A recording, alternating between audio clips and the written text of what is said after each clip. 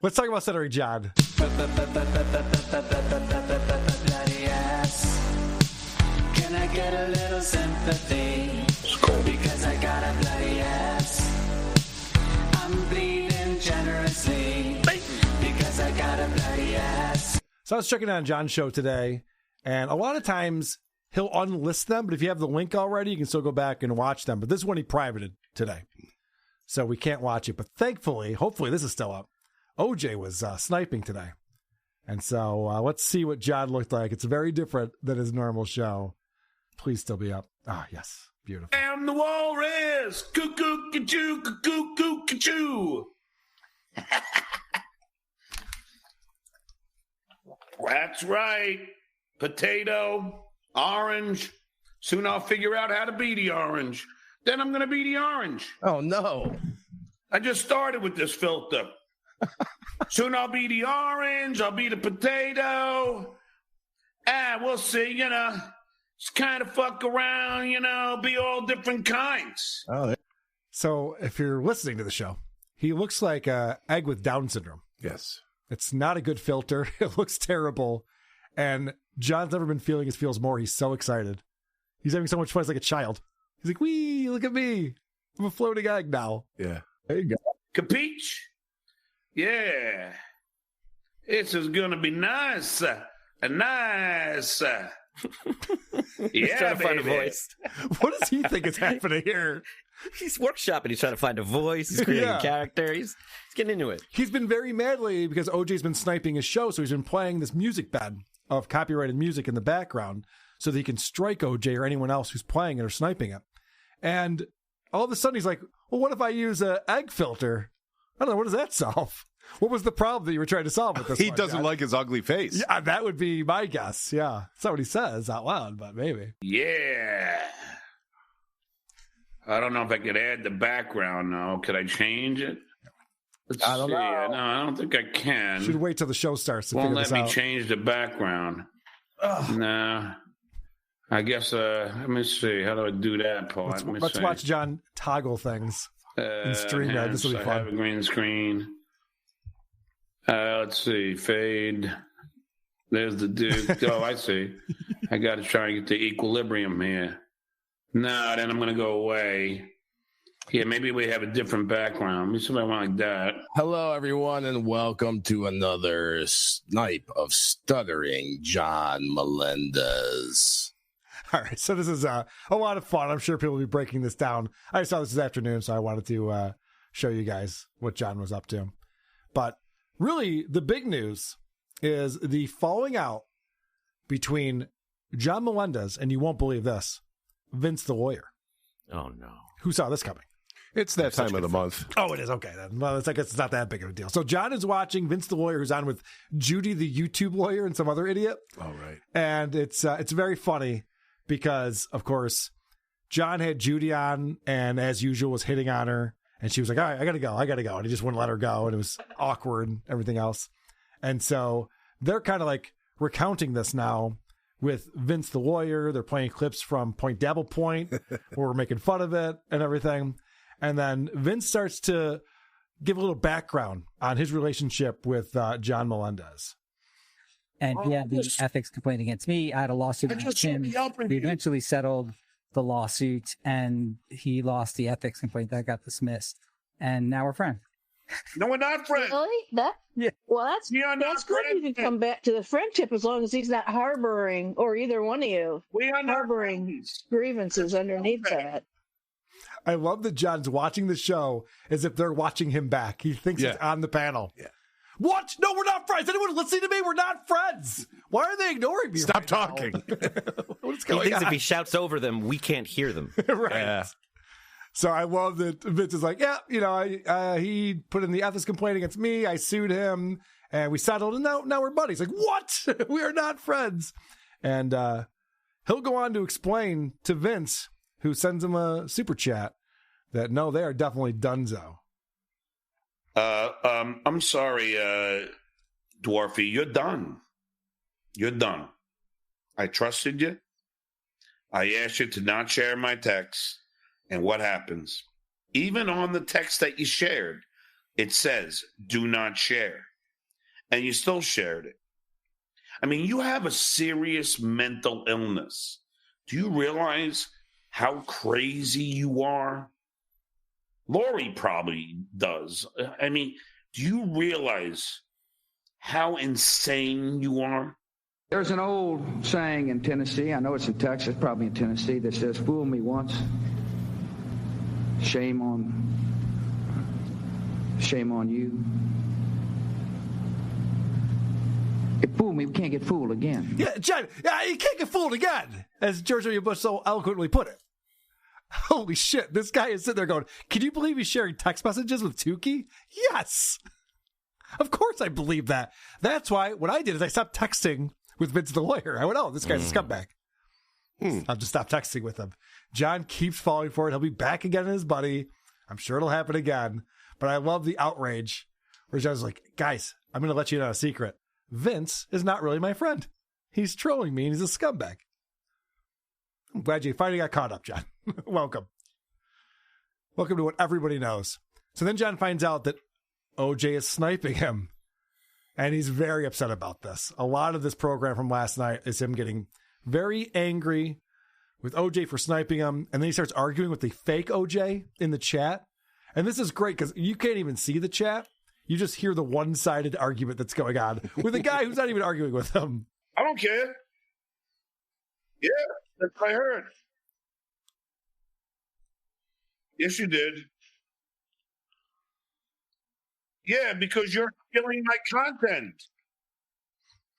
Yo, I'm trashed, and please don't come see me. No, I didn't. I don't care. Come. I can't wait to meet you. I can't wait to meet you. You kidding me? So this is what John's show has become. Now, of course, we've taken out the music bed that's really obnoxious and is a short loop. It's like being on hold and the music is 8 seconds. It just keeps re-looping like, fuck. So it's really, his show's gotten terrible. It's hard to listen to. He even admitted that on the show today. He's like, I know, this music's annoying. It's annoying to me too. So OJ's ruining his show. A fake OJ is ruining his show by having an argument with him that doesn't actually exist, that we can only hear one side of. And John's hurt because OJ promised he wouldn't snipe him anymore. You know, not the real OJ, but a guy whose avatar is the same and named Obnoxious John promised he wouldn't. You know, he promised me he wouldn't. I was trying to be a civil human being to the guy. Just be nice, you know. All right, look, dude. He goes, I won't snipe you at night. What does he do? But I'm the bad guy. Say hello to the bad guy. I'm the bad guy. So say good night to the bad guy. Go on. It's say good night to the bad guy. I know. God damn it, you sound so stupid. And it's Goo Goo Gajoob. Yes, it's Goo Goo Gajoob. I didn't want to bring that up. God damn it. He uses that phrase so many times, and he gets it wrong. He's trying to make like a tree and get out of here. And just one more question. You can't get any of I know, none of these things are the correct thing. Yeah, just like how the Duke dies at the end of the movie, in this scene, he's the bad guy. He is actually the bad guy, so what you're saying works against you. All right, well, someone super chats him just a dollar amount. It's not the dollar amount of the super chat. They put a dollar amount in the super chat. It happens to be how much money Shuli and I have raised at fightthedabbler.com. Thank you very much for the very generous support and helping us with our legal battle against John Melendez and his frivolous lawsuit. And of course, John, he doesn't like it when he sees how much money we've raised for our amazing attorney, Danny. 34,800 raised. Lady K's right about Judy, Mr. Drake. Yeah, well, more money for me. Talked to my attorney today. We won. Patrick Hinkle. That's what I was wondering. Nothing's been filed since September 21st. All right. So we've been on a few weeks now where really nothing's changed or anything like that. And John's going, because he always says what he thinks other people will be upset about. So he's like, that's going to be my money. Talked to my attorney today about it. You did? Why? Why would you need to talk to your attorney today? I'm lonely. Yeah, right. That's what it really comes down to. I can only imagine being this guy's attorney. Like, John, I told you yesterday, the day before, last week, the week before that, until December, we have nothing to talk about. Everything that's been filed has been filed. Fuck. Lose my number. You know what? Call me on Veterans Day, and I'll let you know if you can have all cause money. Right, yeah, right. That's how that works. But he says that, he throws that shit in there so that we'd be like, oh, he talked to his attorney today? Oh, well, then we're fucked. If that's what's going on. Let's find out what that conversation with his attorney actually was. It was like I was talking to my lawyer, and he's like, John, no offense, I'm a fan. But why? Why do they watch you every second? I go, I don't know. I said, because he goes, I wouldn't. I go, that's because you're normal. You understand that's not a good conversation that you're having. His attorney's like, I've seen your program. Why would anyone watch this? He goes, I don't know. I wouldn't either. Yeah, like, I know. It doesn't make any sense. Your show's garbage. Why would anyone watch this thing? I don't think John even knows what he's saying right there, if I'm being honest. So we're going to see something that we see quite often. Now, John's very upset with Obnoxious John. Now, again, it's not the real Obnoxious John, but Obnoxious John keeps giving him $1.99 at a time when he super chats. And that's very insulting for the Duke. He goes, well, I super chat you. $2? $2 fucking bucks? Things got real wet. Things got real wet coming out of his mouth right there. So this whole thing is crazy to me. John is striking OJ. He wants to take his channel down. He's putting this music bed that ruins his show in order to strike OJ. He's very pissed off about this. And I always wonder when things like this are happening, is like, is there a remedy? Can we figure something out that's going to fix this? Because the $2 super chats obviously is not doing it. Up at the 20. Up at the 50. Then we got a deal.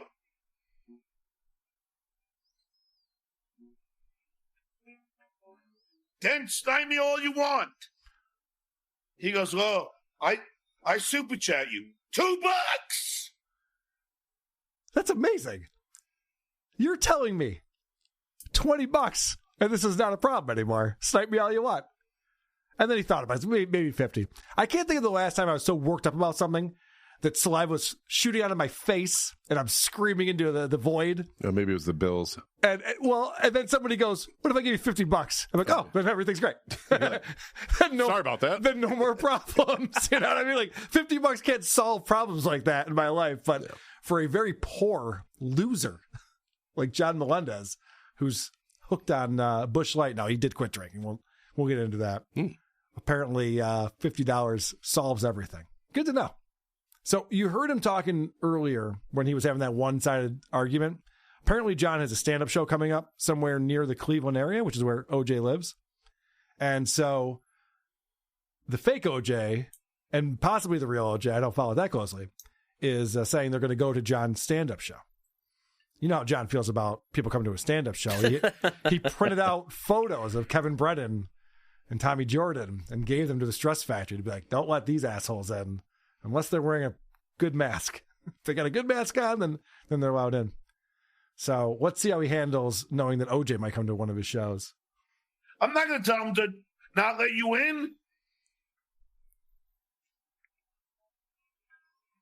Quite the contrary. I'm going to tell him, let you in. Because I can't wait to have a talk with you. You understand that? Let your ass in. I'm going to say, please, I'll comp you. I'll comp you. Come. Say hi to me before the show. Now, the reason why I play that, so we can all remember when John plays the victim again. Yeah. When OJ actually does show up to the show and he's wearing his stupid OJ face covering thing. And John's like, whoa, get this guy out of here. Security. Yeah, to Chad Zumach, invited him over, and then called the cops when he came. Yep. I mean, this is what John always says with Kevin Brennan and Patrick Melton. He's like, well, I only went to your house because you invited me. So here it is, the official invite. In fact, comp tickets. I wonder if that's a +1 involved in that, too. OJ's quite the ladies' man, so he might want to bring a date to this thing. Hey, you want to go troll a guy that I trolled the internet in real person? Ooh. This is why I love you, OJ. What girl doesn't fall for that? So it seems fun. Let's find out. John recently got some money from YouTube. He's feeling really good about it, because the money's flowing. As you guys can see, $1.99 at the time. But he's concerned about the cut Google is taking. And I got to agree with Pinky here. And it's very rare that I agree with Pinky. But I will tell you, YouTube takes 39%. I mean, last month I made close to $8,000. And I'm left with fucking not even close to that. What the fuck? Someone has got to complain about this. Sounds like you're doing it. Seriously, like, something's got to be done. This is a fucking monopoly. There is a solution to this, John. It's called supertip.gg. Supertip.gg/WATP is where you can go to support this very program.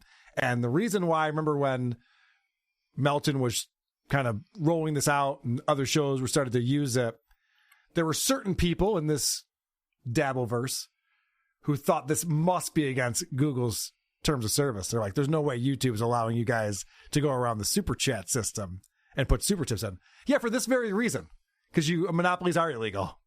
And Google is more scrutinized than most companies when it comes to monopolistic principles and patterns that they have. So, yeah, there is a way around it. There's also Rumble. There's other platforms that you can use. I want to hear this liberal journalist keep explaining why he's not getting the fair share of his paycheck that he's earned, and why he doesn't want to have to pay for these communal services that we all, enjoy, and that he should be able to, find a way around that. I'd like him to keep going with that. Adam, it's funnier. I didn't even pull the clip because I didn't want to get into the politics of it. But he goes, could you imagine if you worked for a company that took 30% of your wages before you even got them? I'm like, yeah, that actually does happen, John. It's called the government. And they take that, and you don't see it come out of your check, so you think it's just normal. But it's not. The IRS did not exist. You think the chats are just going to clean themselves? They need to pay for this stuff. They need to get in there and clean it up. Right. That's exactly what's happening. So what's crazy is that John thinks that OJ, not just YouTube, but OJ is also stealing his money. Skill Ruse today. Please stop bullying OJ.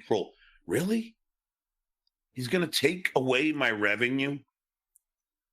He is going to take away my show and just sit there and call me an asshole with that stupid fucking smoke-filled, gritty fucking esophagus fucking TARDIS voice. Why does John think that OJ's stealing his revenue? Can anyone explain that to me? Why does John think OJ sounds like Benny Loco? Yeah, that was the Benny Loco impression. I know. I noticed that too. A little hack. But I'm confused why John thinks that, if people weren't super chatting OJ, they'd certainly be giving that money to John. No, definitely not. They like OJ, and they want to watch him, and they want to super chat him. And John still gets the same number of viewers that he always has on his live views. OJ gets more viewers than he does sniping him. But I don't think that those hundreds of people would all of a sudden end up in John's chat. They're just like, oh, cool, OJ's making fun of John. Let's watch that. And John's turned that into, oh, you're taking money out of my pocket by doing this thing. The old zero-sum game argument. That's not true. It doesn't exist. I teased this earlier. John has decided to stop drinking, which I'm really excited about. I'm very proud of him for this. Yes, I am not drinking. I gave up drinking. Good. I stopped drinking except for green tea. Mm-hmm. And water. Okay. And protein shakes. Beautiful. John, I'm so happy for you. A lot of people at the age of 60, Dr. Drew will tell you this. Once you hit that age, you're kind of set in your ways. It's not like you're going to change habits and all of a sudden be like, you know what? Getting sloppy drunk on the internet on cheap beer every night's not for me. I'm going to stop doing that. So thank goodness he's decided to quit drinking. Oh, wait, 15 minutes later. All right, fuck it. I was sober for one day. Skull! And then this is the great tell of an alcoholic when he's very proud of himself.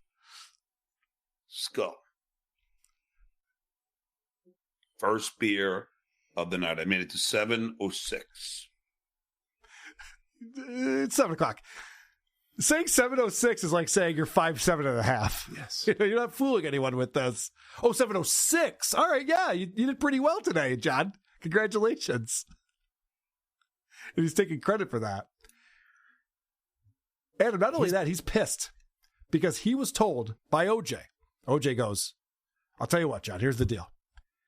If you stream during the day, I'm going to snipe you. But if you stream at night, I won't snipe you. And so John goes, all right, that sounds fair. Again, this is not the real OJ talking to him, but whatever. So John's like pissed off because he decided like, all right, cool. That's the deal we have. I'll stream at nighttime. Please answer me the question. Please answer me the question. Proper sentence. He's the wordsmith. All right. He's a teacher. Just so everybody knows who are just tuning in. Obnoxious John says, I only snipe you during the day. I'm not going to snipe you at night. What does he do? I show up at night, and what does he do? I stay sober all day, and I snipe at night, and what does he do? He snipes me. Poor John. He stayed sober all day for this. He just can't catch a break, this guy. Am I starting to come around on John? Maybe Aaron's right. I've been wrong about John this whole time. He's such a good dude. And he doesn't even want to have to strike people's channels, but they leave him no choice. So what are you going to do?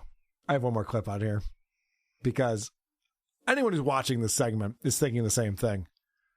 This John fella, really smart guy. I wonder how smart he is.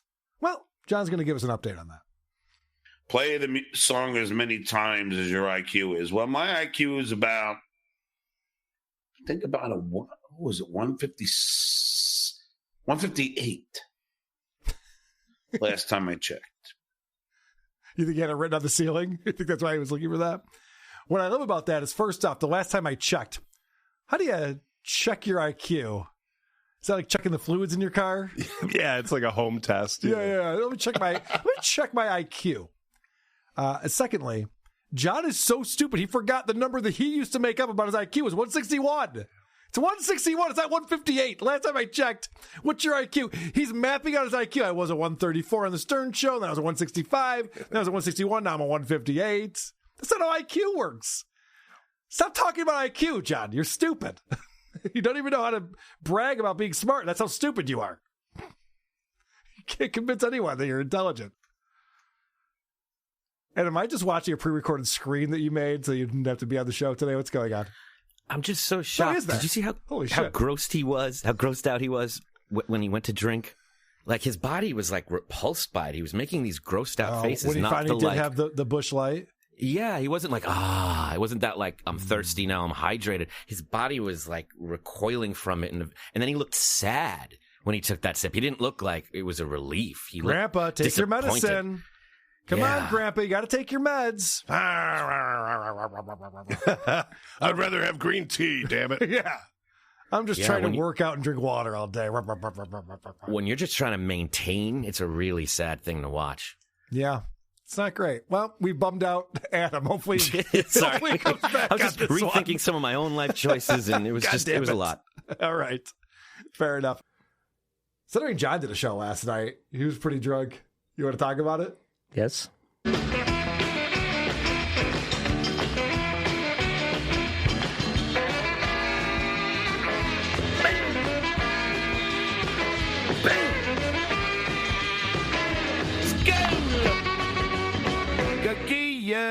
All right, so John had Ava Riza on the show last night, one of his favorites.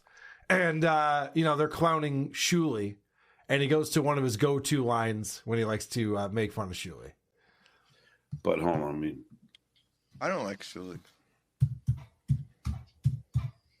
Who does? I mean, in my honest opinion, his wife doesn't either.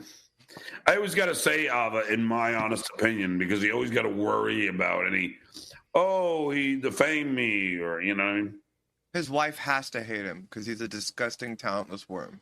Well, think about, what does Shitway do Like, what does his wife say to him? What do you do for a living? What does his wife say to him? What do you do for a living? Is that a conversation you have with your wife? Yeah. Hey, Carl. Good to see you. I just got home from work. By the way, what do you do for a living? None of your fucking business. That's my secret. Also, John doesn't have a wife. But if he did, how would he answer that question? John, what do you do for a living? Well, I read $2 super chats making fun of me and my family. Doesn't everyone? For 2 or 3 hours a day. Cool. Good stuff. But that is a weird question to come from your wife. Wouldn't your wife ask you, what do you do for a living?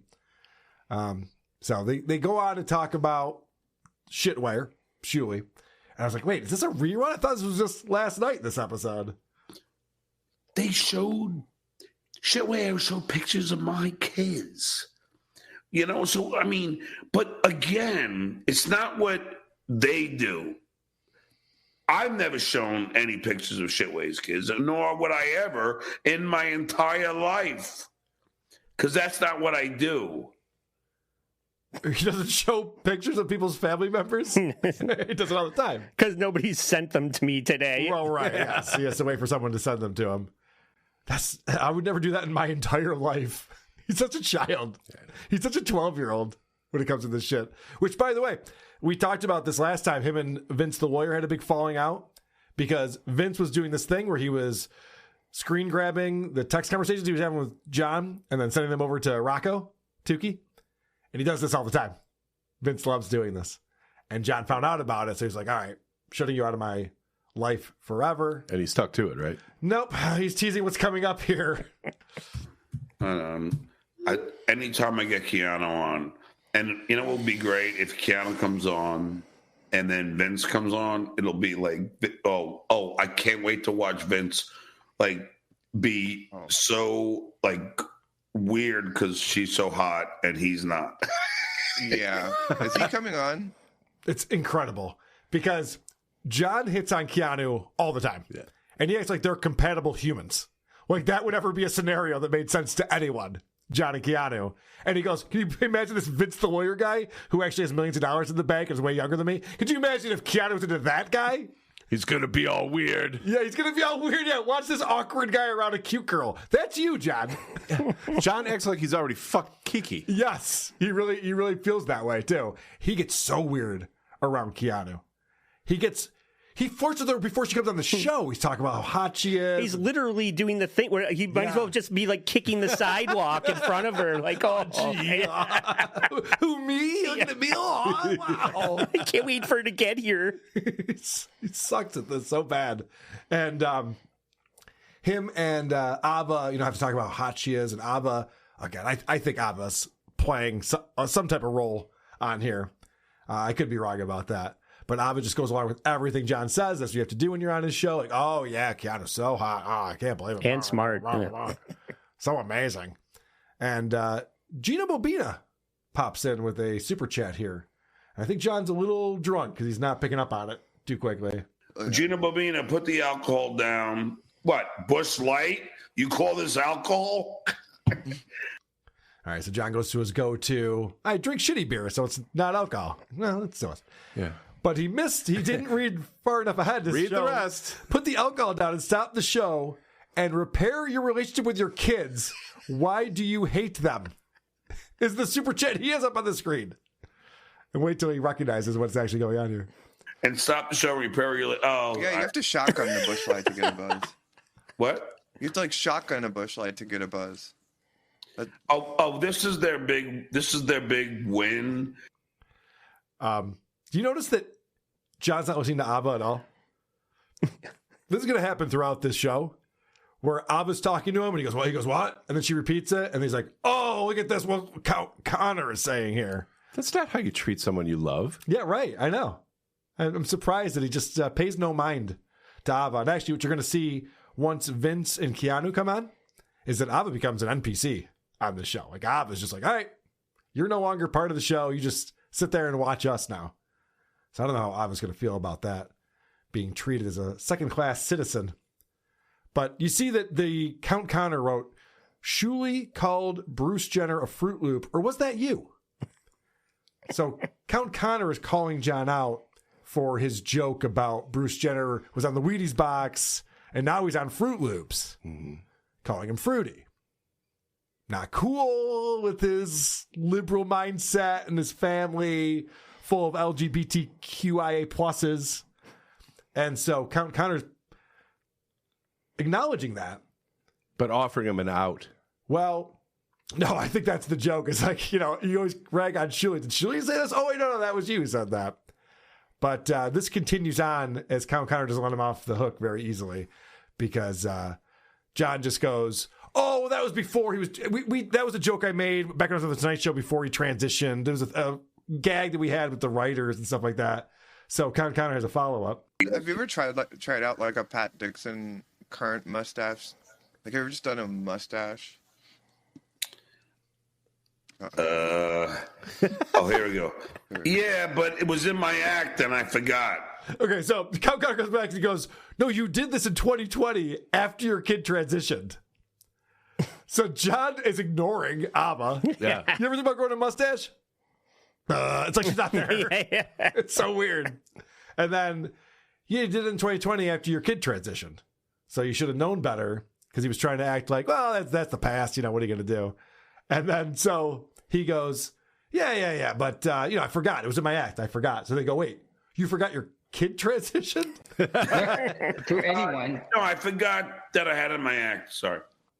How could you forget you had it in your act? This is what's amazing about John, is he loves to play both sides of things. He's a 158 IQ with a steel trap memory, and he remembers everything, and nothing can get past him. And then you're like, yeah, but you were making those gay jokes in 2020. He's like, yeah, I know, I forgot it was in my act. How can you forget it was in your act? It's in your act. It's part of my OCD. Doesn't even make fucking sense what he's talking about. Anyway, I thought that was funny. Let's talk about John being super horny for Keanu. Keanu's coming on, though. Ooh. Okay. She is smoking hot. Hold on, Yeah. You should put a suit on put a tie on. Yeah, hold on. Let me see how I look. Let me see if I face can. On. Let me enhance my skin appearance. All right, they got it. All right, Keanu's coming on. And she just turned 33, by the way. He's like a child. Yeah, he really is. Yeah. Because he just found out that it was her birthday. Yeah. Didn't know. Someone else had to point it out. Yeah. And now he's an expert on the subject. I don't know if you know this, Amma. Yeah. Keanu just turned 33 years old. She's had a birthday. I know that. How much does she weigh? People love it when you bring up these things. I mean, John acts like he's her boyfriend. Yep. He's like, her and I know a lot of stuff about each other. Like, I know that it was her birthday the other day. Yeah, she did a whole live stream celebrating her birthday for money. Yeah. Everyone knows it was her birthday the other day.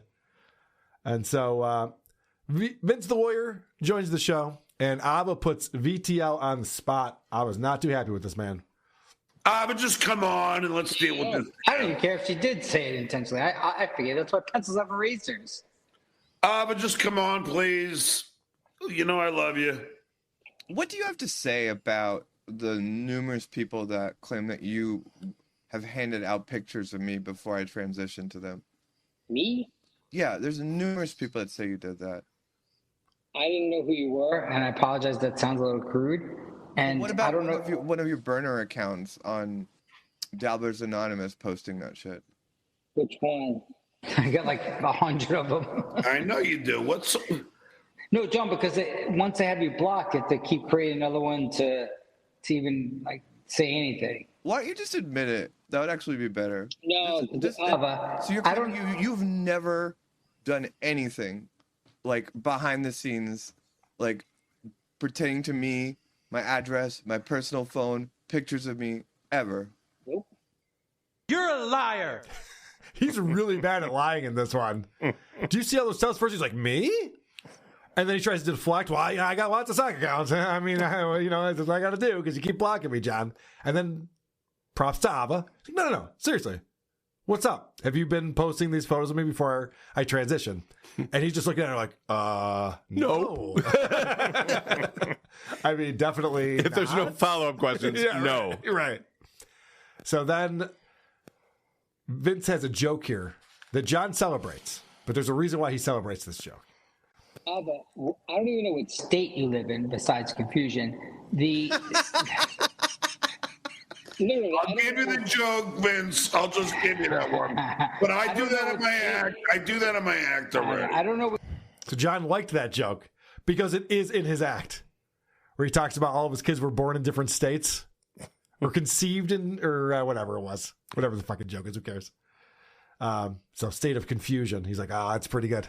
That's a pretty good one. You're taking it from me now. It's smart. Good stuff. Now, this is the reason why Vince, who was shunned by John and blocked, and he said on his show, he's like, I'm never talking to Vince again. There won't be any text messages. I'm cutting him off. And then the next day, Vince is on the show. There's a reason for that. It's because there's a rumor going around. You guys hear about a warrant?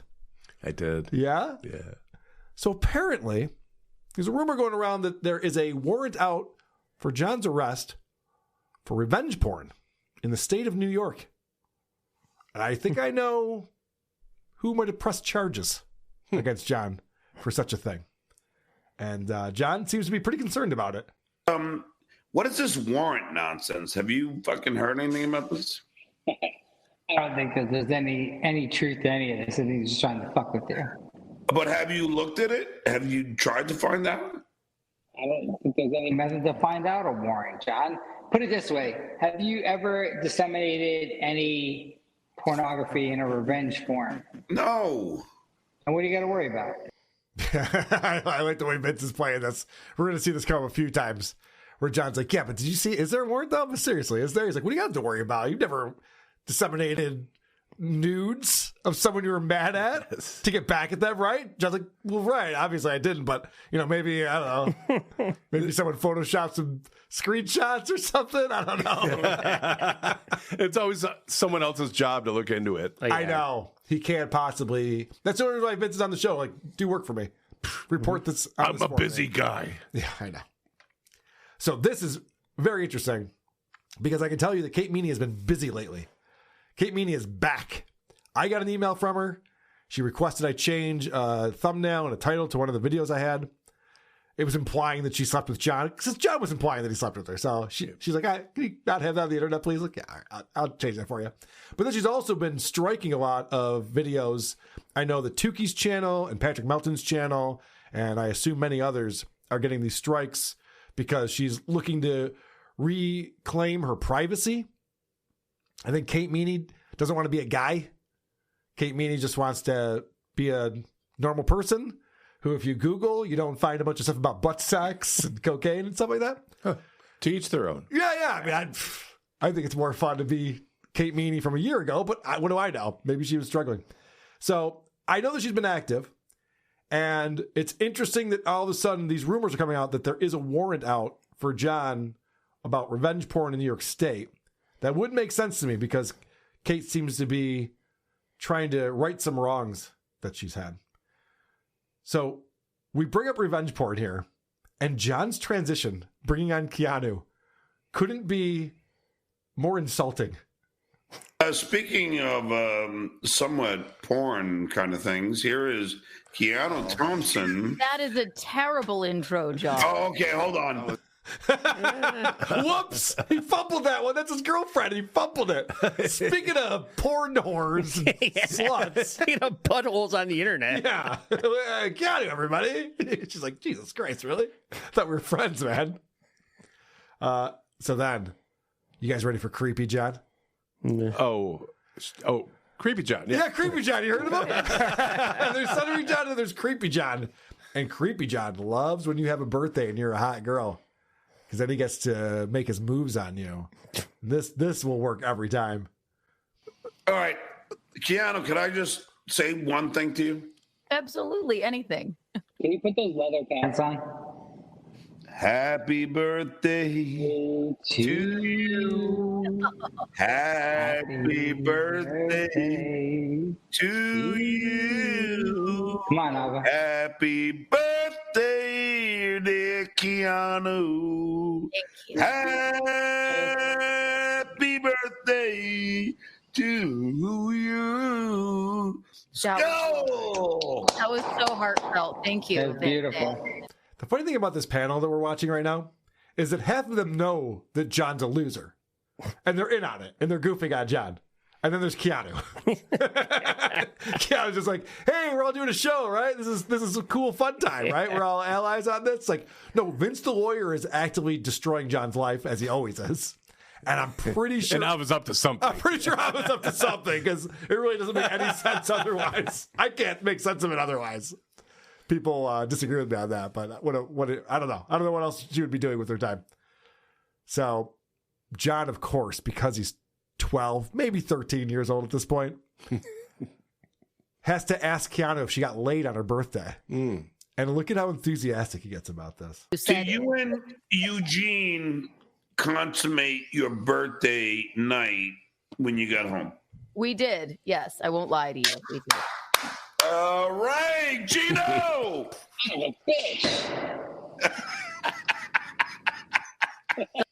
So what's it like? Yeah, no shit. So, did you fuck? He really learned nothing from Howard Stern. Yeah. He learned absolutely nothing from the Howard Stern show working there. Did he get laid on your birthday? Yeah, I did. Wow! So gross. Fucking weirdo. All right, so... John, did you get laid on your birthday? Yes. All right, so now we start talking about how Vince leaked private text messages, like we talked about. John sent him text messages. He sent those over to Rocco. And so John wants to address that. Have you ever leaked any of John's texts to anyone? I have. I apologize, though. Yeah, but it's too late, Vince. You keep doing it. That's it. I have no more. This is why you gotta love John Edward. It's too late, but I'm back on. Yeah, you're only back on because I want to ask if there's any warrants out on me. Yeah, he does use me for any type of information. Yeah. He's like, yeah, I only be back on because I want information from you. You can do something for me right now, so that's why you're on the show. Let's go around the horn and ask if who here has leaked personal information of somebody.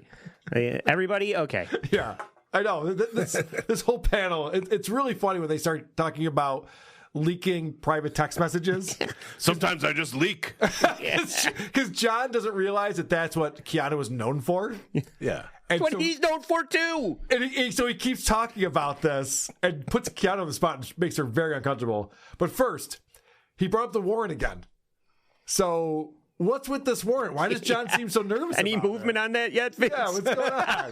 Since the beginning of the Well, show? why would there be a warrant out for you? I don't know, but if there were, like, what would be the grounds? They're claiming revenge porn, but did you ever have any naked pictures of Kate? No. So then what revenge porn could you possibly have? I don't know. Did you ever have naked pictures of Kate? No! I only bragged about it multiple times on this show that I had naked photos of Kate, and then I tweeted them out. And I also have talked to people that John has sent them to. So I know for a fact that this happened, and I've seen the tweet. I've talked to people who have gotten the photos from John. They still have them on their phone.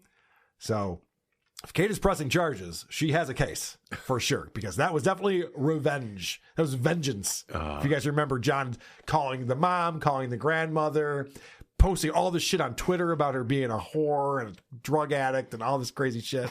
And his I don't know there sounds a little guilty. Oh, yeah. I like the way that Vince is playing this. Yeah. He's like, wait, I mean, how could that even possible? You don't have naked photos of Kate, do you? You would do that. No. Yeah, right. Yeah, it's almost like when he's talking about how he passed the LSAT. He's like, John, you'll pass the LSAT. You're smart. You don't have to study. Just take it. It's fine. You're good. Yeah. So it's kind of fun. I like watching John squirm. Oh, yeah. Because he really does freak out about this kind of stuff. Well, he should in this instance. Yeah. Yeah. This is serious. This is a criminal issue that he's dealing with, not a dumb, frivolous lawsuit. John, you ever watch Steel Toe? Yeah.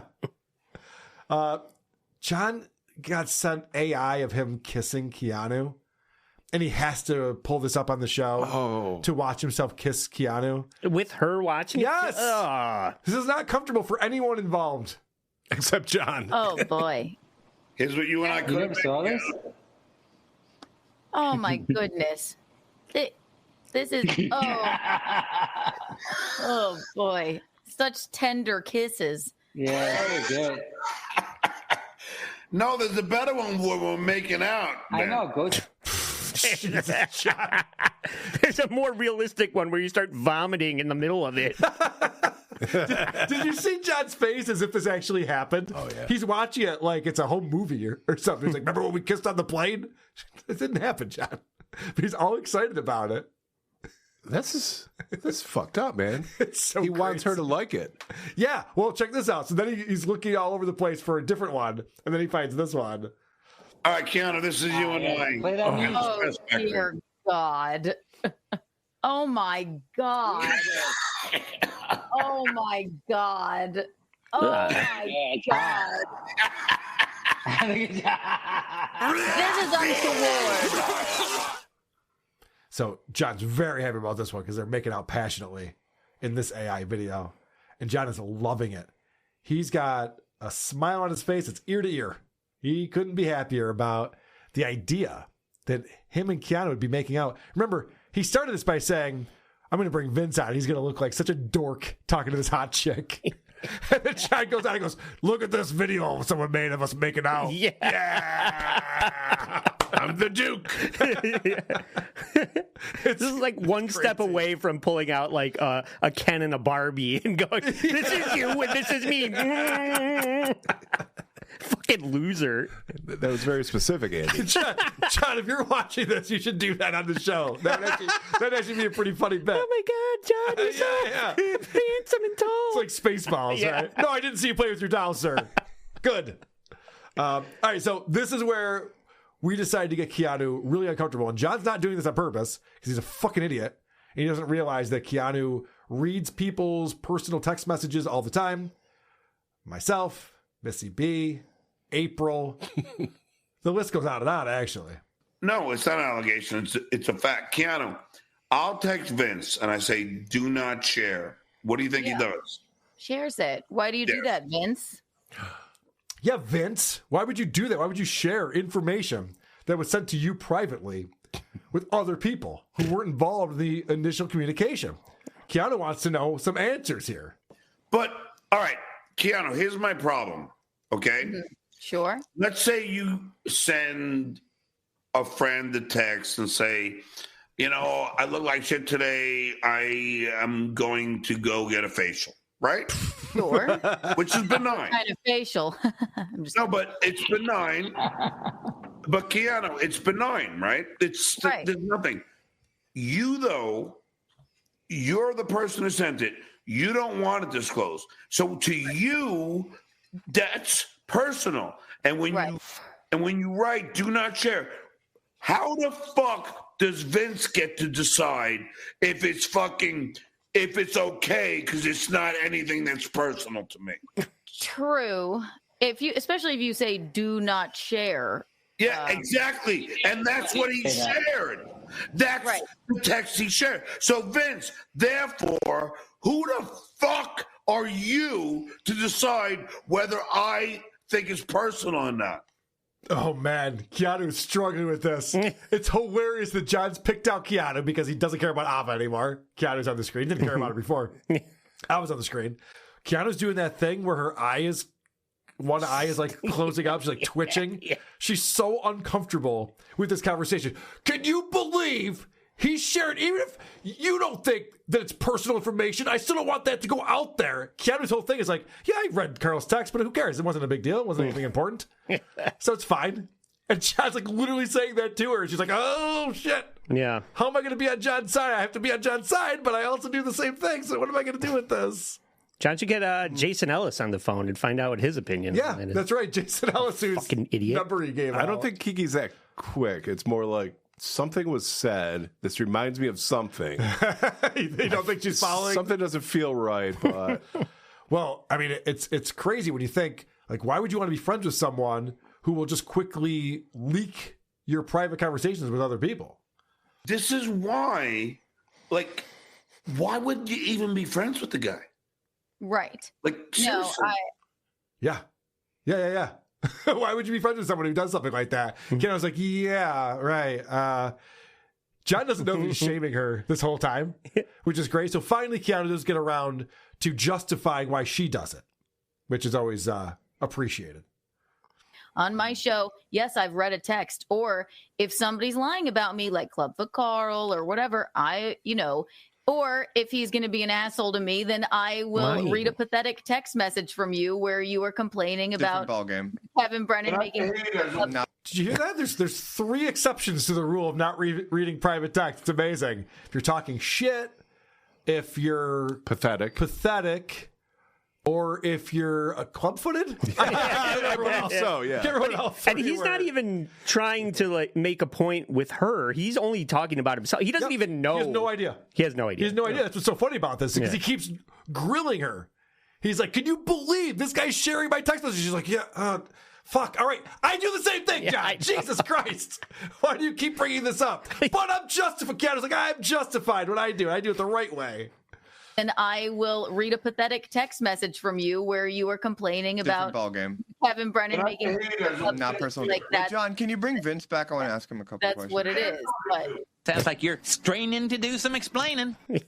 Yeah, Keanu. No, when you do it, it's great. But when Vince does it, it's totally terrible. It makes sense. Once you bring yourself back on your own show, then bring Vince back too. Right. All right. So Vince is got another lie tell here. So Vince, you're clearly stating that you have never sent any photographs of me to anyone. Yes. Okay. For the people who are watching this, Ava asks specifically, you've never sent photos of me to, pre-transition to anyone. And Vince is like, yes, meaning he's never sent photos. But watch his head. It actually nods no as he's saying yes. Yes. Yes. That's body language 101 right there. You're like, oh, he's obviously lying when he says yes while nodding his head no. So that's fun. But the question comes up, is Vince a friend for John or not? What's going on with their relationship right now? do you like this man? Do you feel like he's a friend to you? Me? Probably not, yeah. No, he's not a friend. He constantly does everything to hurt me. I mean, send my private text. The only reason I had him on is I thought, because he has the capability to see if there's a warrant, and I thought maybe he could tell me. Because I would laugh at anything, because whatever the warrant could be, bring it on. Okay. I just wanted to laugh. Yeah, I can tell you're ready to laugh about having a warrant out for your arrest. I mean, it'd be hilarious if it was. I'm just hoping it is. So that's why I brought Vince out to tell me so we can laugh about it. Yeah. He is so transparent. He doesn't realize that this is the same tactic he uses for everything, where he acts like he's not bothered by it and doesn't care, but he brings it up over and over again. It's like he's super bothered by it and is really concerned about it. It's awesome. I love it. I really hope that Kate Meany takes some action against John, because he deserves it, and he did break the law. So Vince the lawyer, is he going to come back on the show? I mean, John just had him on there, and I thought he was never going to talk to him again, but he's back on the show. So what's the future of Vince? Yeah. Is he still in the backstage? No, he's gone. I banned him. Oh, because I had one more question for him. And I blocked. Well, where the fuck were you? John has already banned and blocked Vince the lawyer. He was just on the show 17 seconds ago. Yes. And he's like, no, banned, blocked, out of my life. Also, where the fuck were you? I was sitting in the corner being ignored. I've been on your show for the last hour and a half. Yeah, I know. Even when Ahmed does talk, no one pays attention to it. Everyone just moves on straight through it. Did you hear something? Ahmed's mic is very low. She needs to work on her audio for sure. Let's get into our buddy Stuttering John. Bloody ass. Can I get a little sympathy? Because I got a bloody ass. I'm bleeding generously. Because I got a bloody ass. This recently showed up in the Dabblers Anonymous subreddit. And it's great. People are going back and finding the archives from the Howard Stern show where they're talking about Stuttering John. And so this is when Artie's on the show, and Artie and John are buddies at this time. And John has claimed forever that he was a writer for the Channel 9 show. The famous television show they had on in New York and a few other markets, the Channel 9 show. And John, to this day, takes credit for that. It's probably on his IMDb page. That also includes links to Cardiff's Rumble page and WATP's YouTube page, which is awesome. Yeah. But John claims that he was a writer, so Artie just asks innocently, hey, John tells me he wrote for the Channel 9 show. Is that true? And listen to the reaction, especially out of Fred. But John claims he was just as much a writer, too. Oh. Is that When true? John Stuttering John. In what fucking universe? Can I tell you something? On the TV show? So is John one of the best writers? Stuttering John never once entered into You know what he was busy doing? He was busy. He was chasing one of the producers of the show. That's what he was busy doing. Well, he told me he was paid as a writer. No. Listen, I got John paid any way I could. Right. The fact of the matter is we let John go out and ask questions that we wrote. Right. Did you hear Fred? In what fucking universe? Like, he was so pissed off about that. And because, they had to work with this asshole who is just a nuisance. A liability. Yeah. Yeah. Just it's harder to get a show on the air with that guy around. Yeah. Not easier. And then he takes credit. So Fred is pissed. He's taken aback by this, hearing about this from Artie. It really personally offended Fred because he doesn't lash out unless it hurts him. But he's like, no, I was the one sitting there writing. You can't take that away from me. And I love how Howard actually says, like it's a comedy, Stuttering John? Like, it must mean that was great. Some other John. And John did a great job. I'm not taking away John was a good contributor. But that was John's segment. Other than that, he didn't write sketches. And then he'd show up on the set each week with a different T-shirt that he got was people getting to money pay for. him to wear. But in answer to Artie's question, or this is unbelievable. This is like an A-bomb That was his to me. contribution. That's an A-bomb. I looked in that room. I didn't see John anywhere unless he was fucking lurking in the bookcase. You hear that? Fred's just like, this is an A-bomb to me. He has never been more pissed off at John Melendez than for John to take credit for writing for that show. And actually, Fred has a good line here. Yeah, no. He can't claim that. The guy's a contributor, but it wasn't that. The only thing that he wrote was the fact that he wrote. Pretty good line. That's pretty good. Yeah. So, yeah, I mean, they're trying to figure out. John claims that he was paid as a writer on the show. Can you name like a sketch that he wrote or something? Let me tell you something. Lisa's cancer hole contributed more. Then John is That should be a special on Howard TV. See, I don't want to get John in trouble. He told me he wrote. I don't know. Whatever. He wrote. He wrote a letter to his. He wrote his name on the back of the check. He wrote a letter to Jackie trying to figure out how they could get more money. Exactly. He wrote. Oh. What did he write? Name one sketch. I don't know. I love that Artie keeps this going because he sees this as just like, you guys seem really pissed off about that, but he told me he wrote. You sure he didn't? I don't know. I don't want to get him in trouble, but since we're talking about it. Right. He wrote a lot of bits. Yeah, A lot of bits. He's bragging about it all over town. I don't know if you guys have been out to L.A., but that's what he's doing right now. So it turns out that not only did John not write anything for the Channel 9 show, but every single other person contributed more than John did. I'll be the first to give everyone credit who deserves credit. You know me. I'm not someone who says I've done this career alone. But I don't recall him being in any of the writing sessions. There was a guy we had for like 60 seconds. His name was Mark Burglass. Yeah. Right. Mark wrote more than John. Yeah, and Mark hardly wrote anything. Mark who? Burglass. A guy no one's ever heard of, who Fred says was there for 60 seconds, wrote more than John ever did on that show. And it turns out that John just kind of struts about the office, acting like he's the king around there. And because of that, he thinks he's killing it. Al Rosenberg wants to chime in. You didn't see John in those writing please. meetings, did you, Al? Hey, Mark Cronin and I were writers. Remember, Mark came up with the idea for the Tribute to Breast show, which was a landmark television event. Right. Yeah. And you're right about John. John just showed up and swaggered around the office. And here's a guy who would know, because he would watch John in mid-swag. John was really good at swaggering. Yes, he was a good swaggerer, and he was a good, I'm a Hey, how's it going? What's going on? So everyone who worked on that show was recognizing the same thing. And there's not a single person who's going to back up the fact that John says he was a writer. It was absolutely the best time of my life. It was just absolutely great. A lot of fun. You guys were great to work with. Well, thank you, Al. There's Al corroborating. Yeah. Backing up. So far, there's no witnesses for John. All right. So I love that stuff like this is surfacing. It's a lot of fun to hear about.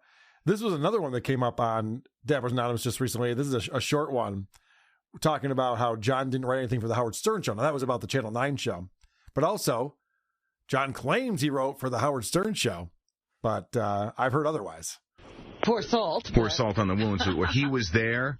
Well, John, I was here, too. And I remember, along with Howard and Jackie, writing the stuff that predated anything that Jay Leno did. And no offense to John. John didn't write jack shit on this show ever. He was never John a writer. Wasn't you didn't see John in those meetings. The cat who wrote this stuff is sitting right here, Fred. And Jackie. And Howard. And me. That's it. The three of us. There wasn't some fucking... I don't have 20 writers. And we didn't take it from anybody else. Unless someone can produce tape that we did. Yeah. And I'll admit it. I only wish there was somebody... All right, so that's when John was going around and accusing the Howard Stern show of ripping off Jay Leno. Oof. So they were a little annoyed. Yeah. Drinking the Kool-Aid. By that, yes. All right, so that's just fun, a little trip down memory lane. Let's back up. Do you mind if I just real quick thank Neutral Politics Bot for posting that first clip onto Dabblers Anonymous? Yeah, that was great. That was a great find. Did you hear that John announced that he might be doing a gig with Jackie? No. He said it. He says he has a gig coming up on the East Coast around the holidays, and it might have Jackie the Joke Man, and he's very excited to see his old friend again, and he left it at that. I'm guessing the club owner was like, do you know Jackie? Right. Can you get him on the bill? And John said, why don't you reach out to him? And the guy said, great, since you're here, we'll try and get some more. So wouldn't it be great if that worked out? That would be fantastic.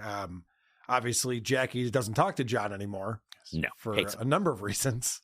You can't even bring up John. Illness. If you even bring up John to Jackie, he will leave the show that he's on. Yeah. He will not stick around to have a discussion about John, how much he dislikes him. So that'll be interesting to see. Yeah, he'll talk politics, his ex-wife, Howard Stern, money, won't talk about John. Oh, yeah, he'll talk about anything. But not for some reason, he realizes that John's just toxic. It's not going to help him in any way.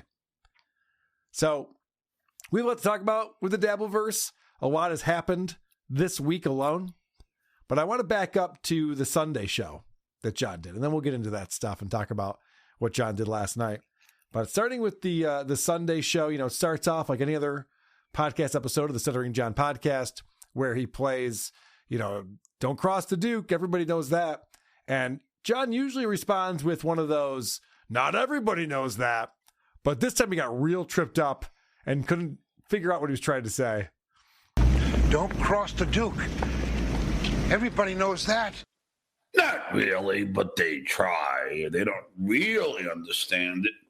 What? Everybody knows that. Not really, but they try, but they don't really understand it. I think he's not understanding the clip that he played. He's distracted by something. Yeah. I'll tell you what he's distracted by. He could not sleep the night before. He did not get any sleep. And he's going to explain why that is. I had that espresso. And before I left my date, which went well. She was supposed to come today to watch a game with me, but she didn't. But she got caught up in shit. But she's in Sarasota. So it's about an hour away. So he was on a date Saturday night. And he had an espresso, which is smart. And then went home, couldn't sleep. His date was supposed to come over to watch the Giants game with him during the day. She got caught up in something. Another date. I am wondering, was John going to have her over to his house to watch the Giants game? Yep. Or were they going to go to a bar and watch the Giants game? Because why the hell, if you're John, would you have anyone over to your house that you're trying to fuck? It's a terrible idea. It's a disgusting household. We have pointed out maybe once or twice that he's very delusional. He's not embarrassed. He isn't embarrassed easy. That is true. It's like, oh, you don't have cat shit on your coffee table. Oh, la-di-da. I can only imagine what he thinks how other people live. I love breaking down the minutia of this stuff and then having those moments where you wake up and you're like, wait a second. He's just making all of this up. Yeah, there was no date. What are we talking This woman about? drove from Sarasota, had a date with him, drove home, and said, I'll be back tomorrow to watch the game with you. Don't you worry. I think in his story, he drove to her. Oh. Which is why he had the espresso. Yeah, he's not opposed to driving at least 2 hours. Oh, yeah. To help a woman move and not even kiss her. That he has admitted to. He hasn't even gotten, forget first base. He thought that went well. Yeah, right. All right. So John actually had a hard time watching the Giants game. This is the Giants-Packers game. That was actually very entertaining. It was. On Sunday. And John almost missed it.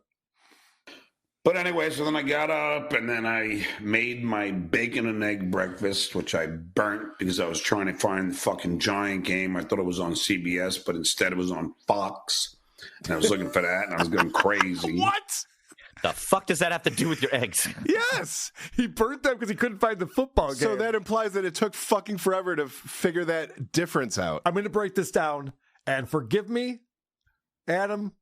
Just tune out for a minute. I'm going to explain how football works. Oh, okay. It's really fucking simple. All right. So the NFC plays their games on Fox, and the AFC play their game on CBS. So the Giants and the Packers are both in the NFC, so they would be on Fox. And by the way, let's say that wasn't the rule, that the Giants could be on any of these channels. Yeah. There's two. Uh-huh. If you're watching football at 1 o'clock on a Sunday, it's only on either Fox or CBS. It can't be on any other channel. That's how the contract works. That's what I'm saying. How fucking long could it possibly fuck that take? up? Yeah. How many channels are you going through before you figure out that it's on the other network channel that carries football? He has to call it grown up. Ma! Meanwhile, his toast is burning. Yeah. The bacon's been in the oven for 4 hours. Fuck. We're having fun. All right, shut up. Okay. Those are the kind of insights people tune into WATP for, Adam. They're not going to get that's from what you. they tune into Bill Burr for. Oh my gosh! Don't even get me started on my Patriots. Low. Honeymoon's over. Yeah, I guess so. Yeah, that's a pretty harsh dig just now. So then John's talking about how he's didn't get a lot of sleep, and he's tired. And so what a lot of people do when they're tired is they take a nap. Oh. But in the Dabbleverse, that's not cool for a very specific reason. And so John is trying to wrestle with, how do I explain I was trying to take a nap, but also acknowledge that only, snaggletooth guys with mandolins take naps? Espresso martinis. And then I watched the Giants halftime. I tried to take a nap and avoid stepping on the mandolin. Skull! And, but sometimes you don't even have to take a nap. You just got to just close your eyes for a second and then you get rejuvenated. I think he's describing taking a nap. I like that he goes, I decided at halftime I was going to take a nap in quotations as if it's something else. Right. But he's literally talking about taking a nap. He is. But he had to try to acknowledge, and by the way, that's gay, guys. So I don't actually do that. I just close my eyes, lose consciousness, and then wake back up feeling rejuvenated. I also like to sue people. Yes. I'm also kind of litigious, and I get butthurt easy. I'm offended by string instruments. Yes. And I'm broke and need money, and I'm hoping for a settlement. There was no date. Compulsive liar. All right, so John actually describes his date, and he says something here I don't think he wanted to slip out. Apparently his date is a fan of Trump. Ooh. Yeah, that's a problem for John, because John thinks that Trump is destroying this country and probably ruining the world if you asked him. So why would he date a woman who would be voting for him? the girl is like she is a Trumper, and I was just like, I don't know, but you know what? At this point, I don't care. She's pretty hot. She's from Brooklyn. Fuck, LeBron Jackson only 3.36. Is this right? Okay. So there you see it right there. John's like, at this point, I don't care. I just want to get my dick wet. I mean, she can be dressed up in swastikas. I'm like, let's take those things off and get in the bedroom. He's like, if you don't get the jab, I hope you die. Yeah, right. What happened to that? Now it's just completely Unless just like, you kind of like me, you think I'm cute. You're cute. Then, negotiate. Then it's all good. So pathetic. So you just saw right there, John transitioned from his, I just want to get laid someday again, which I don't think will ever happen for him again, to be honest with you. But he transitioned from that to, Lamar Jackson only got me 3 points, and I was looking at his fantasy team. And everyone wants a fantasy update from the Duke, please. Harrison Butker, 6, and Buffalo's defense did well for me. 1180. He had Baker Mayfield. Yeah, I'll just show it to you. I mean, I could. There you go, John. I should illustrate it for you. Right. Why read through the stats when you can show the screenshot of your dumb fantasy? Nobody cares about your fantasy team and the matchup this weekend. I promise you. I barely care about mine. Lost by a point to my brother, and I barely care about it. I had to remember to look it up later. Adam, come back, buddy. No, I'm taking notes. We're not talking about sports anymore. Come on back. Come back with us. I love that we're starting to pull all the similarities to these people together and put them in a pile. It means we're getting closer to something because the instincts of these like rich up in a tower elites are the same as this Florida street person. They're both like doing the same show. It's incredible that John has nothing to talk about, and we're going to get into what he did yesterday with his fat headbanger buddy to try to avoid Dabbleverse talk, but he's very bad at it. I give him credit on his Sunday show. He did something I've never seen before. He was teasing content that was coming up. John never knows what's coming up on his show. He's always surprised by it. He's scrolling through Reddit like, oh, look at this video. What is this? What does that have to do? Oh, Clay Dabbler, you got the link. All right, cool. No, this is John actually prepared to do a show. But in the meantime, we'll see what happens. I got a lot of tape to play you. I don't normally do that, but I skim through the powers that be at Reddit, and I did happen to see some interesting clips that we'll get to. Wow. So this is a first. He went to Shuli's Anonymous before the show and watched some clips rather than during the show. Right. Yeah. He's very excited about this. Like, he's still the laziest podcaster of all time. Can't do any work on his own. People have to do it for him. But this time he actually scrolled through the website that he loves before he started doing his show. Why did he have to let us know he skimmed? Why couldn't he just say he put effort into it? Because he didn't. And he knows it. But let's get into show and tell, John. This is something that's pointed out often in the Dabbleverse. Guys like Chad Zumach, guys like Ray DeVito, they have to like, hey, here's a thing that I'm doing. Here's a thing that I have. Right. They have to show up to the camera. And, John's groggy today, so he's going to explain how he's going to snap out of it. I'm drinking my Diet Mountain Dew. This is the first caffeine I'll go to when I'm a little groggy, which I was kind of all day. I was just like, fuck, man. I wasn't even going to do a show, and I was like, you know what? I just watched these clips, and I was like, you know what? Fuck it. I'll do a show. Here, let me see if Ab wants to come on. Yeah, that's smart. This is the first caffeine I'll go to, is what he just said. So he can't afford Red Bull anymore. No, he's not drinking the Red Bull. But he starts with Diet Mountain Dew. I guess if that doesn't do it, he goes to the other caffeines or something. I'm not even sure. It's like he only has so many words and so many stories, and he was saying the thing he always says about alcohol, but he just forgot and made it about caffeine. Yeah. See, I haven't had any before Mountain Dew. Yeah, see, no caffeine before 7. It's also good to always explain that you don't want to be doing a show, but you're doing it anyway. People love that. The listener, they want to know that you're checked out and you don't even want to be there. That's great. Thanks for showing up, John. Honey, you got to see this. It's against his will. Huh? Yeah, he hates this. He has to do it because he's got no other choice. Kids, gather around. I played this on Point Double Point on Monday, but I have to play it again. It's one of my favorite things that John's ever said. All right. Poe, nobody's perfect. I make mistakes. That's why pencils have erasers. Poe, nobody's perfect. Is what he just said. Instead of Poe, nobody's perfect. I was just starting to believe in him. Fucked that up. He even fucked up the thing that you say when you fuck up things. Yeah, right. It's impressive. It's next level. That's why John's number one is a lolcow.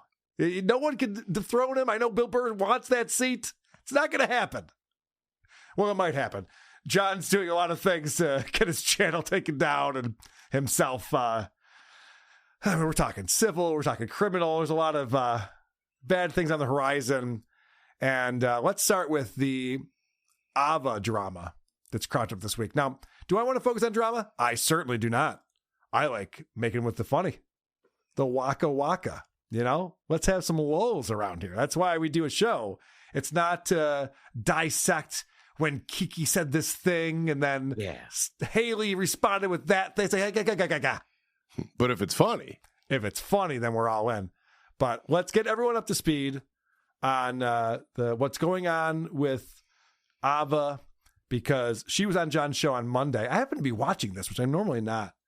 But I was watching this live, and Ava was really feeling all of her feels and thinking that she's invincible. And this is, I guess, the way that Ava goes after people because she's so intelligent. And I hope the FBI searches Shuli's computers because I guarantee you there's child porn. Oh, God. They're talking about my computer? They should search his. So they should check that house out real quick because that guy is a child molester, in my opinion, allegedly. That's your opinion. Is that how that works? Yeah. Everyone knows it. Everyone, even that hates us in the chat, they all know that they secretly think that Shuli looks at kitty porn. And John just agrees with it. Yeah. John's so fucking drunk and stupid that he's got Ava going on there. Now, Ava's a person who, if you dead name her in the chat, she freaks out about it. She sent me an email. She was very upset. Someone was using her dead name in her chat during Point Double Point. But she can go on and just accuse someone of being a child molester and having CP on their hard drives. That's not a good idea. But don't worry, guys. It's not her fault. She tweeted out, for clarity, the remarks in that clip were made during an intoxicated comedic stream and were not intended or presented as factual allegations. It's weird when you said everyone knows it. Huh. No claim of criminal conduct was being made. No, all those things are criminal. Any interpretation of those comments as literal or factual is incorrect. Okay, well then, water under the bridge. Okay. Yeah, no problems at all then, if that's the case. We didn't realize you were drunk. Well then, yeah, of course. Of course you go on the internet and spout anything you want to accuse people of horrendous shit that you have no backing for, no evidence for. Yeah, that's all fine. Let's go back to John agreeing with her when she said, that's how that works, right? She kind of tricked him into agreeing that that's how it works. Well, she's like, that's how that works, right? Oh, baby, are you talking to me? Yeah, that's how it works. Right. So John backed up the fact that Shuli is a child molester, which again is illegal to do. I mean, if it's not true, that's defamation. It's a horrible, slanderous thing to say. I think if you say the phrase YouTube terms of service, you can say whatever you want. Oh, sure. I didn't realize that. Okay, cool. Or if you say Shuli's molesting children in the boxing ring, then I would buy a ticket to that. I don't even want to touch that. You proud of that one, Chris? Sit in that one for a second. All right, so this is undermining the point here. This is Shuli. We do a comedy show over here, guys. This is Shuli the next day. How drunk are you right now, Chris? How drunk? I can vouch for him on that. This is Shuli the next day on the Uncle Rico show. Sadly, I must address some very serious and defamatory statements made against me on the Stuttering John podcast last night. While he and his guest, Ava Riza, were talking about me, Miss Riza said, I hope the FBI searches Shuli's computer because I guarantee you there's child porn. Miss Riza concurred and followed up by saying, that guy, referring to me, is a child molester, and were said with the intent to seriously hurt me, my family, my friends, and to permanently destroy my reputation and career. While my family and close friends know these statements are malicious lies, many others have no idea whether these statements are true. When someone says everyone knows this is true, people are more inclined to believe the lie, making the harm that much greater. And that's why Ms. Riza said it that way. We have turned the matter over to our attorneys and are letting you guys know that we are going forward with a lawsuit for defamation. When the truth is revealed and we can achieve our victory in court, we will let you know.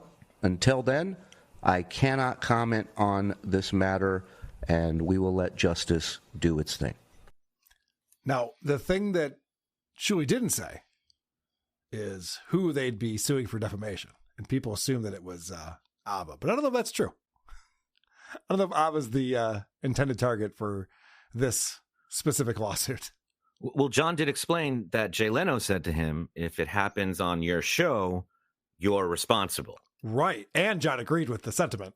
Of course he does. But yes, you're right. John has total control over that because that's a guest that he had on the show saying those things on his channel. So this is getting fucking crazy. And I just want to say, I want out of all of this stuff. Yeah. I just want my lawsuit dismissed so we get back to just laughing at jerks and having fun. But unfortunately, Ava is striking John. Ava is striking Shuli. John is striking Shuli. So the Shuli Network had a strike from Ava that they teased they wouldn't be on YouTube last night. They would just be on Rumble. But really, they were able to get that strike taken care of pretty easily from Ava. But then they're on last night on YouTube. And then John copyright strikes their channel during that show. The show gets taken down immediately. And now Uncle Rico is off of YouTube for a week or two. I'm not even sure. So now they have to deal with that. So John's back to striking, and Ava's in there striking people. All of it's so gay. All of it is what faggots do. It's just the gayest stuff you can do, striking channels. We're all just having fun here, people. There's no reason to be striking channels and bringing lawsuits and all the other dumb shit that's going on. So John does his show last night after all of this stuff has occurred, and we wanted to see what John's response was going to be. And so he brings on Nick Greystone. And Nick Greystone comes on to talk about another list of the top bands or whatever. And, Deep Purple. What do you think? It's like, oh, Jesus Christ. Who could possibly listen to this conversation? It's the worst. So after Nick leaves the show, John comes on and addresses that. All right, I know what you guys want from me. I mean, look, I know you guys get bored when it's not Dabbleverse, but quite frankly, do you really want me to? I can't believe I keep missing this hair. Do you really want me to keep on talking about fucking shitware? I mean, every fucking second. I mean, it's fucking annoying. Jesus, he's a failure. First off, John's covered in facial hair right now. And he sees one of you like me going like, what the fuck? How is this one still going right there? How did that happen? So he's easily distracted. But he's like, oh, you guys just want me to talk, because he sees the chat. They're all bored out of their minds. You guys just want me to talk about the Dabblers? John's a one-trick pony. He's not interested if you talk about politics or music or movies, pop culture. He's not interesting in these things. So the only time anyone's tuned in is to be like, all right, what's the drama? What are you going to talk about this time? What are people going to make fun of you for on this episode? And John's not even good at that. Like, he comes on, he doesn't know anything that's going on, but he thinks like he's the best in the biz. So the drama is, from what I'm hearing, is that Shitway got struck And I don't know for what yet. I'm sure it'll come out. But that's what was emailed to me. I don't know. I could check. Why start now? Yeah. I know what you guys want. We're talking about the Dabbleverse. Well, I know all about that.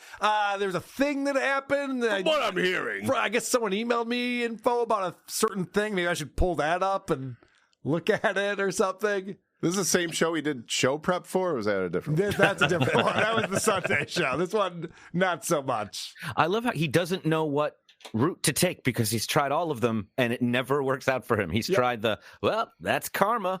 Bad things happen to bad people and acting smug and everyone hated him. He tried I don't know who did it. Maybe it was me. People didn't like that. And he tried denying it and people hated that too. He doesn't know what to do. He doesn't know what to do.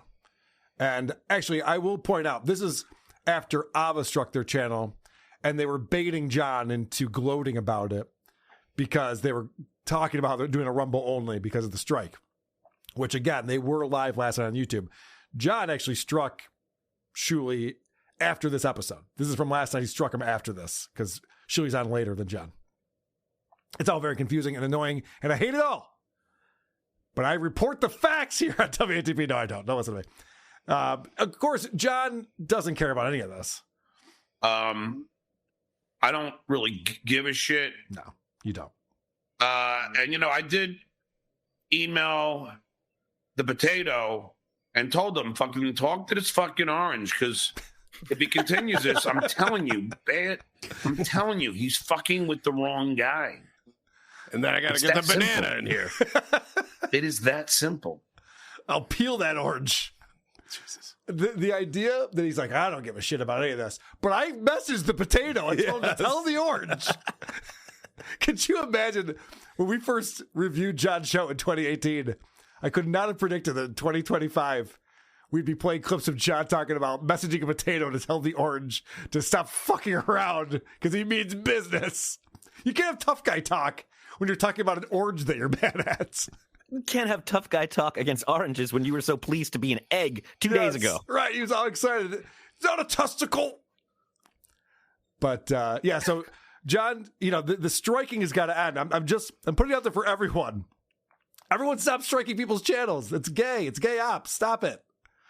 I don't know how many other words I could use to say that it's homosexual in nature. Weird. You can even just leave that whole topic and come up with a whole new set of adjectives. Maybe I'll find a lot. Maybe you and I should have conversations before these shows, Adam. Maybe. I'm not finding the right word. Stop striking people's channels. It's not a good look. No one looks good. Damn it, I did it again. No one looks good striking channels. You have to stop doing that. So then John doesn't know what to do after this interview we did with Nick Greystone.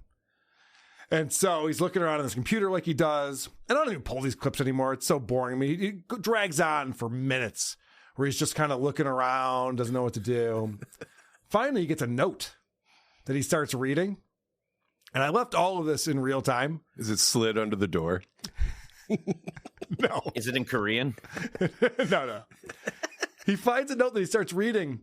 And then I want you to watch his eyes. It looks like he's reading a ransom note. The look on his face. Let's see. Mr. Nasty Man Doom, Shitware and Trail Trashville are contemptible scum. Uh-huh. You're good at reading, John. So you guys are going to pass the LSAT come January. Just got to do a little bit more studying. Look at his eyes right now. He looks so distraught by what he's reading. He reads so slow, too. His eyes move across the page at a snail's pace. Trust me, later on, my eyes will be wide open. Could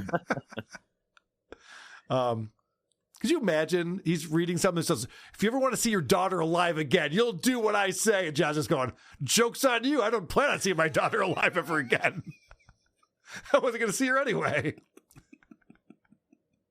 So I saved money. The guy who's sending the ransom note's like, all right, never mind 20,000. I'm like $10. Can I get $10 and I'll let your daughter live? No deal. That's a lot of Bush Light. I had a clip that I'm not going to play. John talking about betting football with Ava. And Ava was talking about betting like $200 on a game. John's like, whoa. I bet like $5.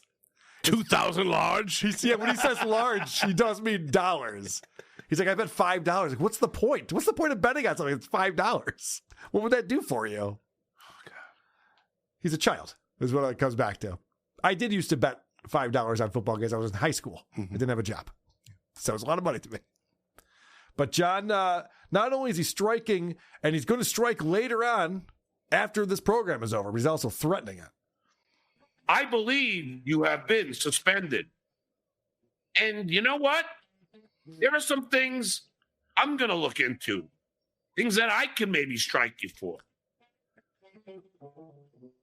And that'll be the final nail in your coffin, shitware. It's just not a good look. No. I hear the man's down. I should kick him. It's not a good look to go around striking people. It doesn't make you look like the bigger man, the better podcaster, the funnier guy. No, it's a bitch move. It's such a bitch move. I can't explain this enough. If you're striking someone's channel, you lost. You're a loser. That is such a loser move. You're putting in a shitty music bed behind your show so you can go strike OJ afterwards and then be all excited because he can't live stream for a week. You've lost.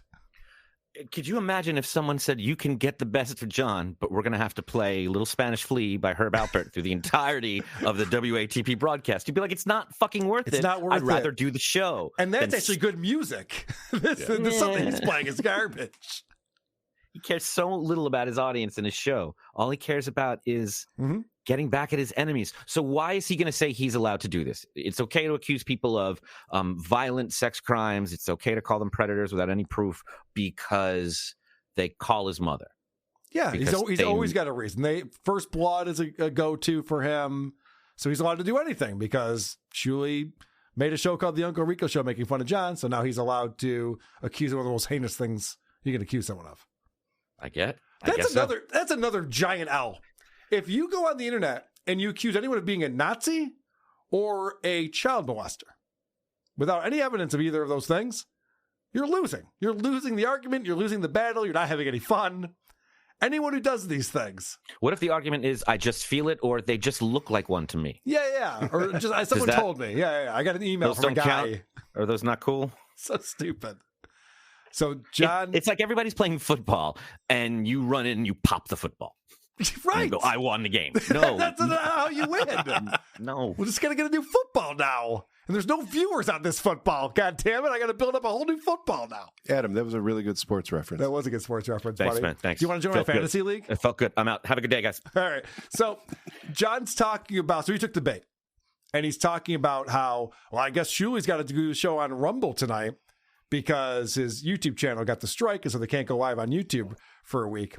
And John says some of the dumbest shit you've ever heard. And it shows how stupid he is and the lack of understanding of how anything works. But now you're on Rumble, right? Are you doing your show on Rumble today? I don't know. Isn't that an evasion ban? I don't know. YouTube's terms of service? I don't know. Just saying. Two things. Number one, an evasion ban.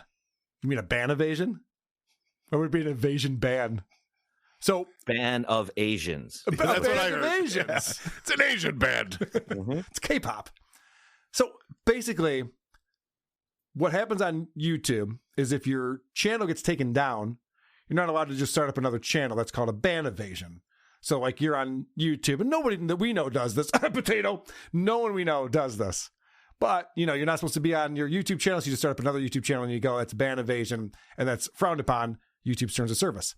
Now, going on a completely different platform can't possibly be ban evasion because YouTube, Google, ABC, Alphabet, whatever the company is, doesn't police the entire internet.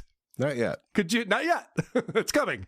Could you imagine if they're like, listen, we don't like what you did, so we're going to give you a week of timeout from everything. From and all of think the about internet. What you did. Yes. So John thinks he's going to get him in trouble for doing a Rumble stream. They can do it. Anyone can do anything they want on Rumble. It has nothing to do with YouTube. It's a completely different company, platform, everything else. It's shocking how stupid he is. Yeah. But again, he's trying to get guys in trouble, so that's also super cool. Good stuff. I draw second blood. speaking of getting people in trouble, Dr. Steve comes up.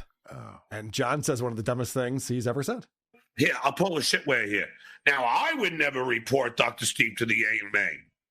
But God forbid somebody does for having wet brain board games and goofing on liver failure for alcoholics. And he's a doctor. Doesn't he have the bureaucratic oath? No. Whatever you call it.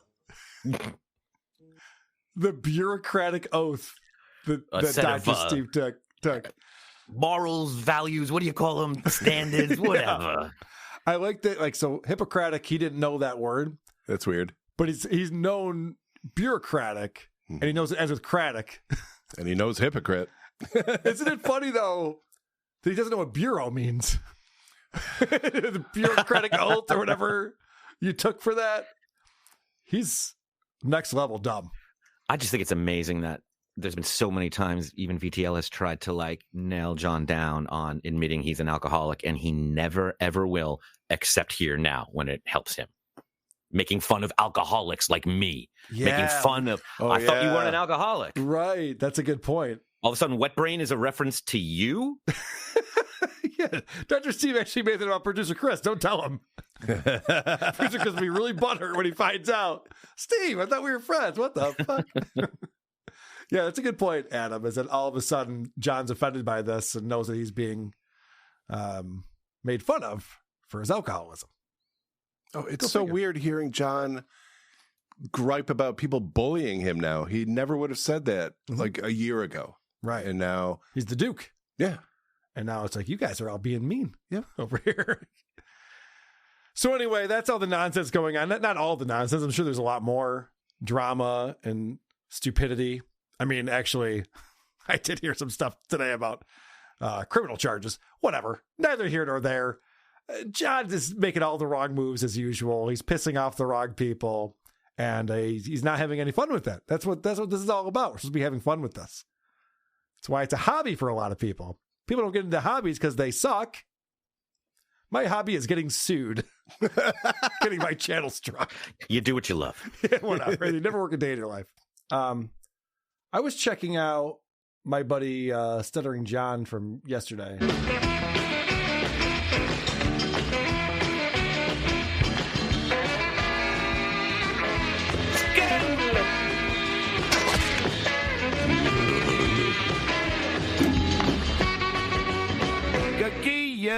Before we get into yesterday's show with Clay Day, John was at his buddy's house on the east coast of Florida on Thursday. And so he's out on his screen porch doing a show from there. And it got real dark out. He didn't have lights, and he's wearing all black. And when I tell you that John is a child, and the best way to understand why John does what he does is to realize he's 7 years old, I think this is a prime example of just that. You dumb fucks. I like how this looks like I have a floating head now. It's so dark. Ooh. I remember this episode of McCloud, or no, McMillan and Wife, where they had a seance, and there was a head just floating in the air. Ooh.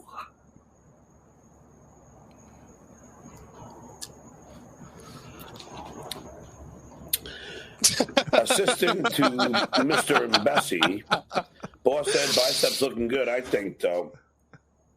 Thank you, crackhead Bob. You're welcome. Look, you just gave me. He's a child. Watch this. Boom.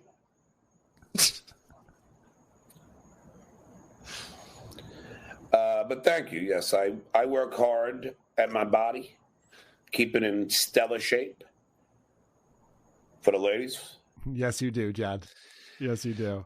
That, Carl, you should have warned me that I was going to die inside a little watching that. Watching him go from making a silly like face that you would make to stop a baby from crying, and then like sitting up and like being serious, like actually, and it's just like that hilarious. For crying out He's loud. amusing himself, just like, hey, look, you can't even tell that my head's attached to my body right now. Yeah. Whoa. But we do have a show to do. Yeah. And by the way, shitway, I'm going to sue the fuck out of you.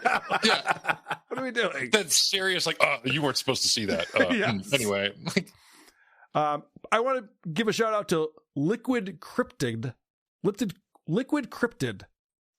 because this channel is starting to put up John's full length shows with the live chat scroll on it too, because John takes all this stuff down. So it's about time someone started doing this. It's great. You just heard John say that he's staying in shape for the ladies. Zach was at John's show at the Stress Factory last month and took a bunch of photos of John. Let's see what John's looking like these days. Captain in shape over here. Yep. And this is a, oh yeah, he's not fat at all. Fat fuck. Jesus He looks Christ. terrible. Wow. It's not as bad as it was for the Tonight Show 10-year reunion party, but it's not great either. Is he trying to get a part on The Sopranos or something? It looks like it, yeah. his character name would be Fat Fuck. You should seriously consider salads. This is just a fun thing that happened the other day when, John has his buddies who watch the show, like Vegas Beer Sales and Ava when Ava's not on, and probably Ditka. There's certain people who are like texting him during the show to give him information, which he appreciates. But then sometimes it gets annoying for him. Whatever stream he's doing, I'm buffering nonstop and I can't handle it. You could bring it back. I like watching you yell at him because it's good to see you. No, I can't. It kept buffering. Like whatever stream he's using is, it was. Jerry, I knew that. Thank you. I just hate being dinged every second. People, I love my friends. I do, and I'm not mad. And I just can't handle it. I know. I was guilty of The doing that. timing is Everybody's perfect. dinging me, and I can't take it. Stop it, all of you. Stop it. I'm trying to fucking do a show. You're annoying me, and I know you're my goddamn friends. Just stop it. John can't be bothered with figuring out a way to turn off the notification bell. All of us get I've gotten 7 texts in the last 30 seconds. I feel it going off in my pocket. Sorry about that. It's not. Was that you? I'm doing a show. I know you're my friend, but stop it. All of us have figured out a way to not have text messages ding loudly while we're broadcasting. John's the only one who can't figure it out. And then he yells at the people who are giving him information, trying to help him with the show. And not only is it a ding, it's a ding that's so fucking loud, it's coming from every direction all at once. Yeah. Oh, it's louder than anything else that's going on. Fudgical coming in here with Liquid Cryptid is an awesome new YouTube channel that posts John's deleted shows. Definitely go there and subscribe to that. And I appreciate the service. He'll probably I'm sure John will go after him in no time. So John's on his show yesterday morning, Friday. Not yesterday morning. I'm thinking of Opie. Yesterday afternoon into the evening. And we're talking about Vince the Lawyer. Now, John had a copyright strike this past week. And while he was live on his show, it just got cut and it's gone. And it says this has been taken down for a copyright claim by John Edward Melendez. So it seemed like he copyright claimed himself. And because of that, because it said John Edward Melendez, a lot of people were speculating that it was Vince the Lawyer who did it, because Vince the Lawyer always includes John's middle name whenever he's referring to John. And so people are asking John, like, do you think Vince did that to you? Bayou Blue. Yeah, a lot of people do believe it was Vince that struck me. But I don't know. I mean, Vince is a weirdo, but I don't know if he's that weird. Vince sued John for $12.5 million last year. But he wouldn't strike my channel, right? I mean, that was a long time ago, Carl. That'd be really weird. I mean, he's weird, but he's not that weird. So that's him at the beginning of the show, talking to the chat. I don't think Vince did it. Later on, Clay comes on, and he's got a completely different take on it. If it's him that's doing this shit, which Alba thoroughly believes, and I do, you know, well, everyone thought it was Vince because it said struck by John Edward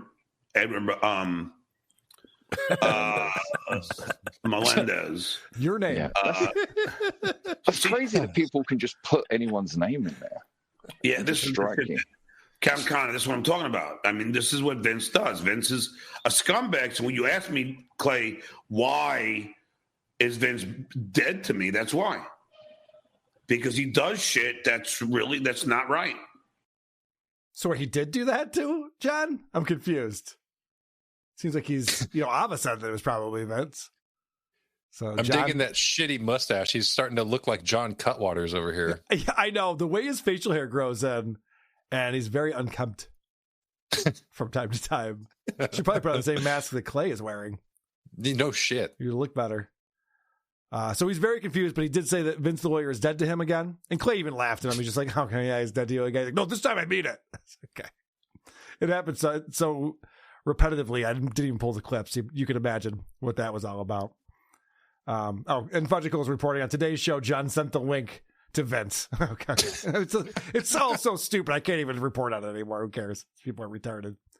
But if you remember, the last time we heard anything about Clay was pissed at John because Friday is Clay Day. That's when Clay comes on the show. And for Clay, it's Friday night. So he plans on being with John. He could probably go out with friends and get some food or go out and watch a game or something. But no. He's going to be home and do a show with John. And John didn't give him the heads up that he had Adam Hineker as a guest on the show and never gave Clay the link. And if you remember, John goes, listen, I have a lot of shit going on. I don't have a producer. I'm just a one man running a show. Clay's all mad at me, but it's like, what am I supposed to do? I thought maybe I told him he wasn't going to be a guest, but I don't know. He seems very upset about it. So finally, Clay's back on the show to hash all of this out. Again, I'm sorry about the not giving you the heads up the other last week. I know you got very upset with me, but you must know that I'm a one-man show here. I have no producers. I just do everything on my own, and sometimes I forget. Well, there's forgetting, and then there's just ignoring me, innit? You know what I mean? How did I ignore you? I apologize a million times. Well, I messaged you, I think, on the Monday, because I saw you was looking a bit down. And I said, saying like, oh, don't let the punks get you down, Johnny boy. Which ignored, which is fine. It didn't warrant a response. And then I saw you get disconnected with the egg, and I said to you, John, did you get disconnected? Like demonetized? And then I said, was it because they thought the egg was something sexual, or your lips, or something like that? I didn't respond to that. No, all ignored. And then I think I said to you on the Thursday, John, are you demonetized? Am I coming on tomorrow? And then I checked myself and saw you wasn't demonetized, and I said, oh no, don't worry. You're not demonetized. Still no response for everyone coming on the Thursday. And then on the Friday, at like half an hour before the show, is it Clay Day? Ignored. So poor Clay. Messaged him on Monday. Messaged him on Thursday. I think there was a Wednesday message in there. Friday, for sure. And John's going, how can I possibly know to remember to let you know if you're doing the show or not? I'm just one guy. This not having a producer excuse is so meaningless. Has nothing to do with anything. Let's find out whose fault this is. That John didn't see all these messages. Actually, you know what? I'll go around the room. What did John say next? Mr. Chris, whose fault do you think it is that he didn't see these messages that Clay was sending all week long? The trolls. John, you have a guess on who this might be? You know what? I'll go ahead and say Vince the lawyer even. All right, let's find out. Clay, could I just, and I swear on my life, I'll show you live. I'll take a screenshot. For some reason, whatever Elon Musk did with Twitter, I don't get notified that you DM me.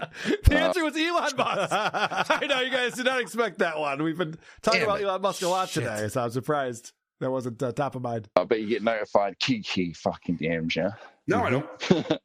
In fact, I was going to say, but you know, like I said, I've used that tactic on women where I just ignore them and shit until they just go away. That's hilarious. So Clay's not buying this. He's like, I bet if it was a hot chick, you would have seen the DM. Any chick. Yep. And he also goes, and by the way, I also know how to ghost people. I'm very familiar with what you're doing to me, John. It's effective. Yes, I get it. You don't like me. And John's going, no. It's Elon Musk's fault. I didn't see that you DM'd me. And again, going back to this theme that John's a child, he has to prove that he doesn't see DMs or notification that he's got a DM.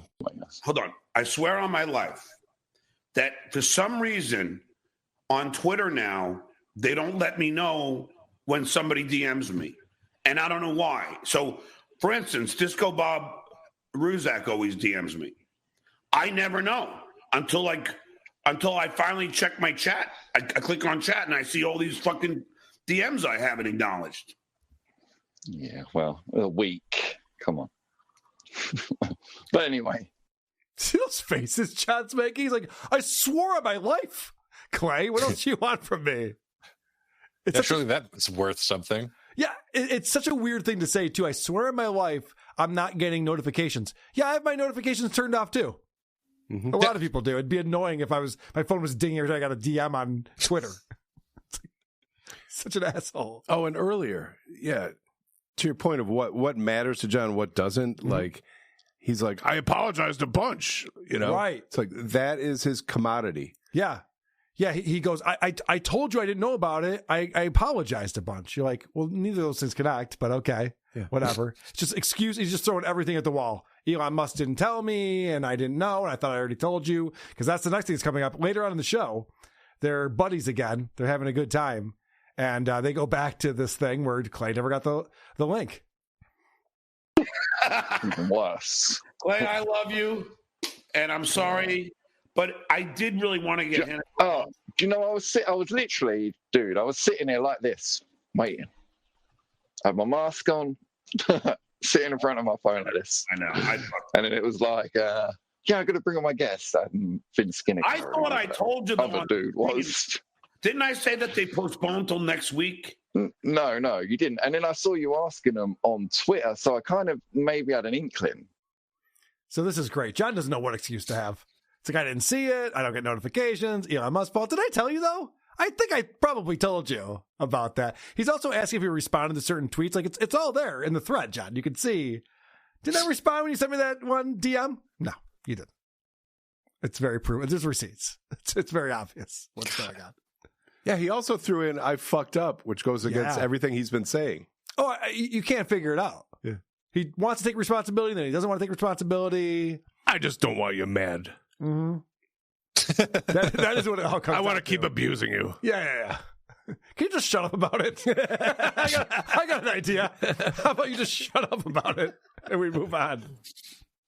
So John has been going out on these dates lately, and what happened earlier this week is he drove really far to the east coast of Florida to go out on a date with some chick he met on an app or something, and he says there was no chemistry. They didn't hit it off. And so he went back to his hotel room by himself and streamed for 3 hours from his hotel room. Nasty Neil came on. It was a whole thing.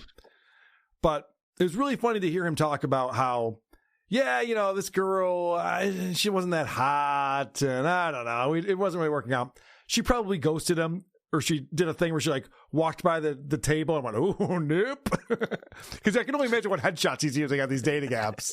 And what he looks like now. She went into the kitchen, pretended she worked there. She started washing dishes. Yeah, they're like, hey, aren't you Nancy? Nope. I've been here 12 years. So John's getting very desperate. And so he's got a new angle on how he's going to get laid. How have you been anyway? How was your date? Sucked. Oh, really? Waste of time? No chemistry. Oh, damn it. You traveled all that way. But I have another girl that I once was with in high school, and she's divorced now, and I'm flying her out here. Oh, God, going to cost you more money. I don't care. Did you send me a DM? Okay. John's 60 years old, and he's now fishing from the high school pool, to try to get laid. Flying her out to Cape Coral to bang the girl he hooked up with in 1982. Hasn't talked to her face to face. Nope. Just, she's coming over. Well, it's a commendable thing that he would provide a free vacation for a geriatric lady somewhere. I know. What is he doing? He's not doing Flying bitches out is what rappers do. That's Right. like, what? That's like Diddy shit right there. Yeah. I'm going to fly her out and some male prostitutes and have them beat off in her face for me. I hope you like piss play. I'm into some wild shit these days. You know, I was a celebrity. Well, that's all John could probably afford afterward, too. And yeah, and he's probably not ejaculating at his age, so he's probably just, that's how he finishes on girls. He is an alcoholic, so. Yeah. No, we've been following this pretty closely because John had that one girlfriend, and then it turned out that was fake, the Vietnamese chick. He had, you know, like, all these different girls he talks about fucking, and then he forgets that he said he got laid, and he's like, oh, I finally got laid for the first time. And you're like, no, that's a lie, too. So, in my estimation, and I believe this to be true, John hasn't gotten laid definitely since he moved to Florida a couple of years ago, but very likely going back to when he was on Stephanie Miller. I'm thinking it's been 10 years since John has gotten laid. It seems that way. Just how desperate he is, how hard up. Every time he goes on a show, he's hitting on everyone and talking about sex. That's crazy. It's not the way a guy acts who's getting some. You know, you're a little bit cool. You know, you don't seem so desperate. You're a little bit cooler about it. Well, then to keep being like, well, this is the first time I got laid in a minute. It's like, but you said that last week, like, well, I was, and it's like, shut the fuck he up. He even bragged about a threesome at one point. You're like, John, slow your roll, buddy. You jerked off to a porn you liked. I get it. Yeah, 3 of them. So Clay has a fantastic question, and I love this because Clay gets a jab at it. I don't know if John registered it. Would you say you're a sexaholic? Yes. Is that a thing? Must be hard when you're not getting any. Yes. Yes, I do enjoy sexahol. It's my biggest addiction, put it that way. What, more than beer? Yes. Really? Absolutely. Absolutely. But the only thing is I'm not going to pay for it. I guess we all pay for it in the end, but I'm not going to. One way or the other, you're paying. Yeah, I'm not going to hire a prostitute. John just said he's more addicted to sex than he is alcohol, with a straight face, or whatever that. a gay face, okay. Whatever that shit is. I love the Clay's like, that must be tough when you're not getting any, huh? having that addiction. They'd be like me saying that I'm a crackhead. What's the last time you smoked crack? High school. He should say he's a recovered sexaholic. Yeah, right. Yeah.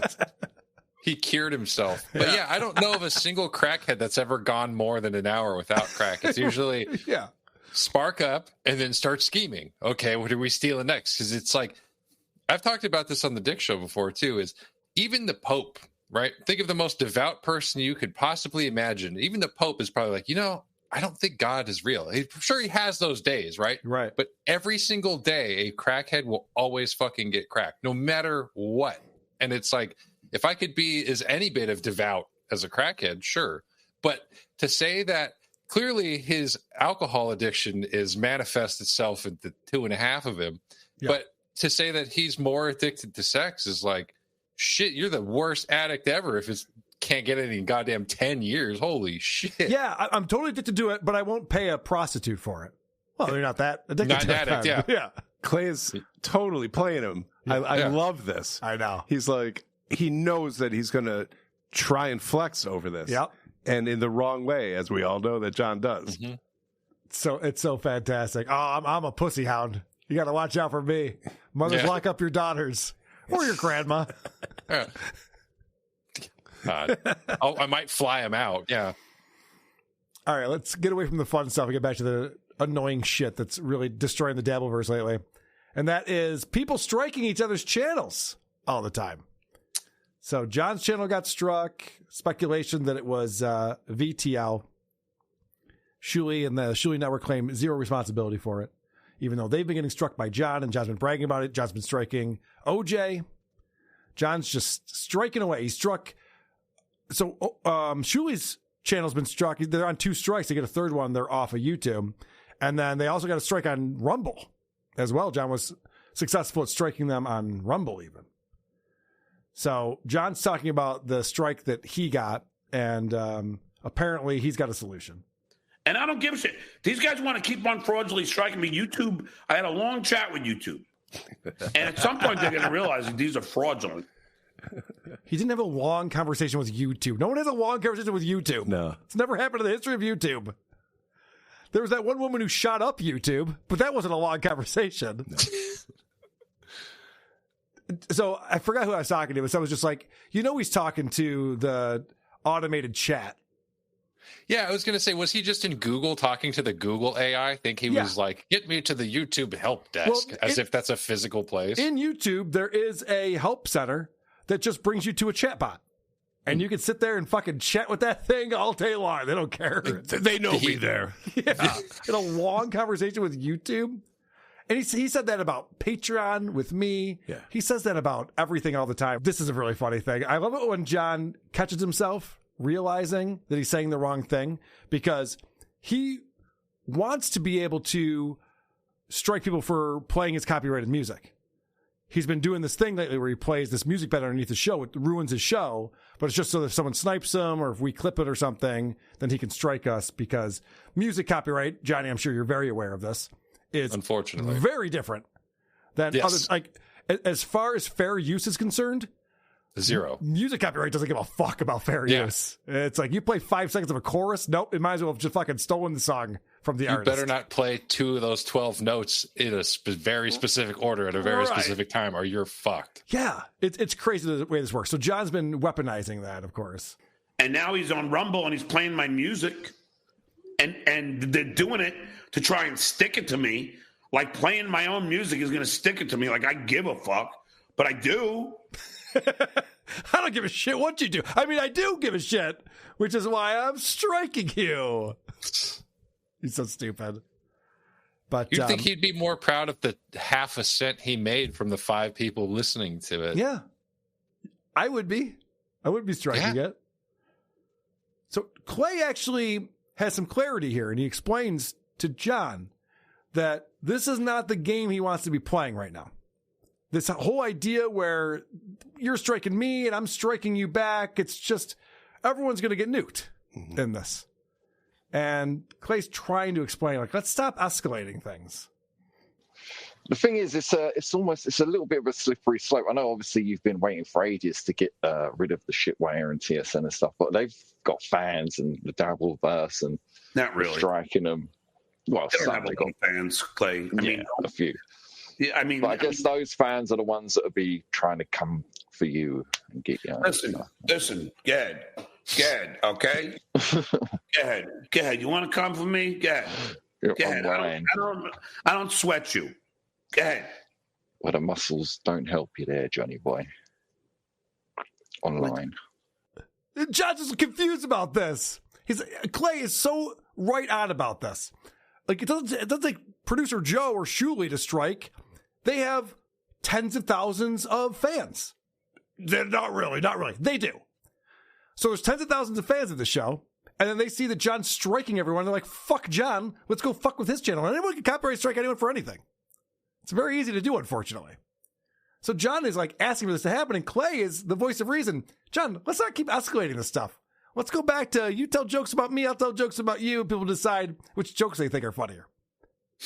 Which is where I'm at, too. Clay, we're on the same page here. And John just goes, well, it doesn't matter because I worked out at the gym today. Stupid can a man be? It's not going to end well for anyone, all of this. I mean, we have lawsuits going. There's more threats of lawsuits. There's potential criminal charges. There's rumors going around that there's a warrant for John in the state of New York. And Clay asks him if he's worried about that.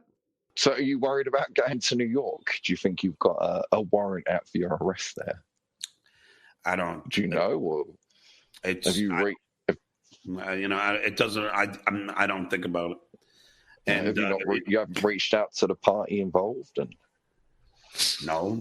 But I mean, but I do know that Baby Fatso had posted those pictures on his Twitter. All right, let me translate what's going on. So John got nudes from Kate Meany that when he realized that Kate Meany was recording him and didn't actually want to fuck him, he got angry. And so he posted those nudes on Twitter, and he also sent them off to some of his friends. And so he's very concerned that Kate Meany might be pressing charges against him for revenge porn, because that's exactly what he did. That's exactly it, yeah. He committed revenge porn, in my opinion, allegedly. And so Clay's like, hey, are you concerned about this warrant? And John, because he's a child, goes, yeah, but Chad Zumach did it. That's who Baby Fatso is. He's like, yeah, but Chad Zumach also got those and sent them off to friends and posted them and stuff like that. Yeah, but the police aren't, when Kate Meany goes to the police and files a report, they don't go, what other guys do you think you might have sent your nudes to who did a similar thing? That's not one of the questions that they go through the list on. Who is this Baby Fatso? Any other comics who are also sending them off to their buddies? Nope. But I do know that Baby Fatso had posted those pictures on his Twitter publicly, and all over Twitter. And I do know that Baby Fatso shared them with Pinky and Felicia Gillespie live on Pinky's stream. So was it the hula hoop ones? No. I mean, but so I don't. I mean, obviously that person has shared it with quite a few people. So So what does that have to do with anything? Right. Very much like a child, all over Twitter. Not just on Twitter. Over Twitter. Yeah. When he was doxing my name, he's like, it's all over LinkedIn. No, it's on my LinkedIn profile, my real name. That's it. It's the only place it is. Everyone's talking about It's all over LinkedIn. You got the same link from 7 people. Wow, this is all over the place. But yeah, just the idea, and John is definitely nervous about this, as he should be. Just the idea that he committed revenge porn, and then he is threatening to sue. Well, not threatening to. He actually filed a complaint against Kate Meany, the woman he committed revenge porn against. And so he's concerned that Kate Meany's going to be like, this guy is a criminal, and go to the police with that. And potentially, after the criminal complaint, have a civil complaint on top of that, which would be well in Kate Meany's rights, and I could see her doing that. And so John's defense is that Chad did it. Yeah, but Chad did it.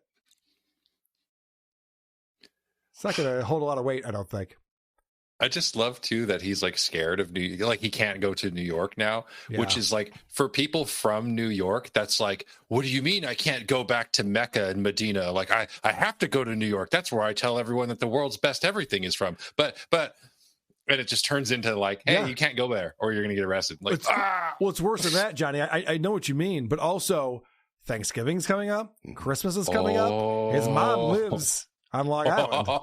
And shit. Does everything for him. So that's where the family's going to be. So he's got the invite, I'm sure, and he's nervous. My crispy pork. Yeah, I know. He's not going to get his crispy pork this year.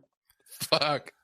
But this is a man who is telling us that he's going to strike everyone. He can't wait to strike everyone.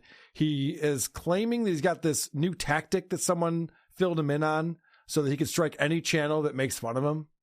So are you planning on striking other people for the same way you have TSN? Absolutely. What about, is the Orange still up to his antics? Is he still doing shit? Or? Yep, but I mean, just in due time. So anyone that covers you can strike. Like you saw what you're saying, theoretically. Okay. What did you do? Copyright your voice. Don't worry about it, Clay. DM me. Tell me in the DMs. You owe me that. Maybe I will. This is such an obvious bluff. The way that John's going, oh, yeah, no, I got a thing that I'm going to do. Yeah.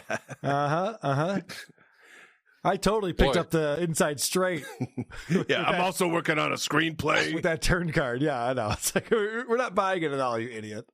I sure hope no one rotoscopes a giant dick when he's doing his whole head bobbing nods of affirmation. Oh, God, his neck, too. I know. Looks, look at that. Yikes. Someone should probably teabag him with that. Put a nutsack right here. I'll leave that there for people in Dabblers Anonymous to have some fun with it. Yeah. So this whole thing where John is like, oh, I got this new strategy. I'm going to strike everyone. Now, can you strike any channel with a copyright claim? Yes, it's like bringing a lawsuit. You can sue anyone for anything. Should you? No. It's actually a really bad idea because when you go through the process of putting together a copyright claim, you have to swear that you own the copyright. And if you're lying about that, it could be applicable to federal copyright law. So there could be some consequences for fake copyright claims. You don't say. John even he put a copyright on his stand-up act, which is one of the funniest things ever. So he claims that if we play a stand-up act, he can sue us. He cannot. It's not like music, like we talked about. Yeah.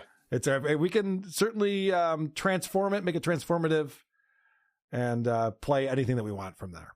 Same with this show. Same with this podcast. I don't care if he thinks he owns a copyright on this podcast or not. I've won against Netflix and SiriusXM. I understand the fair use clause of the Copyright Act. Let's end on a fun little brain tease. I always like when John tries to show Clay that he's smarter than Clay, and he's got some fun facts, and he pulls out his Diet Mountain Dew, and he goes, oh, this reminds me, I know something that I bet Clay doesn't know. Just do it. Just do it.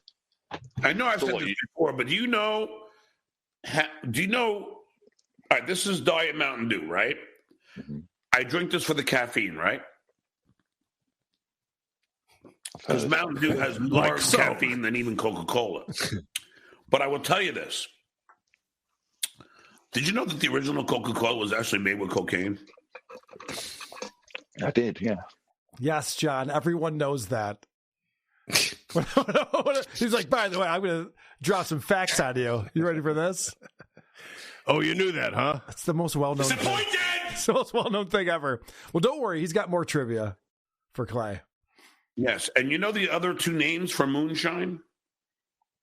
I swear you told us before. No, but Mountain Dew. Giggle Waters? Yeah. And Mountain Dew.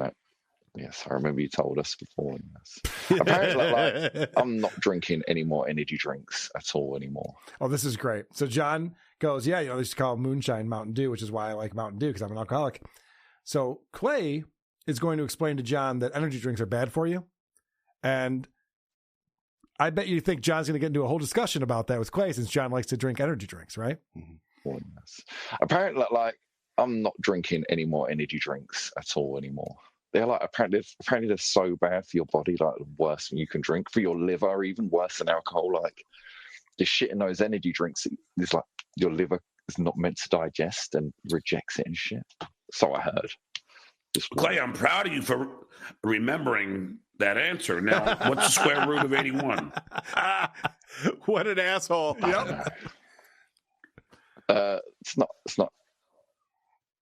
Wasn't. Jesus fucking Christ. I don't know. Clay, that's not the same one you asked me all the time before, I don't think, was it? Okay. So he knew that cocaine was in Coca-Cola. He's like, all right, well, I got to stump this guy now. What's the square root of 81? Poor Clay. I just like that John was looking at that can, hoping for a Snapple fact to appear to him. Yeah. It's not a Dr. Bronner's label. It's just a fucking can of soda. He was making love to that can of soda. He was really into it. I wish you were moonshine. All right, so now math teacher John comes out. Now, we all know that John taught math when he was substitute teaching for a little while in L.A. And so because Clay doesn't know the square root of 81, John's going to explain to him how to get to the answer as you would a sixth grader. John loves talking down to the guests on his show.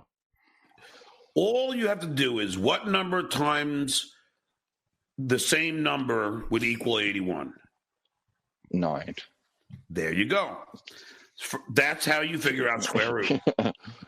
There you go. So that's all you got to do. It's very simple. Yeah, so I don't know maths, bro. Therefore, given that, what would be the square root of 4? 2. Boom! What an asshole. What a patronizing douchebag he is. Now that you know how square roots work, here's a tougher one. 4. And here's the thing about Clay. And this is why John's such a prick. Clay's an artist. And you see the sculptures behind him. He is able to create these characters from the Dabbleverse and the Howard Stern show and all the other things he's interested in. And they look amazing. And so he doesn't know what the fucking square root of 81 is. So what? He doesn't use that in his day-to-day life. He's not worried about that. But John has to be like, I'm smarter than you because I was a substitute teacher for a semester and a half during the pandemic. Neat.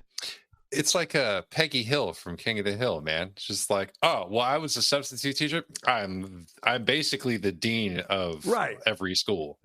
It's so unimpressive. And then he follows this up with even more math problems. And listen to the end of this clip. It's very funny. We've done this. What is the square root of 25? 25. Not 5. Boom! Yeah. 5 times 5. 25. Yeah. Skull! Did you say stopping drinking? I don't believe that. Me? Are you out of your mind? I swear you said you weren't drinking. Oh, I lied. I heard you said you quit drinking. What? Yeah, you said you quit drinking. Oh, yeah, I was lying. That's one for the board. Oh, I lied. I lied. Yeah. Oh, I lied. That's pretty good because John claims he's never a liar. So he's like, oh, yeah, I lied about that. Ugh. What, the fucking square root stuff. How is this a show? That makes me fucking sick. Yeah, this is not a podcast. And Clay just forgot what a square root was. Yeah. He immediately got on board. Yeah, he's like, all right, fine. Yeah. 5 times 5 is 25. Got it. Cool. Well, how hard would it have been if he would have been like, oh, yeah, well, what's the cube root of 81? Like if Clay asked him what the cube root was, just to watch John be like, There's no such thing as a cube exactly. root. How dare you? Yeah, show me your fucking math then, motherfucker. Yeah, I know. It'd be very easy to stump John Milanos. He's talking about calculus or something. All right. The e-banking on this episode is out of control, and someone put together a great compilation of this in the Dabblers Anonymous subreddit that I think is worth checking out. This is from Sharp Benefit 5391, and this is John not getting enough money from the super chatters. You know, I mean, how about some 5ers, 10ers, 20s? I mean, you guys are cheap fucks. What's with these $2? Where's my 5s, 10s? You motherfuckers. Where's the whales with the 50s? What happened to them? Where's the whales? Where's aye? Or the leg? Aye. Where's Spectre? Taz Seamus 28. Thanks for the 5er. Hey, John, hope all is well, brother. Thank you. And thank you for at least a 5. Nice. I don't have any 10ers, no 20s, 30s, 40s, 50s, 60s. You can't get one yellow, right? 80s, 90s, 100, none. And I'm the fucking originator. It's almost like you should put on a better show and be more grateful. I don't know. Yeah, first things first. Yeah, all right. No, let's just yell at everyone who's not giving you money. Good idea. I love it. And he's like, I'm the originator. Yeah, I know, right? We owe him money for being the Duke of the Dabbleverse. Thanks, Thomas Get Edison. the fucking thing right!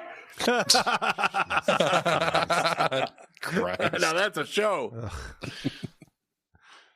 Jesus. This reminds me, we'll be at the Bellagio coming up later in the month. I'll be at Pulperfest.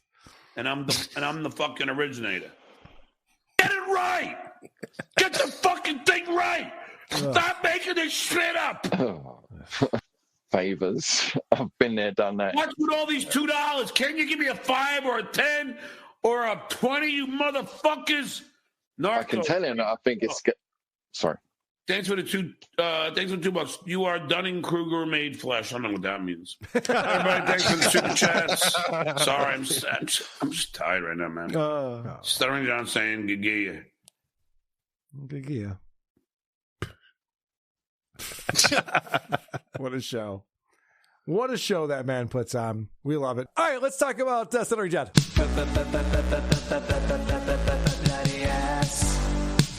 Can I get a little sympathy? Because I got a bloody ass. I'm bleeding generously. Because I got a bloody bloody ass. I've been looking forward to this segment. So it starts off, John from last night, he gets a super chat that he doesn't understand at all. Play the holiday classic. Feliz Navidad. Feliz Navidad. So it's Feliz Navidad. It's not Feliz Navidad. I don't know where you get with that. But also, what this super chat actually is doxing Ava's dead name. What do you call it? When Ava was a dude. Mm-hmm. So John puts this up and just starts singing the song because he's such a moron. He has no idea that he's actually... Yeah, he has no idea that what he's doing is doc. The one thing that Ava gets very upset about is when you dead name her. And John's just putting that right up and singing along with it because he's an idiot. But that's not the important part. The important part of the show is Judy coming on. Now, I'm going to tell you guys something. This is very important. You're going to see these clips. I don't know if other people are clipping this. They should be. This is an amazing segment. But because John's a moron, Judy is about 20 decibels lower than John and is echoing. So I had to go in and crank her audio on all of these clips. So you actually hear what she's saying. Otherwise, it's almost unwatchable, unlistenable. So I did my best on this one. The introduction to Judy. Now, remember, John knows Judy from Vince the Lawyer's show. Judy is an attorney who's trying to be a law tuber. She wants to be a YouTube celebrity talking about the law and stuff. So Vince the Lawyer had her on his show, and then John wanted to get her on his show. And Judy is an Asian woman and is an attorney. But apparently, in John's mind, she's also a hot piece of ass. Oh, here she is. All righty. I want to just welcome everybody to probably one of the most attractive women I've ever seen in my life. And so smart. Please give it up for Miss Judy. Hello, Miss Judy. Hi, hello, Mr. Melendez. How are you today?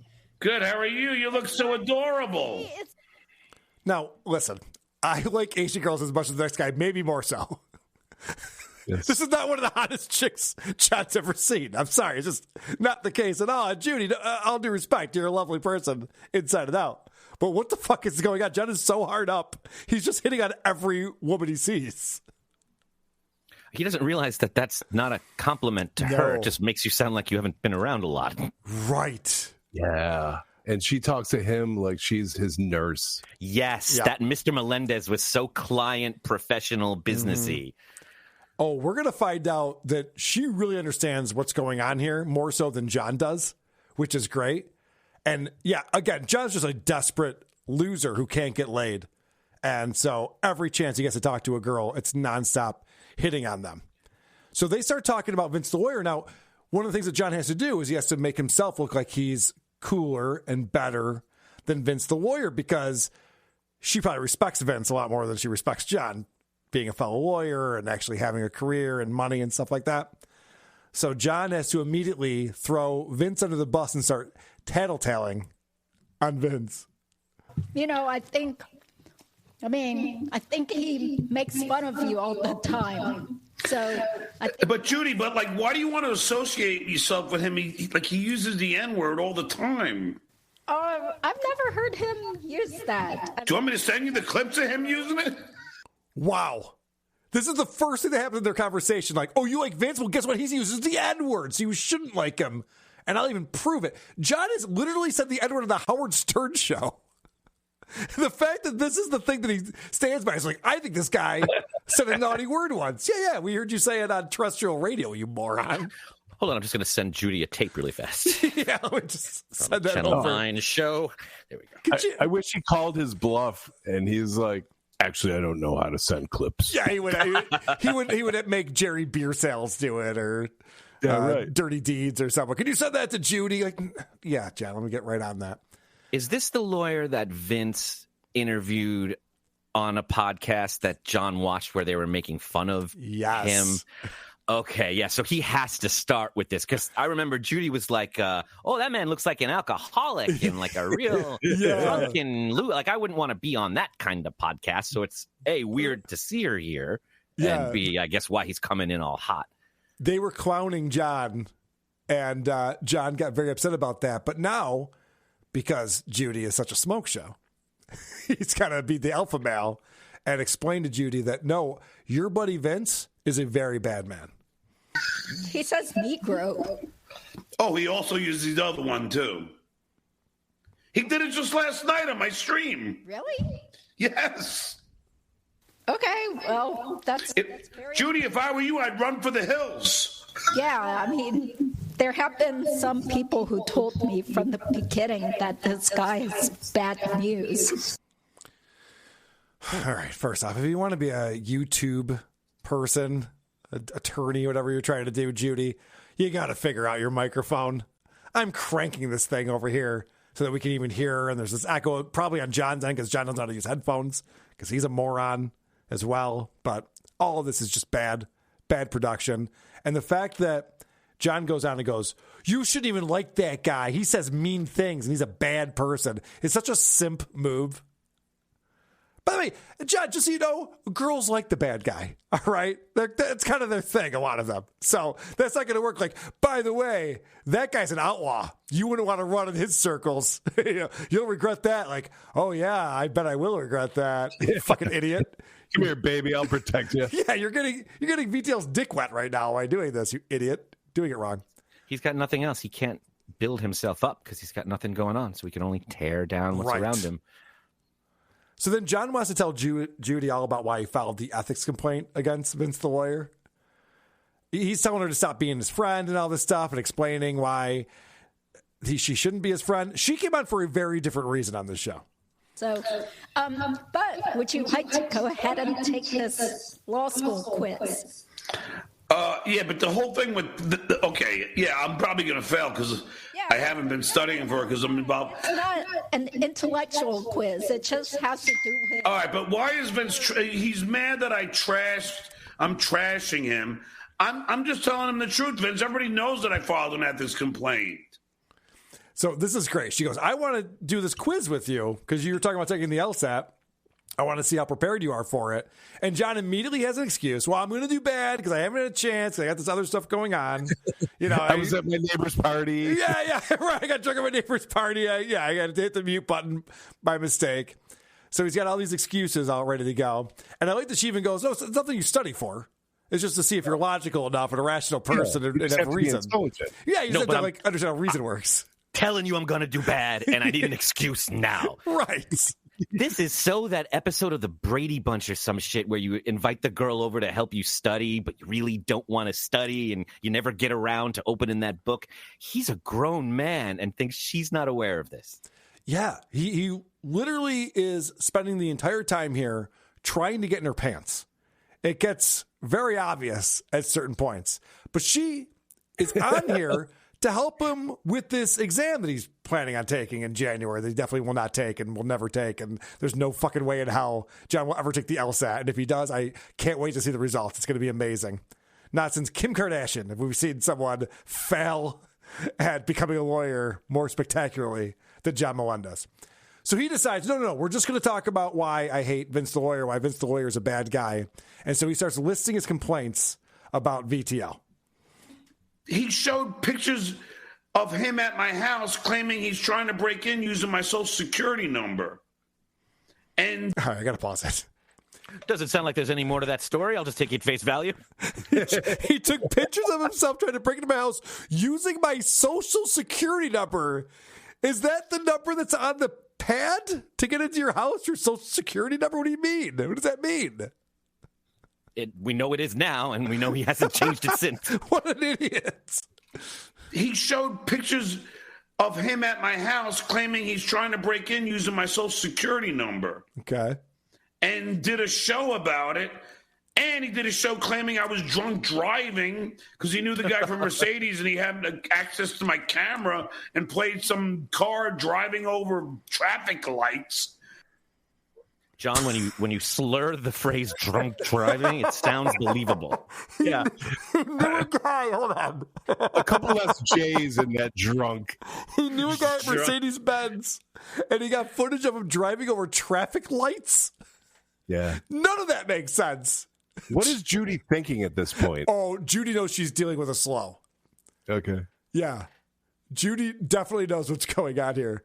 I got to play that part again. What happened was when someone filmed John leaving the Tonight Show 10th anniversary party that he threw, and that was after he was up singing The Doors. He's all wasted. Keep your eyes on the road. And then he gets behind the wheel and drives off, and there was footage of that. And now John's turned that into, he's got a buddy at Mercedes who got footage of me driving over traffic lights that weren't real. Do you know him? Judy, do you know the guy at Mercedes? Judy. Driving because he knew the guy from Mercedes and he had access to my camera and played some car driving over traffic lights. And then he started calling me an anti-Semite because I own a Mercedes. And then like the myriad of times he used the N-word.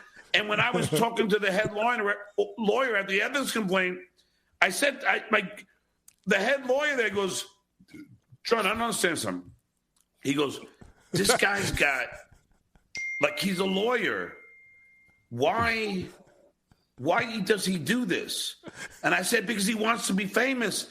And the head of the ethics committee goes, John, you ever seen the movie King of Comedy? I go, yeah, he's Reuben Pumpkin.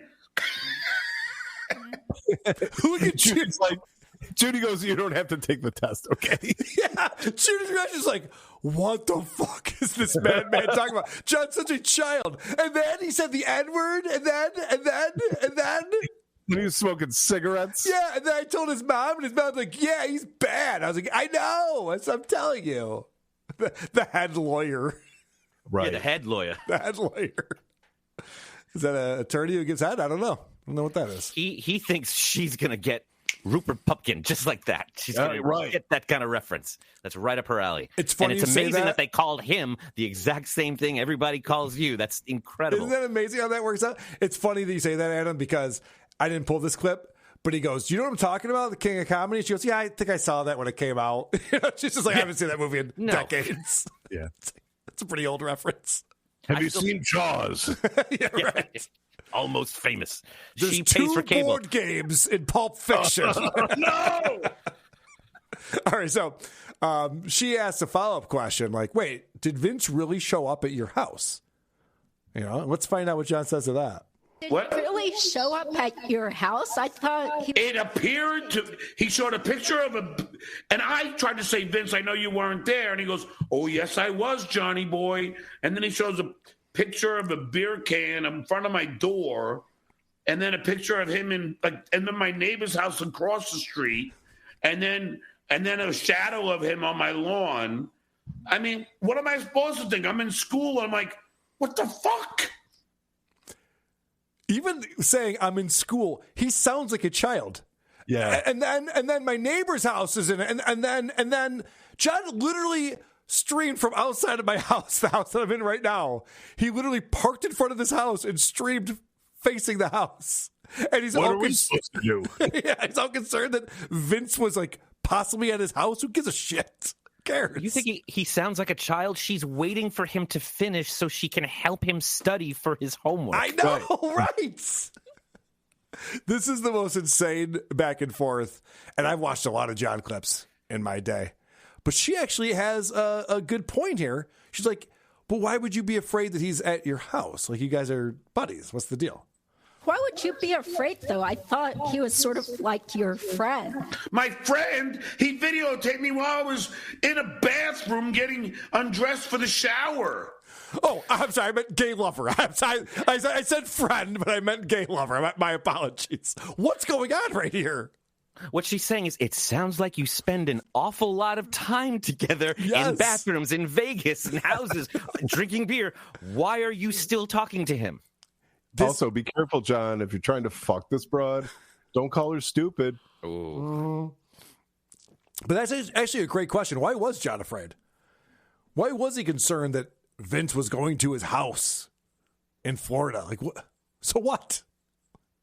What was he going to TP the tree? The palm tree? Maybe. That's a good question. What is that? Why is he afraid? I don't know. Carl, you want to get hammered and go do that? Yes, let's do that tonight. Literally, oh shit, we should have said that while we were streaming. Damn it. I remember when John streamed from the front of my house, and I don't know if it was Shuley or someone reached out. They're just like, hey, man, it's pretty fucked up. I'm like, I don't care. Right. Why would I care about that? Yeah, but did you see John's shadow on your lawn? Did you see it? I know, that's so insane. No, that would have meant war. Yeah, that's crossing the line. It gets even more childish.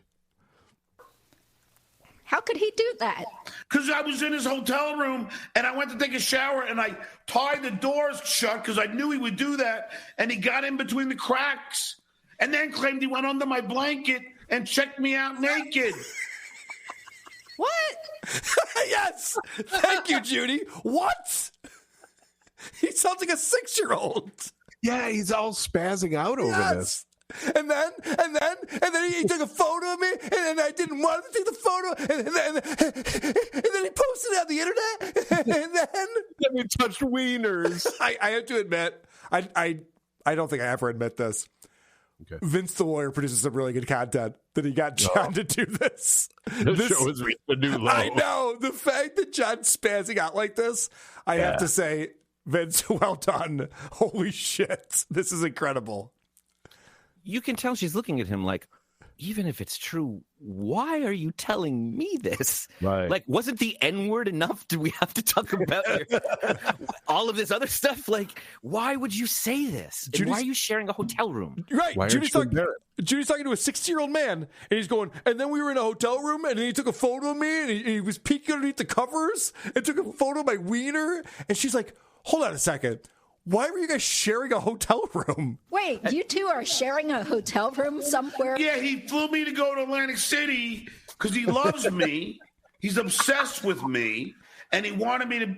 So he stayed in the room one night, and the whole time he's just like going through my pants pockets, going through my wallet.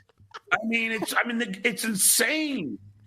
I'm sorry, Judy. I can be bought. I can be bought. You have to have morals, but I can be bought. I know I'm a just do it, but this sounds like a relationship with a scorned gay lover. Everything that he's saying here, it's all in the context. I'm not taking anything out of context. This is what John was saying on the show. If I'm Judy, I'm going, oh, I see what's happening here. They had a big falling out in their gay relationship. That makes sense. Oh, yeah, and he wants her to have nothing to do with him because he's getting jealous. Right. Yes. He said he was going to leave me for you. I don't want that to happen.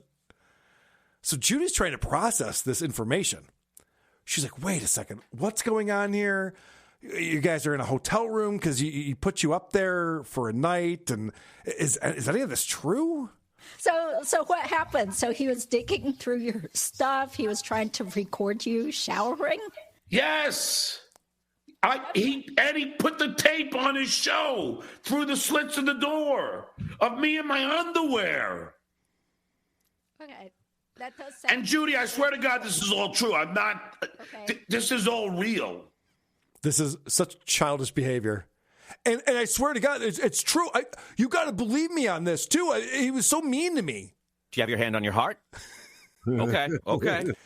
I just want to point out what he's talking about. Vince filming him in his underwear or pulling up the sheets and then taking pictures of his junk or whatever the fuck he's saying that Vince was doing is way worse than anything that he says that Shuli and I have done. He claims that we send people to his shows or to the bar to record him and stuff. Of course, we don't do any of those things. But what he's describing right now is way worse. And Vince was on his show this week. Vince is a regular on John's show, but we're the assholes. Shuli and I. That's why she should never speak to him ever again. This is so insane. Right. The whole point of this is like, you got to stay away from that guy. He's a bad guy. And as she asks more questions, she's like, what kind of relationship do you two have? What's going on here?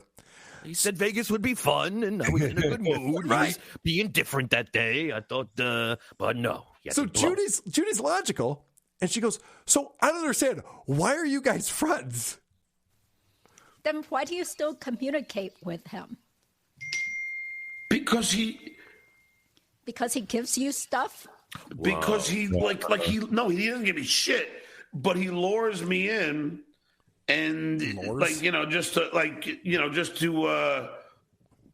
to get me to I don't know, I don't.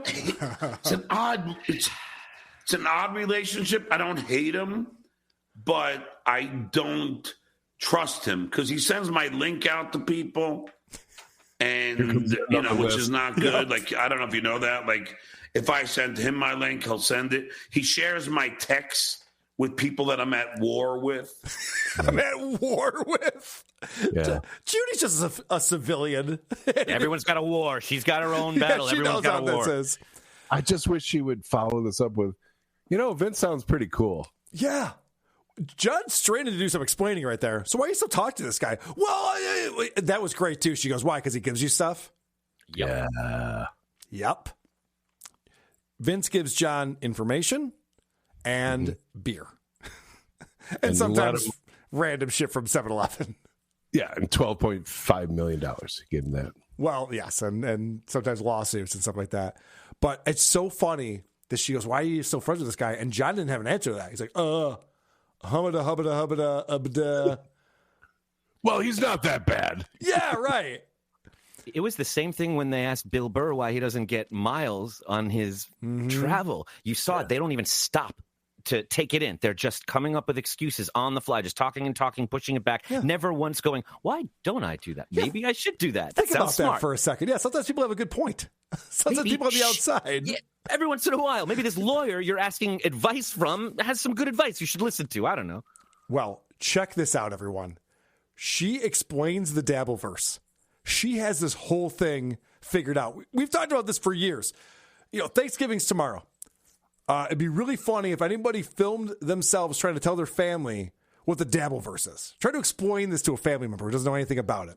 It's very difficult to do. Adam, you're shaking your head. You're like, nope. Yeah, because even having to say you'll love this documentary by Sheet Shitterson, right. It's tough. Which is fantastic. That is a good place to start. It's a tough name. It's a tough name. It's a good place to reference start. to a thing you don't want to have to explain.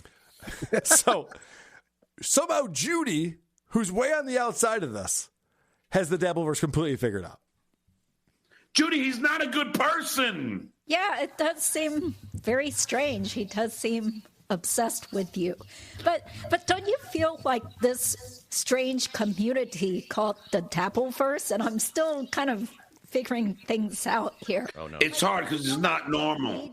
They need this kind of wacky hijinks between you and Vince to keep things going. No, Vince. It's interesting. But Vince. Your show is very boring otherwise without Vince. I mean. So why do you watch all the time? I don't. That's why I don't understand. Yes! Judy! This is amazing. Like, don't you understand, John? Vince fucking with you is why people are even covering you in the first place, because you're a bore fest. And he goes, what? Then why do you watch? I don't. I can't possibly watch this show, John. You suck. This is fantastic. This is why, Chris, you heard me screaming throughout the house today when I was watching this. I was like, the Judy, yes! This fucking Judy rules. just got a lot hotter in my eyes. Yes. Now I want to fuck Judy. It was like a rookie who's never been at bat just hits a home run out of nowhere. I mean, he did not see that coming and was just like a cartoon. Oh, this is great. So Judy explains why the Dabbleverse exists, and he's still just like, no, my show's great. And then she goes on to explain why his show sucks. This might be my favorite clip of all time. How dare you say my show is boring? Well, let me tell you this. When I first started tuning into your shows sometimes, it just seemed like there's so much dead time. Because when I was trying to, learn how to get better on YouTube and stuff, they said you should have some sort of special topic for each of your shows. Yeah, I do. Stick to the topic. Yeah, but you also shouldn't have too much dead time where you're just kind of like sitting there. Did you just... Dying. Did you just not see me playing songs? And That was good. I like that. I even included your name in it. Wow. This is amazing. Oh. Judy's going, yeah, John, I watch your show. You don't do anything. You just sit there and stare at stuff. Nothing going on. But for your birthday, I made a card and I wrote your name in it, and then I gave you the card with your name in it. And I had Chris pull this for me because it just reminded me of this moment. You can actually pinpoint the second when his heart rips in half. And now.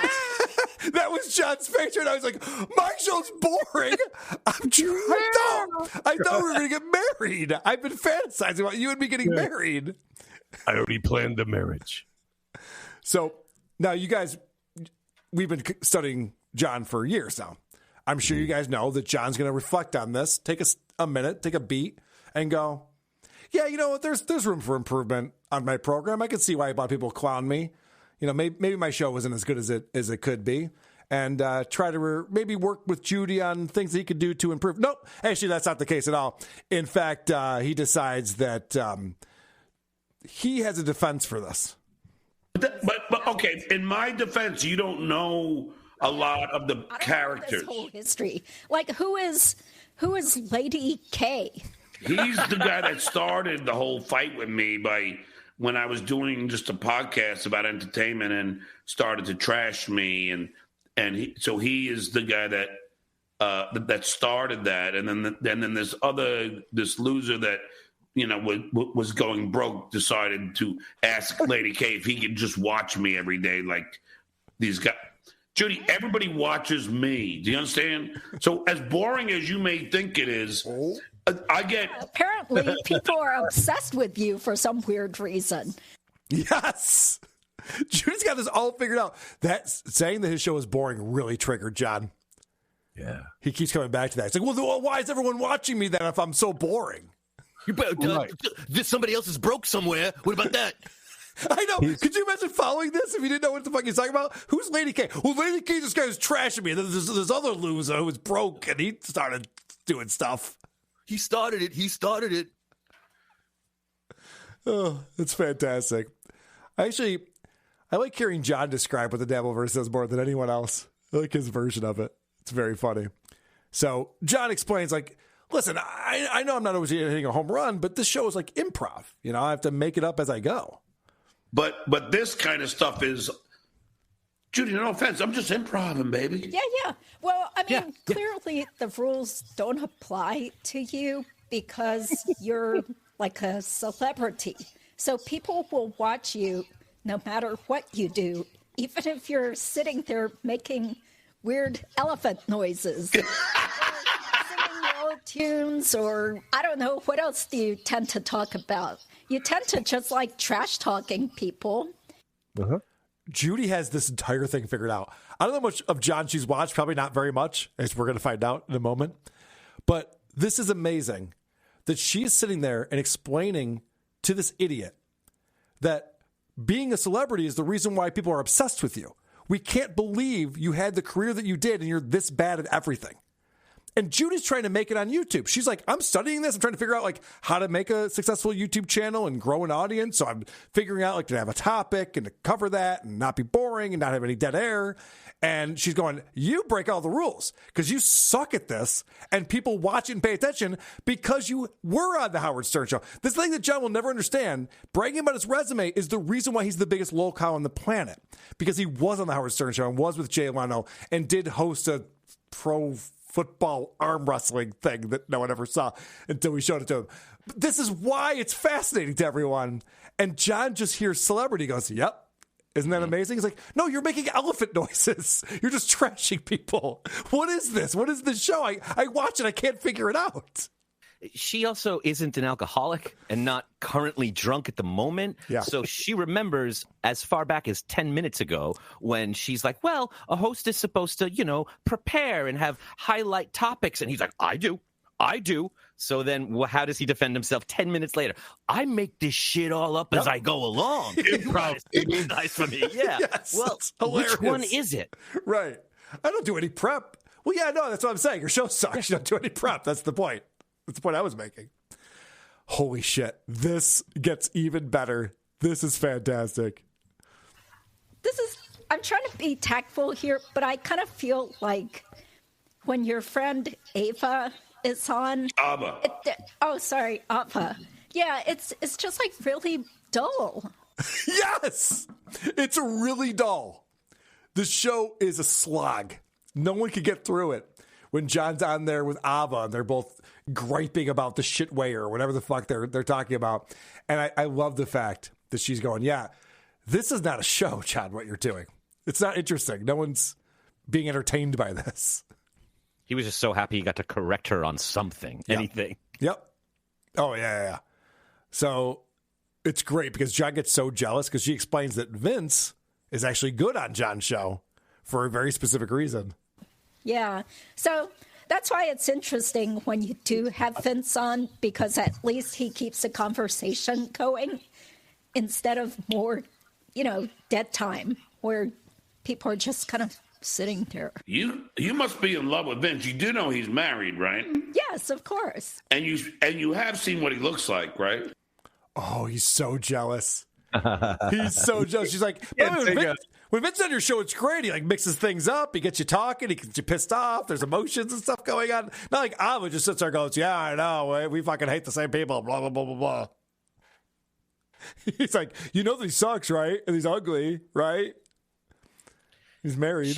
She's doing what all smart people do. She's just playing it a little dumb. I don't know much about this Dabbleverse. You know what the show's like with Ava and other people and Vince. What the Dabbleverse is. She says that out loud 2 more times. We all show up at her house. Right. So John resorts to what a child would when the pretty girl that he likes is challenging him. He reminds the pretty girl that he's super hot. Because, your metabolism slows down. Yes. That's why I'm in the gym almost every day, Judy. Yeah. Judy, have you seen these? Oh, wow. That's great. That's great. Wow. Do you take steroids? Home run, Judy. Holy shit. Wow. That's great. What are you, roiding up or something? You have such big muscles. And the rest of you is so unhealthy. So you would think, after all this back and forth, where Judy's like, you're boring, I don't get why your show is popular, you're really bad at it, all of these things that she's been saying, John would be like, all right, well, I guess I'm not fucking Judy, right? Nope. John continues to hit on Judy. He's talking about flying her to Florida. He's talking about visiting her in North Carolina. And this gets very uncomfortable right here. I'm the world-famous Stuttering John. Okay. Yeah, but I never even heard of you before. So. Well, how old are you? I'm not going to say because Are you Are you at least in your 50s? Not answering. So. All right, so you're in your 40s. Perfect together. Okay. Let's see. All I wanted you to do is come on my show and take this quiz. I would, but I was in the gym. Especially with Vince. So what an asshole. Is this amazing? He's like, all right, Toots, you don't think I'm world famous? How old are you? I'd rather not talk about my age. All right, so are you between 45 and 49? I don't know what about that. So you're over 51. Is that what you're saying? I don't. I mentioned the gym. And then he brings up the gym. Yeah, I just wanted you to come on my show and take this quiz, trying to help you with your LSAT. I was in the gym. I'm very busy working out. Do you want me to show you the guns again? No, I've seen the guns, John. We're good. Oh, so you knew beforehand that you didn't want to take this test, and you still had me on just to waste my time. So here's my question, guys. We know that El Harible likes to brag about Dabbler of the Year. Yeah. You know, he won that at DabbleCon 2. He claims that he's still Dabbler of the Year because there hasn't been another DabbleCon. No, that's a year. It only lasts for 1 year. It's 12 months. Is Judy Rookie of the Year? Is she Dabbler of the Year? The Queen Dabbler? We have to assign something. Judy crushed it on this episode. We strip Vince of the lawyer title and put it onto Judy. She's Judy the lawyer. Judy Vince the lawyer. Is just Vince. JTL. JTL. There it is. Judy is now JTL, and we never speak of Vince's name again. Wow. Well done. Well done, Judy. That was exceptional. I really hope she comes back. I know, me too. Oh, yeah. It sucked that I had to play with the levels so much. But I think there might be more to that interview we might want to revisit. Yes, please. At some point. All right, something on WATP this past Wednesday, we played Judy. Oh, yes. Judy. She's a lawyer, right? The YouTube attorney. And Wow. There is something happening right now that is snowballing.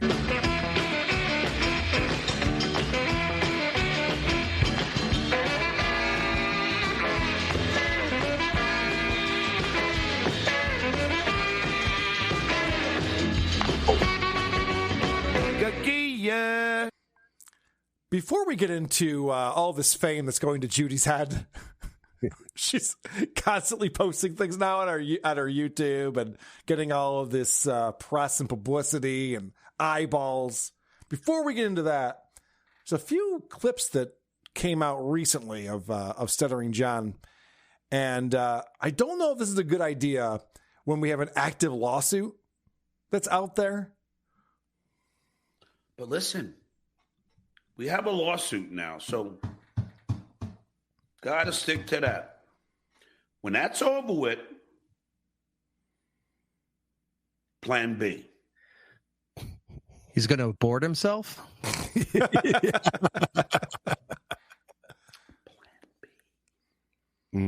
He's actively threatening us. After this lawsuit, I'm going to do some more shit to you. It's like, I'm not an attorney. It doesn't seem like a wise thing to do. Yeah, it seems like he's foreshadowing that he's not going to win this lawsuit. He probably does know that, and might have to take matters into his own hands. But also, like, a lawsuit shouldn't be about like punishing the people that you're mad at. And so to say like, well, if this lawsuit doesn't happen, then I got some more shit I'm going to do to you guys. Then it just makes it seem like he's doing this out of spite.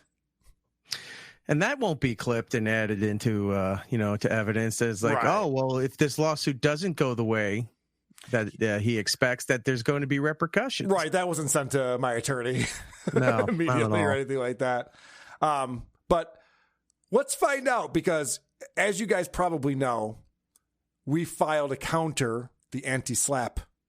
And if it's found out that John is putting together this frivolous complaint to try to punish Shuli and me because he's mad at us and doesn't want us making fun of him, then it's possible that he would have to pay all of the fees for this lawsuit that we had to pay. And so let's see what John thinks about that. Let's pretend you lose your lawsuit. Who are you going to blame when you have to pay them their legal fees? Well, Vince have to pay. Dude, you know zero about the law. And don't worry about it.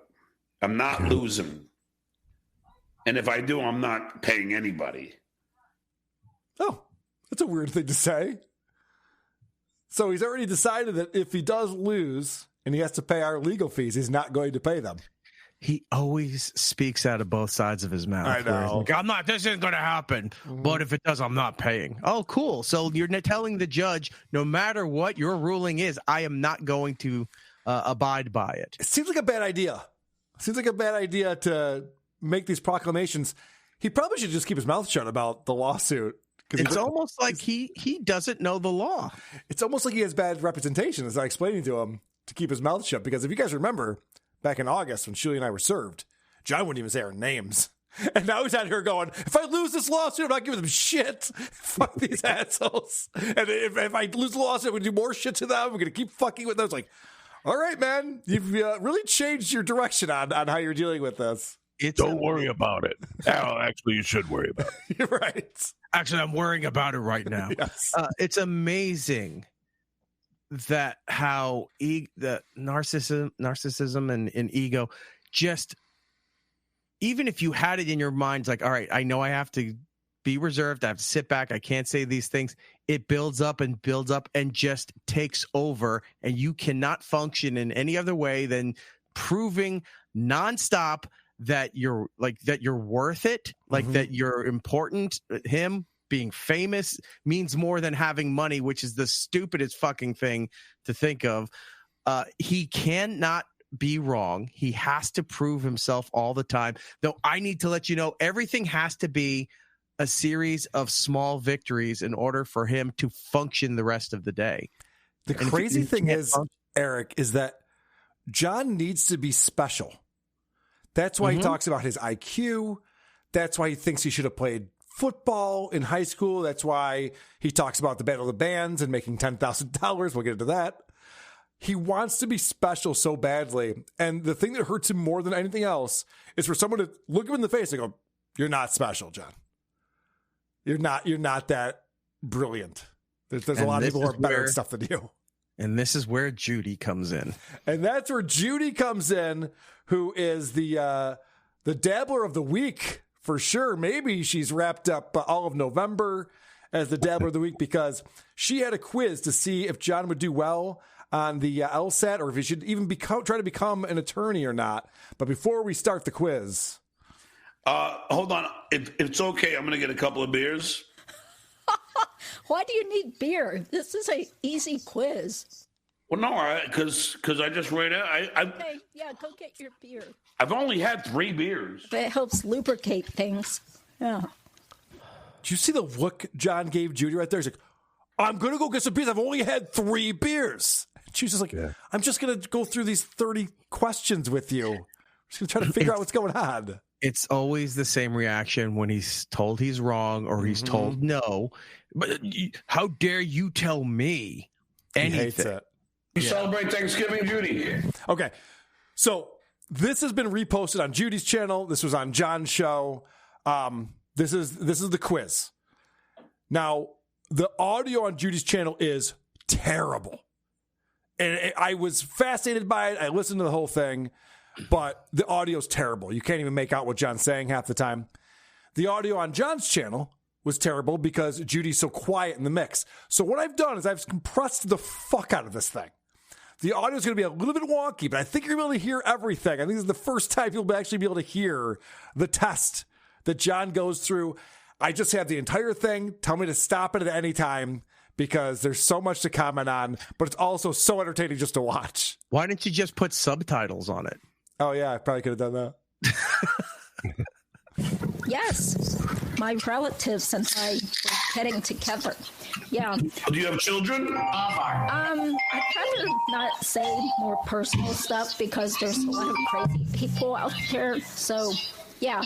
But, okay, so you ready to take this? So Judy is cautious about the Dabbleverse. Smart. Yeah. Good start. The quiz? I think you have to show it on the screen. Do you see it? Yeah, hold on. Okay, just click on it. So. You construct this, or is this a Vince thing? Huh? What? All right, all right. Okay. She didn't answer that question. I think this is a Vince thing. I think Vince put this together because we're going to see. Yeah, because some of these questions. He's still annoyed about the beer thing. It's a Google document. It's not like it's an official thing from a website where if you had the website up, you're like, okay, this is like when you used to take practice tests for the SATs in school. Right. You'd be like, okay, this is legit. You're pulling up a shared Google document that he's probably changing on the fly as this is going on. Which is arbitrary points system. Doesn't make any sense. It's not explained. None of it makes any sense. So, Iraq, you've seen this already? No. I'm predicting from what I'm seeing here. Oh, you're gonna love this. This is great. Let's take this quiz because I think it'll be interesting, and it's too bad Vince didn't get you to be on my show so I could get. I was in the gym, Judy. I was working on my body for you. It's great. I'm going to the gym, going to the rink. Yes, it's all good as you get older.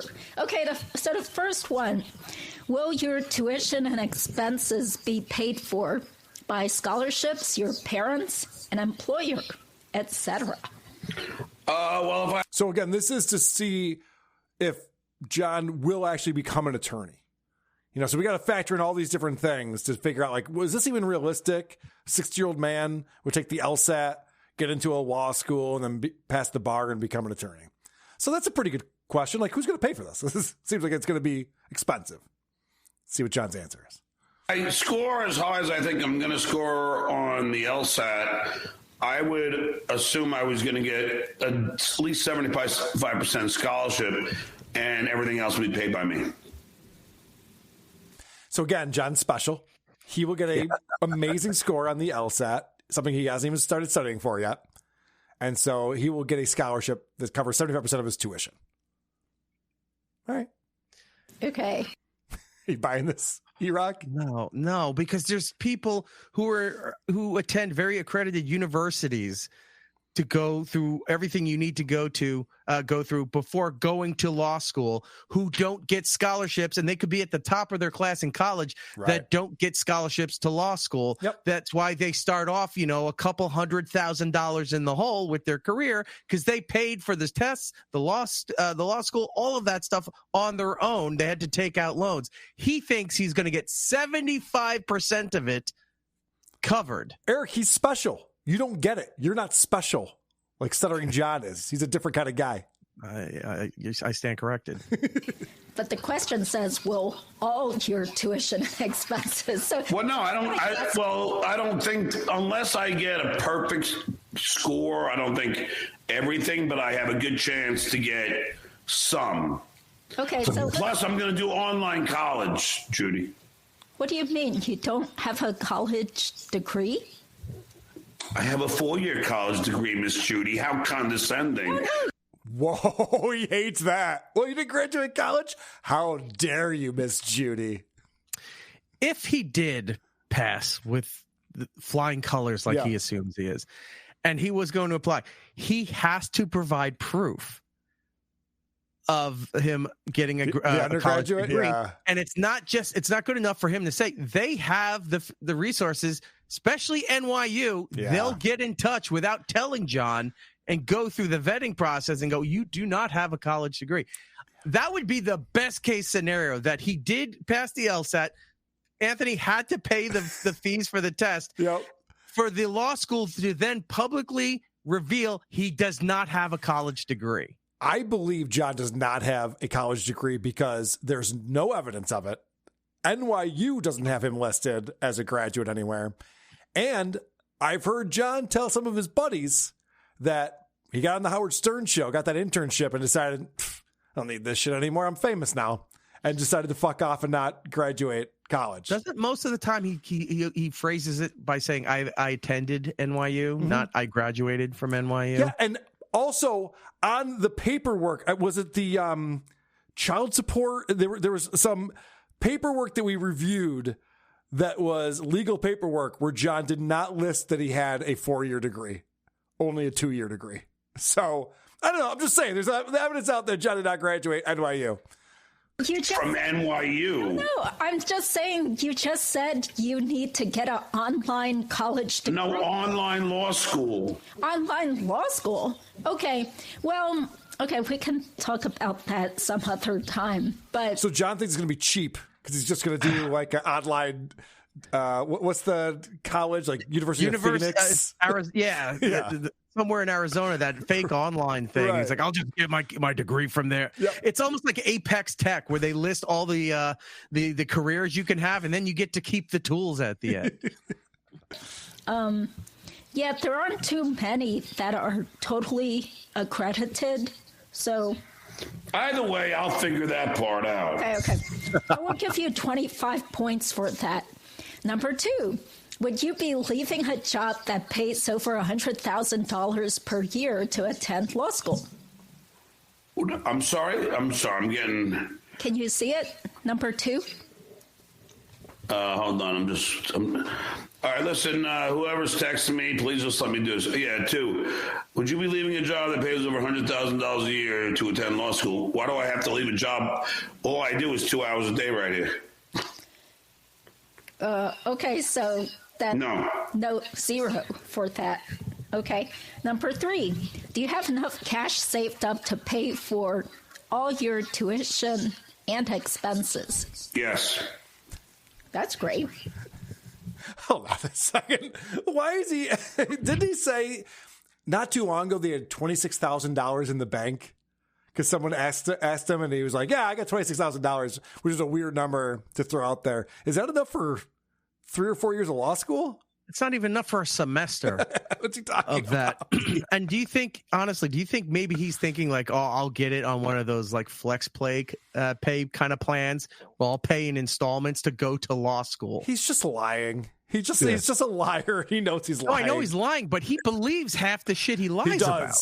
When we get into the Battle of the Band stuff, I swear to God, he thinks that actually happened. It's crazy. I honestly think in his mind, this is what he does. When he's not online, he has that thought bubble like Homer does, where Homer has pecs and he's just flexing his pecs while he's singing a little song. He's thinking about, if I do this, I do this, I do this. The fantasy is better than the reality of it. So he's got it planned out in his head. He's like, well, I can do like a payment plan thing, and my YouTube will pay my monthly costs for my. It doesn't work like that. You got to pay the semester up front before you can even register and do anything else. He's also trying to fuck Judy, so I think he's also trying to impress this girl. Like, oh yeah, I got lots of cash. Okay. 4, did you make straight A's throughout elementary school through high school? That's definitely a Vince question right there. Because we've all seen the transcript. John was a C- student. Absolutely not. I didn't care. I just wanted to get laid. What, from elementary school? Yeah, I was in love with my kindergarten teacher, Miss Weiland. Jesus Christ, John can't let it go. It's like, yeah, I've always been fucking. You're at the age of 6. Okay. Oh, you're so funny. I know. Okay. See, Vince just wants to be like you. I know he does. I know. That's the whole point. Wishes he had 300 plus body count, right? Yes. Yeah. Okay. Were you in the top 10% of your high school class? I was. This is great. It's a lie. This is great. We know that John was in the bottom third. We have the information where he was ranked in his class. We've shown that on the show. So he was in the bottom third. Were you in the top 10%? The answer is no. John, let me help you out with that. No. I was, I did have a Regents diploma, which in New York, that's what they would give. I scored an 87 on the hardest Social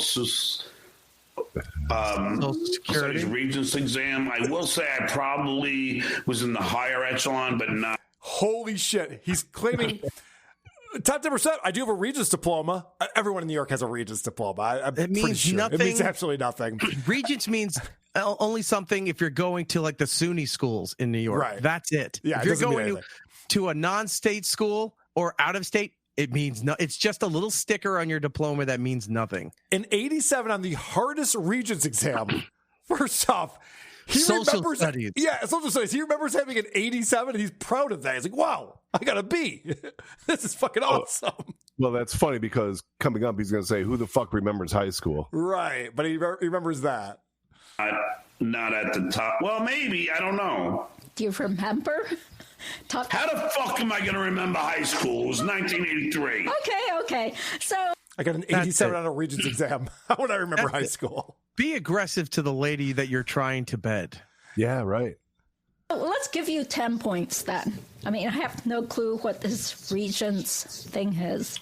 But it's nothing. No, so in high school you have basics, and that's where all the Trump supporters are, and then you have Regents, and I had a gold star for distinctive effort because I was a homeroom representative. You should give me more points here. I didn't tell you that. I was part of the branch of government at school. So a homeroom representative is a member of the branch of government in school? I used to read the announcements and the lunch menu, and then I'd lead everybody in the pledge. Holy shit. You got to give me more points on this, Judy. Unbelievable. He led with the gold star on his diploma. This is crazy. Do any of you remember having a homeroom representative at any point of your school career? Nope. No idea what that even means. No idea. I was a homeroom representative, therefore I could create things like the Battle of the Bands, which I did. And the principal loved me for my ambition to get him to pay me $5,000 each gig. What 17-year-old would actually, and the principal called me in the room, Dr. Manley, and said, I've never received a more professional letter from a student where I listed all the free gigs I did for him and why because they were only going to pay us $500 for the Battle of Bands. I said, I want half the door. And there were 2 concerts, and my band made about $10,000 at the age of 17. Dr. Manley. So this is where Judy's realizing why the Dabbleverse exists. Because you saw earlier in the show, she's like, John, your show's boring. I don't get it. You just like sit there and don't say anything and make elephant noises. This right here is where she's going, oh, this man is delusional. This is insane. So we all know the Battle of the Bands thing's complete lie, right? Yeah, of course. The homeroom representative, if that was a thing, meant your particular homeroom, which lasted 10 minutes. Right. And there's multiple homerooms, especially for a high school. Yeah. There's multiple homerooms. So you're a homeroom representative for your particular homeroom. Does not give the school does not give you authority to create an event. A Battle of the Bands for the concerts school, that make $10,000, actually $20,000 because he split it with the other band. And before that, when he's talking about the Regents diploma, and he's like, they gave him points for some kind of effort. Yeah. You don't get a good job. Here's 10 extra points. Nope. You do the SATs, you get 250 for writing your name correctly, and then it moves up. You're not getting points for Eric, effort. That's because you didn't get a gold star in your SATs. So you didn't understand. That's besides the point. I guess those 3 AP credits, which, by the way, were a waste, were still a waste back then. Right. He loved me so much because of my ambition, gave me a gold star for distinctive effort. What do you think of that? Does that raise me up a bit? Distinctive effort. So Judy right now is just going, you sound like a third grader. I can't believe you just told me about a gold star for effort, you retard. The letter, it always has to be like, remember this time this person gave me accolades and this person gave me, a gold star for a good job. Here's all the times people complimented me, whether it happened or not. Which proves I'm great. That. Well, the question was whether you're in the top 10% of your high school. No, the question, but if the principal is giving me, I was probably the only kid who got a gold star because he realized how special and intelligent I was, Mr. Special is the right word. Oh my God. Yeah. Judy, skull! Okay. Skull. Whatever that means. Okay. Skull is the Danish cheers. I'm half Danish, Miss Yeah, I've G. never met anyone who's Danish. So, okay, so you get 20 points because it sounds like you were a high achiever. I was very high achiever. See that? So Judy's like, that's not what I asked at all. I asked her top 10%. And then she's just like, okay, let the baby have his bottle. Okay, John, you get all the points for that one. Okay, buddy? I'm not giving you the points, but I will give you a gold star. Here, I just thought of something. Here's where he might be actually telling the truth. Okay. Because on a Regent, he's saying the gold star equates to the Regent's diploma. All it is a little gold seal that goes on your diploma. That's it. Yeah. The gold star might have been somebody in the main office gave him something with a gold star to get him the fuck out of the office. And he's like, I'm the only one that got this. Yes, because they printed it out and colored it in crayon, gave it to you and said it meant something. Oh, it's an award to the guy that never wins an award. Right. I can't imagine if this was a legit thing, that he was the only guy in his high school that got this thing and he thinks it's a great thing. I can't imagine even repeating that when you're 60 years old to anyone. Even if this was real, you wouldn't bring it up. To your classmates at the time that you think this was happening. If you went around telling your other classmates, 17, 18, I'm the other one that got a gold star, they'd kick the shit out of them or they'd ignore them. It's one of those two. You're motivated. You have to be motivated. And incredibly motivated. A gunner to get those accolades. Okay, number 6. And Miss Judy, this is how calculated I was. I became a homeroom representative for one reason, so I could bring back Battle of the Bands. Wow. And that became profitable. The other band got paid $5,000 a show as I did, and they were so grateful that I had the ambition and the intelligence to write a well-formulated letter to Dr. Manley. He had a doctorate, our principal, who was so impressed with my writing that he gave me distinctive effort, and we each netted $10,000. That's great. And that's in...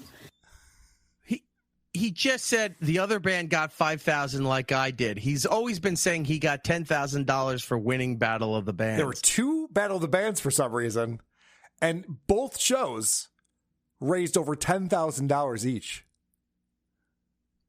What would you have to charge at the door to make $10,000 in 1983? When did he go to high school? 80? 83. He graduated.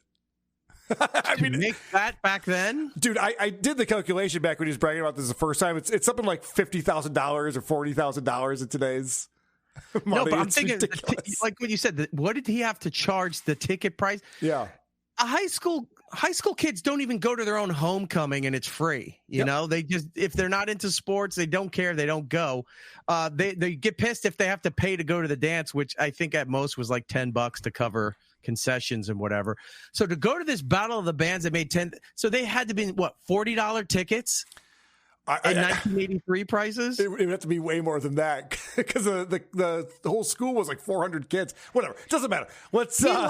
He constantly lies as if it's a time that you can't go online to fact check anything. Right. That's the problem with this. Chaka Khan says, Styx would take $10,000 to appear in my backyard today. Isn't Cheap Trick famously known for like playing any gig for $10,000? Yeah. They'll just play it. A lot of bands are doing that now. All American Rejects just did a fraternity tour. They said, hey, set us up with booze and food and maybe like a couple grand for the expenses. And they went around to people's houses and colleges. Like 1980 1983. Wow. 1983. Yeah. Okay. So number 6, have you ever won a speech, speaking, debate, mock trial, or writing competition, either in high school or college? This is great because this is obviously Vince wrote this. It says plus 10 points for each competition you actually won. So okay, I mean, you can make shit up if you want to, but we're going to talk about the ones that you actually won: speech, speaking, debate, mock trial, or writing competition. Let's see what John comes up with here. And just so you know, the answer for me would be no. I'd be immediately like, no, I've never done any of those things. Yeah, it's another thing you can check where if you were in debate and you did, formal events like this stuff, you get scholarships for bonds, gifts, or whatever they used to do back then for winning these things. It's recorded through the school, through the state that you won this money for college or whatever. So he can't even lie about that. He will, but he can't. Oh no, this is actually a really funny answer he gives. I did win a gold bracelet in 8th grade I wrote an environmental report. It was called Bye Bye Bicentennial Bird. Look at Judy's laughing at it right now. And it was about environmental protection, where I was trying to, it featured animals, but it was an eagle who was worried about going extinct. And all those went to Washington. I was the only one picked. Me and a girl were the only ones picked out of the whole school for our compositions. Okay, but that's 8th grade, so that's not high school. So, well, some schools it is considered high school, but okay. No, it's not. It's not. 8th grade is not high school in any high school in America. It's just not the case. Fucking idiots. 9th grade in certain school districts can be middle school, could be junior high, or it could be high school. 8th grade is always junior high and middle school. Yeah. It means nothing. It's hilarious. I love how he's Judy's just like, yeah, again, I said high school or college, man. You're going back to 8th grade. I got this gold bracelet from this machine where the chicken lays an egg. I put some quarters in and it came out. Yeah, I'm really good at the claw machine. I was able to get a plushie. And also the title he got wrong too, because he's doing, if this was a thing, it was called Bye Bye Bicentennial Bird. Yeah. Mm-hmm. If he's doing a play on the movie, which is called Bye Bye Birdie, he's still got the title wrong. He's just an idiot. Let's see. High school. Have I ever won a speech? Speaking. Well, I wasn't in. I wasn't in. I don't even know if they had a debate class. A writing competition. Well, again, I just said 8th grade. But if you're not going to include that as high school, then I don't know what to tell you. Okay, that's all right. Okay, so what about, have you ever been an editor of a publication in high school or college? Who the fuck wants that fucking job? Because if you enjoy writing journalism. Yeah, but an editor is not writing, he's editing. Well, John's John's so stupid. Who wants that job? Kids who need to have other things outside of their scholastics to show on their resume to go to better colleges like NYU. You have to have public service. You have to have extracurricular activities. That's why people do that stuff. Oh, but you still have to be good at it. No. First of all, I'm writing music. I'm in the bands. So John doesn't realize that the editor is a very good writer. That's how they get that job. So John's just like, oh, but editors, they don't have to do anything. That's not an important job. No, that's like the most important job, idiot. But John was writing music. Let's hear this. This is funny. So the answer is no. Yeah, I'm going to school for film, baby. Okay. We'll see, because I think I have like 30 questions, so this is going to take a while. I was kind of hoping. Well, then now you owe me a date. We don't even live anywhere near each other. Come on, it's a stone's throw away. Not really. But okay, number 8. It's a 2-hour flight. I just took it.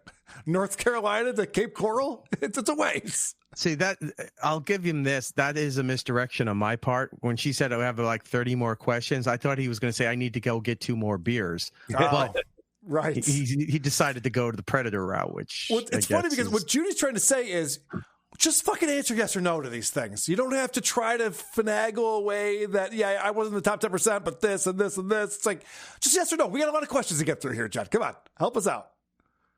Did you get into a top 10 law school based on U.S. News and World Report ranking? Yeah, NYU. Well, we don't know yet, but if you're talking... What do you mean? I went to NYU. Oh, no, we're talking about law school. I haven't gone to law. I know. Wait, I don't think you... Judy, I'm not yelling at you, but I didn't even think about being a lawyer until fucking 4 months ago. Okay. I don't think drinking alcohol while taking this quiz is a good idea, but it says law school. And you're thinking about correspondence law school. Those schools are usually just a total waste of money. So I would totally be against going to some sort of online law school. So, okay. Yeah. So we'll just say 0 for now. But and by the way, but see, Judy, where'd you get this quiz from? I made it. Yeah, but it's tainted. What you're trying to say is a guy that majored in entertainment that suddenly had a change of heart and wants to help people in low income families to not bilk a client with an $850 an hour fee to go and charge only $300 an hour. And I'm trying to give back to the community since I've been very successful in entertainment. And you're putting me under the guise, did I ever do a top 10 law school? This is tainted and it's totally pointed at a legal, somebody who has always... Elitism? All right, John, we'll give you a gold star. All right, we can't give you any points, but I'll give you a gold star. It's a great argument. You win again, my friend.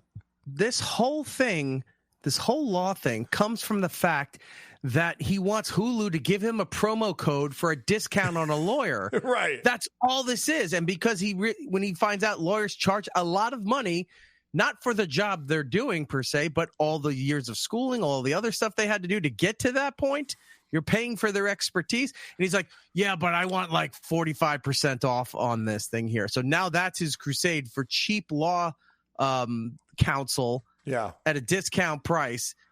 I hate him. The way that John is responding to all of this is so childish. And we've brought this up many times before, but E-Rock, you'll appreciate this.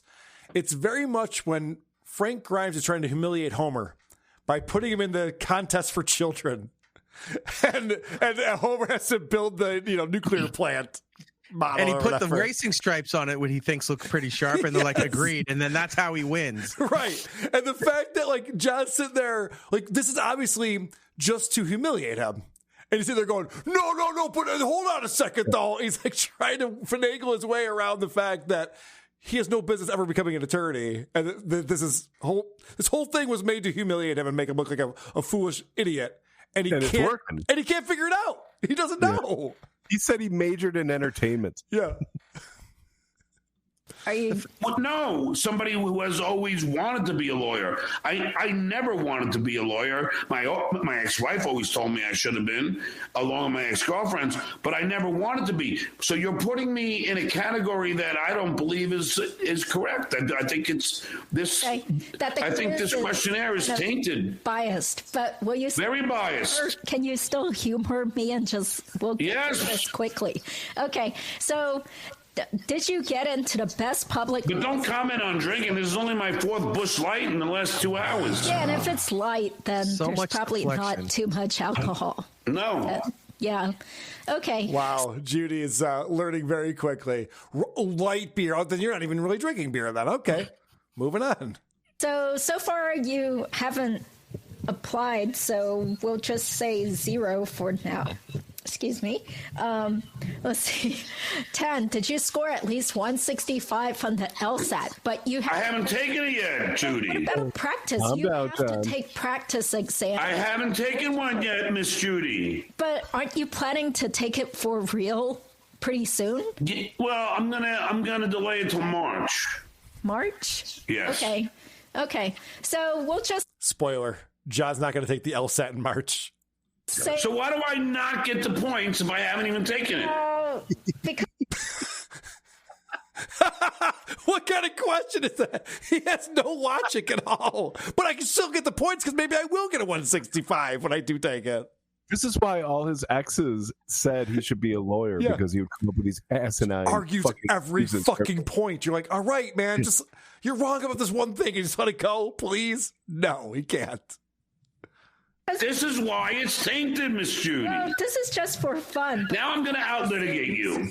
I'm going to out-litigate you here. Take this quiz. You're asking me questions that are impossible for me to even get to, and if I don't get them right, then you're taking points away but from at me. least you're not getting points taken away. For example, number. No, I should get the 20 points because I haven't taken it. Oh no, you just get 0 for these. So well, then what? Then the score is tainted. This is for entertainment purposes. Yeah, the thing you majored in, John, it's for entertainment. Yeah. Fucking play along with it, you idiots. So somebody should set this up for him where he thinks he's going to take the LSATs, but it's really that test they give preschoolers to find out if they're autistic or have learning disabilities. That's a great idea. And then get the results and then go, oh my God, you passed with see, I told you I passed. And then it turns out he's got the fucking crayon lodged in his brain just like Homer did. It's a great idea. But who the hell are you entertaining? Well, I think this is more entertaining than sitting around and what you think. Making elephant noises. That's what you think. Okay, does your audience want you to take this, or would they rather have you sing songs and sit there with some guests that are just kind of doing insider gossip?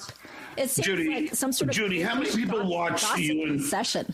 Judy, how many people watch you and Vince on your show? I'm not sure, but I have a small channel, so yes, exactly. So you don't have the numbers I have. Okay. By the way, this video that Judy put up with the awful audio has over 4,000 views, more than anything John's ever done. Again, he was not too long ago. He was trying to like seduce her and invite her out and all this stuff. Now he's throwing his proverbial dick on the table to show how much better he is than her. Yeah, that's the way to win a woman over. Oh yeah, he has no game. Someone pointed this out in Dabblers Anonymous. When you watch how John interacts with women, and then you hear him brag about having over 300 girls in his body count or whatever, like how is that? You have no game. You're terrible at this. He also has no small talk, no ability to bond with somebody. It's like either are we fucking now? If not, I hate you and I'm going to be really mean and nasty to you. He's always hitting on them, just nonstop. You're hot. Let's fuck. I got dick pills. He has no game at all, and he has no concept of the long term play for talking to a woman. Be it like with him, it's like wearing her down, but. Just to build something with that person to eventually lead to what you want with that person. He has no concept of anything in life. But he's going to impress her by getting all these points. Give me the points. Then you'll want to fuck me. I've got 1,700 people. Look, penis wrinkles looking in here. Yeah. Do you want penis wrinkle in your chat? Okay. Oh, do you make the money I do? Of course not, because I still have. Okay, so so therefore, who are you to tell me what's entertaining or not? Okay. Can we get through this? Because I kind of need. Yeah, but I'm just calling you out for the hypocrisy of all this. Okay, I'm sorry. She's not making the YouTube money, but her legal career is probably dwarfing anything he's making on YouTube. Of course it is. She's an attorney. Yes. Sorry to insult you, but you do look pretty hot, especially with the hair coloring. I mean, that's cool. But smart. This is a smart move. She sees that John's getting a little fired up, getting a little angry. He's like, compliments. Yeah, like, do you look pretty hot, though? Look at you coloring your hair. His ego will not allow him to be mad if there's a shred of a compliment in there. That's what he has to focus on. Well done, Judy. A man your age still. She learns fast. For your age. Yeah. Oh, yeah, I think he's going to be as mad about that. Let's find out. Because like your age, most men are like bald or balding, have a huge pot belly, double chins. So you're ahead of the 2 game. out of 3. So does that make you feel better? Well, I know what you're trying to do. You're trying to patronize me so I can continue. Yes, please continue. Yes, I know what you're up to. Don't worry about it. Okay, number 13. Well, you have to take out over $100,000 in loans. No. You said no, so that's great. That's great because law school debt is terrible. Okay, we have to take out over $200,000. No. Okay. By the way, if people are wondering, like, what's wrong with me, it's because my voice quality has. Oh, that's what. That wasn't the issue I was wondering about. Oh, well, I've seen 3. What does that mean? I don't know. That was a sexual Why aren't you something. throwing yourself at me? Yeah, it was sexual something, but yeah, I'm very also, unclear. He's very look. He plays dumb sometimes, and you know he's not. He tries to be smart, but you know he's dumb. Yeah. When he says, "Oh, because you're trying to patronize me," you just were doing that, talking about your YouTube followers. Like everything he recognizes somebody doing to him is because he knows he does that to everybody else. Yes. Yeah. Actually 4 different ENT specialists and tons of specialists. And why? What the hell's wrong with you? Aren't you drinking green tea? Yeah, but it doesn't help. I think it's part of getting old. Like my vocal cords are just beat up. And I can fix that. You know, I was a singer. You know, I am a singer. Mm-hmm. If you think, all right, what do you think he's going to suggest? Protein rinse. That's where my mind went, but that's not what he's going to say. You think he's a vocal coach now? We've heard John sing. I'm bet he's going to go with the thing you hear a lot of singers talk about, where they're drinking lemon juice or honey and tea or something along those lines to make it seem like he's actually legit. Well, you know, I have 2 record deals, right? No, I didn't know that. Have 2 record deals? You have 2 record deals. Yeah. That's cool. What kind of songs did you sing? You know, I had 2 of my songs with me singing in 2 major film soundtracks. Did you know that about me, Judy? Really? Yes. Wow. Which films? Airheads and Brain Scan. And did you also know that I was signed to Atlantic Records? Wow. That's very impressive. I'm an incredible singer and guitar player, Judy. Yeah, remember how this started, though, John? She was talking about how she has this ailment, and that's why she struggles with talking, and you said you were going to be able to help her, and now it's turned into just your resume. Belaboring the point, making her talk more. Yeah, just all your credits again. And every single pass, Judy's going, okay, can we please get through this? I just want to get through this. None of this. Yeah, he keeps trying to go down the other path while she's just trying to get him on point here with these questions to also prove he's an idiot, but he's proving he's an idiot in a different direction. But also, what does he want to have happen here? She'd be like, wow, you're amazing, John. And then be like, well, you're just patronizing me. Yeah, because you keep fucking bragging about shit that I have to acknowledge until you're amazing. Everything with him is acolytes and footnotes. Yes, that's all it is. Okay, that's great. I am multi-talented. I know. I'm the Duke. She even did the thing you do to kindergartners. Yeah, you're doing it. You have to be to succeed in Hollywood.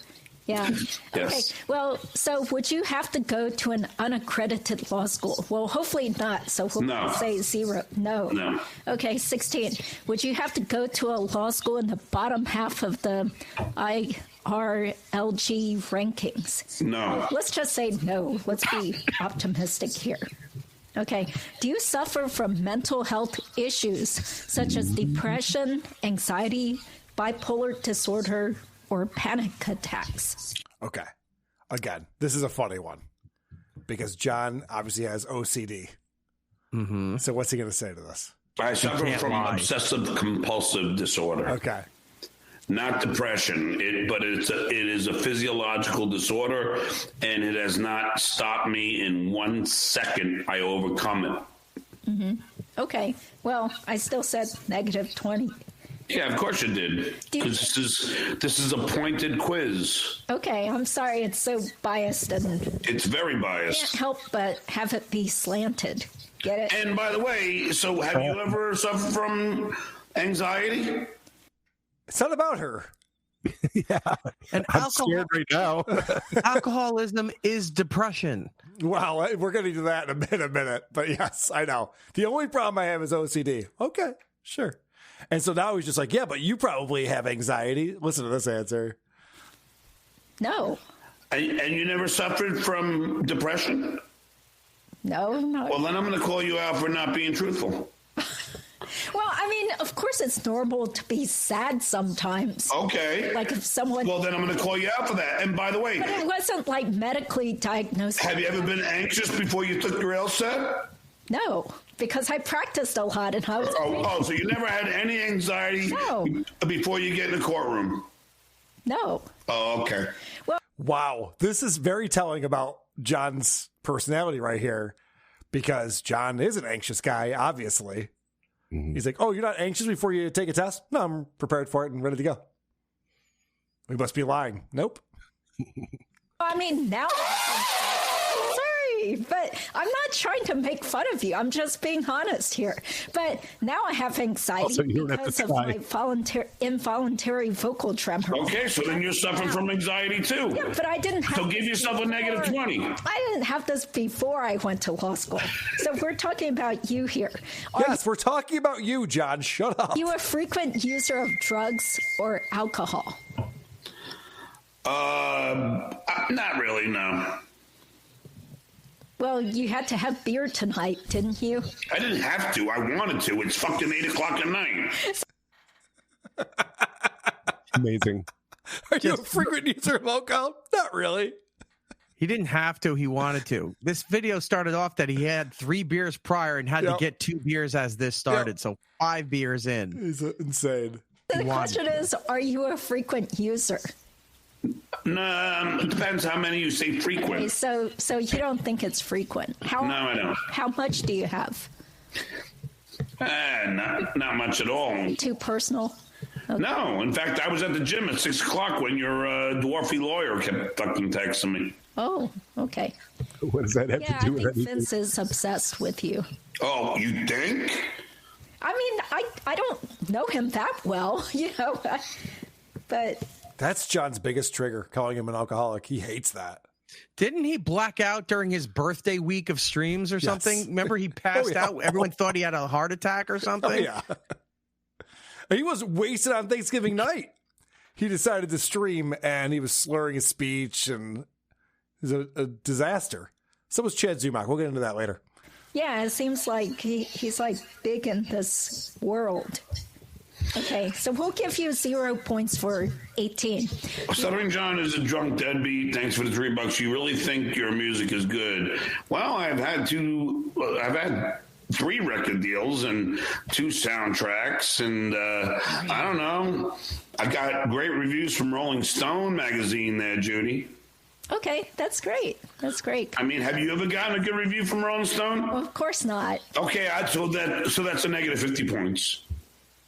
John responded to a chat, and then it made it seem like Judy was attacking him.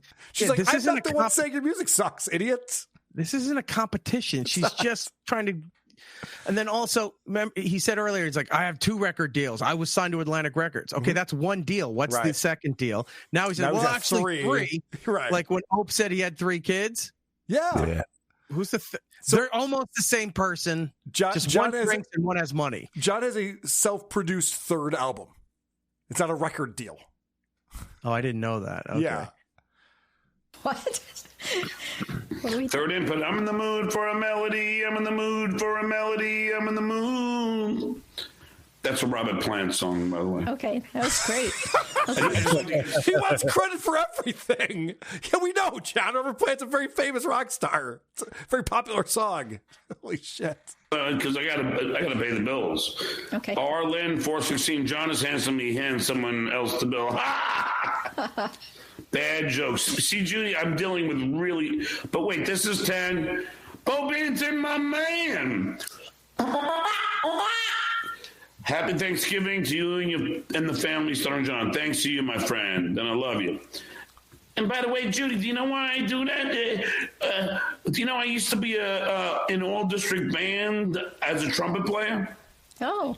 Do you know I learned to read music at the young age of 6? Wow. Can you read music? Yes.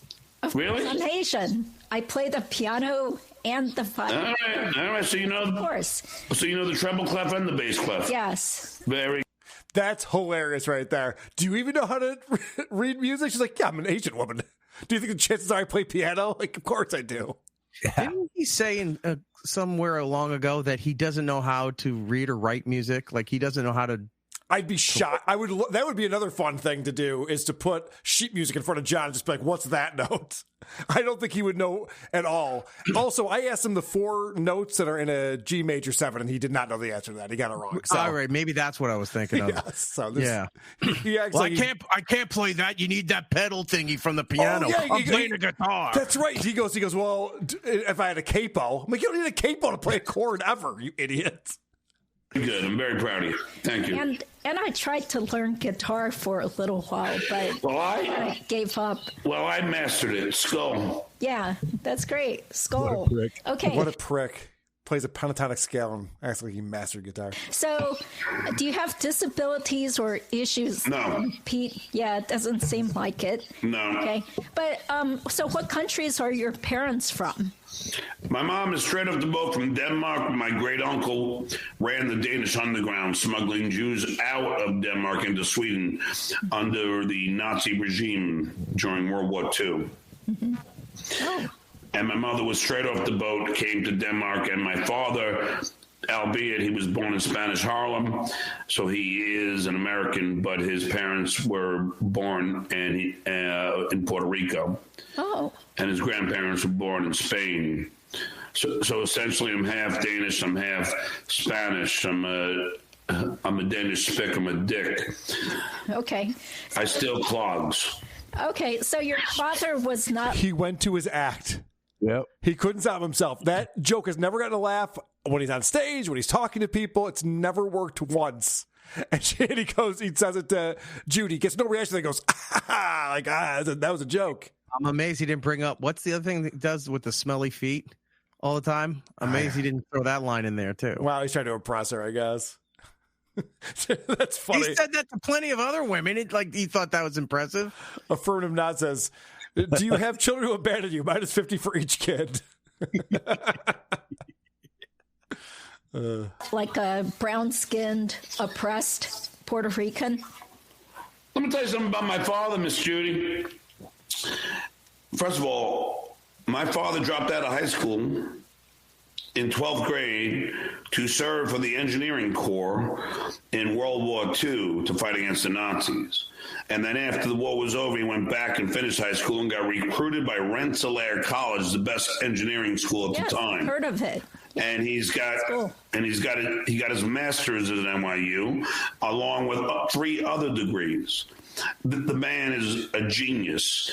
Hence, his son is also a genius. Okay, that's great. Yeah, Vince told me at least one of your children went to Harvard. So congratulations. One is in Harvard. The other one is also at a very great school that... I just wish you'd tell me which one it is.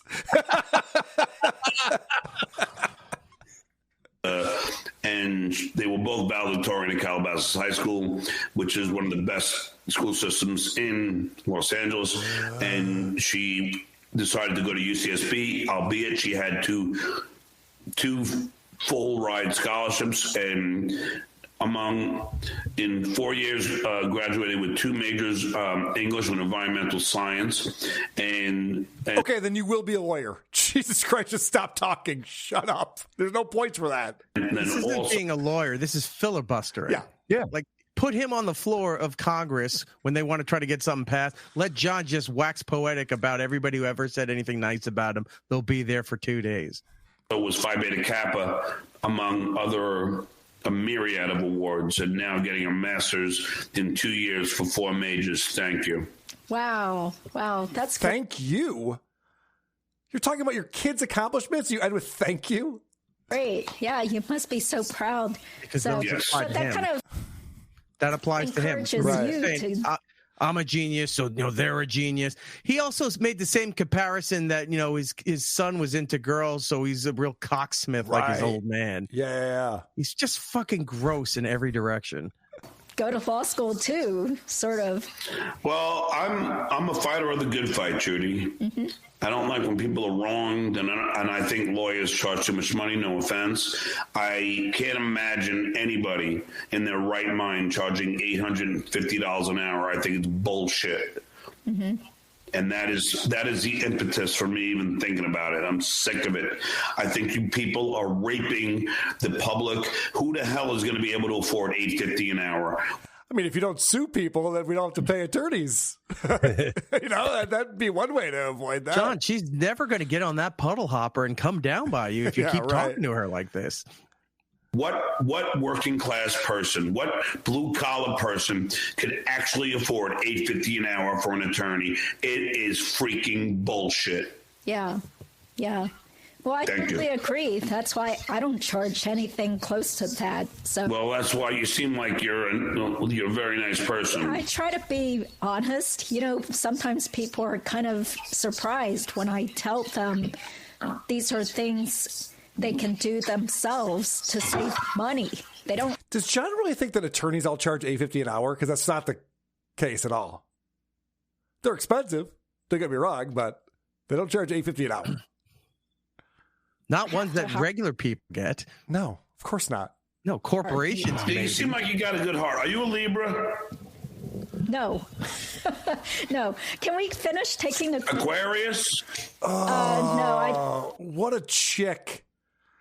What a gay chick question that is. If he throws something about Mercury in retrograde, I'm going to punch him in the face. What's wrong with them? Kind of don't want to give too much personal details because of crazy people. So, yeah, but I don't believe in the horoscope stuff. It doesn't matter. You seem like you're a good person, so you got to be a good sign. Let's go. Person. What are the good signs? You got to be as opposed to the evil sign. Yeah. Okay, thank you. So, are you considered very physically attractive by white male heterosexual norms? If so, give yourself an extra 20 points. Right there, John, be like, okay, this is obviously ridiculous, right? You're just making fun of me? Nope. John keeps going along with it. What do you think? Well, yes. I mean, Vince is in love with me, so yes. I mean, that's very simple to answer. I mean, yeah. And apparently everybody else in the Dabbleverse is fucking in love with me. I got 411 people in the room at 8:47 at night watching me, and they're all in love with me. So yes. Okay, yes, 20 points. There's something about you that just attracts people. Okay, aren't you attracted to me in some way? Oh my God. Because, like I said, you look good for a 60-year-old man. Why does it have to have that caveat? Because you look terrible. I'll explain this for you, John. You look absolutely terrible. That's why. Because he would also say the same thing. He's like, well, you're not bad for a 60-year-old broad. He would say the same fucking thing. He has no idea how old she is. He was trying to get to the bottom of that, the last video we were reviewing of these two. Well, I mean, people would say that about me, too. It's like, I know I'm not, hot in general, but... To me, you are, baby. If you compare me to other attorneys... To me, you are, baby. My age, then Yeah, but people shouldn't be so fixated on looks anyway. What about character? It's in your questionnaire, you idiot. Judy. Exactly. People's character, the way they treat people. We live in a shallow world, Miss Judy. Yeah, exactly. Of course you would know because you've been in show business. Yeah, because you've been hitting on her this whole time. He's like, can you believe these people are shallow? You know what this is? This is the date you see at a restaurant or a bar or something where it's obvious the woman's in distress. So you would walk over and like, hey, how you doing? I haven't seen in a while, just so that there's a separation to get away from that creep or that guy. Give her an out, yeah. Everybody here wants to go and start talking to Judy and then put their backs to John so that he can't talk to her anymore. Mm-hmm. Exactly. So, yeah. Okay. Physically unattractive, we'll just say no. Okay. Do you have a guaranteed job lined up already when you graduate from law school? Wait, I can't see this. Wait, how do I bring this up? Oh, you can do that. Have to. Yeah. Which one? Do you have a guaranteed job lined up when you graduate? Yes, I do. Actually, I have a Florida attorney that I could paralegal for. Yes. Yeah, but as a real attorney, though, you think he would give you a job? Yes. Wow, that's great. Yes, he knows how smart I am. So John's going to pass the bar and become a paralegal? Yeah, I was just going to say, you don't need the legal yeah, definitely don't do that. And he likes you? Oh, my God, he loves me. Maybe Vince will give you a job. And a gold star. No. Want to work for him? Only if he gives me his wife. Wait a second, what? Isn't that really rude to say that? Not really. Yes, Judy, it is very rude to say that. He loves it, and his wife's watching, and she loves me. She's not, and she doesn't. Okay. Yes. And I love that Vince lies to John about everything all the time, but the things that he wants to believe, but his hot wife is into me, and she's watching. It's a running joke, Judy, because his wife's beautiful, but his wife won't sleep with him anymore, so... Okay. Well, that kind of explains his behavior. Yeah, he's like... Now I love you, Judy. Oh, now you do. Let's go! Okay. I'm drinking my green tea here. Gotta be healthy. I finished my whole, 2 bags. Okay. Do you practice in that same It's in the bag, all right. geographical area where the law school is located if it's not a Yes. Okay, that's really good. Well, I think what really wins out over everything is having a pretty much guaranteed job lined up. Oh, I will. Trust me. I already have my slogan. Which is what? No, because all these crazy... Rock. He's like, do you have a job lined up? I even have a slogan. He's such a child. He has these delusions of grandeur where he goes online. He's like, I'm going to design my law logo. And he's like making business cards and flyers. And, oh, my God. This is hilarious. We will So copy it, but it'll be Melendez Law. Okay. Okay. Do you have a parent or a close relative who is a lawyer? He has to think about it. John. No. Yes or no? Gotta think. You retard. Well, if you have to think, then it's probably no. Right. No. Okay, that's all right.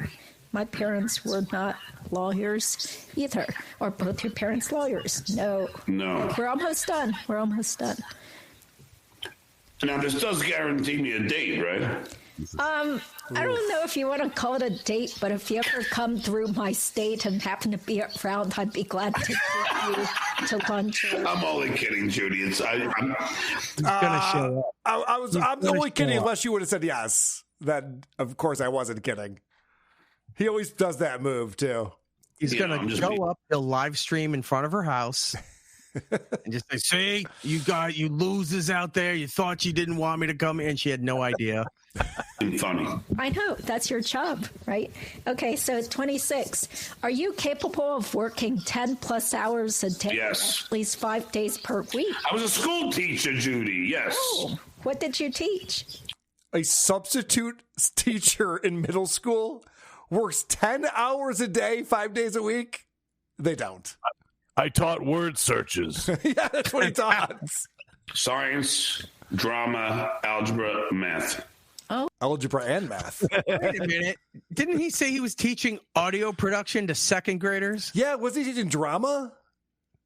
Well, no, he was teaching music theory to second graders.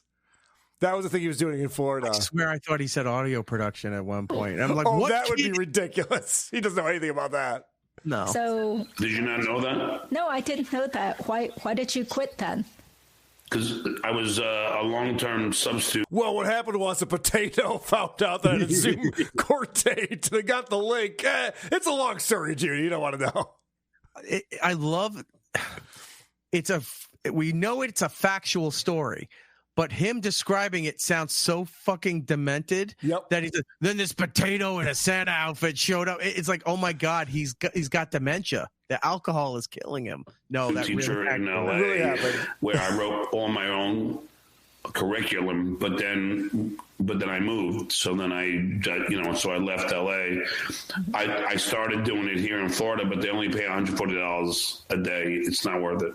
And you also were told to leave, and you had to resign. Let's not forget that part. Yeah. The Duke is worth more than that. Yeah, that's right. You have your trademark. Duke is worth dough. Yeah.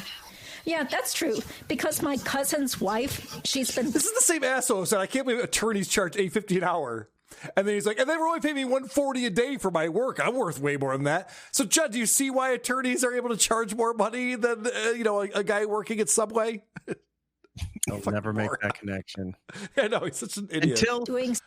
Until if the winds of fate happen to put him through all of this and he becomes a lawyer, sets up his law firm, and then realizes people only want to spend maybe $100 for his services. I'm worth more than that. Oh, yeah.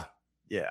Or, yeah, I mean, if someone's willing to pay him $600 an hour, he's going to take it. That's how capitalism works. Substitute teaching here in North Carolina, and a few years ago they paid them something ridiculous like $90 a day to be a substitute teacher. Judy, give me an idea of the difference between a blue state and a red state, and this is very brief. What an asshole. In LA, not only did I have to have a 4-year degree, which I do, I also had to have a cum above 2.8. Then I had to take a 4-hour comprehensive algebra, math, reading, and writing exam. And I don't understand the difference between algebra and math. He keeps saying that. Also, again, it's not a 4-hour long exam. You have 4 hours to take the exam. Everyone gets done in way under 4 hours. It. And then I could become a school teacher. Now, as a long-term sub, where I announced my home students at culmination, I was making over 300 a day. Now cut to Florida, a red state. All you need is a high school diploma to be a sub. And the pay is $140 an hour. I mean, $140 a day. I mean, this is so. Which only tells you that the blue state, holds education in high regard, where the red state don't give a shit because they like people being stupid, so they vote red. Thank you. Skull. Okay. Well, I try not to talk politics on my channel because we focus more on true crime legal cases, and I get the sense there are some people who are more, conservative. So it's all about making sure you appease your viewers and stuff. So it's not a political channel. Yeah, but I don't care. But for you, who cares? People know who you are. I'll speak my mind. Yeah. Okay. Are you a people person who is capable of handling criticism and conflict? Of course. No. Okay. So plus 20 because I don't feel like a people person to you. Well, I mean, it sounds like you can use humor to diffuse situations, which is great. Or a boxing ring. YouTube's terms of service. The majority of these questions he felt were criticizing him. Yes, I know. He was biased and slanted against him. And he was like, oh, yeah, this is against me. We're not doing that. And it's like, no, I can handle that. So you couldn't handle these. Where were we up? 27, 28? Yes. You couldn't handle all of this. He's been arguing with every question. So, it's an incredible talent, isn't it? It is. It brings people together. Exactly. Yeah. And so we'll just say 0 for 28, 29. Do you cry easily? No. Not on camera. No, because it seems like Why did it take him so long to answer that question? Because he was trying to cry. Why would it take? The same thing with like, are your parents attorneys? Do you think slowly? He doesn't do it on camera. Yeah, I think he does cry a lot. I bet he does. When he rage quits or he's like, "Oh, I'll be right back," and walks off. You know, he's getting whatever to drink, but he's doing this. Like I think he can't probably handle cries it. when he jerks off too. I'm just making that up. people are so mean to you. Yeah, no. Take it all in stride and make fun of them. How many questions are on this thing? It's almost over. You can see it, you dumb fuck. You're right. Also, she's been trying to move this thing along the whole fucking time, you idiots. Stop talking about your kids and your parents and everything else. Gives a shit. I had a book deal once. Who cares? I didn't actually bring that up. You're right. Good point. Oh, okay. Yeah. Okay, thank you for your time. Oh, don't worry, Judy. I love you, baby. Okay. Has anyone ever described you as irresponsible, lazy, or unreliable? Yes, I have. I've done that. His mom? Many times. Lazy is one of the top things I describe John as. So the question is, anyone ever described you as that? All right, let's see what John's answer is. No, in fact, lazy. Did you hear all the shit I've done in my life? Yeah, it seems like you're a super achiever where you have goals. He also bragged that he only works 2 hours a day. Yeah. At the beginning of this, he's like, oh my gosh, I don't have to quit my job. I only work 2 hours a day. That's called laziness. I'm on vacation right now. No, Carl, that previous question. He can work 10 plus hours a day, 5 days a week. No problem at all. And yes. You work hard. Yes. Yeah, to achieve your goals. Okay. You know, I wrote and sold the movie to National Lampoon, too, that I starred in. All right, here we go. No, I didn't know that. Back to the resume. Yeah. Do you need to get that? No. Okay. Do you want to turn your phone off while we're doing this? No. Okay. Okay. Are you a very outgoing and popular person liked by pretty much everyone? Outside of the double? It says be honest. Question 31. Are you liked by pretty much everyone? Be honest. It's hilarious. His own family doesn't like him. His own family. The next time he takes a test like this, they got to have him strapped up to the lie detector. Yes. So you could see what his answers are and what they really are. It's hilarious. Yes. Outside of this world. Are you sure? Stuttering John is an iconic figure, a beloved figure. Yes, I'm loved by people outside of this. He has to tell himself that. That's the only way he's able to deal with his life. Yeah. Okay. Would you be financially devastated if you couldn't find a full-time attorney position after graduation? No. Okay. Wait, what does that question say? It says, i.e. be broke without any other safety net with no family or spouse who can help you financially. That's such a dig at John. He's so stupid. Would you be financially devastated if you couldn't find a job making over $60K a year? No. Okay. Okay, is going to dental, medical, optometry, or similar professional school? Absolutely fucking not. Okay, I didn't think so because you have to have all these prerequisites. Okay. Judy claims to have written this. This is the dumbest questionnaire ever. Okay, let's add up your points. I love that one of the questions is, are you hot? If I'm John, I'm going, what's that to do with law school? What do you mean, am I hot? Okay, here we go with the Miss Judy questionnaire. 45, 65. It just ended, you idiot. 65. She's actually adding up points. Just make up a number, Judy. It doesn't matter. Numbers matter. You owe us 200 points. So, is that Vince texting you? Who keeps texting you? It's a girl that I might date. I'm sorry. Don't be jealous. That's fine. Well, that's great. If you have to get going, I have to go grocery shopping soon. Oh, wait. Are there any issues may affect your ability to pass the character and fitness portion of getting a license? No. Any arrests or issues with getting kicked out of college or? Nope. Okay. Are you very passionate about becoming a lawyer? Yes. Okay. There you go, John. Yes. You have 265 points. Yeah. Let's see. Wow. Okay, so that sort of is, yeah, you can try going to law school. That's actually a very high score. I think it's mainly because you think that... Because you lied about everything. Yeah, I think it's mainly why. You know what this is stupid. You know what this is now?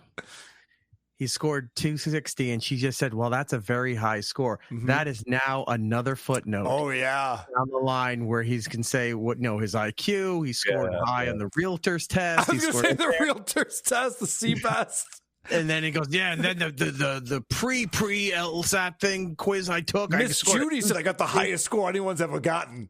He'll remember that. Yep. 260 was a high score. Or you said your friend would give you a job with his firm? Yeah. Yeah. What kind of law does he do? Well, that's interesting take right here by Kilo420, because she originally said there's 30 questions. Vince could have been typing more questions on this Google Doc as it's going. Yeah. That's funny. Civil.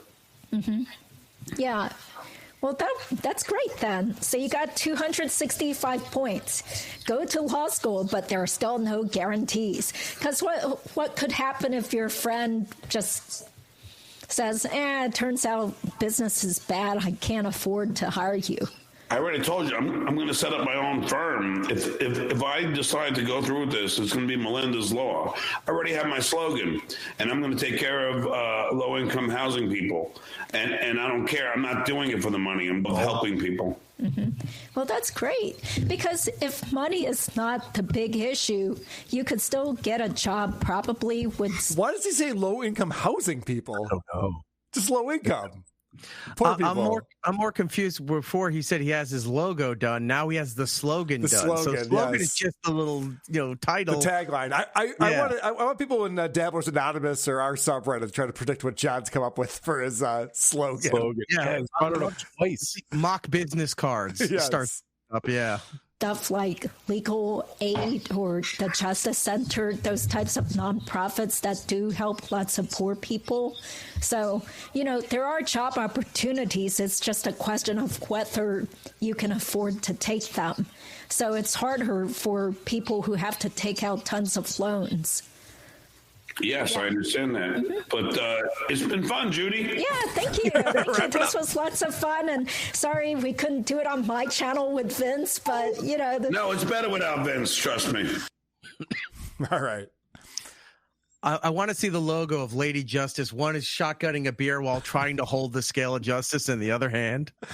I would love to see. I'm sure AI could come up with some interesting logos for Melinda's Law. I think that he thought that was clever. It's going to be called Melinda's Law. Okay. Good stuff. Kind of makes Works sense. on contingency? No. Money down. He's chasing ambulances. More Simpsons references than usual today. Well done, boys. Let's check in on my buddy Stuttering. Hey, a few more of those 20s, I'm a happy pig. Hey, shut up, Aaron. We're going to check in on Stuttering John.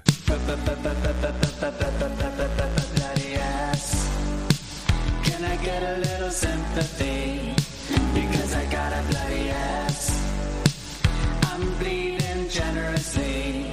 Because I got a bloody ass. So, of course, John had Miss Judy on to take the quiz to find out if John should even try to become an attorney. And we played all of that. Very fun segment with Judy. And Judy's been a very interesting character in the Dabbleverse, trying to make heads or tails of it and figure out what the deal is with John and why he's such a phenomenon and everyone's watching him and stuff like that. And it's very cute and innocent to see Judy react to this stuff, where she's like trying to become a law tuber. She actually has more subs on her channel than John does on his. Yeah. So she's doing something. And I should have plugged it. I don't know what it is off the top of my head. AA something.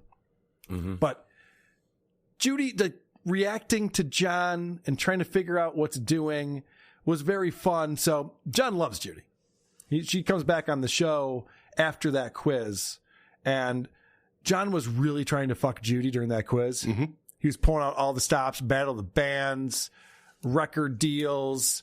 Gold Star. Thank you. I mean, there's so many things. AA Legal Focus. AA Legal Focus. And that's why John doesn't like it because it's got It AA has in there. So she's back on the show, and John was hitting on her nonstop, and she's kind of like, I don't think so. But he finds out that she has an older sister. So John's like, well, let's talk about this older sister of yours. You have a sister. Is she older or younger? Well, I have two sisters.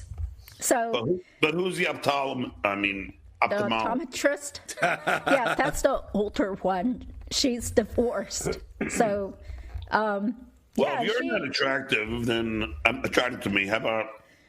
Well, I mean, she's a very nice person. She's a little, like once you get older, it's harder to find the right person.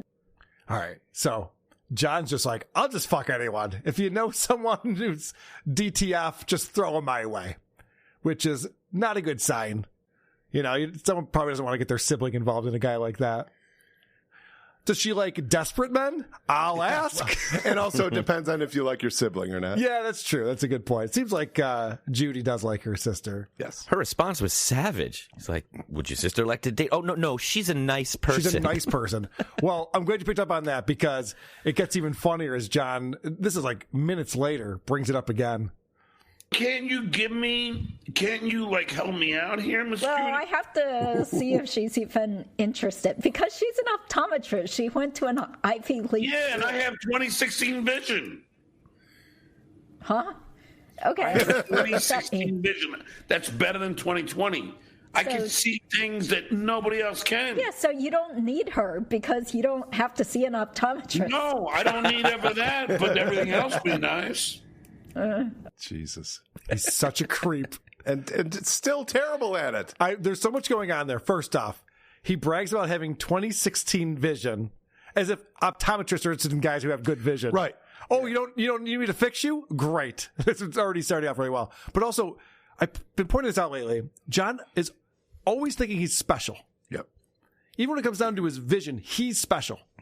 I guarantee he does not have 2016 vision. He's a 60-year-old man. There's no way he does.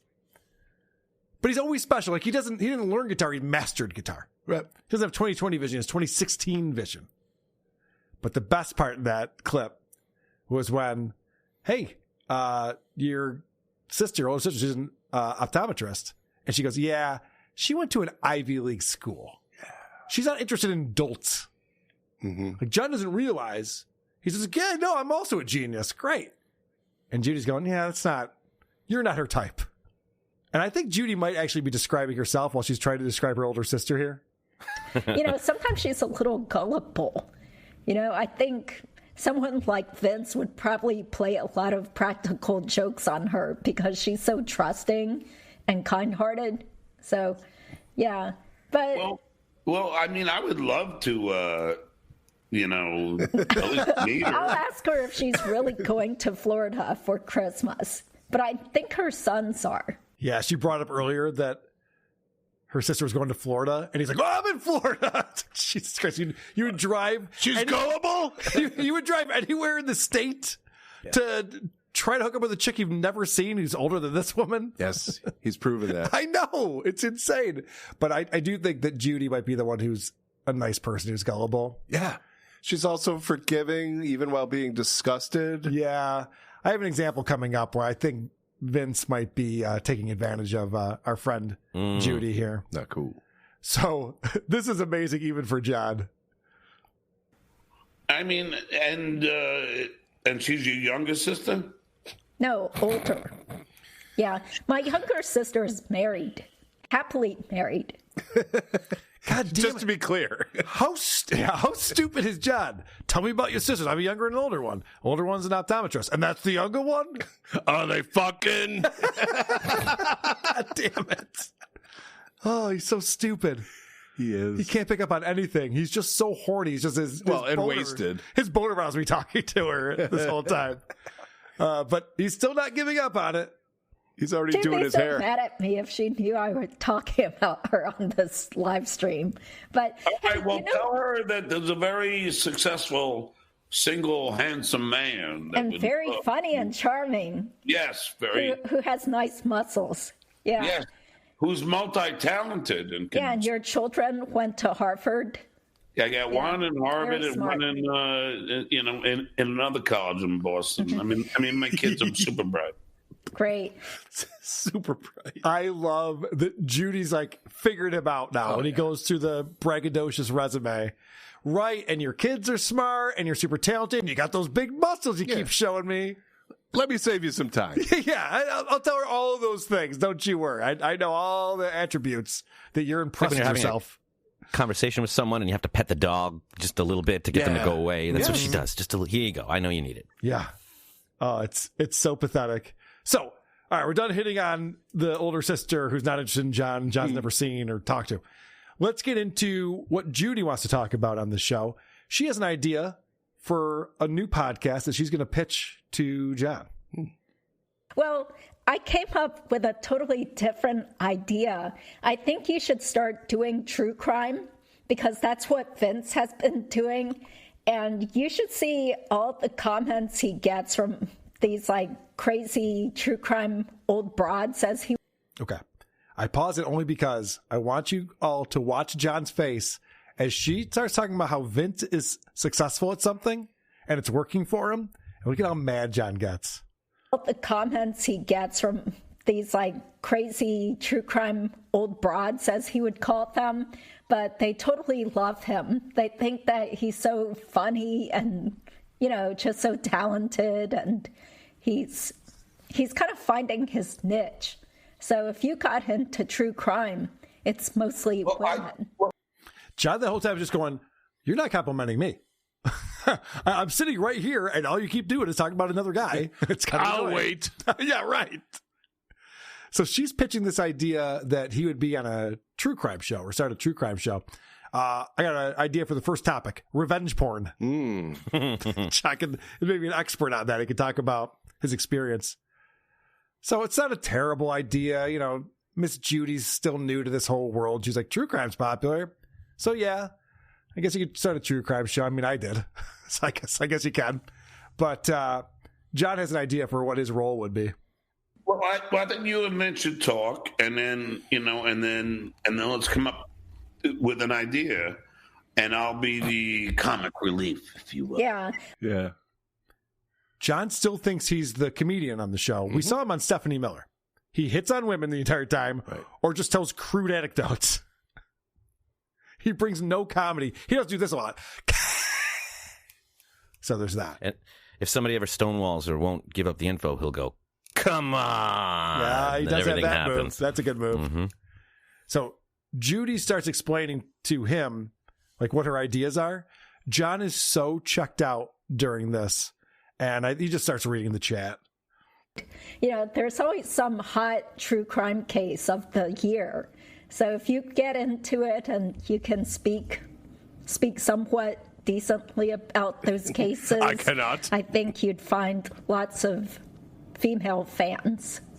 All right, so Miss Judy, because I'm gonna, because I want to talk to you like another time because I have so many other guests that I invited. Yes. The Great Southern Treadkill.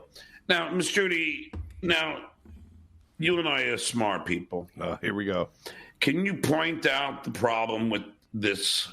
Yeah, that the person can't even spell two correctly. Thank you. Yeah. So the guy writes, John's too stupid.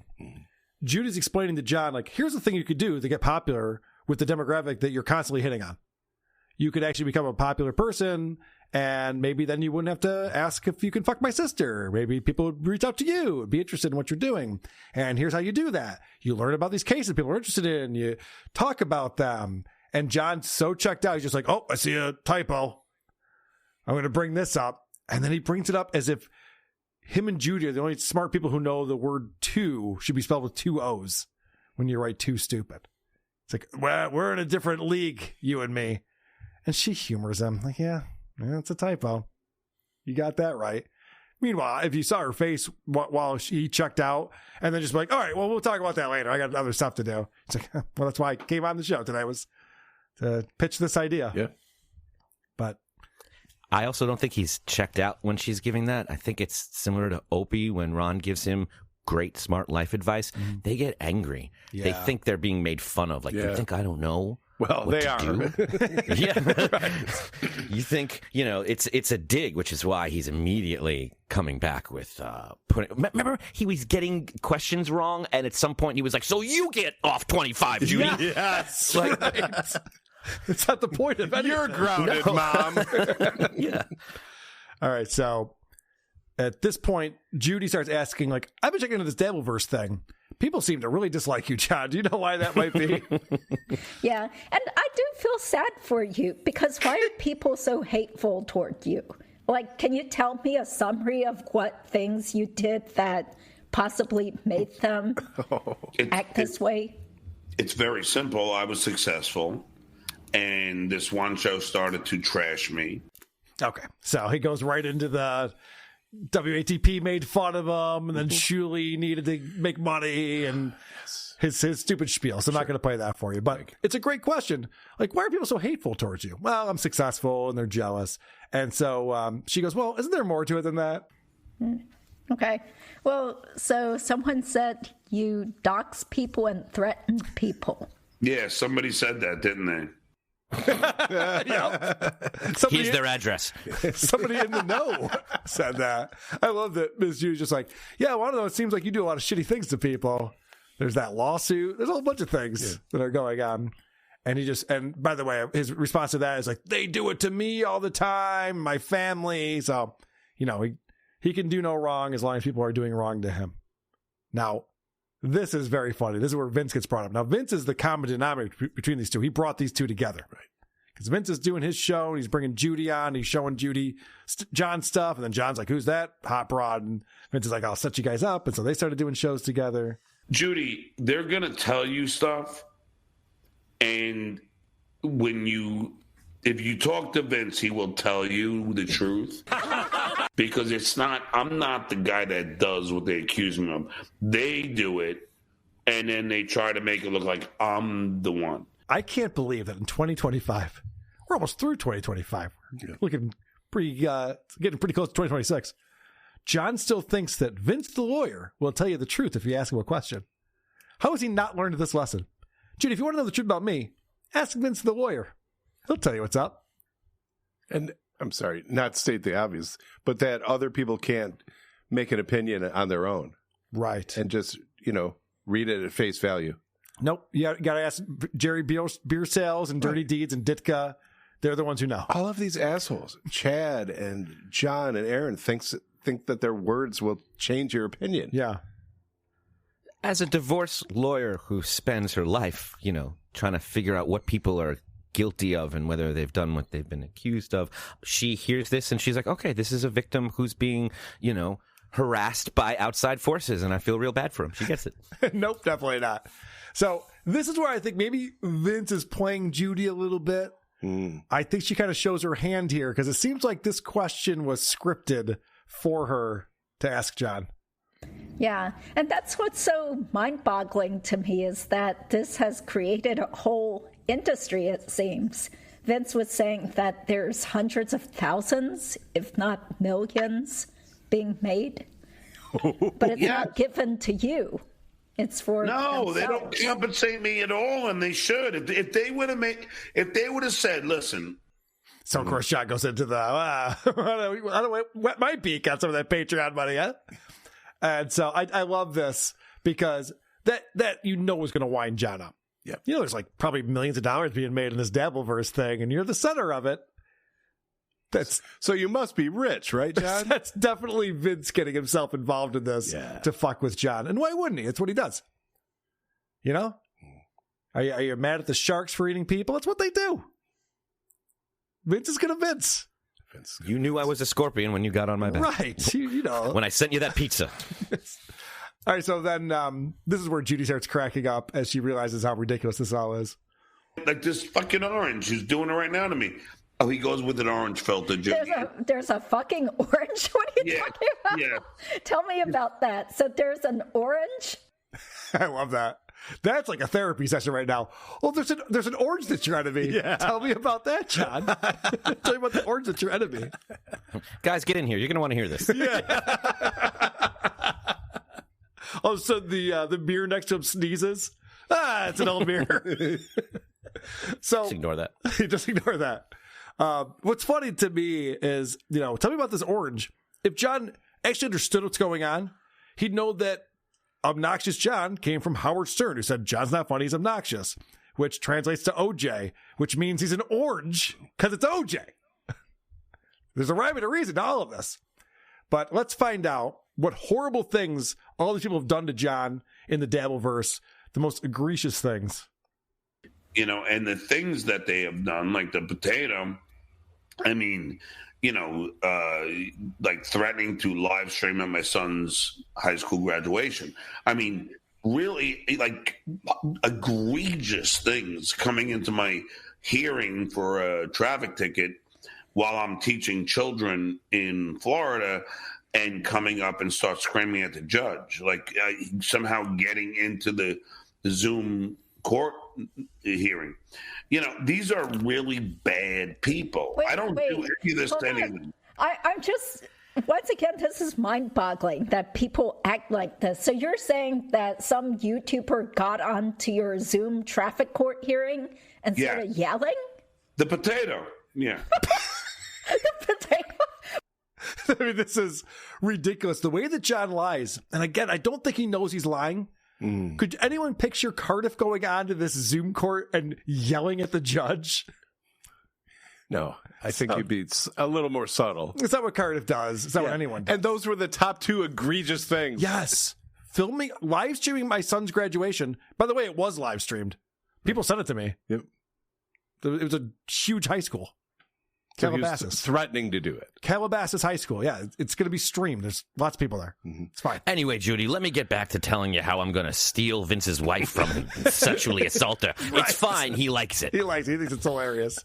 And then he came to my Zoom court. Who did? The potato. What? What was And the kids were doing? screaming. Why were there kids there? Because I was in class. I thought you were in Zoom court. I was in Zoom court in class. Keep up, Miss Judy. I think I brought up on the last episode that John was talking about he's already got his law firm, and the tagline figured out for, but he can't tell anyone. Right. So I think this will be a fun exercise. Send me in what you think could be the tagline for John's law firm that he's going to start after he becomes an attorney. I want to thank... It's coming down the pike. It could be that. That's not bad. I want to thank Carl Hatmaker for sending in the logo for Melendez Law. Because he did say it would be called Melendez Law. Mm-hmm. It's not bad. It's not bad. Logos are fun. Taglines, I would appreciate. This guy's hair looks too nice. Well, yeah, when you sell it, you want to, it can't be too realistic. Trying to sell the firm.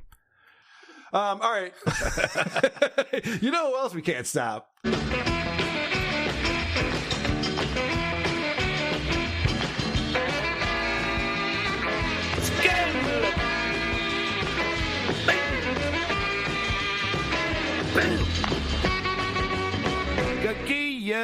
Stuttering John has some stand-up shows coming up. Very exciting. He's going to Ohio. He's going to Indiana. And in order to promote his stand-up shows, he goes on and does radio interviews. And so he's on an interview with Hammer and Nigel. This was on December 3rd on WIBC 93.1. Indy's mobile news. And I love the interviews. Normally they're kind of schlocky and whatever. But the host knows about the Dabbleverse.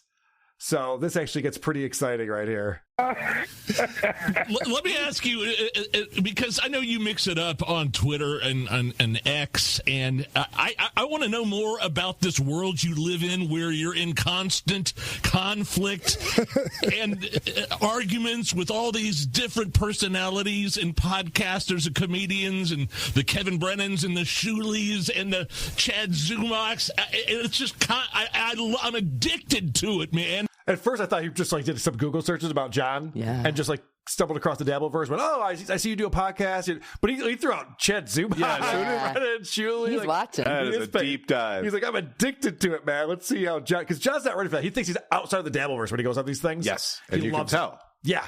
He flexes all of his muscles, the Jay Leno muscle, the Howard Stern muscle. All right, so those two muscles. And unfortunately, he has to talk Dabbleverse now.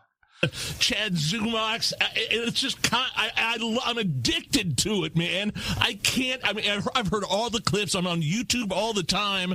How do you keep your blood pressure down? And well, but you must know me as the Duke. That's right. And I'm the Duke of the Dabbleverse. Is there real animosity between all these people that you're having feuds with, or is there a little bit of showmanship to it? Because man, it's my wife she catches me listening to you guys argue. She calls it like a reality show for dudes. Tell me more about that world you live in. Yeah, it's a bizarre world. I don't really. I didn't ask to be in it, but apparently I'm the son that all these shows kind of revolve around, and they all make money off of me. If you ask me if it's what's on John's mind 24/7. This was why that was such a great question from Judy. She's like, Vince thinks there's probably hundreds of thousands, if not millions of dollars being made on you. I think so. That's always in his head now. Oh, yeah. The money that's being made. That's why the GoFundMe pisses him off to no end. He hates seeing other people getting money. Real, yeah, I can't stand every single one of them. I mean, to say I hate would be a mild comment. Let's say I loathe every single one of them, and it is real, and I mean, it is bizarre. They send people to my shows to tape me without me knowing. It's really. I had a guy who showed up at a show in Ohio, and he's wearing a suit, and he's got a black flower on his lapel, and I asked him what it's for, and he said it means he stands for Ukraine. And I ended up sitting down with him and his wife and having a few beers like I always do. The guy had a microphone hidden in the flower. No. Oh, come on. So he was trying to... so it gets crazy. I mean, I'm not like... I didn't ask to be part of it, but, if you know me from Stern, I'm certainly not one to back down from a fight. What? No, I sue everyone. If you know me from Stern, I like to sue people and make fun of me. I just thought that was really funny that this guy's just like, hey, so what's going on with the Dabbleverse? Is not any of that real? It's like, oh, yeah. Yeah, I really hate these people. It really is a huge problem for me. And so the next day, John's on his show, and he's reflecting on this. This comes in from Barnes and Noobs on Reddit. That was a Doom clip, by the way. Thanks, Doom, for pulling that for us. We'll get back to it in just a minute. But this is John reflecting on getting asked that question. And that's the thing. I did Oh, this is later that night. He's wasted. I did a radio show. I did a Ray show. So you did Ray's show? Hold on, let me back that up. Let's do that. And that's the thing. I did a radio show. Well, I did a couple in Indianapolis today, and one guy was actually, intrigued with the Dabbleverse, and he was like, it's like a reality show for dudes, and I'm like, he's like, is this real? And I'm like, for me, yeah, it's all real. I said, I hate all these people. He named Kevin Brennan and Shitware, and I'm like, I loathe them. And I do. I do not ever want to hang out with these people. They're not normal in my estimation. But he's such a lonely, drunk loser that he's like, I don't even want to hang out with them. I don't even need friends. Friends are stupid. Oh, I was listening to this, and he goes on, and what was missing at the time was this music bed. Yes. So thanks for Barnes and News for putting this on. This is great. He just said, it was fun. Just like all what, I don't know. Does Baby Fatso believe that this is some kind of WWE thing? Turn off your notification value, idiot. I don't believe it's WWE. And to me, it's all real. It's still real to me, damn it! But no, it's real to me. All this is real. It's not fake. Fucking hell, like, why do people think this is fake? Because it's ridiculous. Because all of this is ridiculous. The way you react to this is crazy. That's why people think it must be fake. It couldn't be written. Yeah, it's... It's not. It'll never be fake to me. This is real to me. It's still real to me, damn it! I just hope it goes away. Aw. I don't want any part of this nonsense. Then why did you sue us, John? It's going to drag out for quite some time, you idiot. I want it to go away. Ever again. Which will probably never happen. And by the way, who's this Samantha Gerber? I'm going to be gone soon. Oh, here we go. And then you're going to miss me. Threats of leaving again. How long has this been going on for? You're going to celebrate and go, oh, John's gone. And then you're going to go, shit, where's John? We're coming up on the anniversary of his last show ever, actually. Holy shit. He mentions this. It's just a few weeks away. Yeah.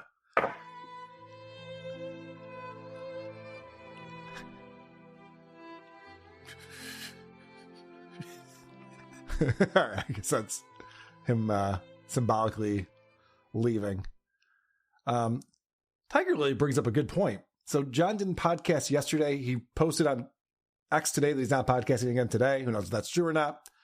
But Tiger Lily says, notice he isn't podcasting 2 times a day. Like when Snowman Dan is in town, he's not podcasting 2 times a day. He only podcasts because he's lonely. That is interesting because he's not making a lot of money lately. People pointed out the super chats aren't really coming in fast and furious like they had been. So maybe he's just on there to talk to people. He needs somebody to talk to. Yeah. All right, let's head back to this interview because there's another funny thing that happens. This is a great question. I give these guys props. John, I think so many fans of yours, like, they see your career. You know, you've written a book, you do the podcast, you've been in movies, of course, Stern and Leno. They expect you to be friends with all of these people. Like, are you still friends with any of them? Is there bad blood? Have you burned the bridges with folks? How does it work for you? Are you friends with any of them? That's a great question. That's a crazy question. That proves he is into the Dabbleverse. Oh, yeah. No, I mean, I'll always love Howard and be grateful. I mean, I've been to his Southampton mansion where he has an elevator and pool and bowling alley. And 22 years ago. 2 kitchens, one for him, one for his chef. I'll always be grateful to Howard, and I love Beth, his wife, and I still, talk to Jay. Howard doesn't. No, he doesn't. Really talk to anybody unless you're really A-list famous nowadays, but right. But yeah, he doesn't talk to peons like me and Jackie, the joke man, anymore. But so he had to make it.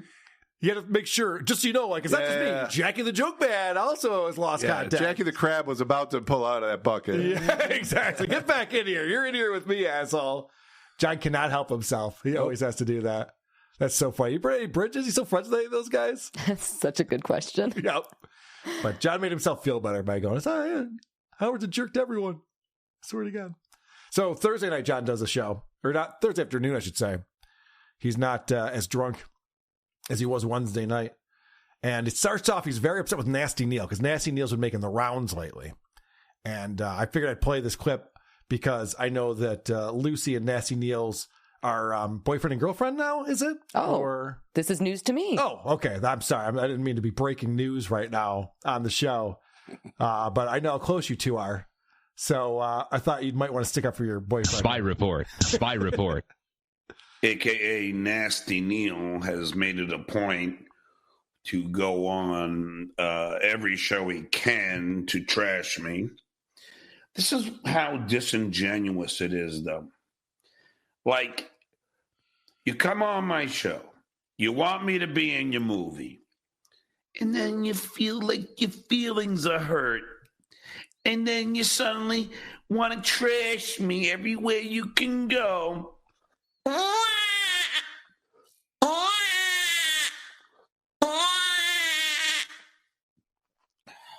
fucking grow up, dude.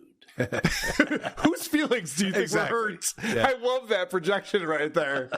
Oh, Nancy, what's wrong? Your feelings are hurt? No, I'm actually having a great time over here, John. Oh, look at me. I'm trashing John on BYB.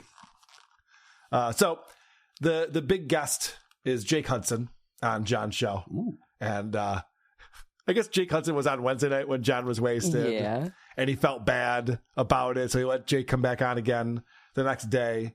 And it's funny. I've never seen John do this. Like, he totally checks out.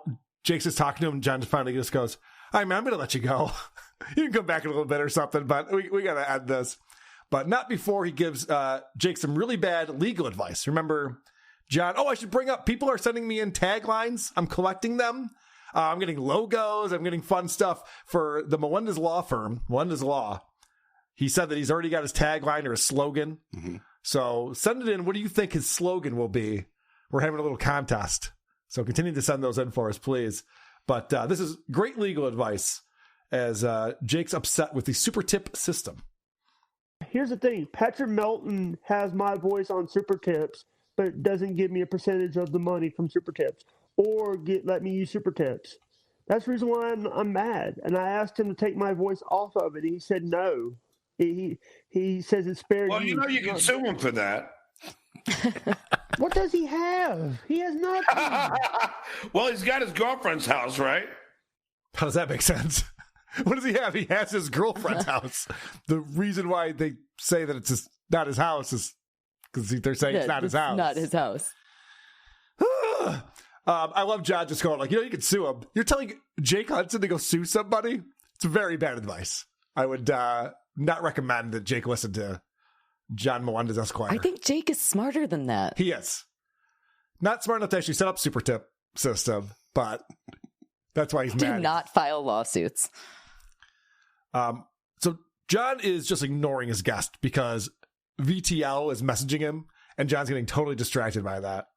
I don't private stuff. I just delete it because I don't want people to get mad at me and strike my channel. I get very mad about it. John, you okay? Yeah, I'm just typing this idiot. Yeah. I'm just typing this idiot. I like that Jake's just like, are you okay? Am I still out? Is this thing on? Can you see me and hear me right now? What an asshole John is. Just ignores this guy. He has he's throwing him a bone too. Mm-hmm. So this is John reacting to Vince as the show is going on. Hold on. I just want to say this because this fucking dwarfy lawyer always is trying to fuck with me. First of all, if I said that Miss Judy is not my type, which is not disparaging her looks in any way, she's not too old. She's actually younger than me. And I don't care, Vince. I'm entitled to my opinion. You gonna sue me, Vince? So sue me. The fuck? Who cares? She says a lot of shit about me. You hear me? You see me crying, Vince? Yeah, you're reacting to it right now on the show. Yeah. I'm so confused by everything that just happened. Okay. He absolutely called her unattractive. Yep. He said that her sister was attractive. Mm-hmm. And in addition to that, what was the threat of the lawsuit there? What was so you can sue me? Is it sue me over the fact that I said that Judy isn't pretty? Yeah. So what's happening here is that John is overreacting, as always, because that's what Vince is going for. Yep. And I'll give Vince credit. This show was doing nothing, and then Vince started messaging him, and John just started flying up the handle. So at least something started happening right there, making the show a little bit interesting. But this is a whole crazy thing that's going on right now, because John got drunk and said bad shit about Judy. Yep. And Vince is just hammering him with it over and over again. And so John's been freaking out about it. And we'll get into that in just a second. But first, Jake did something that really cracked me up. I thought this was really funny. Yeah. By the way, you see the shirt I'm wearing? I'm actually wearing my name on a shirt. Yay. Wait, hold on. I just thought that was adorable. You see the shirt I'm wearing? Aww. It's my name. It's awesome. All right, yeah, so John on Wednesday night was... Here I am, drunk again. That'd be a fun parody song. Yes, I'm drunk. Guess he's drunk. Guess he's drunk. All right. So, yes, he was drunk Wednesday night, said mean things about Miss Judy. Well, I don't know about mean things, but just, he was so attracted to her and really wanted to fuck her. And then said some disparaging things. And so Vince has been bringing this up to him. And now he's getting angry with Judy. Thank you, Doom. Please hit the like and subscribe, okay? That fucking, Ava would know this. Miss Judy is always condescending to me. Mm-hmm. Always. She's always making backhanded jokes at my expense. You know what that means? John has never picked up on this. Never once when he's talking to Judy. And then Ava gets in his ear and goes, Judy's kind of being rude to you. She said this thing and that thing. John goes, what? She did?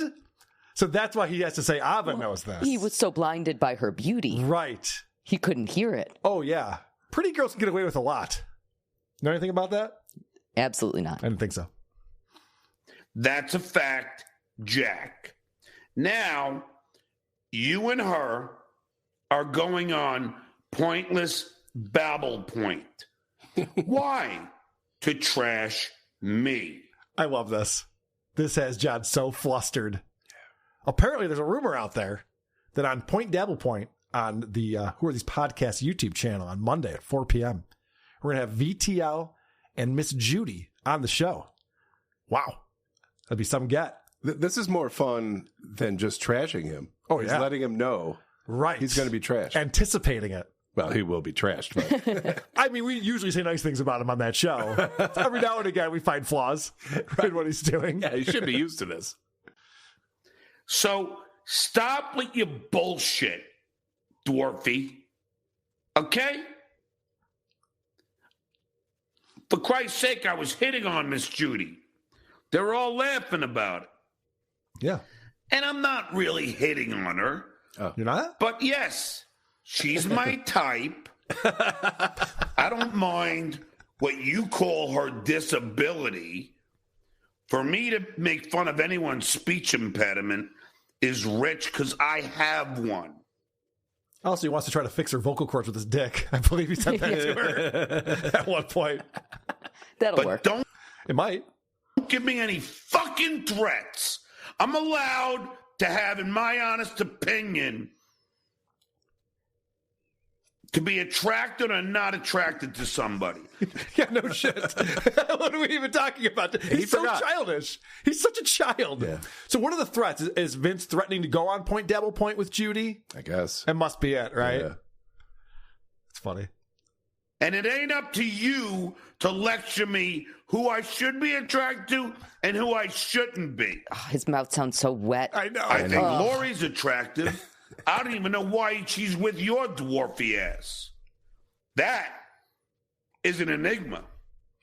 John judging other guys' looks is one of the craziest things. Yeah. He calls me a just do it. I don't go around talking about who's hot and who's not in the Dabbleverse.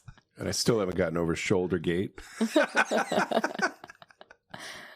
They droop even more when you cry.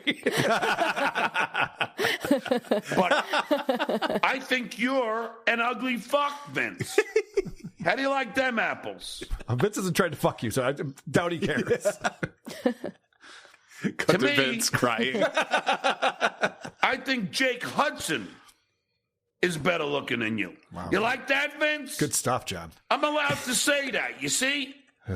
Because it's in my honest opinion. Jake's like, what the fuck did I do? I know. Didn't you see my shirt? It says Jake Hudson. John once started a business called Wedding Roasters, where he would go and just roast the groom and the best man. And this is the best he come up with. You're so ugly that an ugly person is better looking than you are. Good stuff. Miss Judy has said horrible things about me. She has? No, that's not true. No. Now he's just completely changed the narrative of what's going on. Only to his face. Yeah, everything she said about him, she said to his face. Yeah. And she says things like, I think you're very funny. You look good for your age.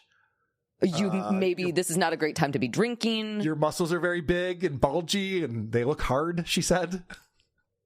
horrible things about you. What are you talking about? He knows it'll happen eventually, so I guess he's just, looking through the looking glass. And here's a question. When he says things like that, is he already believing it? Yeah. Or is he setting himself up to believe it if he says it enough? Yeah, I know what you mean. It's almost like it'll feel better, like people who trick themselves into being older than they actually are, so then when they hit their birthday, they're like, oh, okay, it doesn't feel as bad. It does actually work. Yeah, it does. I forget. But so, yeah, I do think that he's sitting there going, Judy says horrible things about me. So then when it happens, it's already happened in his mind, so it's not as bad. Okay. Right? That's what I'm picking up on.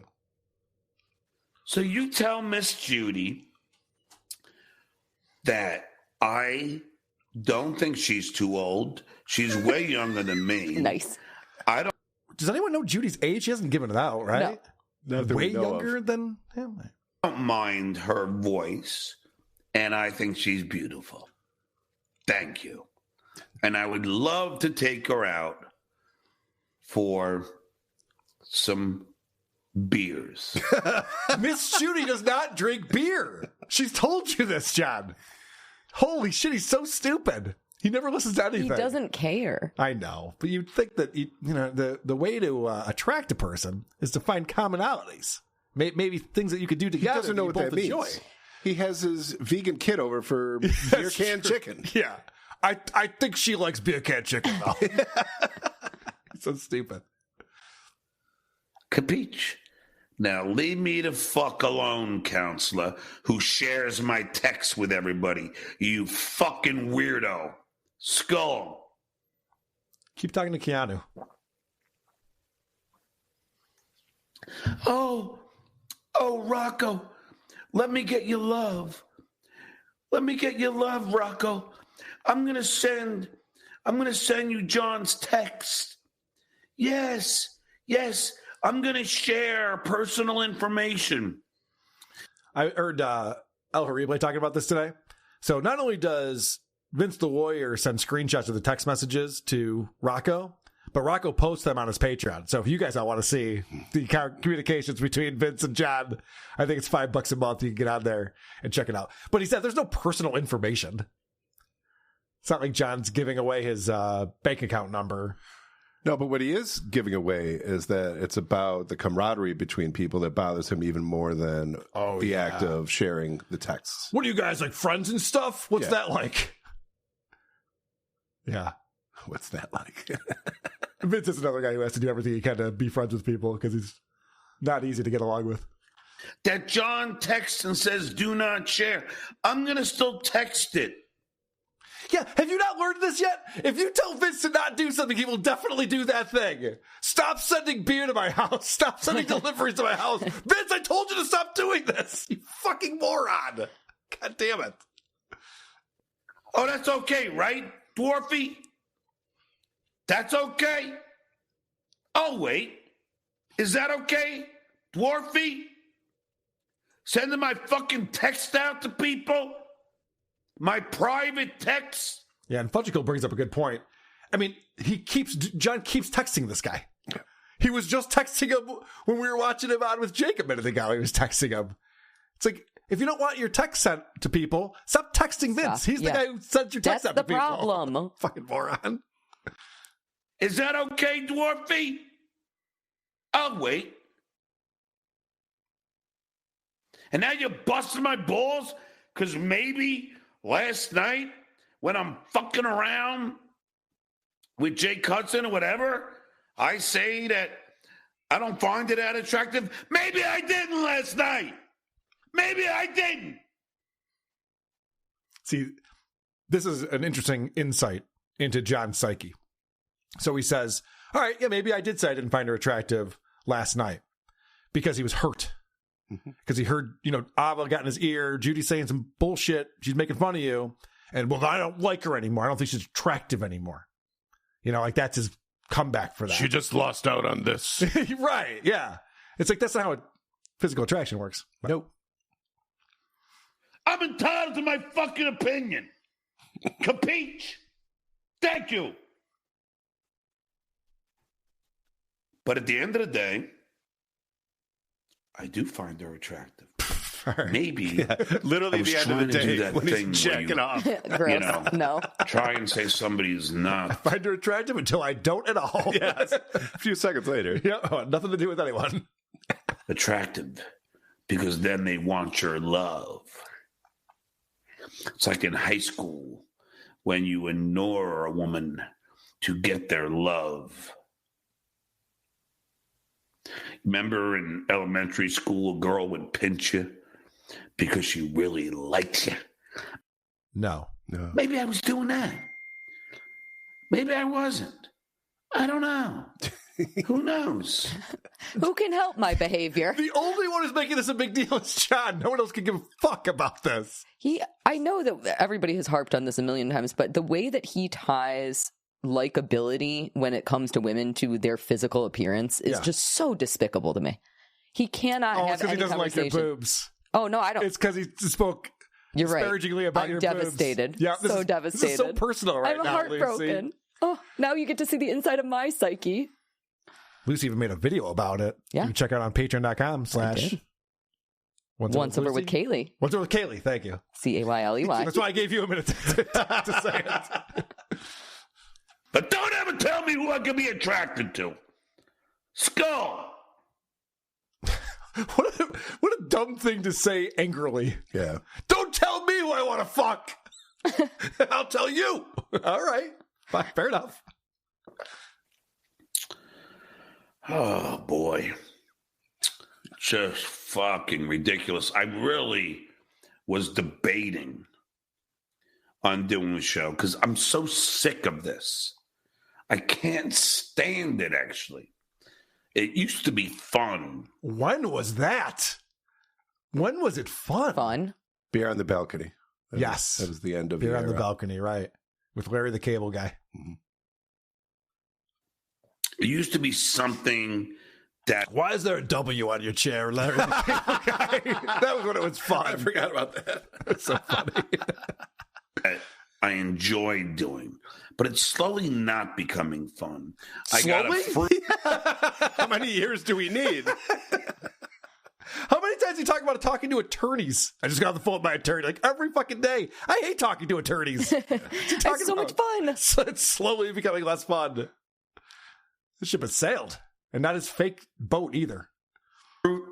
Fucking sniping me. I got fucking high school dropouts. Fucking, watching everything I do, commenting on my looks, my nose, my forehead, my fucking shirt. It doesn't bother you though, right, John? I think he's proven it doesn't bother him. Don't forget your gut and your hair. Yeah. There's a lot of things. The snot running off your face, down your face right now. I got a guy in Rochester who's a nobody. Let's talk about you, Chris. I'm somebody. Who sits there and acts like he's somehow better than me. It's fucking amazing. I got to deal with this nonsense. That's him dealing with it right there. Yeah, exactly. How am I going to deal with it today? Go. This was my dinner last night. This is great. Yeah. Hungry man. 21 grams of protein. Mm-hmm. Juicy and tender Salisbury steak. I can't believe this still exists. It's had no 1989 all over again. I had no idea you could buy Salisbury steak, Hungry Man, frozen food. And he's showing it off. And why isn't it in the garbage? Why is the box And not still only out? that, it was in arm's reach. Yeah, there's a show content. I'll pop that right on my desk for myself later. Or that's where he sat and ate dinner yesterday. That's very possible. Yeah. Savory gravy made from scratch. Hearty home-style mashed potatoes. But wait, there's more. A rich fudge brownie. There's no vegetable in that? It's hamburger meat with gravy. No, there is, but the green screen took it out. Oh, right. But it's not listed on the list of things, though, is it? Well, that's not how you attract a hungry man. They're not proud of the vegetable. Okay.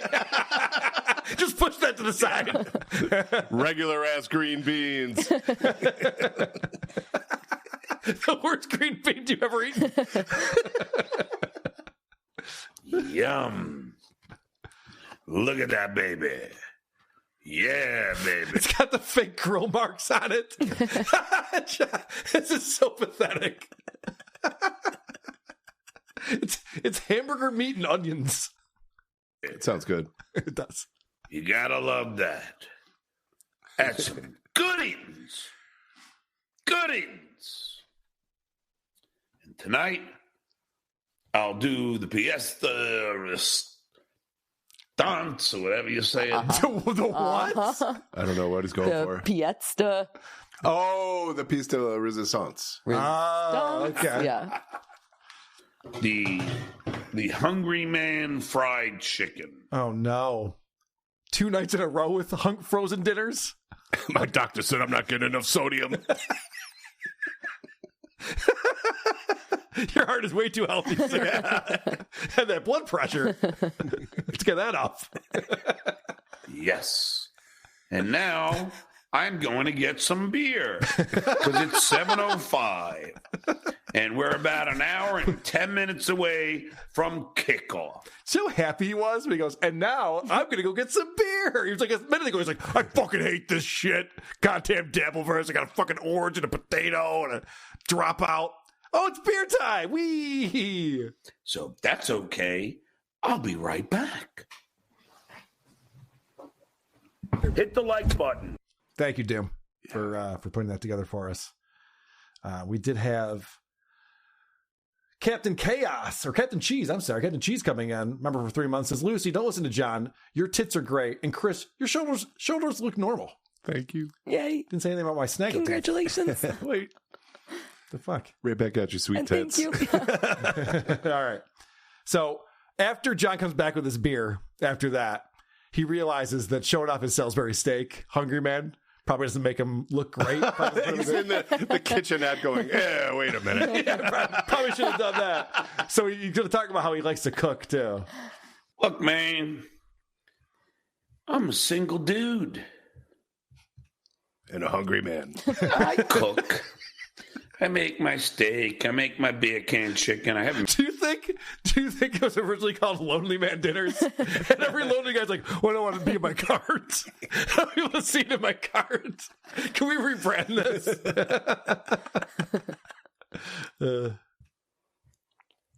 I cook. Yep. I make my steak. I make my beer can chicken. I haven't made that in a while. But, you know, I mean, sometimes I like it easy. Yeah. Some fried chicken. So he realized how ridiculous he was bragging about his Hungry Man fried chicken. Came back and said, you know, sometimes I cook steak and that other thing. Now, this is fantastic. John starts having a delusional fantasy. And I love when John starts fantasizing because you can see the wonder in his eyes. He's like, could you imagine if this is what my life actually was? There was a girl at the gym that he fancied. Mm-hmm. And listen to what he's come up with in his mind is going to happen. Speaking of which, I did meet a girl at the gym. I'm sorry, can you pause it? Today. He said, speaking of which, what was he talking about that led to this? The chicken. Oh, okay, all right. Thank you. Yeah, I was confused. Obviously. That's not what you think about immediately? Well, it's up there. Well, I think it's because he realizes what a lonely, pathetic loser he is. So now he's trying to be like, by the way, met a chick. I went to the gym. Oh, yeah. Right. Talk to a girl. Yeah. We got to talking. She's got a mouth. She's okay. She's a Cape Coral 8. Or, you know, Cape Coral 7. Oh. And we started talking. It turns out she lives very close to me, and don't give him your address. Oh, God. And she is a boat captain. Okay. So we are going to meet tomorrow at my boat. Yeah, landlubber. Let me suck your dick. This is so stupid what he's about to say. Is a boat captain. So we are going to meet tomorrow. No, you're not.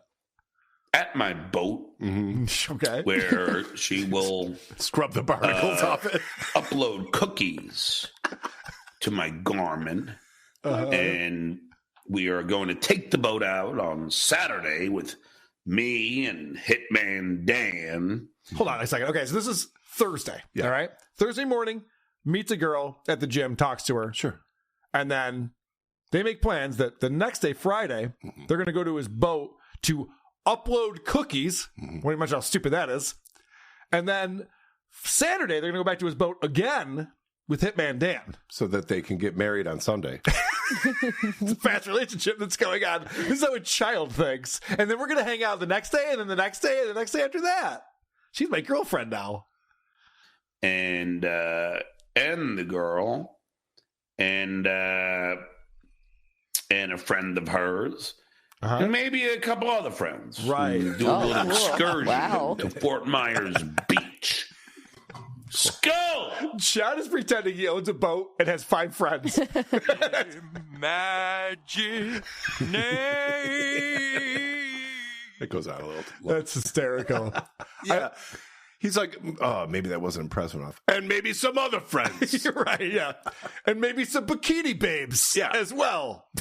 Definitely some bikini babes. Yes. And maybe some girls will go wild on this boat.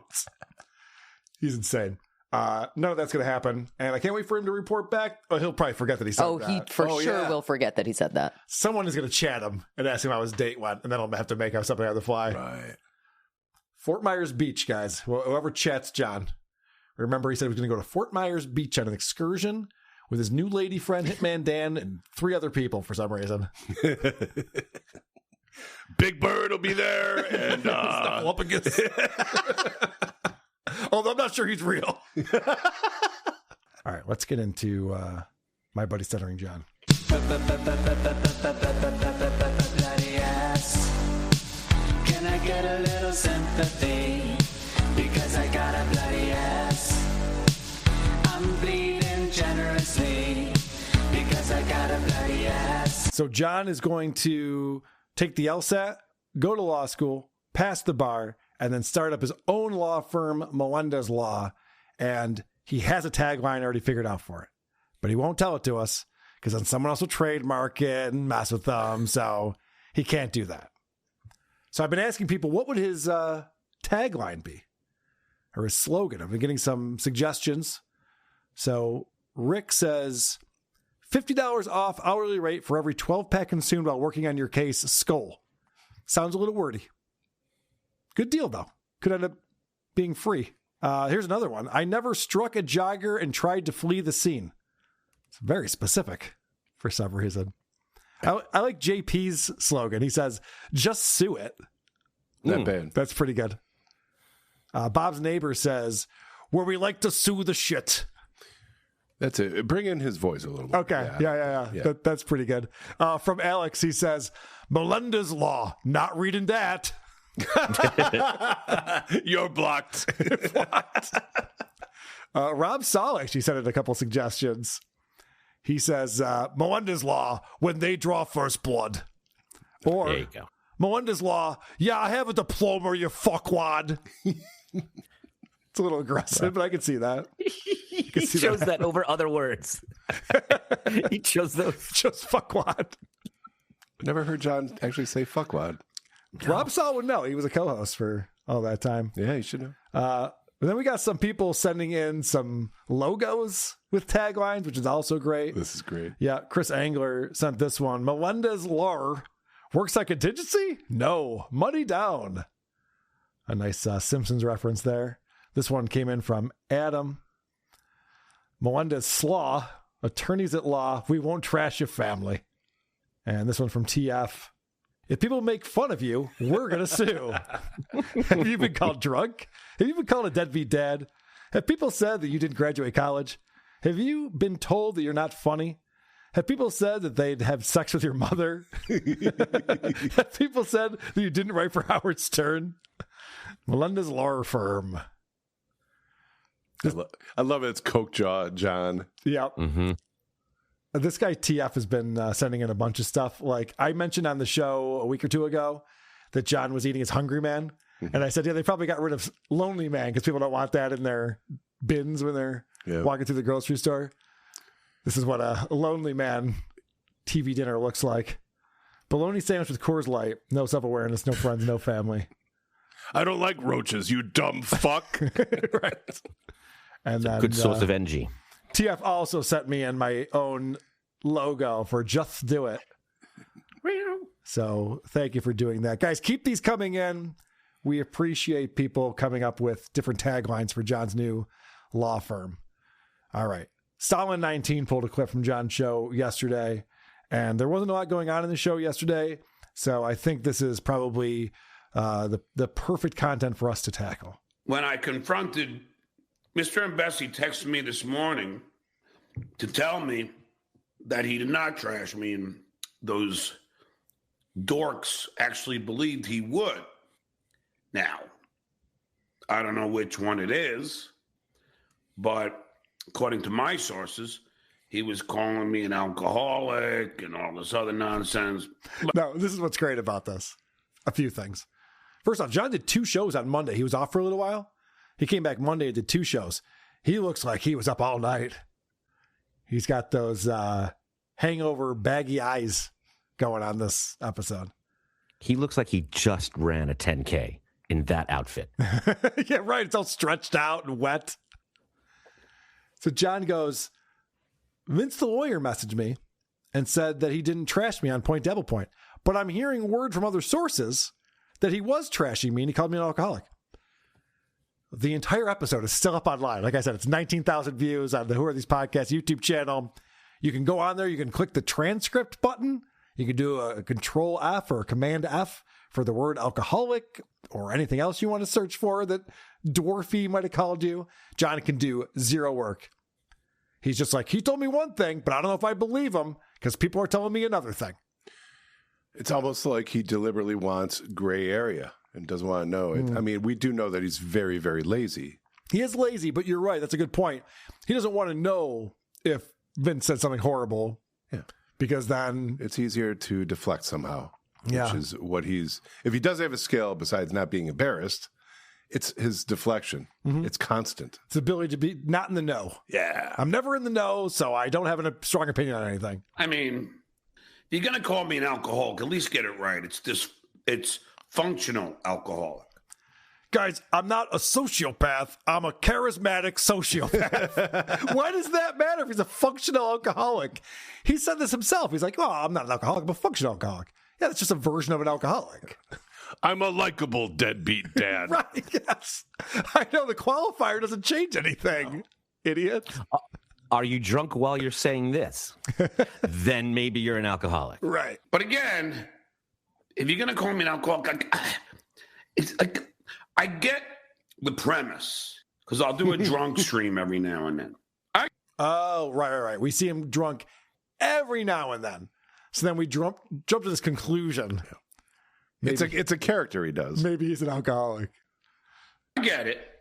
So based on that objective data, you would then assume that I'm an alcoholic. But remember what happens when you assume. You make an ass out of you and me.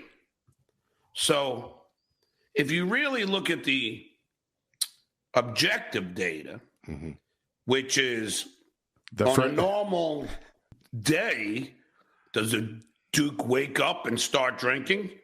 The answer would be no. Does the Duke start drinking at 4 o'clock in the afternoon? For the most part, the answer would be no. No, he starts at 3. Tommy, everyone knows that. Holy shit. So he's not an alcoholic because he doesn't drink in the morning? He doesn't start drinking at 4. For the most part. On normal days, and for the most part. For the most part on normal days, right. I mean, are the Yankees playing a day game? Is it a doubleheader? That changes everything. Normal. That's not normal. Right. Then you got to go, well... This is the objective data, by the way. I want to remind his phrase of the day, obviously. Yes, let's not forget this is objective data. Yeah. When did the Duke start drinking last night? Well, a better question would be like, did the Duke drink last night? Did he stop? And then Before the we even answer, start this research, are you a Duke? No. Okay. drinking last night. And then the answer would be 6:30. Okay. Now, what's the square? The Duke watched the game, probably stopped drinking it by the third quarter of his Busch beer. Okay, so the game started at 8:15. Okay. So he probably stopped drinking by the third quarter. It just was last night. If he had his wits about him, he'd probably know the answer to that. So when did you pass out in front of the TV? I remember there was time left in the third quarter last time my eyeballs were open. You know what I mean? Like that's basically what he's saying. Yeah. He drank from 6:30 until 10:30 straight and then passed out in front of the television. Which proves he's not an alcoholic. So then you go, okay, so Rob, about the third quarter, I stop. And then I eat my Wendy's chili. John, you and... It's not a good brag. No. Then I eat my Wendy's chili. Now, there's two ways you can get Wendy's chili, and unfortunately, I know this. Okay. You can purchase it at Wendy's. By sending me to get it. That's true. Or they sell it at the grocery store now. Oh, no. You can buy canned Wendy's chili.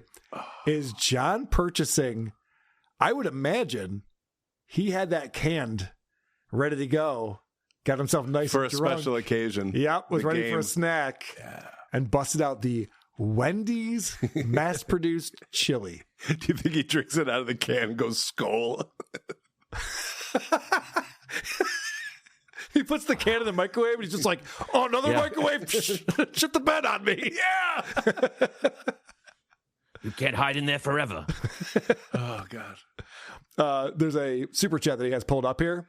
And I watched the original version, the Stalin 19 didn't do. And it's just a giant erect penis. Yeah, you can't miss it. It's just a guy with a big boner hanging out. But he says, hey, John, you inspired me to stop drinking alcohol. Inspire me to stop drinking alcohol. Hey, anything I could do to help. Skull! Nothing like a Gatorade after a good day of working out. If you saw, I mean, like, I got to be honest with you. And I listen. Obviously, I put you guys on when I had this bloated ego. It's pretty much, I'm a goof of mine. His narcissism is a bit? I had no idea.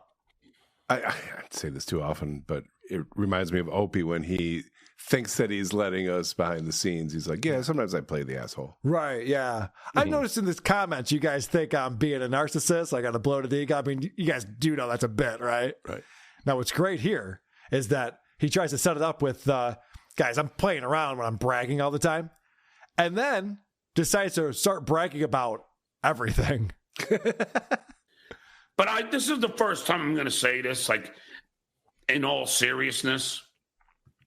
But when I was in the gym doing curls, of course, 25-pound dumbbell curls coming backwards down. There was a dumbbell, all right. Yeah. To build the forearms. And you can see they're coming in. You see the forearms are starting to get shaped? Guys, I'm going to be serious with you for a minute. Let's talk about these forearms. My arms are coming in. Can you see my arms coming in? That's the funniest thing he's ever said. He looks like he's being held up by string. Yeah. Soon you're going to be calling me Popeye. But I looked at my body and I'm starting to have that triangle effect because I'm doing the free weight with the chest. So now it's starting to really come down. Yeah. No, your triangle's upside down. That's the other way. You put it the wrong way. Oh, my God. Triangle Man. That's got to be a parody out here somewhere, right? Oh, there's a few in here. God, again, when he's not trying to be funny. It's hysterical. He's like, guys, I know that when I brag, it seems like I'm just being boastful. I'm just joking around. But let me tell you about my forearms and my pectoral muscles, because I would be serious about this. What an asshole. I might have to lose some jokes on stage because I used to goof on myself being fat. Guys, these self-deprecating jokes aren't going to hit. when I'm looking so buff. That's going to be a real problem for me. It happened to Joe Piscopo. So I don't know what I'm going to do. Yeah. When do you? Dude, he once told us he has over 2 hours of material. Yeah. Because someone asked her, like, how come you keep doing the same old jokes? He's like, I'm just used to my routine. This is what I do. And now he's going, I got to take those self-deprecating fat jokes out of my act. What am I going to do? I mean, you can fill in the other 65 minutes of material you have there, John. Find some of that to work with. Oh, man. Could also grab his dog, get on the boat, and just write some new stuff. That's true. 5 minutes a day. But I'm telling you right now, ladies, I mean, now's the time. I might be 60, but 60 is a new 40. Guys, things are selling over here. If you don't get in on this soon, you might miss out. So, ladies, get over here quick. He's so desperate. It's been so long since he's gotten laid. He's so desperate. Every conversation turns into, so who wants to fuck me? So are we fucking? I'm a triangle over here. All right, so this goes on.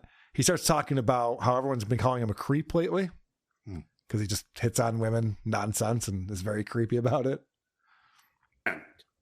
And you're awfully cute. And why aren't we allowed to say that anymore? Like, why is it me being a creep if I hit on Miss Judy? Why is that being a creep? You know, it used to be where you could say, you know, hey, darling, why can't you compliment women anymore? Is that now a crime? I mean, like it's like you're afraid to say, hi, honey, can I take you out to dinner? Like if you say that, you're suddenly a creep. It's because you don't take no for an answer. It's because you've asked Judy out multiple times. She keeps telling you she lives in North Carolina. She's trying to be polite. When she says, John, I don't drink beer. She's trying to be polite. That's why you come off. So buy me something else. Right, that's why you come off as a creep, because you keep asking over and over again for women to go out with you, and they keep saying no. What changed? I mean, I used to ask. I mean, isn't that the whole? How else do you meet your wife or your girlfriend? You got to ask them out. See, the thing that John's struggling with here is that he has no game. Mm-hmm. And he used to be famous and younger. Right. So didn't have to have as much game back then. But now he's got no money and no fame. And he looks terrible. That's the part he doesn't understand. Yeah. He's like, what changed, John? You changed. When you were 20 and had long hair and were a rocker dude and you said, hey, honey, I want to take you to coffee. Maybe she'd say yes. Now it's not this, hey, honey, hey, baby. Like you look like a ghoul. It's right. It is an assault when you do it now. It's wet and it's possibly they're contracting something. His shirt collar is trying to get away from him. What do you think the women in his life are doing? He looks terrible. His face is falling off of his face. I know, right. He was like a Nazi at the end of Raiders of the Lost Ark. And meanwhile, he's sitting there going, why is it that women don't like it when I hit on them? And he's saying it earnestly into the camera. Can you believe women don't want to get wasted with me? Yes. I mean, like, how is that suddenly, how does that make you a creep? No, it makes you a creep, John. Makes you a creep. Explain. And why do you get to decide what makes Miss Judy feel creeped out? Why do you get to decide that? Mm-hmm. Suddenly, how does that make you a creep? Please explain. Sunflower Dragon, somebody. How does it make you creep? If I say you have a beautiful face, so is that creepy? No, it's just not a good pickup line. In most settings that he's in, that is a very creepy thing to say. Don't say it to the person doing your hair. Don't say it to your waitress. Don't say it. Don't say at it the to drive-thru. the law tubers coming on your show to talk about law with you. Idiots. Sir, this is a drive-thru. You haven't seen my face. I could just imagine. Like how? I mean, I don't understand. Like what happened in this society? What happened? Wow. And I know John's a creep for hitting on Miss Judy. Why? I'm a single man. You sure are. I don't get that. The most single man there ever was. The singlest. A single hungry man. I don't get it. What changed? What? Because I'm 60 now? So 60-year-olds aren't allowed to go out on dates? Now we're too old at 60? Jeez, like you can't even say like, Sunflower Dragon. That's a pretty picture. What? Well, that was Porky Pig. That's an amazing photo. That's an amazing photo. That's a great picture. Pretty picture. Wow, what an idiot. Also, I like that John's pulling the ageism card now. Oh, you won't grow me? What are you, ageist? Right. Is it because I'm Puerto Rican? So he keeps asking this question over and over, and then he's like, "Oh, I got the answer." Yeah, because I'm 60, isn't it? Is that why? Is that why you guys don't like me anymore? Yeah, Kate Meany's 25. Yeah, she doesn't want to go out with a 60-year-old. Correct. You're hitting on the wrong girls. Oh, now I'm a creep. It's amazing to me. I would love it if a girl said to me, "Man, you're really handsome." Wouldn't you, though? Wouldn't that be amazing? Even in his heyday. I would love it if someone was attracted to me. Yeah, we know. That's why it's funny. Love that. Many have. Well, then, you're loving it. Yeah, did you see that face he made? He's like, no one's buying that. Yeah. Maybe not in the past 5 years, but still. Whoa. Okay. A lot was just revealed. So when he gave that little face, like many have, he's bragging about his body count. You know, he talks about 300 ladies that he's slept with. That's creepy. That's you being a creep when you do that. And then when he actually admits it's been 5 years, I've been saying this for a while. John hasn't gotten laid since COVID. And I can't imagine he got a lot of pussy in the years leading up to COVID. He had nothing going on in his life. And if he did sleep with them, they did not think he was handsome. I mean, there was that one lesbian who missed dick. Let's not forget penis. Let's not forget about that. You know what? I miss penis. That's how every love story starts. That's a good meet cute. I'm not even attracted to men, but you want to put your boner in me? Sure. All right, I'll come back to your place. For old time's sake. Why not? Ben said, "Duke, you are not a creep. These dogs never talk to a girl." Yeah, it's like, I say Vince, and he says, "Miss Judy was not creeped out at all." I think Vince's wife is hot. Am I allowed to say that? No. Or does that make me a creep? That's creepy. Well, you also talk about having sex with her. Yeah. A lot. You don't just say she's hot. You say what you would do with her if you got the chance to do that. I should point this out. I forgot to mention this earlier when I played the clip at the beginning where Vince said that he stuck up for John even though we wanted Vince to trash him. I literally texted with Vince before the show because Vince was like, "John's never going to talk to me again." I said, "Just be Team John. You'll be fine." I was fully prepared for him to come on and be the guy who's defending John Melendez. I expected that. But Vince was actually pretty tame in that episode. Whoa, Dad. Alcoholism. Alcoholism. That might be a sign right there, John. Can you pronounce alcoholism is a good question. Creep. Whoa, Dad. Alcoholism is defined not by a specific time of day you start drinking, but rather patterns of behavior and dependence. You, sir, are a drunkie. Skull. Well, okay. Patterns of behavior. Well, am I an angry drunk? No. Do I get, like, belligerent? No. Has drinking ever adversely affected my employment? No. Have I ever missed a day's work because of drinking? No. All right. These are all obviously questions he's heard before. I know. And also, I'm calling bullshit on that. I've missed so many days of work because of drinking. What's wrong with that? You've never called in sick because you're hungover? Yeah, it's a personal mental health day. Right, of course. Yeah, today the kids call it PTO, but in my day, I call it These are also mostly sick. moods. This is not what a pattern is. Right. These are feelings and events. Yeah. Am I belligerent? Yeah, I've seen you be belligerent. Mm-hmm. I remember the video of him running around Pickwick because someone was parked behind him. and he was screaming about the person moving their car. Seemed a little belligerent and angry. An angry drunk as well. But it's only because the Giants lost. So I got to give the benefit of the doubt on that one.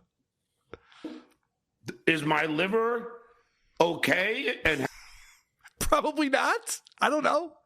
You do drink that water with your Busch Light, so there's that. Has it been recently checked? Yes. So maybe you should go back to Psychology Digest and put in all those and fill in all those answers there.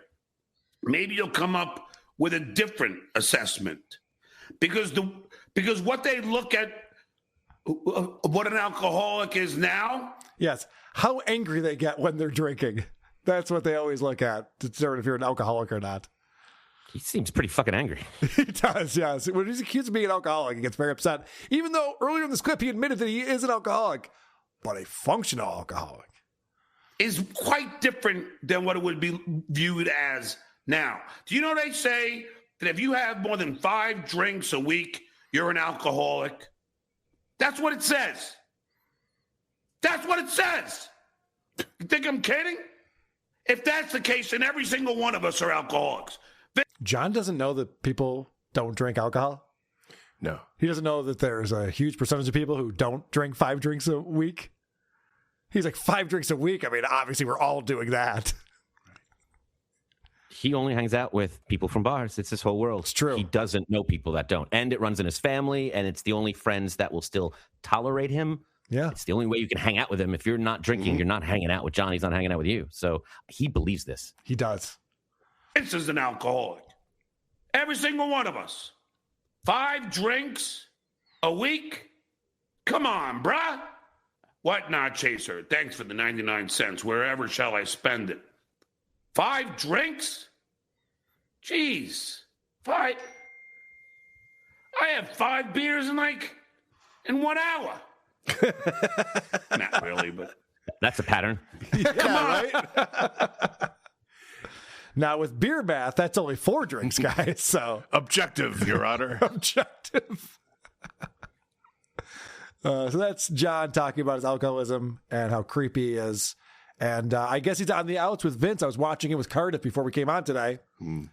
And Cardiff asked John, why is Vince allowed to get away with all these things that he finds so egregious that other people do? And John's answer was, I have him blocked right now. So I guess right now, John and Vince are on the outs. I'm sure Vince will be back on his show tomorrow. Yeah. John will get hungry. All right. Let's check in on Stuttering John.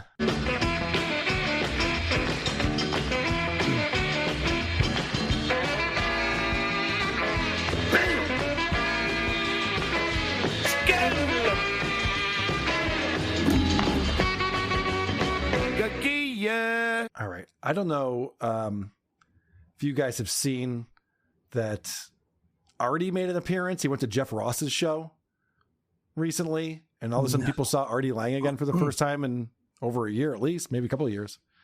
And he's reconstructed his nose a little bit. I heard some talk about his new nose. Yeah. So it seems like things are doing better for Artie, which is great. And of course, John Melendez and Artie were really good friends. That was John's best friend on the Howard Stern show. He'll tell you that. I love him. Yep. So let's see how John responds to seeing a photo of Artie. But what would Artie come back and why come back on this nonsense? I think it's just that I think he just was at something and someone got a photograph. It was the first time anyone's just seen him, so I don't think it's like him saying he's doing anything. I think that it's just the first photograph we've seen of him.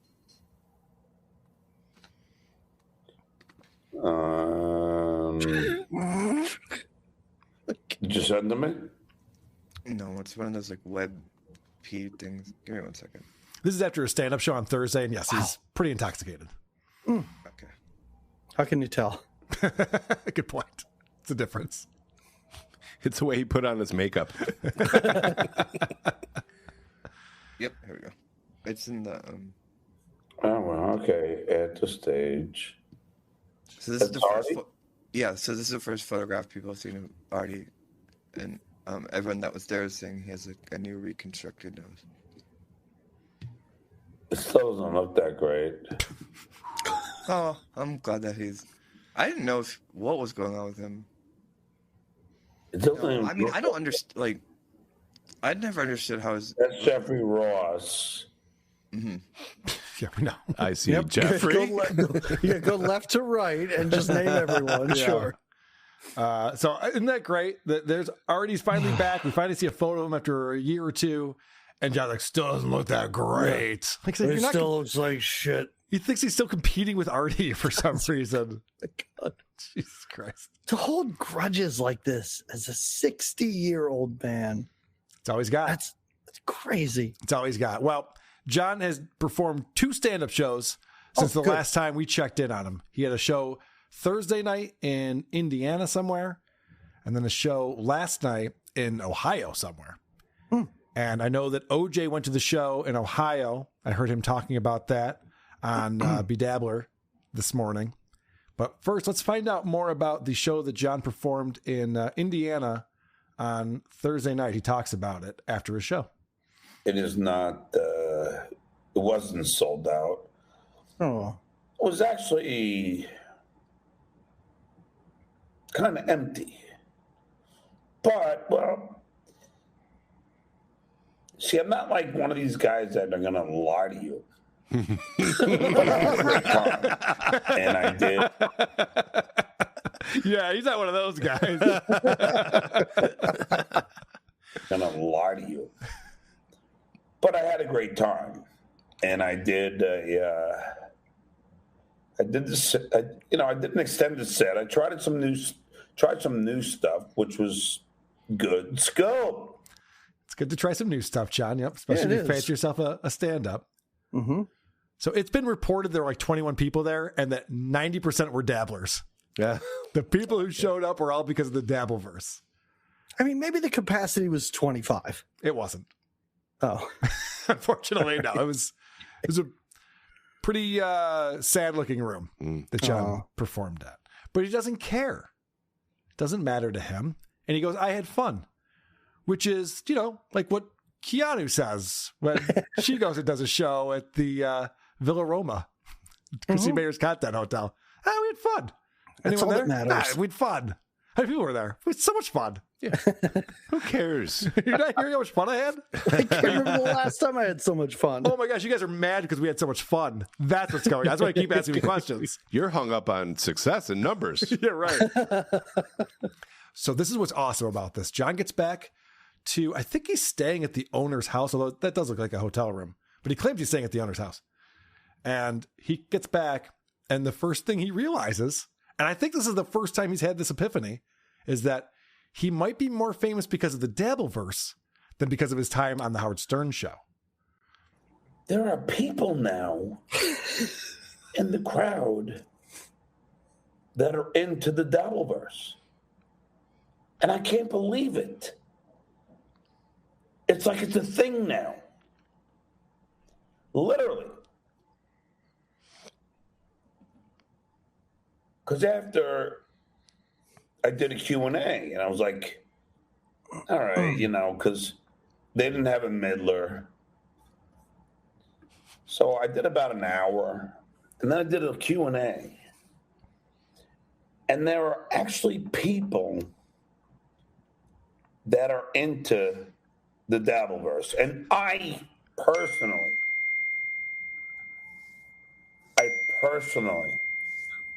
can't believe that people are actually into the are invested in this nonsense. Okay. Wow. Jesus Christ. What is he surprised by? Isn't that amazing? God, this is insane. He's finally realizing that like people actually know me because of the last 5 years of me being a buffoon on the internet. Yeah. Yeah. Carl, I have an honest question for you. And this is something I wonder on my own from time to time. Yeah. I should not think about this as much as I do. If after your initial Stuttering John show, if he never heard it or didn't respond, would he be better or worse off today? Okay. I'll say 2 things on that. Okay. One, and I think I'm going to prove it in this clip package, that John owes me and Shuli for the money that he makes today. Mm-hmm. We are the reason. Definitely. We Yes. are the reasons why. And, you know, and OJ and Cardiff and a lot of the people who have been playing in the Dabbleverse for a while, a lot of the Clippers and Dabblers Anonymous, we're all the reason why people are paying attention to him, giving him money, having him read these super chats to humiliate him, going to these live shows and things like that. However, and I've said this before, if we hadn't made John a recurring segment on WATP and we made fun of him and just moved on like we do most other podcasts, someone else would have discovered this. Okay. John would have become the Dabbleverse would have been called something different, but he's still like the world's greatest lolcow. Okay. There's no way someone doesn't stumble upon this idiot bragging about his accomplishments. I knew that monetarily he'd be worse off, and that's kind of hard to believe, but I kind of was wondering, like, mentally, would he be better off? I guess my point is we would have gotten to this place no matter what. Sure. Okay. All right. Because this is just the natural way of things. This is the natural order of the universe. All right. It's for him to be in some club owner's attic talking about, could you believe the people who are there clown me on the internet? Yes, of course we can. So yes, he's finally realized the Dabbleverse is real. It's a real thing. It's not just internet trolls. It's real people who come out. And the Dabblers are great. They're generous. Mm-hmm. And I had 2 beers at the bar with Dan and this guy, Henry, who both were invested in this Dabbleverse. Henry was a big fan of WATP. You know what I'm talking about.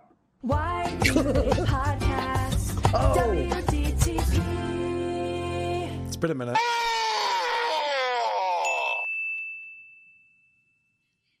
Looking good, buddy. Wow. And Henry was invested. Like, he likes Lady K's show. And I'm like, the guy broadcasts like this. He's hung up on that. He is. That's his new thing now. That the word invested. Shout out to Henry. Thanks, man. Thanks for supporting the show and telling John that you're a fan. I appreciate that.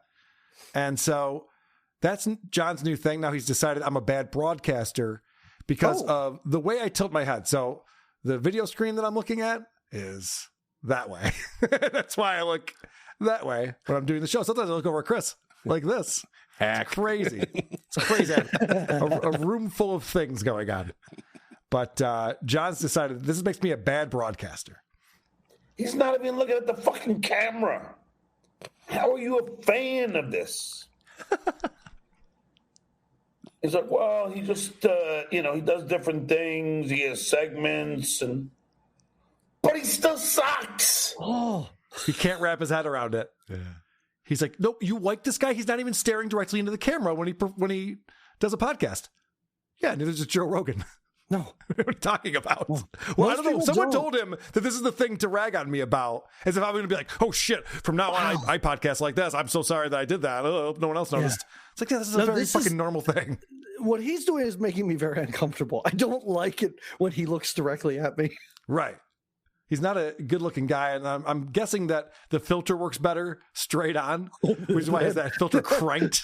That filter. He talked about a Midler earlier. He is looking a lot like Bette Midler. This is insane.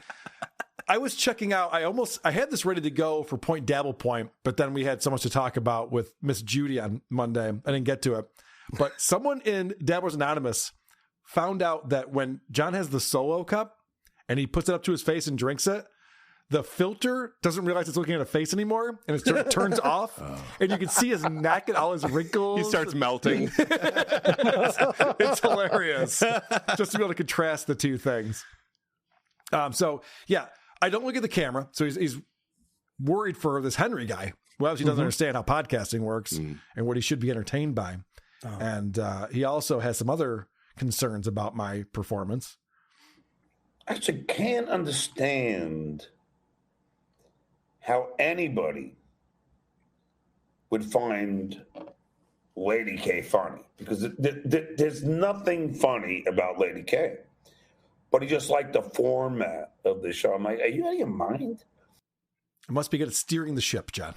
Yeah. There must be something I'm doing to have no comedic talent and to be able to host a comedy podcast for going on 10 years in a couple months. Yeah, coming up. Jeez. Pretty incredible that could possibly happen. So I love this because John is realizing right now, and I like that he's a little intoxicated, so he's got his guard down. He's realizing that the Devilverse is not about hate. And this is the thing that Gino and Aaron and a lot of these idiots can't figure out. They're like, oh, it's just all these fucking haters. They just want to hate on you. It's like, no, these guys like WATP and go, hey, let's get down there early and get a drink with John. And they buy him a beer and they hang out and they're like, hey, we're here with the Duke. And guys called into El Horrible's show this morning who went to the Friday night show, and very similar thing. They're like, oh, it was a train wreck. It was so cool to see him on stage doing his stand-up. It was, a surreal moment to watch this guy in person. They're not throwing tomatoes at him or anything like that. They're just there to watch and enjoy. The disconnect is wild, and all these stupid babies on the internet. I'll go all the way back, Carl, when you made fun of my show, you and Jenny. I thought it was hilarious. I loved it. I could not wait for you to talk about my show and to rag on me and my co-host. I found it delightful. Jen and I were very mean about your show.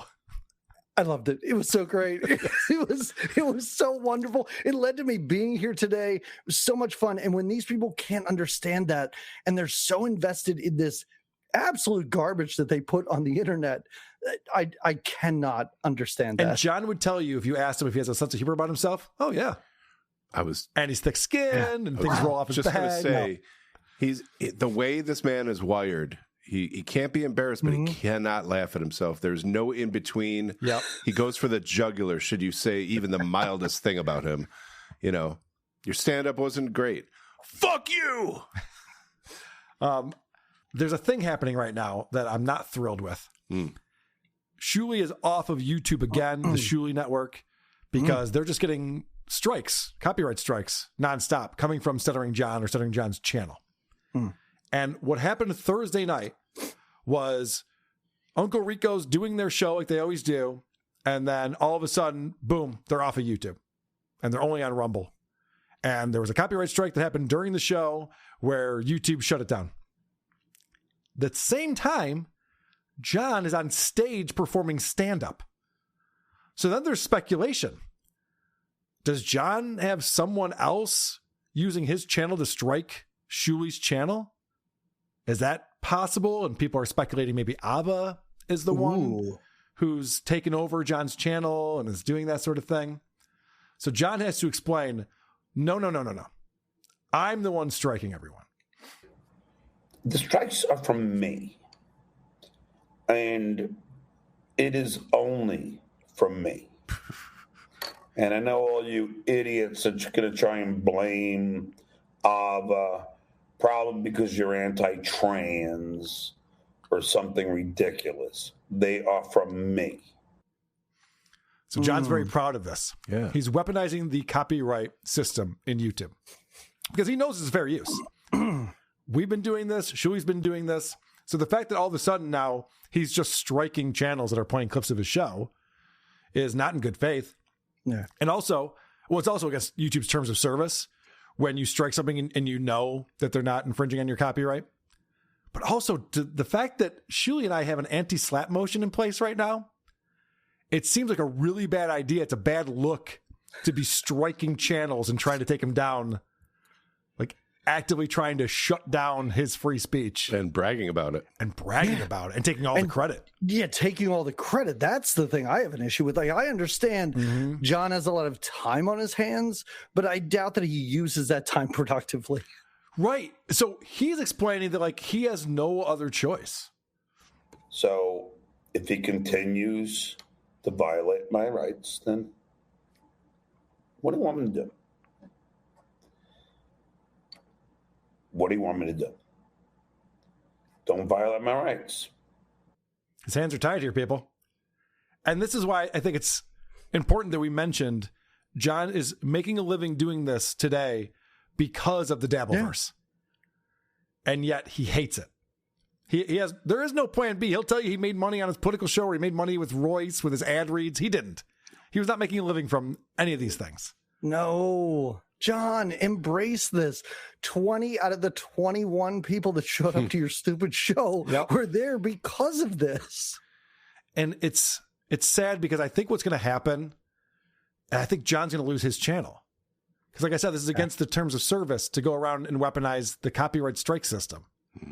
Mm-hmm. And someone's going to look at this, especially when he's been striking as much as he has been. And vindictively and going on and going, yeah, their channel's down, and smiling and laughing. And it's like, this is just a bad look all around. Yep. And it freaks me out because, you know, basically this is just mutually assured destruction. Once you start this game where it's just like we strike and you strike, and it's like, okay, this is the Middle East. We're going to solve this someday? No, it's never going to get solved if that's what we're doing. This is the Bloods and the Crips right here. It's just like, yeah, we're just do this forever now. Okay, cool. Trying to do a fun comedy show over here. Actually, he's got a real itchy palm, and he's bragging more about striking. Shitway, keep striking. Hey, listen, man. You know, if they're going to keep violating my rights, I'm going to keep fucking protecting them. If they don't understand it, that's on them. That's on them. High-pitched John. What? Yeah, I know. What's going on with that?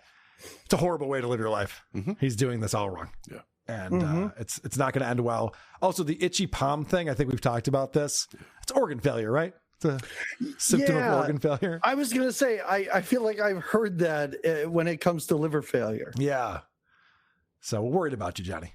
Yeah. I know. You just drink beer and you drink a tall glass of water with your beer, so you'll be good forever, but we're worried about you. Don't forget the insure. Right. He's also got that. And he goes to the gym. Don't forget that. Mm-hmm. So John has had another falling out with Vince the lawyer. Oh, no, again? I know. And it started with point dabble point because Vince said that he was an alcoholic. And John says, no, I'm a functional alcoholic. So how can you dare you say I'm an alcoholic? So John was very upset about that. And then Vince is trying to make up with them, and he's texting him, and it's too much.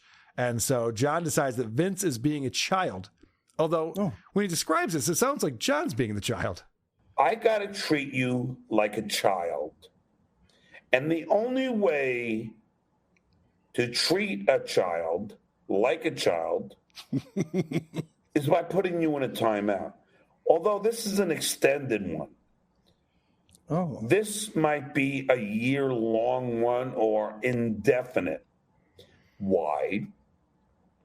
Because I am so sick of you incessantly texting me while I'm at the goddamn gym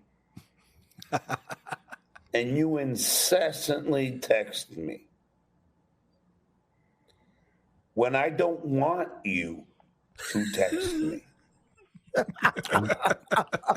If only there was a way to, like, I don't know, silence your phone. Or not have it on you? Block text from certain people. If only there was a way around this so that John could control the information that he sees come up on his phone. It's too bad. My favorite thing to do is to text everyone in my phone and say, I am now open to texts. Right. Yes. I'll let you know when I'm ready to receive your texts. But if I'm on the treadmill, I'm going to get so fucking pissed. The beauty of text messages, and I've explained this to friends of mine, is that you don't have to respond right away. No. Oh, yeah. They'll sit there. They'll be there. Yep. They'll still be there when you come back to your phone later. It's fine. But yeah, so there's, and Fudgical pointed out in the chat very well, the status between John and Vince, it used to be like month to month, day to day it went to. You're like, are they good? Are they bad? Now it's just hour to hour.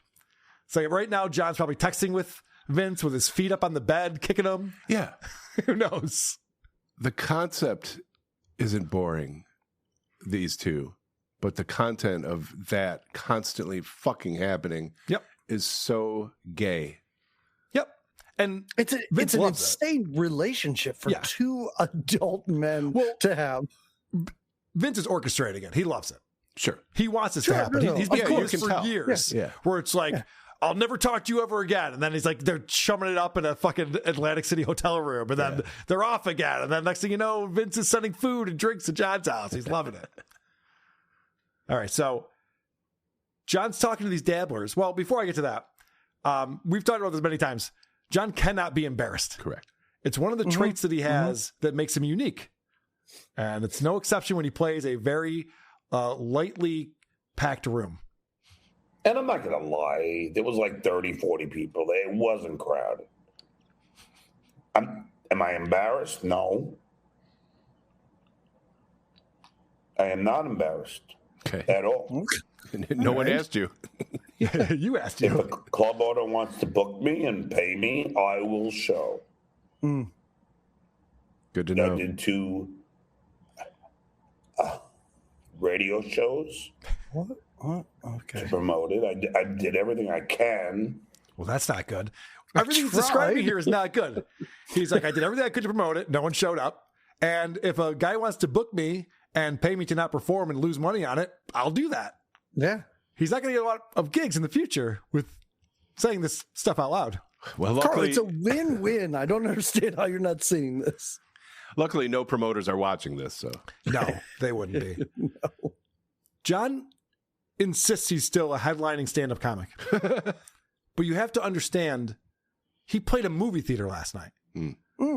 Comics play comedy clubs, and they play the weekend, multiple shows. Yeah. That's how headlining works. Yeah. John's not a headliner. But he was there to introduce a film, right? No. Oh. It was his show. Blank Man. Oh my God. The show last night, because OJ was explaining it on Be Dabbling Live. The show last night was this movie theater where there were 20 people who came in, and it holds like 100 people. Oh. You know, it's a movie theater. Yeah. And I did that open mic in a movie theater recently where I did John's material. And that was a smaller theater. Yes. This is like a real size movie theater. And John had to drive, because I have clips coming up where he's riding with the owner of this place. They drove over 4 hours to get to it. It's in this like crazy remote place. OJ explained driving through farmland for days to get to this venue. Wow. It's like, what is the model here? What's the business model where John's just going to go perform in some place that's secluded that no one can get to, that's 5 hours from an airport? Why? Well, he'll drive 2 to 4 hours to try and get laid and fail. Right. Yeah. So that he could say, I had a date. True. So I think that's what this is. Is gas free or something? What's going on? Yeah, it is. If you're not driving, it's going to cost more money to get to this place. He doesn't give a fuck that he's making once he gets there. And he needs the money because the dabblers are there to try to help him out. Like I said, this isn't a hate community. There's a lot of love here. And the dabblers are trying to help John out to make more. And they were telling me that I should really get my shit together because I could be making a lot more money. I should talk to Fatty Patty about the super tips. I don't know. I mean, maybe that is an option. It is. I haven't thought about it. You hadn't? Your only way to make money, aside from playing to 20 people and somewhere in Indiana and somewhere else in Ohio, the only way that he makes money is through super chats. And he goes, I never thought of how to maximize the income through my super chats. Super tips would be amazing for John. It'd be great. Because he has to let them play all the way out. Well, he doesn't have to. You can pause him. You can pause him if you take he won't figure that out. Because when he doesn't like a question, he'll just deflect or ignore it or... But it's like a guy in a cubicle for 20 years being like, I don't know, somebody told me maybe I should apply for a promotion. Right. Maybe. I really haven't thought about it. You need someone to tell you that you should try to make more money? That's insane. And remember, John can't be embarrassed, but YouTube should be ashamed.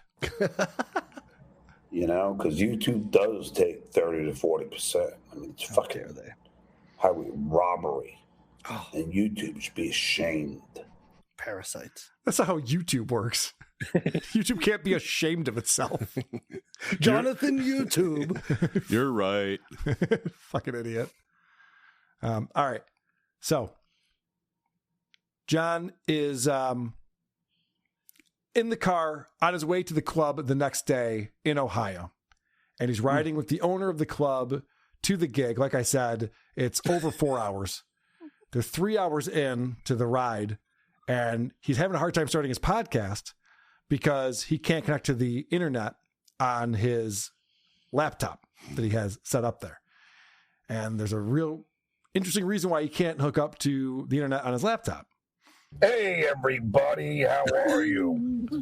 I've been working for the last half hour trying to figure out the hotspot, only to realize I didn't spend the extra $10 for a hotspot. 30 minutes it took you. 30 minutes. It took him 30 minutes, and he even explains he had to call Verizon or whatever his phone company is, probably bitching at them. How come my hotspot isn't working? And they're like, sir, that was an option you could have paid for, $10 a month. And then you can connect to the internet on any device anywhere you want. Put Mr. Cricket on. Right. $10 a month. That's outrageous. Fucking idiot. All this stuff's a write-off for him, by the way. So he couldn't figure out. I'm sure he's using his buddy Chris's hotspot now, because after he gets off the phone, he's like, oh, you have to pay for that? Oh, okay. Well, never mind. You know, I'm sure it was just like, well, turn it on. Let's go. You know? Right. I doubt that's what it was. So you just heard the show from the night before. He comes on and he goes, guys, I did a show. It was good. Well, not a lot of people there, but whatever. I'm not embarrassed by it. Not a big deal. And then listen to how his demeanor has changed. You know, you're 100% right. I like to be at my best, although last night was not. It was not my. I mean, it was just a nightmare, you know. But what happened? Oh, it wasn't that crowded, it was an early show, and there wasn't that many people there. And then the opener only supposed to do 20. I think he only did like 10 or 15. So I had to do like extra 5. Yeah, I did I did about an hour. So much has changed now. Now that show was a nightmare. He's describing the exact same show. Yeah. Now it was a nightmare. And then the opener was supposed to do 20, but only did 15. Clay goes, okay, so you had to do an extra 5. He goes, no, I almost did an hour. Whereas last night he said he did like an hour 20 with the Q&A portion of it. I'm also confused. Who's driving this car? Okay, so the driver is the guy, Chris, who's sitting next to John. Who's Chris? Chris owns the club that he's driving him to. No, so he's talking about the performance. Wait, I'm sorry. He's on his way to the Friday night gig, talking about the Thursday night gig. Oh, okay. So it's not the guy who owns the Thursday night club. Right. Like, what are you doing? I didn't explain that all well. Right. Okay, that's fine. That's all right. So I thought he was taking him back to the airport or something. Now he's sober. No, listen to this. So now he's sober. He's on with Clay Dabler. And what happened is he stays in Indiana the night at the other guy's house. The guy who owns this club has to drive the 4+ hours to pick John up and then drive John all the way to his club. So this guy's in the car for 9-10 hours to get John to his club that he performed at last night that, again, had 20 to 25 people attend. You know I like to drive. No fucking way. Could you imagine? Yeah, no. John's so needy. And remember, he just figured all this out on his show like this week where he's just like, oh, where's this comedy club? He didn't even know where it was. Right. And then he's looking up. He's like, well, it's like 3 hours from the airport. He had no idea how he was going to get there. And you're in the car with the guy whose club you're going to talking about what a disaster your performance last night was. Yeah. Wow. Also, the guy that he's in the car with is the opener. So the guy who owns the club opened the show for him. Oh, that's so great. It's ridiculous. John, you're not a comedian. You're not in comedy. Stop it. You're not. It's crazy. Man. Although this is very funny. It is very good. So John's bitching about Vince the lawyer to Clay. And Clay is a reasonable adult. So Clay recognizes the fact that we all recognized at the time there's solutions to this. And Clay is going to offer those up. John, why don't you just try not texting Vince, but having him on your show? You could do that. We don't text. Yeah, I know. I really got to stop texting him because you should just communicate with him on YouTube live. Wow, amazing. Clay with the solution. Stop texting with Vince. Just set up when you guys are on the show, and then you can hash it all out in the show. People are interested in the conversations between John and VTL. Sure. They can just do that. And so John, of course, never hears good advice. He cannot process it. And so as Clay is explaining this to him, John does the yeah kind of. I know. But you should just do that. Just don't text him. Just have him on your show. Text him if he wants to come on, and that's it. And if he texts you some bullshit trying to fish you in, just ignore him. No, I know. I mean, but isn't it bizarre? It's like that ethics. The ethics lawyer said, he's like, John, I don't understand. How does this guy? I mean, he does 3 shows a week. I mean, but he's a lawyer. Like, yeah, and he's like, why? I mean, how does he have time for this? I go, because he wants to be famous. And then the ethics lawyer was like, you ever see the movie The King of Comedy? I go, yeah, he's Rupert Pumpkin. Rupert Pumpkin. Yeah. I know. I've never seen it. But holy shit. So Clay's like, look at this. It's this easy. You just block him, just ignore his text messages, have him on the show. John goes, yeah, I could do that. So anyway, did I ever tell you that other people think he's a lunatic too? Yes. You've told that story a million times. And stop and listen and think and process for a second. Clay has given John so much good advice over the years. And John's followed none of it. I don't know why Clay even bothers anymore. I've had friends like this I just stopped talking to. Well, I'm wasting my time. So let's move on. Yeah. If he's not listening to Clay, Carl, he's not going to listen to you say to listen to Clay. Right. Yeah, I know. I can't fix this, Clay. I'm sorry, man. I'd love to try, but I can't. This is great. This is off of Dabblers Anonymous, but the same show. Clay wants to know, because he likes John. He's buddies with him. He wants to make sure. I know. He wants to make sure that John has something to do on Christmas Day. You know, let's hope he's going to be surrounded by friends and family. And listen to John's answer to this. And by the way, this isn't the first time Clay asks him this. Clay has tried asking him multiple times. So what else has been going on? Yeah, you didn't answer. Do you know what you doing for Christmas? You can't spend Christmas alone, bruh. But wait, are you? Oh yeah. So, did we figure out why you couldn't call me on Twitter? Yeah, just the options not there. Unless something. Do you remember I couldn't do it before, and I had to fuck the settings up. Yeah, but unless the settings have changed, I have to check it later. So John has to change the subject immediately on that. What do you do for Christmas? Hopefully, you got some plans, right? Now, there's 2 things possible here. One is that John spends Christmas like he did Thanksgiving, alone in his house, drunk. The other option is John is going to his mom's house, but is so afraid of this revenge porn warrant that he doesn't want anyone to know he's going to be in New York, as if any of the police force is watching John show. Where's he going to be? Sergeant. Right. I got a lead on where John Lennon is going to be on the 24th of December. So stupid. I don't know. I don't think there are 2 possibilities, Carl, because I think that if he was going up there, he would say that he was spending it alone to throw the cops off his scent. Oh, yeah. There's one possibility. He is drunk alone for Christmas.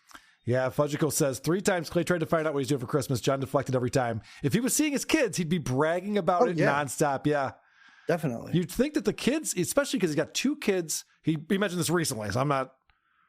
Oh, it's Carl's obsessed. No, John said this on the show. He's got 2 kids in the Boston area going to college. So you would think it'd be pretty easy for them. Maybe not Christmas Day, maybe Christmas Eve or a couple days before that. They could swing by New York. Spend some time with grandma and dad could be there. And then they could head off to California and be with mom and their real dad, Aaron. But and have fun. You're right, and enjoy themselves. But sometimes you just have to suffer through that Christmas with one side of the family. You just kind of you get through it to get to the good one. We all do it. We all do it, and we all paste a smile on our face, and I think that's where we want to be. Because what else are you gonna do? Let's check out what's going on with my buddy Stutcho.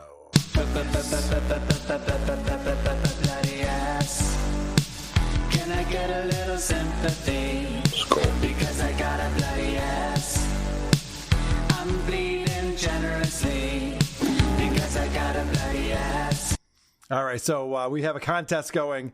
Stuttering John is starting up the Melendez Law Firm. And he says he's got this great tagline or slogan, but he can't tell us what it is. He doesn't want us stealing it. So I've asked all of you to speculate on what you think that might be. And we've had some good submissions come in. People have been making actual logos of it and helping us with the visual element of it as well. So here's an example Has your life been turned sideways? Call Skull Law, you dumb fuck. 1-800-GAGIA. So he's decided it's going to be Skull Law. Eric Connor comes in with Menendez, attorney at law. Fat, drunk, and stupid is the way to go through life. Gold Star lawyering. And these are the things that he does the best. Potato bullying, kid trashing, rights publicity, integrity verification, and general warts. I don't know if that meant supposed to be general warts, but I like it. Who's that a picture of? That's the principal or the dean in... Vernon? Yeah. Okay. He's the one. It stinks. He's the one who says fat, drunk, and stupid is no way to go through life. Here's one from Brian DeWald. It says, Melendez Law, we are not afraid to sue. He's not afraid to sue. I also got Deluxe coming in with experts in drunk driving, Skull, which you would think it'd be drunk driving law, but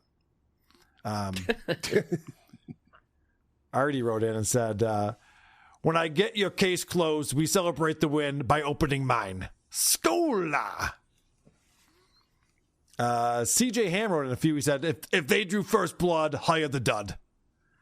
Or where credits mean everything unless calculating your bill. Or your lawyer doesn't need a degree to charge you a fee. It's pretty good. And then this one, when legal trouble take their toll, just lift a bunch and yell skull. Okay.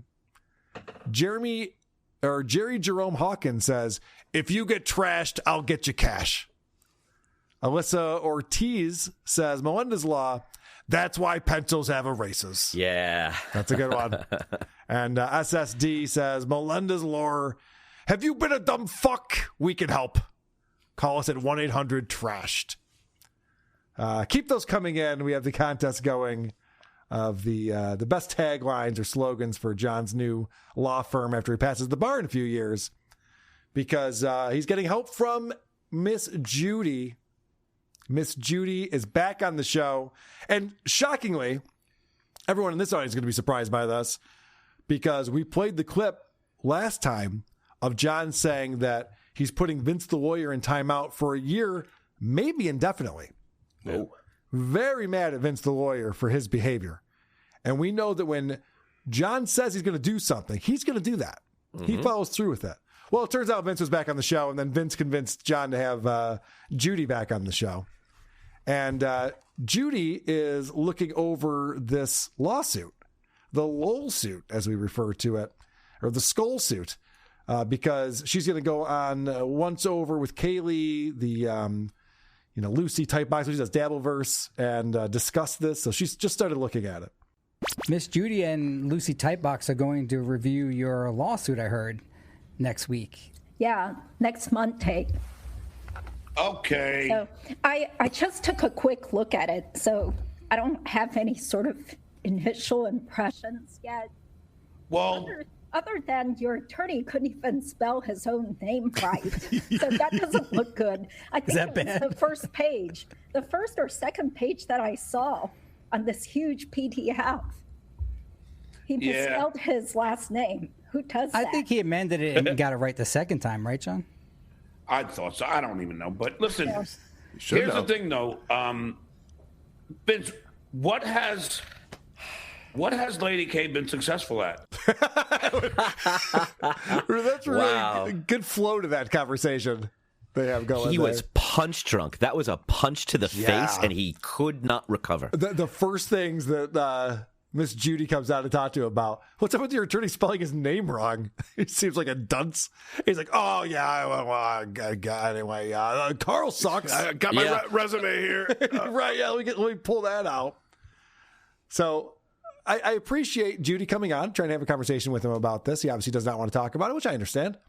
And so he decides to talk about me, which he's been talking about me a lot because I went on Hughesy's show this week and they've been watching the clip on Shoey's Anonymous or one of these subreddits. And so watch how Judy's like tuned out. She's like, oh, we're doing this. I thought I was a guest on the show to talk about law or something. But no, John's going at his usual Lady K's the worst stuff. I mean, he starts to say, I fail at everything. I don't know, Vince. I sold the movie The National Lampoon. So Judy's just checked out. She's like, oh, John's doing his Carl said this, and I have to prove him wrong with that. It'd be great if she cracked a bush light. Oh, you got one from me?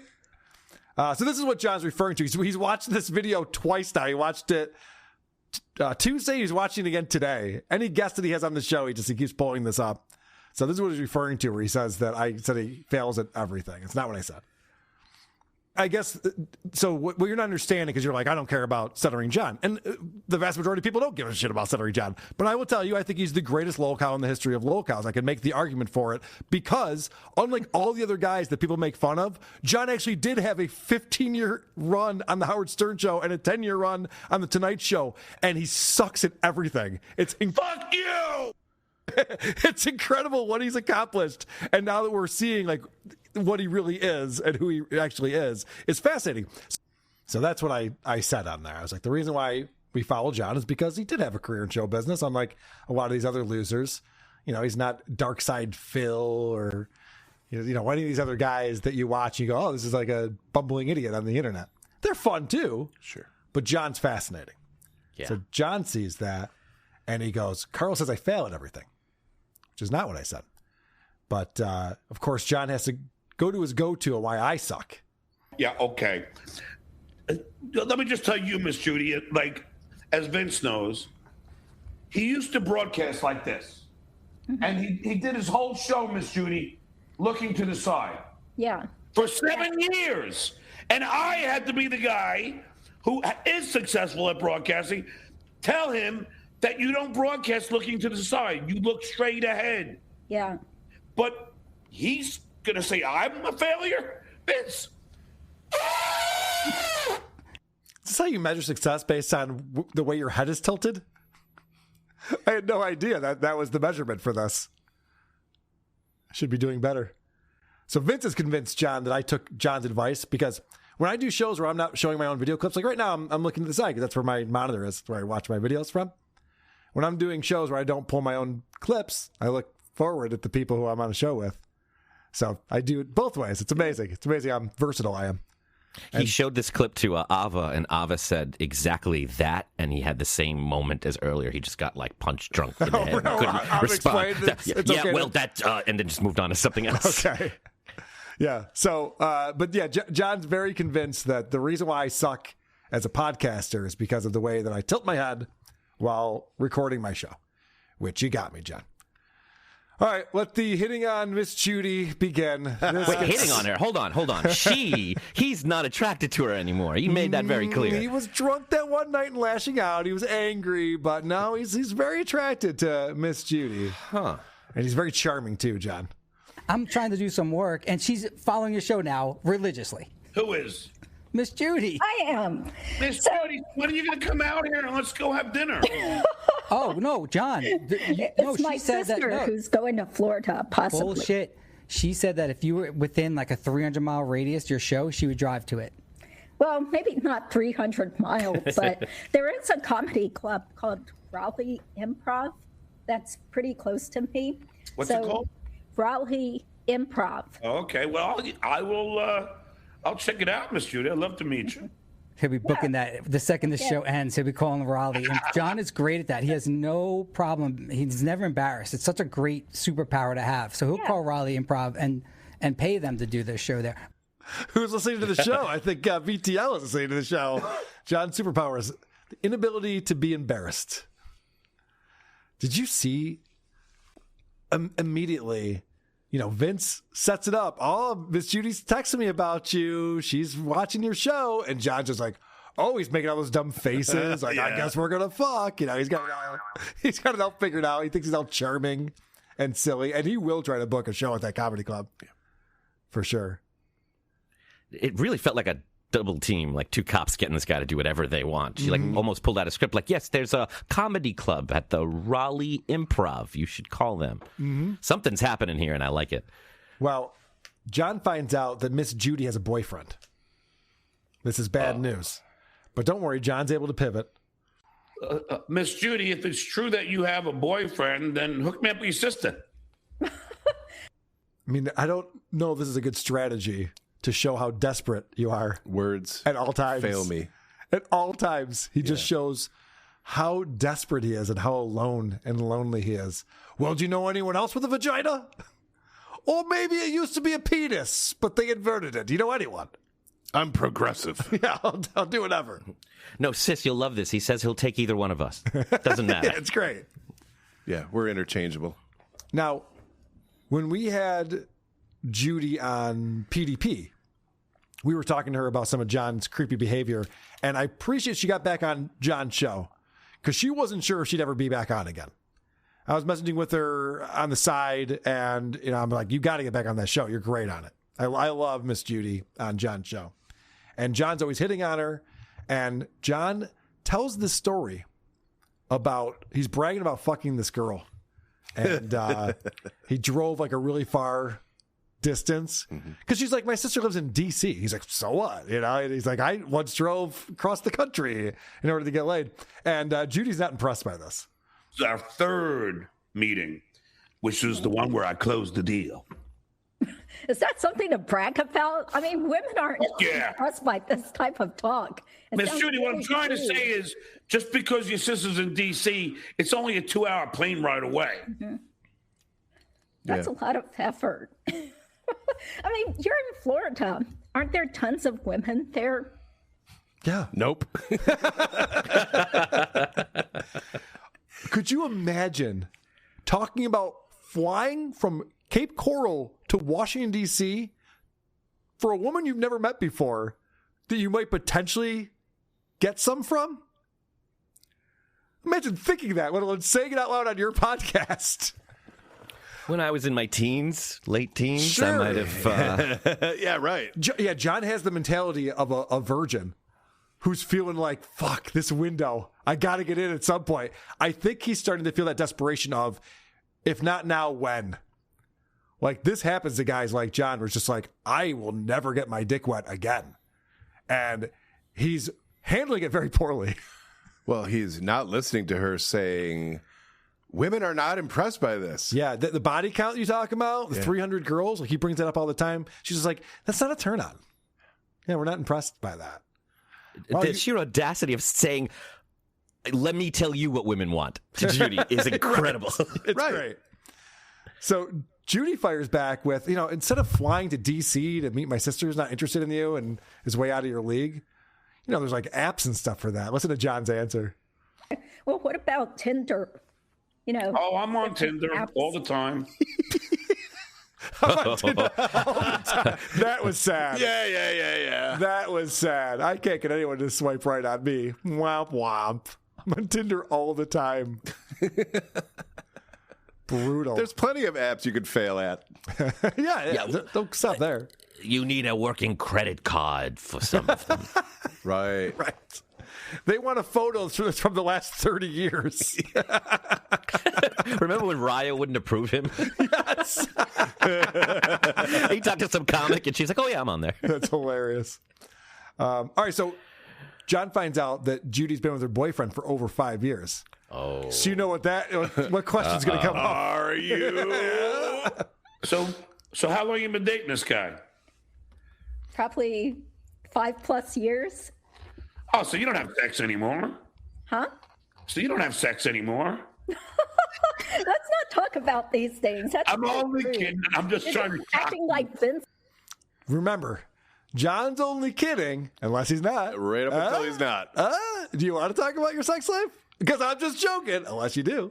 Because then we can talk about it. And she could have said almost anything, and he was coming back with that. Mm-hmm. Yeah, you're right. I'm just trying to shock you, he says. Yeah. I wish she would shock him back. That's not we're fucking. That's not a shocking question. Right. My asshole's sore, John. What else do you want to talk about? It's going down on me right now. Right now, yeah. Say hi, honey. So Judy throws John a bone. She compliments him. And John can't handle compliments either. No. He can't handle rejection. He can't handle compliments. He sucks. Vince was asking you if you sniffed girls' underwear. No! It's gross. And you said something like, well, what if she farted in them? Yeah. I don't know why, but it just struck a nerve, and I started laughing like crazy because these are things that most people wouldn't say in polite company. Oh, you but guys Miss are Judy, if you know my perfectly- history, I've been doing this since I was 5 years old. Is that incredible? Oh, saying inappropriate things that you shouldn't say? Yeah, I've been doing this since I was 5. Yeah, that's when people do that. When they're 5, they don't know any better. Right. And John's like takes that as like a badge of honor. No, you don't understand. Yeah. I've been an immature asshole since I was an immature asshole. No, I was born a pervert. Yep. Good stuff. And he can't just like take the comment. She's like, I thought that was really funny when you did that. Most people wouldn't do that. He's like, oh, you don't even know. I do that kind of shit in my sleep. I'm so good at being inappropriate. All right, John. Good for you. So then he gets to the bottom of whether or not Judy and her boyfriend even sleep in the same room. This is hilarious. Is it true that you don't sleep in the same room as your boyfriend? That's true. That's true. Because things get boring after, I don't know. I mean, let's say you've been with the same person for 5 years. Yeah, you don't want to eat pizza every day. Huh? What, eat pizza? Perfect answer, Judy. Yep. You don't want to eat pizza every day. I was talking about sex with my boyfriend. What are you even talking about? So you did send me the pizza. Fucking John. He really is just caught up in his own world. But here he sees an opportunity. He's like, oh, she just said she's bored of sex with her boyfriend. They don't sleep in the same bed together. John's going, I got an in right here. So he's going to go full court press on this one. Now remember, he's just joking around. Right. In other words, like, so you're bored, right? Yeah, exactly. There's so always like this initial thrill. A little Dana Rican here. Actually, I've never been with a Puerto Rican. Jesus, John. He cannot help himself. He knows this isn't a good look. The faces he makes when he gets real close to the camera and stuff, it looks hideous. It looks demonic. And yet he can't stop himself. He's just so horned up and so excited about this possibility. She's rejecting everything. She's rejected him every time he's gone after her. And then he's like trying to get her on a technicality. Yeah, but you don't fuck your boyfriend. Yes. So it's like, well, yeah, you're right. So I guess I do have to screw you. Never mind. Which window of the house is to your bedroom? Right.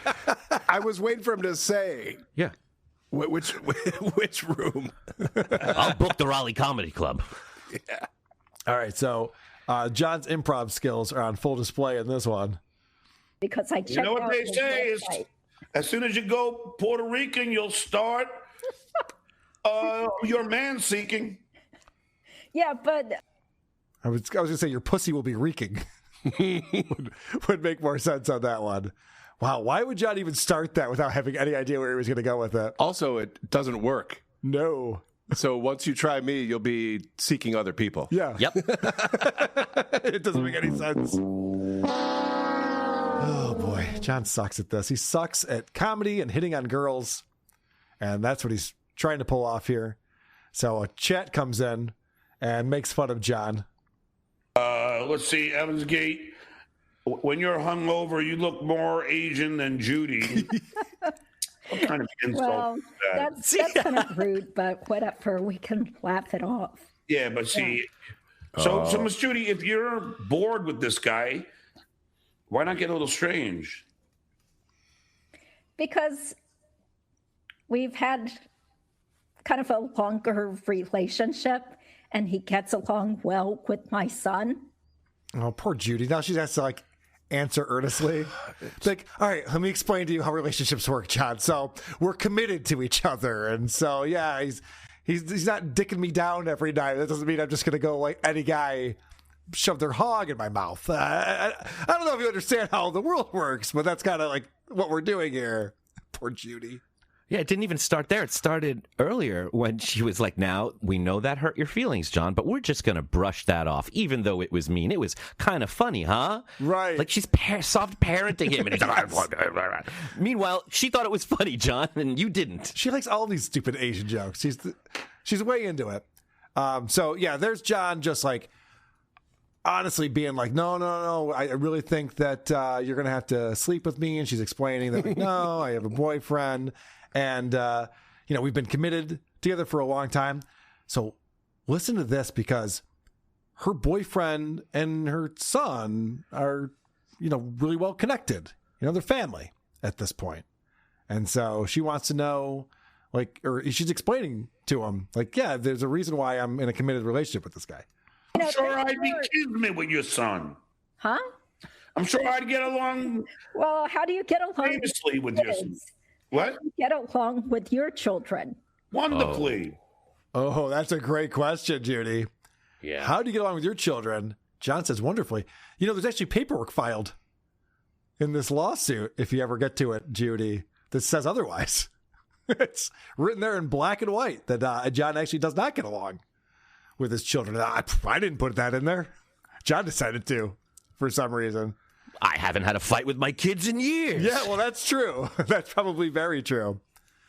All right, so then Judy starts getting made fun of, and John has to white knight for her. People say mean things about me too, you know, like you sound shitty and, you know, something's wrong with you and you're not that hot or you look like a grandma. So, I think you're hot. Whatever. I don't care. No, I was talking about you, John. I think you're hot.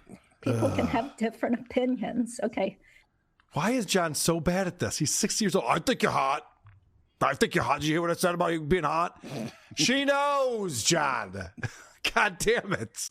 It's enough already. It's not helping you. Fucking pull her pigtails a little harder, you idiot. Seriously. Sucks at this.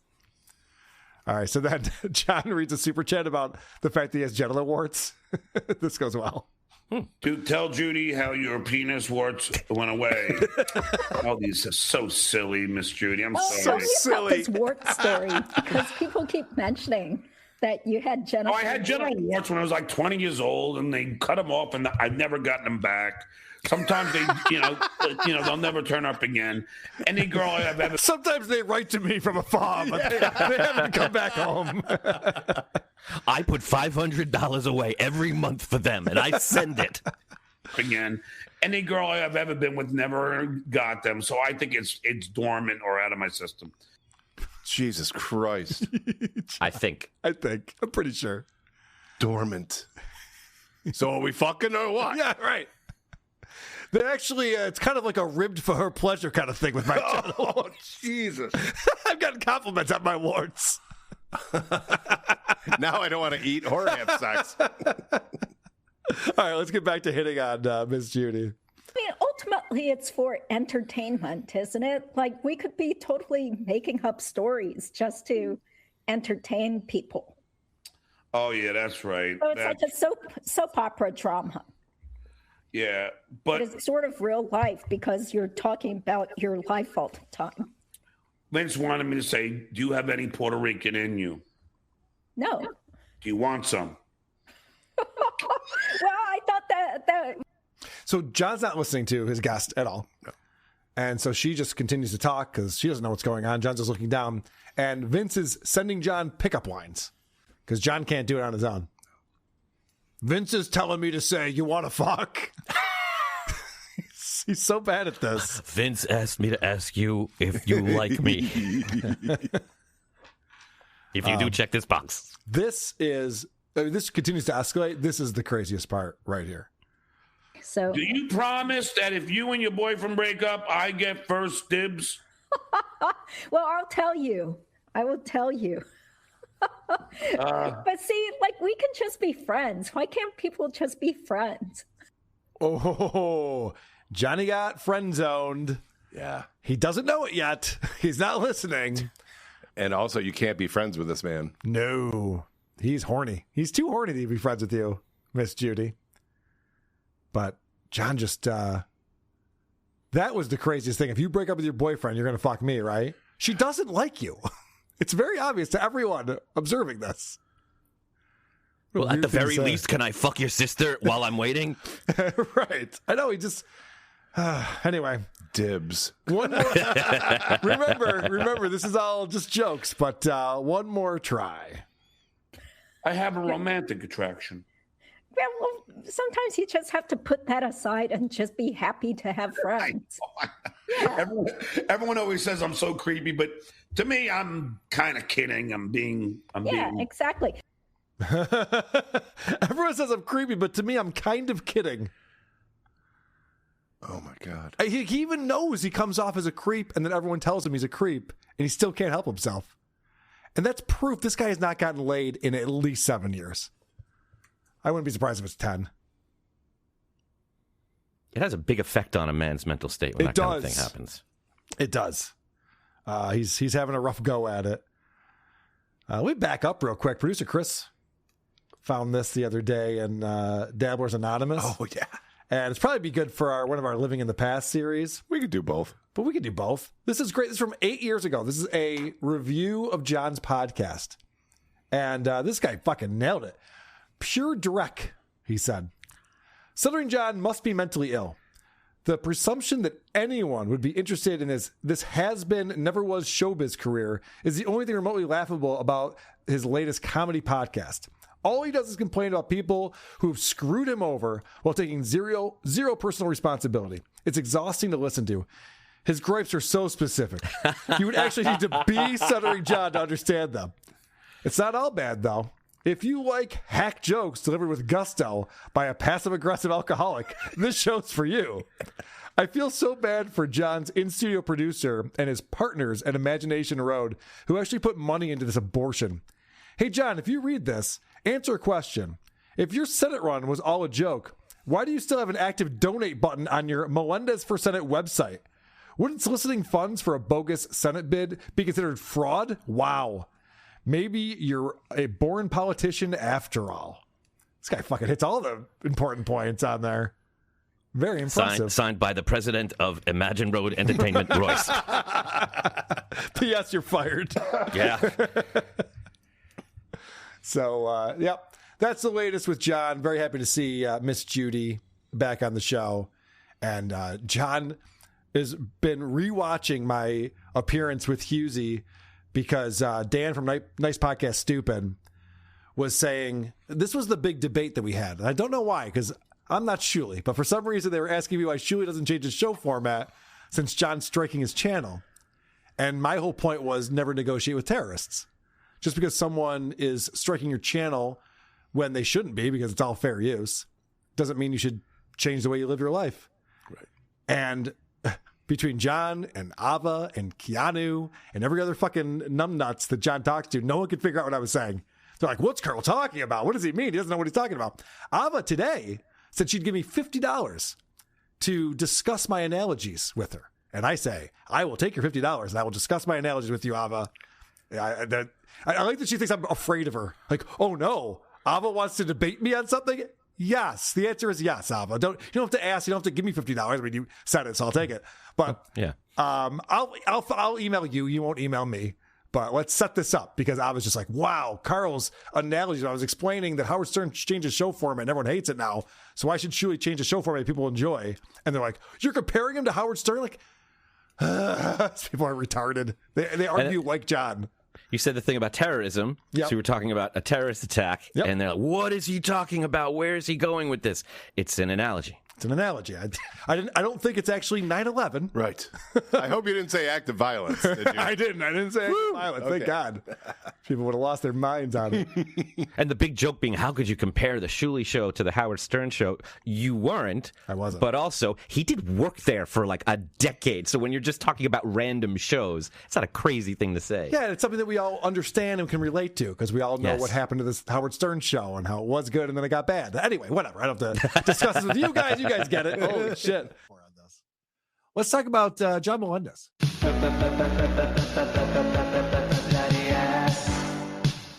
I get a little sympathy? Because I got a bloody ass. I'm bleeding generously. Because I got a bloody ass. John Melendez came on the show yesterday, and this is a show from the 19th of December.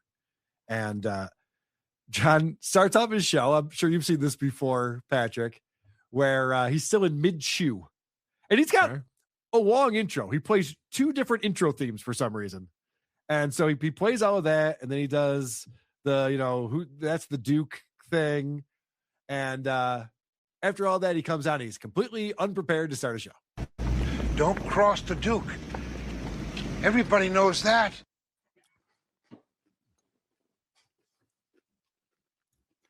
That finger. I know. Why is he chewing and putting that finger up? No! Listen. Why, hello, everybody. he just sounds defeated. Patrick, you bring this up a lot, and I appreciate your insight on this. You can tell who's killing it in the Dabbleverse and who's getting their shit kicked in just by their demeanor. Right? You know, he's just like, well, I guess I'm doing a show again. Fuck. Yeah, like they accuse everybody else of being mad, angry, seething, coping. Oh, dude, Gino tells me like the Dabbleverse is this horrible place. It's all hatred, it's all haters, stuff like that. I generally, most days I do a show or other people's shows. My face hurts when I'm done from laughing and smiling and having a good time. Why are you doing this if you're not having fun? No one told you had to go live while you're eating. Who eats? John, KB, Aaron. Chad has done it occasionally. What's going on? Have a meal. Patrick spends most of his day eating, and he decides to stop. Exactly. For that time while he's on a webcam. I can do it. It's not that difficult to do. But yeah, it's crazy. It wasn't that long ago, Patrick, that I had a boss. Mm-hmm. My boss told me what to do, and I'd be like, I don't want to do that. But the boss told me I got to do it, so I'm going to do it. All of these assholes have one thing in common. They're their own boss. Yeah. And they're miserable. Why would you do that to yourself? Yeah, and they seem to impose corporate rules upon themselves that they don't like. We got to hit the goal or we can't do another 30. It's like, who said? Yeah. Or getting up at, starting a show at 6 a.m. Right. Opie's on there before the sun comes up. Aaron is just like, why is anyone doing any of this? You don't have to. All right, so John's going to explain the title of this episode. Don't look for it. It's already been taken down. To be fair, Aaron has to get up at 6 a.m. to start his show, or else it wouldn't be done in time for his next show at night. That's a good point. Yes, because the show is out 5.5 hours. Because he realizes it's the only way he'll make any money. The only way to squeeze it in. Yeah. John's going to explain the name of this episode and what that might mean. As you can see, the title of my show is called Retorts. And I'm going to get into torts. Oh boy. As you know, I read the book King of Torts, which was written by the great John Grisham. Oh, no. Oh, well, he must know everything about torts then. This is LSAT prep? That's not going to help you on the test, John. Read all the John Grisham you want. It's not going to help. All right, so retorts.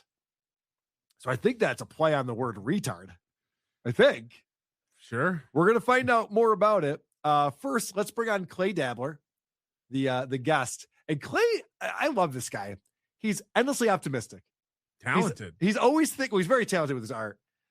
Not so much as broadcasting, but what I love about Clay Dabbler, he's always thinking that this is going to be the episode where John respects me. Sure. And I go above and beyond, and he recognizes that. And he says, Clay, you're one of the good ones, A person has to have empathy for that to happen. It will never happen. John's a narcissist. He doesn't care what's going on. But watch Clay, how excited he is for his T-shirt that he's wearing. Welcome, Clay Dabbler, ladies and gentlemen. Hey, Clay. Johnny boy. Do you have a T-shirt? Merry Sesmas. Yeah, and it's got a picture of you on it. Look. I love it. But why Sesmas? Because that's what you said, Sesmas. So that's like a Doubleverse meme. You said Merry Sesmas. I said it? Yeah. Really? Why? God, I don't know, just from where you got it wrong. Instead of Christmas, you said Sesmas. You're probably drunk or something. Like Merry Sesmas. Probably. I love the Clay's like, hey, check this out. I got a shirt. It's got your picture on it. This great. Your catchphrase. Why did I say it wrong? Why did I say it wrong? Why did you say anything wrong? He's like, you don't know this Dabbleverse meme where you say Sesmas? Idiot. It's so funny. All right, so I mean that's been around since like 2023. Yeah, it's been a long time. All right, so Clay likes to talk to John and set him up for things. Mm-hmm. And I don't know if you know this, John Melendez worked on the Howard Stern show for 15 years. Right. Now, work is maybe not the correct word to use there, but he was around. And so got to check. Howard, well, sometimes. Howard. Even the people in the front office get a ring. Howard recently announced a 3-year extension with Sirius XM. And so Clay wants to know what John's take on it is. Makes sense. Think about Howard Stern's 3-year signing. Have you already spoke about? He's been mailing it in, but good for him. If he can make this kind of money, why not? I'm just seeing the dwarfs just sent me something. Now, I've done multiple videos about Howard Stern recently because the contract's coming up. So I'm like, why isn't he talking about this contract? This is his last week. Why he's not bringing it up? And then he finally does bring it up. Torturing his employees. Yeah, torturing his employees, like not letting them know what's going to happen. I'm reaching out to Shuli. I'm like, is he really doing this to these people who don't know if they can pay their mortgage next month? Like, there's a lot of interesting angles when it comes to Howard Stern. He's going from 100 shows a year to 75 shows a year because he needs more free time. Yeah, which is insane. This is a man who works less than a substitute teacher. Christmas shopping alone. Well, right. It's very stressful, I hear. So there's a lot of things you could talk about with Howard Stern's contract and how he announced it and all this stuff. John just goes, I think you can make the money great. Anyway, I guess Vince the lawyer sending me something. How do you not have a take on this? He only needs Howard Stern when he's referencing himself in relation to the Stern show. Right. Since he's not on the show anymore, who cares? Right. I'm not on that show. Who gives a shit? Right. I mean, you're friends with like Gary and Robin and Howard. Like, you know all those guys. Stern is only important when John is a planet circling that sun. Yes. It's shocking to me that John would have nothing on that. You'd think he'd have a whole episode based on Howard Stern. And people might be interested in the take. And they might be non-Dabbleverse people who go, sorry, John's talking about Howard Stern? And his experience with this? And right. Yeah, like other times that he said he was going to retire or wasn't going to resign the contract or whatever, because Howard's done that every 5 years. Right. Forever. But yeah, John's got absolutely nothing. But you're right. That's a great point. The same way I find it interesting when Eric Nagel talks about Opie. Yeah. It's like, well, here's a guy who was there. Right. And had intimate knowledge of this. So this take is important or relevant. Yeah. E-Rock was actually talking to all the other people in the back office. So not only did Eric have an experience, he could tell us what other people's experience was because they communicated with him. And you would think that John would have that same type of angle, but you're so right about that, where the Howard Stern show stopped existing when he left the show. He even talks about how he didn't listen to him on Sirius because he didn't want to pay for it. Yeah. He worked on the Stern show. He claims to be this huge fan of the show. He didn't want to pay for it. I bought Sirius immediately. Yeah. When he went over to satellite. All right. So let's find out why it's called Retorts. Enough about Howard Stern. Let's get into the main subject matter of this episode. Call it retorts. I just want to make this clear, and I don't want to give this person any air because he is in my honest opinion, I think in a lot of people, he's a criminal. And I also don't want to give his little counterpart there, the 65-year-old, in my honest opinion, diaper-wearing Stinky Pinky, any fucking air either. Okay. So he brings up the Z-Man, Chad Zumock. Yeah. Who he calls Baby Fatso. Yep. And then Stinky Pinky, diaper-wearing Stinky Pinky. That's Kevin Brennan. Does he know what an opinion is? No. He thinks that as long as he says, in my honest opinion, he can slander anyone he wants. He's been told by Vince the lawyer. You just have to say, in my honest opinion, afterwards. But it doesn't matter what he says. In my opinion, you have cancer. It's like, that's not how that works at all. All right. So he goes on from there to read the definition of what a tort is, but I thought he read the John Grisham novel. So I don't know why I has to read that from the internet. I would have it down. But I'm excited about this. He doesn't want to give it air. He doesn't want to give them air. Mm-hmm. And then the next 22 minutes is just talking about a lot this. of these guys will go on and on about a thing they don't really want to talk about or can't talk about. Right. Karmic was doing this last night with something in his personal life is really going on that's bad, but I can't talk about it. Kept bringing it up over and over again. You want to talk about it. Go ahead. You do want to talk about obviously want to talk about it. I don't want to shine a light on this, but I'm going to talk about it for an hour today. There's nothing more frustrating as a listener because if I should be interested, then I am. And if I shouldn't, then shut up. Right. I have a guest that I'm bringing on who also doesn't really want to get into it. It's like, what are we doing? What's the point of this? Why am I wasting my time with this? All right, so let's find out why John is talking about Chad Zumock and Kevin Brett. Great. What Baby Fatso and Pinky have done is contact club owners and harass them, and they're club owners that booked me. Now, what they're doing, though, is to get them to maybe not book me anymore because they don't want Baby Fatso or Pinky to contact harass them. to contact them and harass them and write them bad Yelp reviews. All these guys have the same gripes. They're like, one person can ruin my stand-up career. How is that possible? And we're arguing over peanuts. I know. Cardiff covered this the other night, but like John did 9 shows this year. Yeah. How much do you think he grossed from that? Not $9,000. Nope. Way less than $9,000 for sure. Ray DeVito made more money in 2023 on MLC than John makes doing stand-up. What are we talking about? And he's launching lawsuits. Like, you're taking money out of my pocket. Yes. It's like, what money? You need the 3/4 back? What are we? You trying to get a soda out of the machine? Yeah. So John's claiming that KB and Chad are contacting comedy clubs and the bookers, and they're like, hey, if you can book John, but we're going to make your life real difficult for you, or whatever the fuck they're saying. If you're a good comic, there's not a single person who can ruin your stand-up career. Right. By calling comedy clubs. Bill Burr's still doing okay. And bookers. Well, I don't know about Bill Burr. Oh, fun fact on that, or maybe I should say a teaser on that, is that for some reason WATP paid for Christian Blatt and what's his lips from WATP on Wednesdays. You know, my good buddy Adam Bush. They both went to see Bill Burr's stand-up show the other night. Yeah, I heard him say he was interested in doing that. Yeah, because he was working on new stuff. He's working on new stuff, and he's found the meaning of life. Bill Burr has. No. Yeah. He's a happy-go-lucky guy now. We're gonna hear about this Wednesday. So I believe we're gonna hear about it. Christian Blatt showed me his notes, which of course is an entire notebook full of notes. Right. Because you can't bring your phones in, so they were just writing stuff down. So I'm very much looking forward to their report on that. But yeah, Bill Burr, I don't know how his career is going. He seems to have lost a lot of support recently. So John explains that a lawsuit is coming. I'm going to just be very clear, Pinky, and very clear, Baby Fatso. Heed this warning, okay? Don't take this lightly. Don't take this as a veiled threat. There were 2 numbskulls who took it as a veiled threat. Yeah, it's me. And then I served them with a lawsuit. This is an actual threat. Not a veiled threat. He's insane. I love that this guy sees suing Shuli and me as a badge of honor. Isn't it great that I followed through the lawsuit? No, it makes you a shithead, actually. Never heard someone say, don't mistake my kindness for kindness.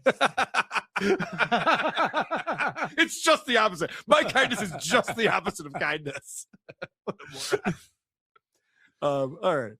So let's explain this potential lawsuit, because so far I'm a little confused about it.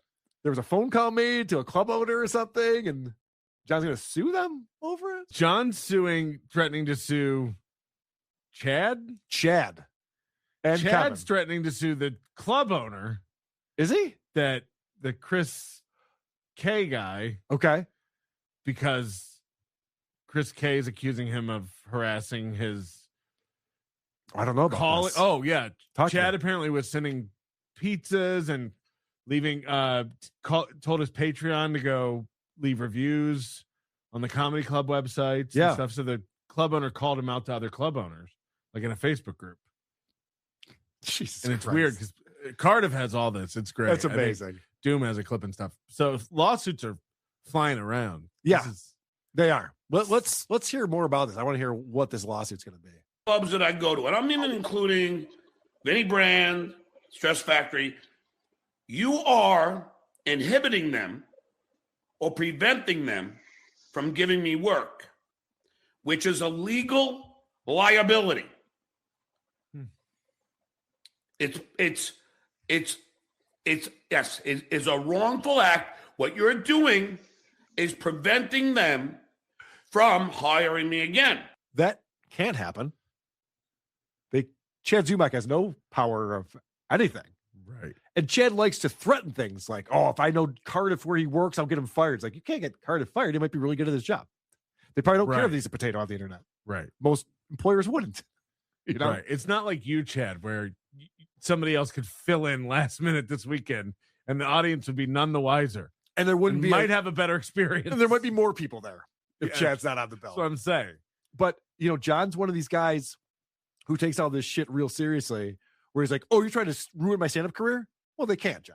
Only you can ruin your stand-up career. And it's what always what we say with these guys when they do these lawsuits is like, you have to prove damages. Yes. And you have to open up your books and you're going to have to show the court and everyone else, how much did we cost you?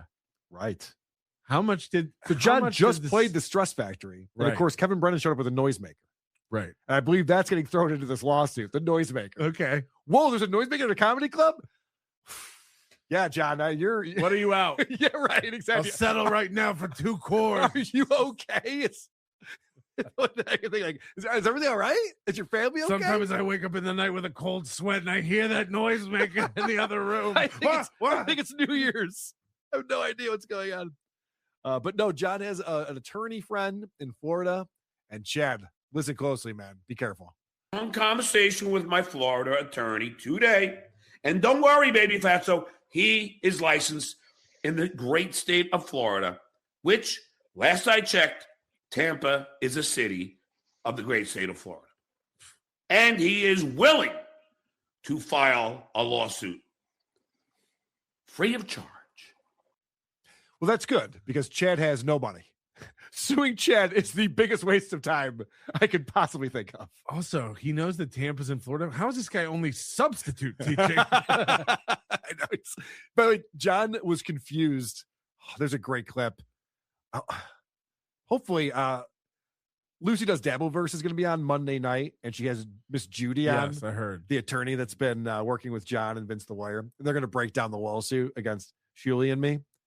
But John said to Judy on his show the other day, he goes, now, if you're licensed in New York State, could you still work in Rochester?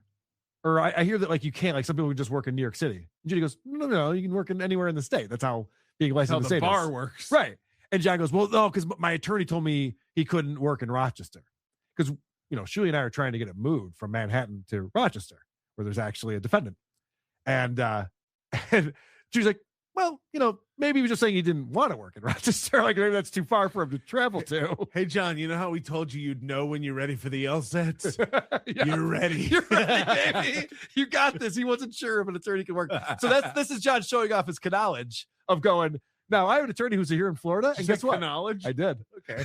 Yeah, I go, and he goes, I wasn't hearing something. And he goes, guess what? I have an attorney friend who's in Florida. That's in the same state that you live in, baby fatso. Watch out. He's going to do a pro bono. He's learned that they can travel. What attorney would want to sue a broke person pro bono? What is in it for them? It's just what I do on the side when I'm not, doing real lawsuits. I don't know if Chad's up to 9 gigs a year, but you can garnish those. That's true. That's a good point. I get all his buffalo wings. Yeah. How much could John potentially get from Chad? Lose? Well, how much could he, like you were saying before, damages? Well, Chad showed Rocco that he had $100,000. Cool. Which is maybe, but that also maybe Chad's afraid of the lawsuit. That's why he moved into an expensive apartment. Oh, yeah. Drained that bank account. Got a new laptop. He's thinking about getting a new bike. Well, yeah, his bike got stolen, right? Yeah.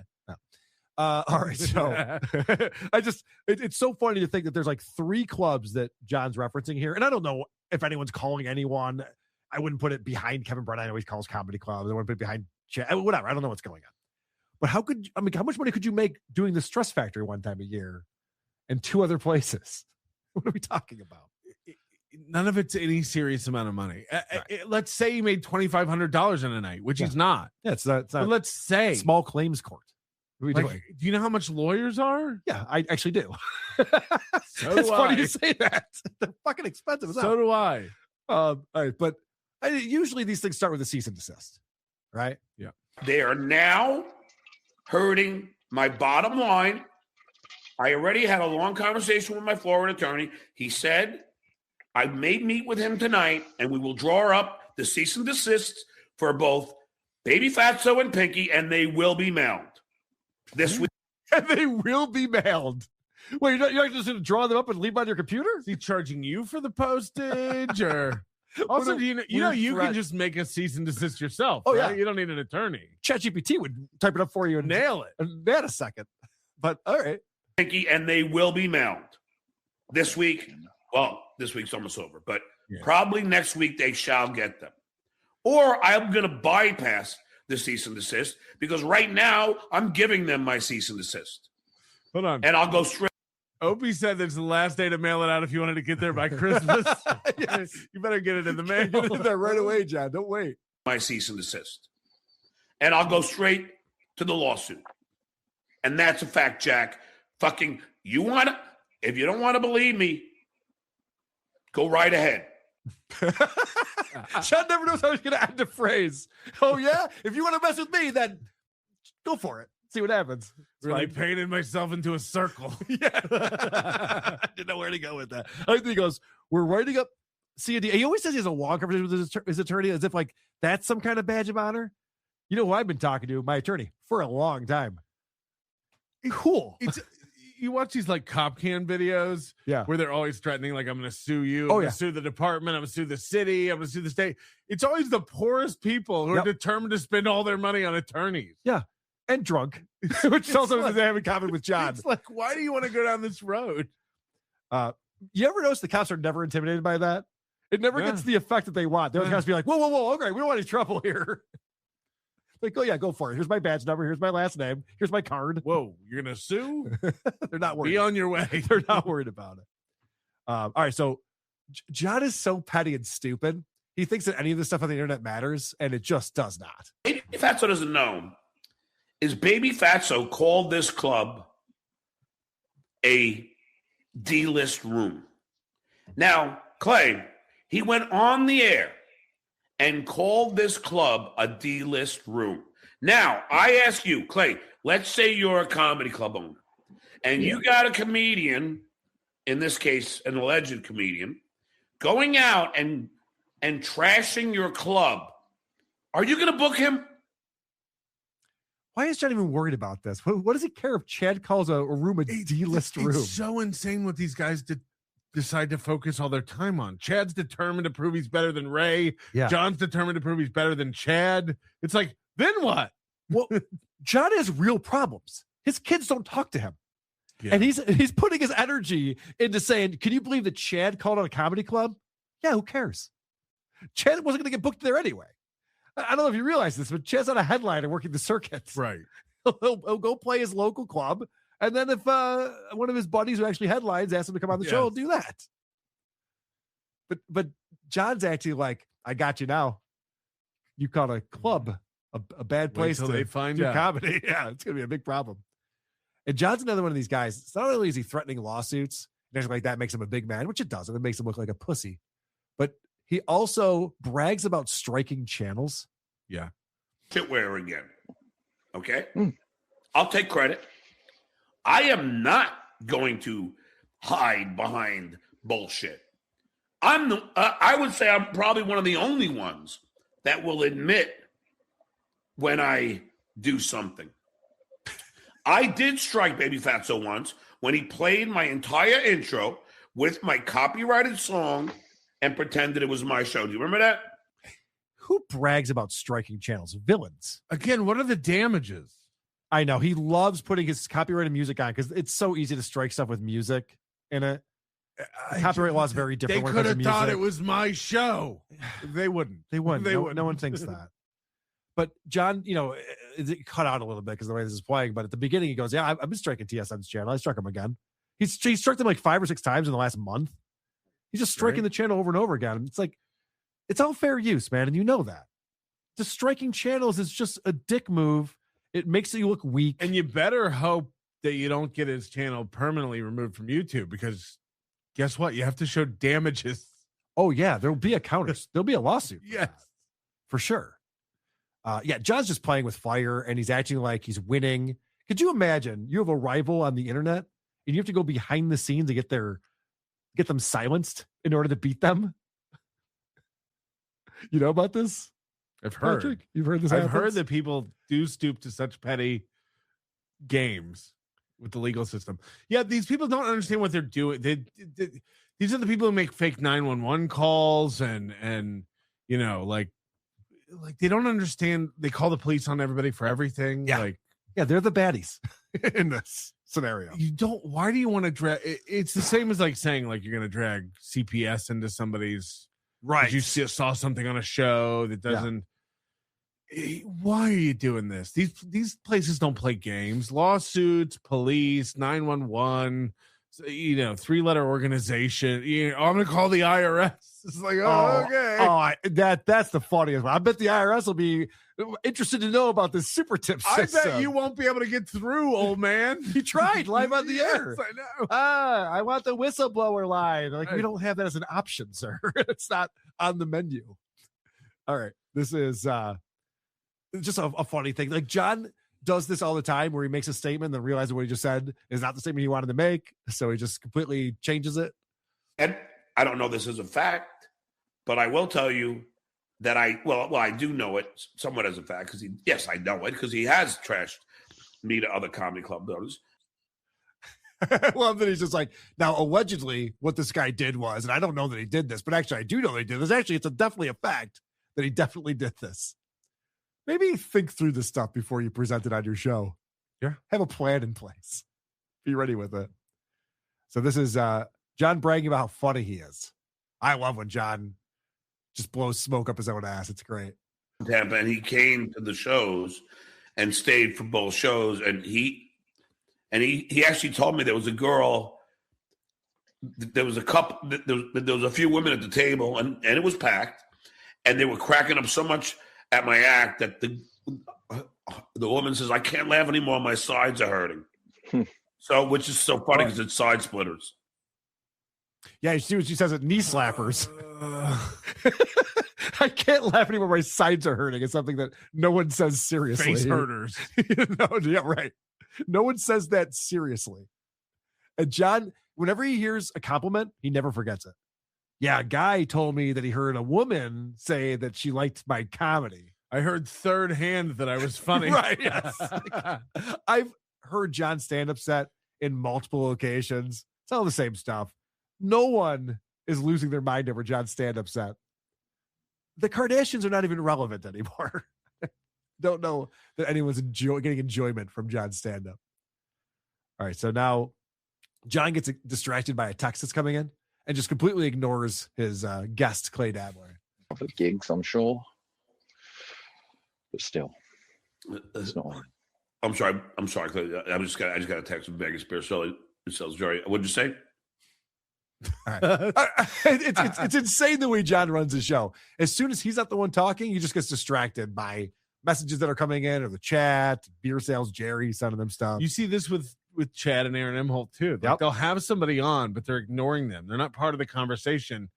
When you talk, I get to switch off now or do my own thing. When Johnny talks on Aaron's show, Aaron's eyes go immediately to the chat. Right. And he's just like, you can watch his eyeballs. Yeah, you can watch his eyeballs reading. And then Johnny stops talking. He'll be like, all right, so, it'll just go to the next topic. Like, Johnny can ask because he doesn't know what Johnny was talking about. No idea. Doesn't care. So it's not even relevant. Really great discussion. In his mind, yeah. Really good way to host a show.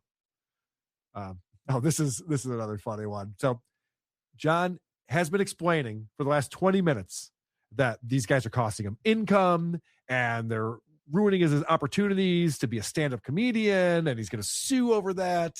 And then he wants to save face. He wants to say both things. Be other gigs, but yeah, still, it's not on, is it? Yeah, I'm not going to lose sleep over it.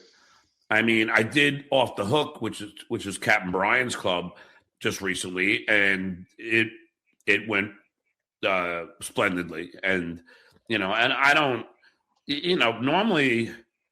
I don't contact clubs. I mean, most of the time they'll email me or they'll DM me. I love that John thinks that's a brag. Yeah, what should be happening is like your manager, your agent gets you these gigs, idiots. Could this help you out? Hear me out. Yeah. You're being sued. I am. For causing John loss of gigs and money and opportunities. It's a word of publicity suit, but yeah, whatever. There are damages. Like that's the damages. Right, sure. Maybe you can share some of those damages with Chad or Kevin Brennan or whoever's trying to get his gigs canceled. Maybe, you know what I mean? Like if we can split off. You're saying we should add Kevin and Chad to my lawsuit? How is it, what I'm saying is you and Shuli already lost him all his gigs and money. Right, yeah. So how is he losing gigs and money? But on top of that, he goes, but I'm also getting tons of gigs. Did you see that? Like, he couldn't help himself. He had to brag about getting booked all over the place anyway. How can you lose something you've already lost? Right. Like, that would be a tough lawsuit. Yeah. All right, so the final thing they have on here, because this goes on for a while, where he's talking about suing Chad and Kevin. And again, suing Chad, I couldn't think of a bigger waste of time. There's nothing there to sue over. Not to mention, it's ridiculous. Again, he has $100,000. I don't know what you're talking about. All right, if you say so. You think that's not a lot of money? Well, why does he get some furniture for his house then, so we don't have to hear the echoes? He has that kind of money. So this guy, Chris Pike, is sending deliveries to people. And this has been a real problem because it's interfering with John's podcast. He's getting pizzas and stuff delivered to his house. Open doors. You get Chris Pike sending him deliveries and all that sort of shit, wouldn't he? What's going on with that? Anything? Any news on that side of things? On what? That Chris Pike guy. Never paid attention. We're making headway. I had a long talk with, like I said, I talked to my attorney out here in Florida for a long time, and he's gonna. Yeah, we're in the process of subpoenaing Twitter and Google to find out who he is, because really what he's doing is harassment, to like keep sending and doxing people's addresses. I mean, on a regular basis, you know. We're gonna go after Papa John and Mama Celeste. They're gonna subpoena X and YouTube. Good luck with that. Sure. Yeah. I'm sure they'll give up all the personal information on this guy who's harassing you with pizza deliveries. But John again had a long conversation with his attorney, so I'm sure that's gonna happen. Fantastic. That's how that usually works. The longer the conversation, the more serious things are. Let's head over to Lucy Does Dabbleverse. Lucy, you had a fantastic episode on this past Monday. People can find that at Once Over with Kaylee on YouTube. It has over 12,000 views on there. And then if you look at AA Legal Focus, which is Miss Judy's YouTube channel, it has about 2,300 views on there because you guys simulcast it. Yep. So this video is getting a lot of traction. A lot of people are checking it out. Of course, I'm not really able to talk about this lawsuit. I would love to, but I'm not able to. So I get the joy of playing some clips from Kaylee's show to kind of break down what another legal expert has to say about this this lawsuit, the right of publicity suit that John has brought Shuli and me. And so we brought some clips of things that Judy had to say after she read through the complaint. Anything else you want to say to set this up before we play any of these? You know, what I really enjoyed, it was a total pleasure having Judy on. I think she's absolutely incredible. But what was really unique about her commentary is that her thoughts are basically an outsider's opinion. She doesn't have a lot to gain other than views, which is something to gain, but it doesn't really mean, you know, she could have taken either side of She does this way legal better opinion. with the true crime stuff she does. She gets a lot of views on She does. She absolutely does. Which means that we're getting a fairly objective legal opinion, which it turns out her fairly objective legal opinion is largely that John's lawsuit sucks. And so it was really, I had no idea which side she was going to take. And I didn't really have a lot of expectations. And I thought she was wonderful. I thought she made a lot of amazing commentary. All right. So let's start off with a very good question you had, which was right out of the gate. What's your initial reaction to the complaint once you were able to read through it? I mean, the complaint pretty much reads like a bunch of hurt feelings, you know, kind of like, oh, these people are making fun of me and they're making tons of money. So I can see why he's upset, but I'm not sure if it's a legal claim. It was so amazing to me that she just right out the gate. I mean, that was within the first 5 minutes of our episode together. And that was her initial thought.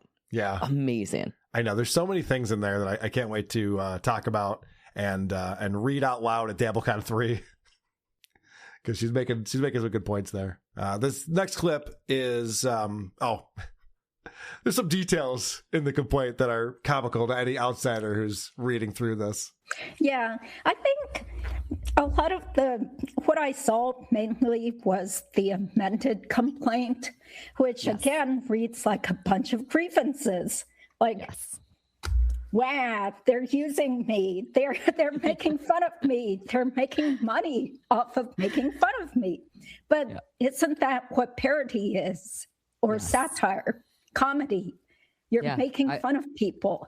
So I kind of feel like the attorney probably should have focused on the more, I don't know, valid points instead of mentioning the sofa cushion thing, which was ridiculous. Because I still remember learning in criminal law way back in law school that you have no privacy rights to your trash. So, and supposedly the trash was illegally in the street too.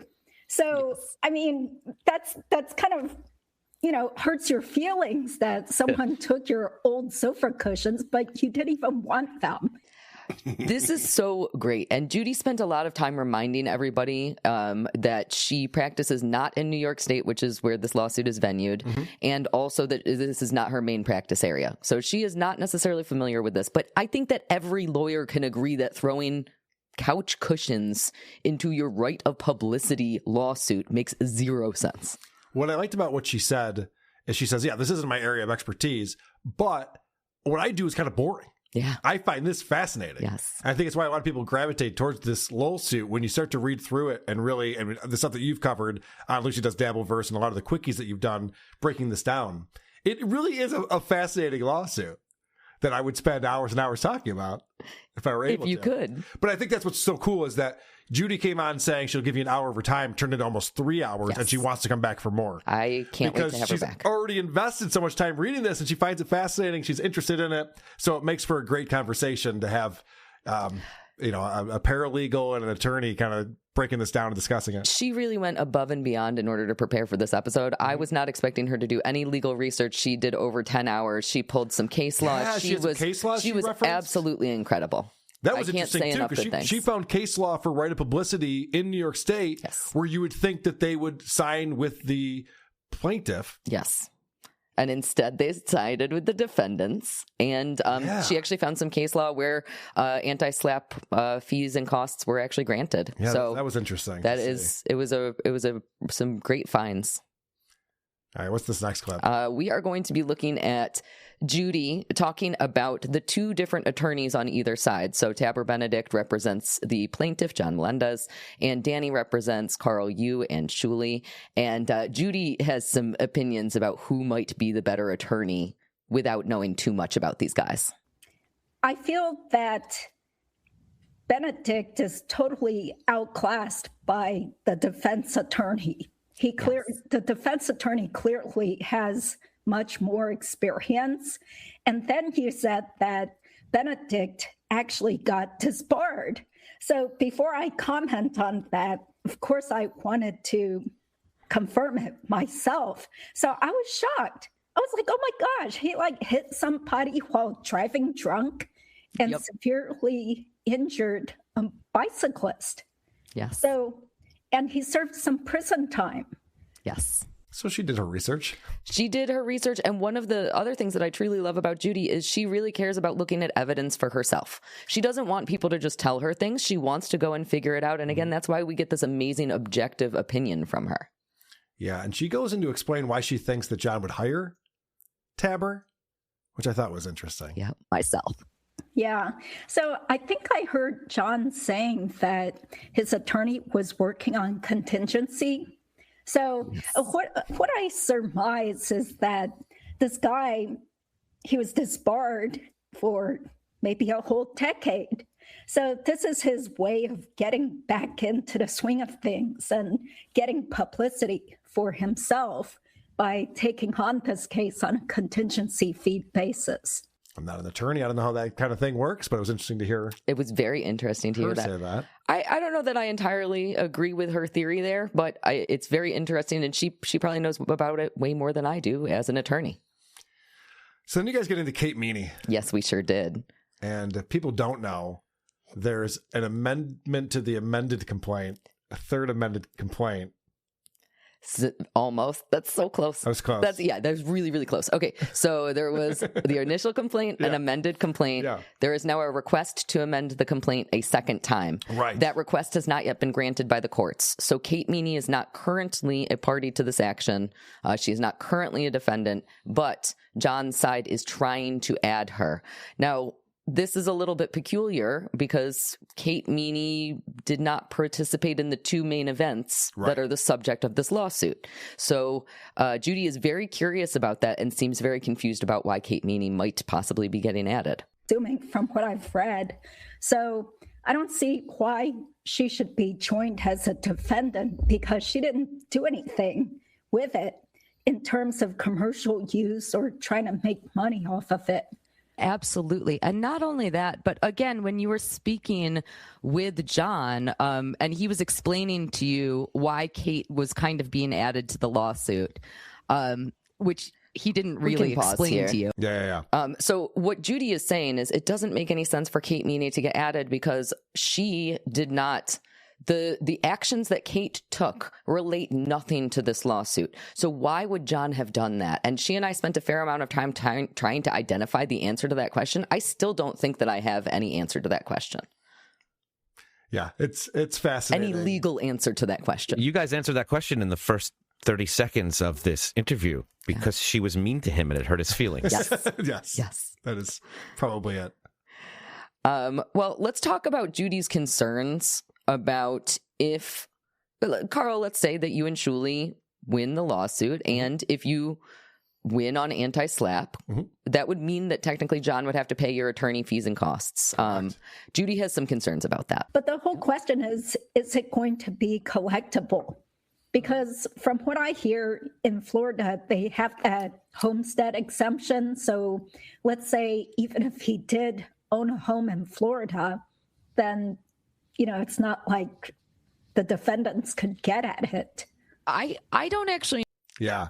And that's one of the reasons I think John moved to Florida in the first place is it makes it very easy for you to hide money from people that you owe it to. Deed transfers help with that also, but it's a whole other story. Collectors. Yeah. All right, let's move into what Judy thinks about John's very repetitive witness affidavits. So John filed some witness affidavits, the plaintiff's side. So John's attorney, Tabor, filed these witness affidavits, and they all say exactly the same thing. So he has 4 or 5 different people. All of these affidavits attest to the same exact information under the penalty of perjury. They're swearing that the information in these affidavits is exactly correct. It is their personal knowledge, but it seems weird for these 5 people to have the exact same personal knowledge. Yeah. So Judy's going to give some thoughts about that.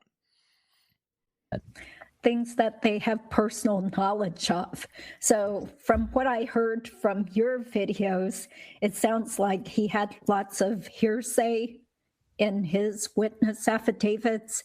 And of course, there have been plenty of times that I help people type up their affidavits because in a lot of cases, the potential witnesses are not good at writing.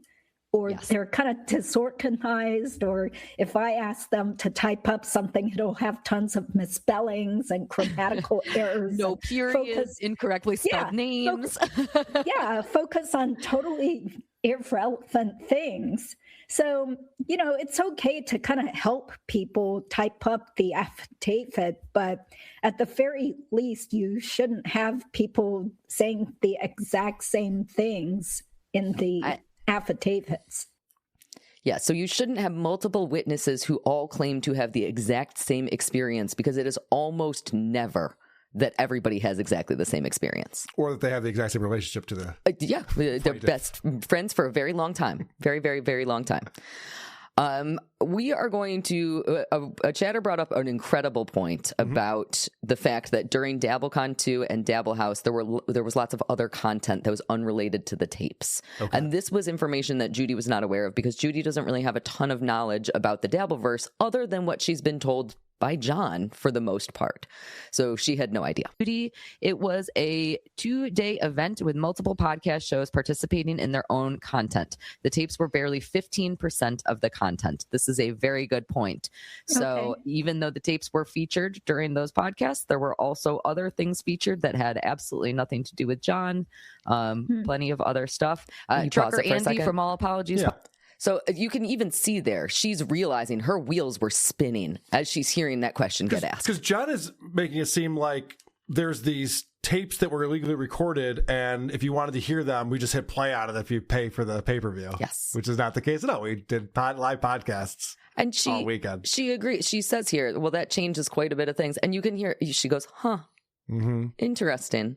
And I think that is exactly one of the reasons that this lawsuit is so interesting, because he has spun this narrative that is, again, based on the hurt feelings. And Judy identified that immediately. Well, it's the same as Carl posted my entire audiobook on his Patreon. Yes.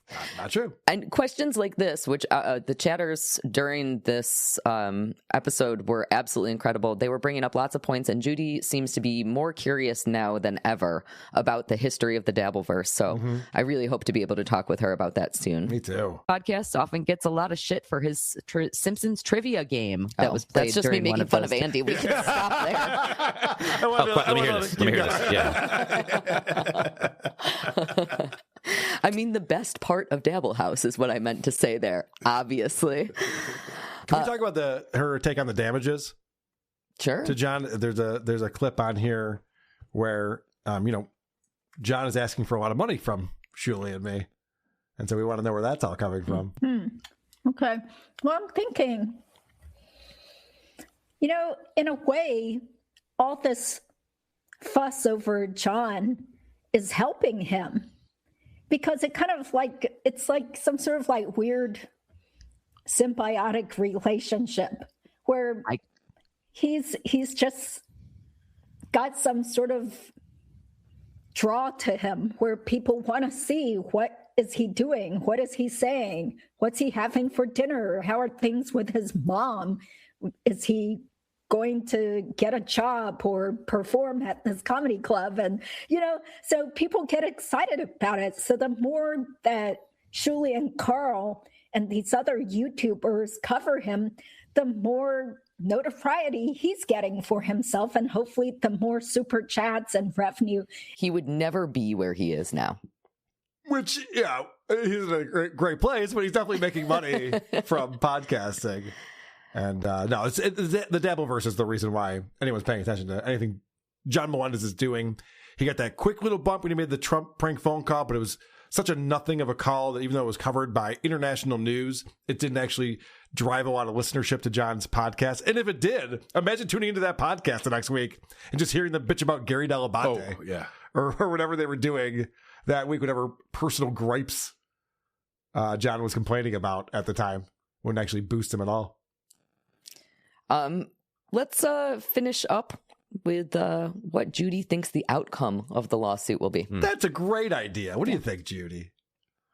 Judy, your opinion on who will come out best in the lawsuit.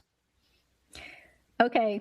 Well, I'm just going on what you told me. So I haven't seen the evidence. I haven't read the whole file. So, and of course, I've only done, say, a few hours of legal research. So, I would my wild guess is that probably defense will probably win, mainly because of the way the attorneys look from the outset. Okay. Now, I have to say, it's a little depressing that's and discouraging the reason. to know the amount of work that's gone into these responses, and just over 1,000 pages that have been written up, and an outsider with some experience comes in and goes, I just look at the attorneys and figure out who's going to win this one. Okay. Which one can spell their name correctly? It's like, she's probably right. That's fine. It's how things come down. So that's just perception of things, which is why we hired a really good attorney. So it's all good. But it's kind of funny how the way that all works, isn't it? You made good choices. Yes. Sometimes I do. Well, thank you for doing that. People should check out the full interview. And hopefully there'll be a part 2. Yeah, I hope so coming too. soon. Yeah, I would be honored to work with Judy again. AA Legal Focus. And you guys brought up something. Judy wants to know more about why people don't like John. Yes. She seemed very curious about that. And I was trying... She gets all the information from John and Vince, so she's just like, has he done anything badly? Oh, yeah. You want to hear about that? Funny you should ask. Yeah. You know, I tried really hard to not have a lot of conversations about that during this particular episode. I was trying to veer us back to the lawsuit because we had a lot of stuff to cover. But I did invite her to come back, and hopefully she will come back to have discussions about that. She seemed very interested in it. I would love to have those conversations with her. I think it's worth noting that she dresses down when she's on John's show, but when she appears with Lucy, she's all done up and made up and looks her amazing. Hair looked stunning. She was wonderful. All right, let's talk about John. Bloody ass. Can I get a little sympathy? Because I got a bloody ass. I'm bleeding generously. Because I got a bloody ass. Quick update on Ava Riza. Ava was on John's show last week, and they were watching a video of me on Husey. And Ava was beside herself laughing. What a dumb idiot Carl is. Ha ha ha ha. He's making these analogies. Don't make any sense. He's so stupid. I would give him $50 to have him explain to me what these analogies even mean. And her and Keanu and John, we got it all figured out. Carl's a retard. So I go, all right, I'll tell you what. Give me $50 and let's debate this. I'm taking up on your offer. And I hear back from her and she says, anytime. Let's go. When do you want to do it? So I said, great. Tuesday afternoon. I gave her some times. Let me know. Didn't hear back. Followed up with her. Hey, just making sure you got this. Tuesday afternoon. Let me know. Never hear back from her. Shows up on John's show Tuesday afternoon. Yeah. The exact time. She was busy. I asked her to come on my show and debate me about this. So she completely pussed out on it. Adam, you look surprised. You had faith in Ava. You had confidence in her being a stand-up person. It's not like you brought up the Holocaust or anything, did you? I did. Oh, okay. No. It was 9/11. I brought up. Oh, okay. and Howard Stern. I know. There's so many people in the Dabbleverse that like Karmic X and people who say everybody's scared to say things to their face, and then when you ask for the link, they disappear. Yeah, it's crazy. And to be as smug as Ava was on that show too, just be like, I'm so much smarter than Carl. Like, let's have a discussion. I'd love to talk to you about this, and then ghosts me. So. I was a pussy. This is funny. John has Vince the lawyer on and Ava, and they're talking about the lawsuit that we were just discussing with Lucy and Miss Judy. Well, they seem to think so. I mean, they're all talking about anti-slap and all that shit. I'm like, what the fuck are you talking about? What do you think's the over-under on John winning the case? Hey, Ava, that's not how over and unders work, you retard. You dumb fucking bitch. What's the over-under on winning the case? Idiot. I'll give her $50 to explain that to me. Yeah, no shit. I didn't know we were gambling on this now. 25%. Wait, 25% of me winning? I don't know. I mean, I don't know what's going on in your case. I haven't even read your complaint. I just heard things. Asshole. He just gets done talking about it on my behalf and then fucking comes out with that number. This is why he's a troll, Ava. Yes, for my realistic opinion. That's what I gave. Now, I don't know. I haven't read your complaint. I don't know what's going on with your case. I read the complaint. Yes, you have. Oh, did John just reveal something right there? Sounds it. Yes, you have. Are we getting some counsel on this complaint? Because I remember Vince said he couldn't text with me anymore once this lawsuit came into play. There's some way he was involved in it. And all of a sudden he's on Dabble Point with me, and John's claiming that he read the complaint and he should know about it. It's all getting very murky. John's face during this whole thing. I love it. You can see him. You can see how pissed off he is at Vince right now. It makes it seem like someone's been blowing smoke up his ass all this time. And he thought for sure he had a slam dunk case. What? And then to hear that, like, there's a really good chance he's not going to win the case, he's like, where's this coming from? Wait, what? This is news to John. That was clearly the first time that he had ever been told, you might not win. You probably won't win is what he was just told. Yeah. And, anything ever. Right. And it's funny because 3 minutes later, John's still holding on to this. 25%. What a fucking asshole. I don't know. Yeah. I know about the law. You just got done arguing on my behalf and then go 25%. Well, I don't know what. You're on a timeout. All right, John, 20%. Right, I know. He gets so butthurt when you have a different opinion than he does. Can't handle it. All right, so I would love to know what used to be on those hangers on the door right there. I know they're always there, aren't they? Maybe they've been there for over a year. Maybe that's where his brother's suit was. John needed it for DC. So John gets, Ava has to go and Vince goes, and so it's just John. And John's kind of reflecting on the year and thinking about all the stuff that's been going on. And he's upset that the Shuli Network's been talking about it. And of course, he's been striking the shit out of the Shuli Network's channel. And he struck OJ for sniping him. And so John is trying to pretend like he doesn't do the things that these other channels do to him. And I'm not sitting here. I'm not watching the Shitways show, am I? I'm not sniping Pinky, am I? No, I'm not. I could just sit here with a microphone and a camera and these guns and do a show without having to do that. It's funny because I can remember a couple of examples of him going to Shuli's Anonymous and Hackverse Anonymous videos. And just pulling up videos and responding to them. And actually, he was just watching one of me over at Patrick's house and making fun of my teeth for a while. But all of a sudden, now that he's striking channels, he doesn't do that. It's crazy. Like, we just changed the rules of everything just now because he's the one striking channels. Like, I'm not watching clips and goofing on them. You're not? Oh, weird. It's weird that you remember him doing that stuff. Yeah. He's really banking on you not. Yeah, well, maybe there's receipts or something that you can actually figure out that he's definitely done that before him. So John's having like this weird come to Jesus moment where he's figuring out that, what are we even doing, guys? Like, yeah, we've all made mistakes in this. Can we all just get along? Can we all just stop fucking around? Have I made mistakes in the past? Yes. I'm not perfect. That's why pencils have erasers. I'll say it again. I'll say it once and I'll say it again. Have I done things that I'm not too happy about? Yes, I have. But we all grow and people change. When will you? Oh, I love that John's actually like, he's a guy who can evolve. Yeah.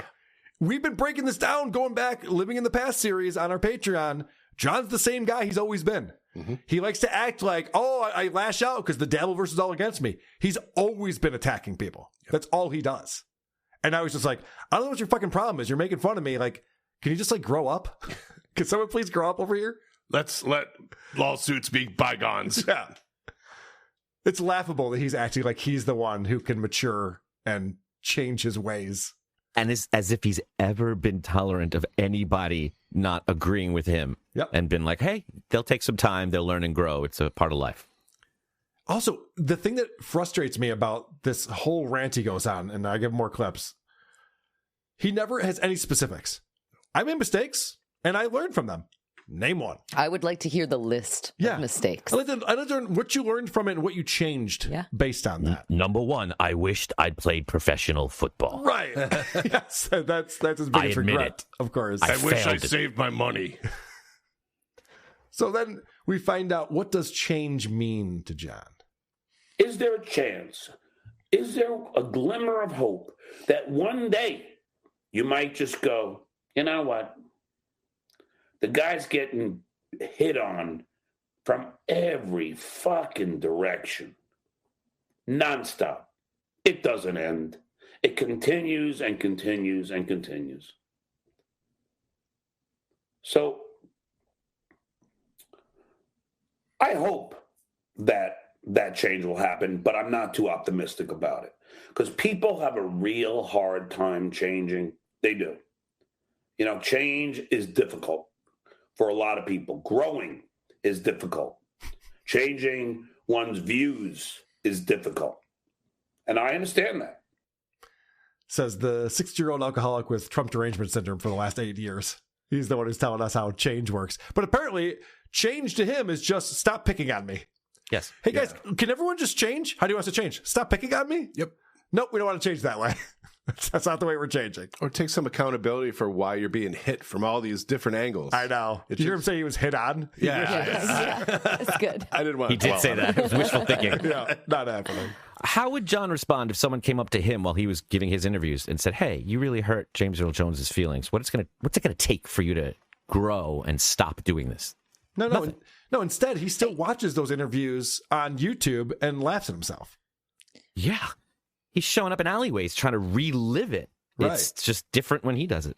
Well, and not only that, but if he truly believes that people can change, then the conversation should never be he drew first blood, because you shouldn't retaliate if you truly believe that people can change. Right. It takes the first blood argument completely off the table. Yes. If you're just like, why don't we evolve and like figure this out? Yeah. If you believe in the law, the first blood argument goes away because you know that's not legally binding. No shit. This is news to me. But John is setting the example for us all. For me, I look introspectively on many occasions and go, okay, I'm not going to do that anymore. That's not a good representation of myself. I'm not going to do that. Cross that out. And how could I be better now? And then I try and be better. I'm always trying to be better. That's just a fact, Jack. All right, that's his tell right there. When he said that's a fact, Jack, you know that that's not true. If you want to know the truth. Yeah, it's just like if you want to know the truth from Opie. I'm always trying to be better. John puts zero effort into being better and improving himself. That's why his life keeps getting worse and worse. I think he thinks better means learn new random trivia. Maybe. And that's bettering himself. Maybe that's what it is. And notice there's zero specifics yet again. I think back and I look at what I've done and I take accountability and I make changes. Name one. Please. I used to call everyone a fagula, and then a fagula pulled me aside and said, "We don't say that anymore, you dumb fuck." That would be an example. Or maybe the example of he's not pulling clips from the Shuli Network anymore because he's actively striking them, and that would seem very hypocritical. Maybe that's what. That's exactly what I think he means by better here is I am not currently watching a clip. Yep. That is me being better. Yep.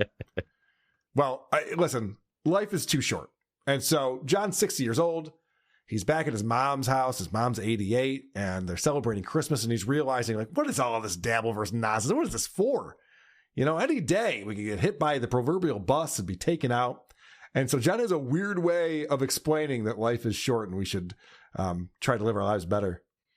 I have had friends in our gang of people that we hang out with. One of them died at the young age of 40 of a heart attack. Okay. And, you know, one of them died in one of the planes that went into the World Trade Center. Okay. You know, I mean, there are many people that I went to high school with that are now deceased. One of them, who was a friend of mine from childhood, was in a horrible boating accident where he got run over when he was scuba diving. And I believe it was in front of his children. I mean, there's a lot of stories, but he got run over scuba diving in front of his children. So what are we going to do? Pick on me for the rest of our lives? What are we doing here? All you did was make a 9/11 analogy. I had to listen to that crap. Holy shit. It's like, guys, why are you making fun of me? I had a friend who was out of one of the airplanes. I've never heard that before. I've never heard that either. It was 24 years ago. You'd think he would have brought it up, though. I would think he would bring that up all the time. What's he talking about? His drunk friend that didn't show up to work in the World Trade Center on that morning? We've heard that a lot. Yeah. Anyway, I just thought that was so wild that he's just like, guys, life's too short. Let me list a bunch of guys I used to know who died out by now. Okay. Weird. I don't know if you're getting the message across. But listen, John is switching gears and he's going to and he does this every once in a while. You know, he's on the attack and he's the Duke and he's kicking everyone's ass. And then every now and again, he realizes that, like, everyone's just picking on me over here, and it's not nice. Does that make you feel better about yourself? Does it make you feel better to bully one man? To have a fucking whole universe in this little microcosm of society known as the fucking Dabbleverse? To have that all just hate and aggression aimed at one person? Does it really make you feel good? Hey, let's pile on. Come on, Silent Mike. Come on, Log Cabin Larry. Come on, Single Wide. Come on, just do it. Come on, Moonhead. Come on, Lucy. Come on, No Shoulder Chris. I mean, come on, Fatty Patty. Come on, Puppet. Come on, Potato. Come on, Orange. Where's Adam? That's very inspirational, actually. I know, but poor Adam got left out in all of that. Come on, everybody. Look at Adam had to go away. No acknowledgement at all to the great Adam Bush on that one. And I'm pointing out the obvious, but this is a guy who would pile on anything to not be the target. He'd love it. Yeah. In his stand-up act he just gave, he, without anybody asking, mentioned how Grillo knew that Howard was cheating on his wife and keeping it a secret. Why would you do that to Grillo, let alone Howard? What is wrong with you? Yeah. But John does this every once in a while, every few months. He goes for the sympathy angle where he's just like, guys, woe is me. Everyone's making fun of me. And I'll say it again. And Anthony's in the chat right now. We're listening back to his podcast in 2018, and it was nonstop going after Anthony and Artie. Like every episode was calling those two guys out. And so he's constantly antagonizing people. He's constantly looking for a fight.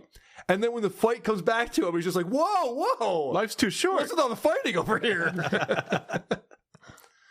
So it's very convenient for him. This was a show he did on the 23rd. And then he came back. I don't think he made enough money. He came back later on the 23rd to do another broadcast. And Pest is one of the YouTube clippers who's actually in the chat right now. And Pest pulled a nice clip of this and some things that I wanted to point out. I love that John's getting clipped a lot lately from a lot of the clip channels, which is great. It's just amazing to me. Like, listen, I'm not saying I didn't fight back, and I have fought back. I'm not. Oh, okay. So when he was complaining before about how everyone's picking on him, he has to admit that like he's gone after us. Like, I don't know, maybe like sued a couple people. There's that lawsuit thing that we're still dealing with, and then striking channels and trying to get my Patreon taken down, taking money out of my pocket, like stuff like that. Okay. Did he forget to put the filter on? Oh, you're right. Yeah, this is what John looks like. Yikes. I'm innocent by any stretch of the imagination. I do fight back, and it's just in my nature. As the potato said, why do you react? Well, it's in my nature to react. And I thought you could evolve and change. Isn't that this thing you were saying before this? Yes. Like everyone can get better and do better. It's like, well, no, it's just who I am. Yeah. No, you can. I am who I am. Okay. You can all get better. You have to change. You have to change. If I didn't react, I wouldn't be, here, a happy man with 2 pensions. This is funny. He stumbled on this. He goes, if I didn't react, I wouldn't be here. And he's looking around like, fuck. Yeah. I wish I wasn't here. But listen, all right, I'm going to play this back again. Because John's trying to say that him reacting to things the way that he has is why he's so successful in life. And he's going to stumble on a word, and then he's going to try to explain why he stumbles on it.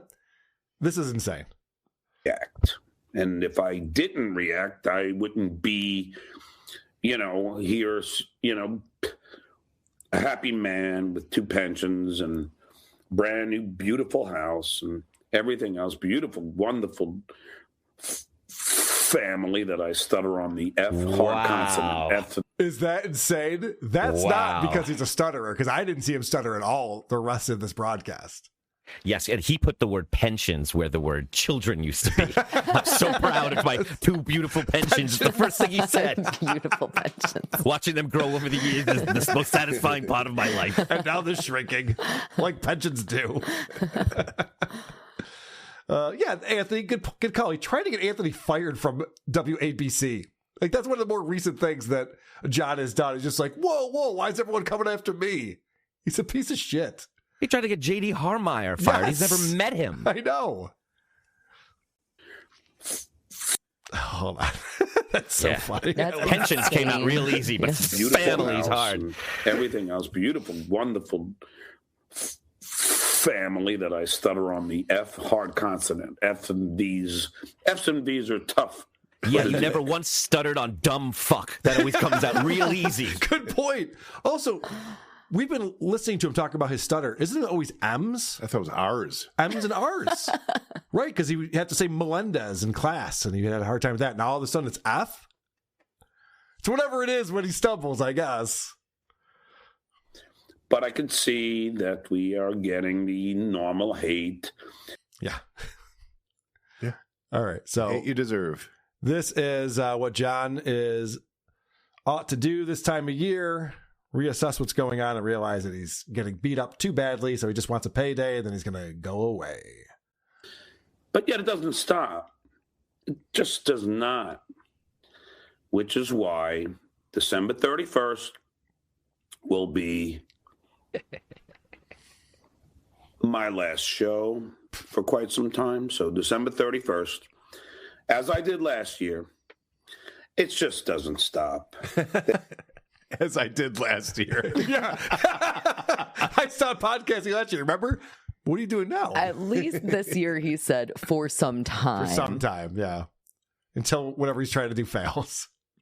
The hate does not stop. All right. Holy shit, we still haven't gotten through his New Year's show. No, I never did get through all of that. The hate not stopping. I wonder if that has anything to do with him fucking with people's livelihoods. Like trying to take money out of people's pockets. Yeah, he's costing the Shuli Network money by getting them nuked off of YouTube multiple times in the last few weeks. I wonder if that like causes people to dislike you. There's like hate there, like Anthony in the chat just now going, yeah, this guy tried to fucking get me fired. That doesn't sound right. And John's acting like he's just a victim. Just why is this all happening to me? What did I do? Yeah, but Anthony made fun of the parking outside of his gig. What is he supposed to do? That's true, yes. He did deserve it for that. Fair is fair. All right. We're going to miss you, John. Happy New Year. So he had anticipated coming on, and he anticipated the show going one direction, and it went another. Yeah.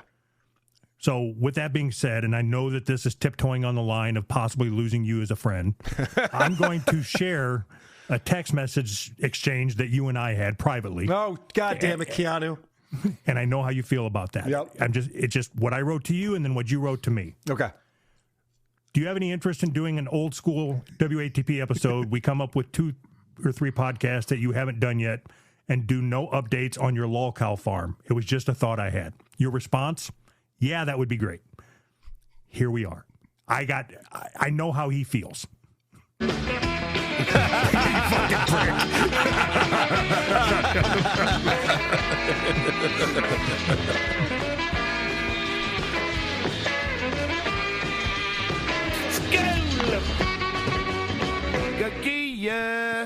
I have to talk about John Melendez because big news has broken, and I'll be honest, I was not going to touch this.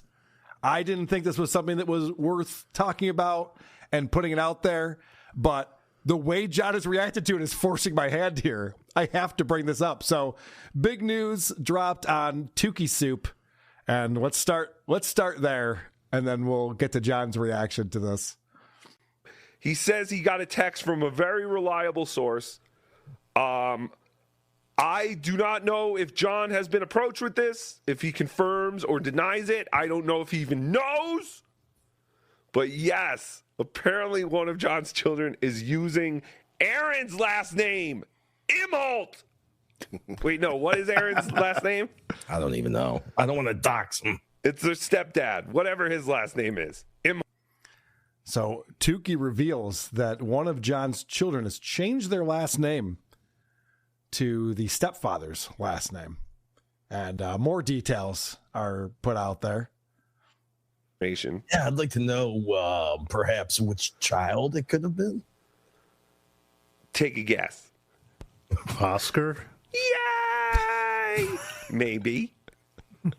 Well, I don't know. This is all alleged. Oscar's been around Aaron the longest, so I think it would make sense, but that's just my opinion. Wouldn't that be horrible? John's first son, born with a penis, doesn't want to carry on the Melendez name. That's a good thing.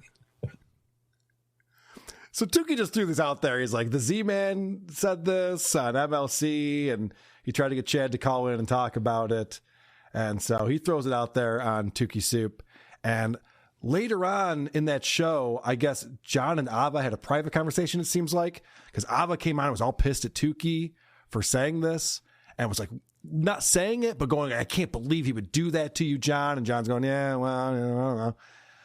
So it seemed like Ava was confirming this. Because again, this is just a silly rumor thing that was thrown out there. I saw it on Reddit and stuff, but I'm not going to report on it like it's fact until John pretty much confirms that it's definitely a fact when he goes on his show last night. I happened to to run into, let's see, a family member who was allegedly changing their name, which is while I was let's see what other rumors we could come up with that have been said about me. While I was allegedly on the fake CBS Football Arm Wrestling Championship and the fake Kareem Abdul-Jabbar roast, all of those things which, at the end of the day, are just that, fake. I don't get it. Yeah, I don't think he made a point. No. This was a longer clip where he goes on about his Mercedes and his Harley, and it's like, what he's trying to say, I'll explain it for him because he couldn't figure this out. What he's trying to say is that this is just another rumor, like all the other rumors that are out there that aren't true. Problem is, no one thought John wasn't on CBS hosting a pro football arm wrestling contest. We all saw the trailer for it. It's been on YouTube. There was never a rumor like John's lying about that. No one thought he didn't write for the Kareem Abdul-Jabbar roast. Right. That's up on there too, where he's wandering around with 2 beers in his hand by himself in the lobby. No one was debating any of these things. And then he equates that with a family member had their name changed. I'm like, oh, okay. We're just saying it now. Well, then, if that's John's show, then I'm going to report on this because holy shit, is he pissed. He's very upset at A, that this happened, I would imagine. Yes. I would see that being a problem. And then B, that everyone finding out about it. Yeah. And knowing about it. And there's something else at play. So John did a show that was almost 5.5 hours long last night. I caught it near the end. I get myself involved a little bit. I did a little super chatting. But it was almost 5.5 hours long. And there's multiple guests. And the guest that's supposed to be out on Fridays is Clay Dabbler. It's Clay Day on Fridays. Poor Clay. This guy just, all he does is try to help his buddy John out. He's always rooting for him. He's always cheerleading for him. He's sticking up for him all the time. Mm-hmm. We've asked him to come on Point Dabble Point numerous times. He won't come on. Ava's been on Point Dabble Point. Vince the Lawyer's been on. Miss Judy's been on. All these people come on the show. Not Clay Dabbler. Loyal to a fault. And Clay says, hey, John, am I on the show today? I assume it's Clay Day. You're going to have me on? And John goes, oh, is it Friday? I didn't know. So I actually asked Ava to come on. So, no, you're not on today. Those are the rules. And Clay gets very upset about this. And so John reacts. And then, of course, I get the drama of Clay Dabbler, which is just like, first of all, as you know, on the 23rd, I came and I did a second show. And again, it's the Christmas holidays. I don't know what day it is today. I guess it's Friday, which is normally Clay Day, and I don't care. I forgot. But I'm not allowed to forget because Clay, that was, very, very sensy. Yeah. So I was like, fuck, I double booked. Because then I was calling. There's a lot going on. I think anybody knows all of the rumors that go around, which, I wanted to address. And, because unlike Clay Dabbler, I do have conversations with people that actually give me their phone number. Jesus Christ. So much to unpack there. What an apology, huh? Yeah. This guy's being a sensitive little bitch. Fuck him. How am I supposed to know it's Friday? Christmas lands on a Thursday? Who knows what the next day is going to be? Carl, how many times have you came across a rumor about you that you know is just wildly untrue? Many, many times. I read about them on Reddit on a daily basis. Okay. Have any of them caused you to double book an episode? I've never had a rumor come out that wasn't true about me, where all of a sudden it's the only thing I could focus on. Right. And it screwed up my entire life. Like, oh, you expect me to take the garbage out? There's a rumor about me on the internet. You know, I can't possibly do any of these things. Have a heart, John. No, I didn't pay our utilities this month. There's a rumor about me on the internet. So then it's very funny where then he's also mad at Clay because Clay doesn't talk to him on the phone. Yeah. Clay is very smart to do this. Yep. Because John just dumps all of his problems on anyone who will take his phone call. I've experienced it. I know Cardiff has experienced it. I know Vinny Paulino's experienced it. Rocco. Let alone the doxing. Of course, the doxing is also a part of it.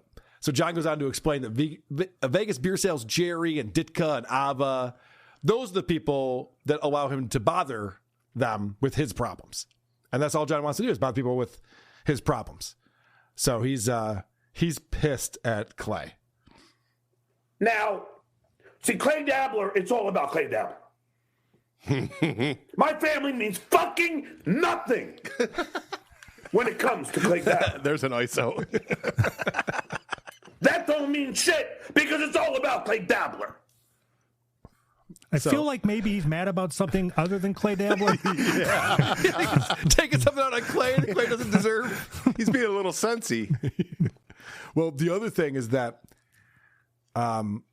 he thought that Clay Dabbler gave out a link to one of his shows recently. And then later on in this episode, again, it's hours and hours, so we can't get into all of it. Miss Judy comes on, and John goes, "Did you give up the link to my show?" She goes, "Yeah, I gave it to Mammy." And he goes, "What the fuck?" He's all pissed at Clay. And it turns out it's Miss Judy. She's like, "I didn't know. I thought you guys were friends." She asked me for it, so I sent it to her. So that's when he gives a heartfelt apology. Clay, I was wrong. No, I didn't hear that at all. Do you know where is he recording from right now? It's Mom's house, one of the rooms upstairs. Oh, okay. So there's people enjoying Christmas downstairs. Yeah, this guy is with loved ones, supposedly, with this family that he's so concerned about. And for 6 hours, he fucks off in a room. All they can hear through the doors, "My family means nothing." We know, John. You show us with your actions. You don't have to tell us with your words. All right, so John starts bringing up that other people have children. This is an odd thing that John's doing with this specific rumor. He's trying to pretend that this is a bad thing for his son, Oscar. As if these are people taunting Oscar now who decided to change his name and not be a Melendez anymore. Just the opposite. Everyone is praising Oscar for doing the right thing, for recognizing that his father is a problem. Oscar is at Harvard right now. He's a genius. He's literally a genius. And he's doing very well for himself. And the whole Dabbleverse is rooting for him. But John wants to think that everyone's teasing his son and what comes around goes around. There are other people with children. And I hope to God that when they come of age, when they turn 18, you motherfuckers who like to fuck with family members don't do it to their kids, because I will never. There is one thing that is certain, and I guarantee this. Tukey, when your kids come of age, when your kids turn 18, there is one thing that is certain. I will never, ever talk about your children. Ever. But until then. Yeah. No, the way that's worded is so weird. John won't be alive when Rocco's daughter turns 18. Not the point. So this guy's just... I think this should be your screenshot or your thumbnail. Oh, that one's not bad.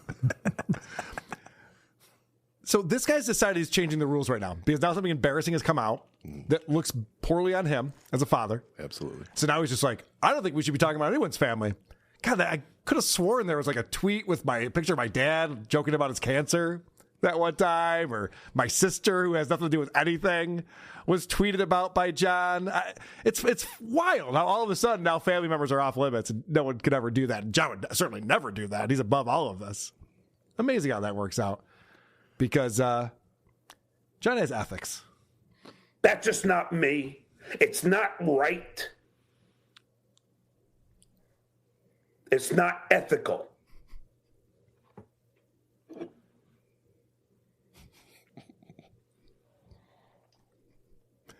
So all John is doing is proving that the information is true.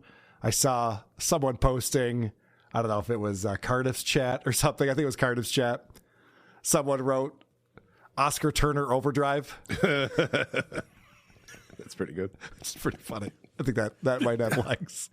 The fucking thing is, and I know you've said this or a variant of this hundreds of times by now. If John would just come on and say, look, I made some bad choices. I fucked up my life. I had some great opportunities, and I fucking tanked it, man. I've been such a bad parent that my kid, if you can believe it, is taking his stepdad's name. Mm-hmm. Like, I have got to fix this. There's nothing you could do with that. Right. He would get so much sympathy, and people would be like, well, I don't want to kick this guy while he's down. Right. That's not fun. No. But instead, he does possibly the worst thing he could do. He confirms that the rumor is true by freaking out about it for hours. And again, I wasn't going to cover this until Ava came on the show and was like throwing this bitch fit about it. I'm like, oh, this sounds like there's something to this. And so John's trying to play this both ways, where he's like, don't pay attention to my kids and what they're doing. That's not cool. But also, this isn't even true. I mean, where'd you see this, on Reddit? And yeah, it's on fucking Reddit, so it must be true.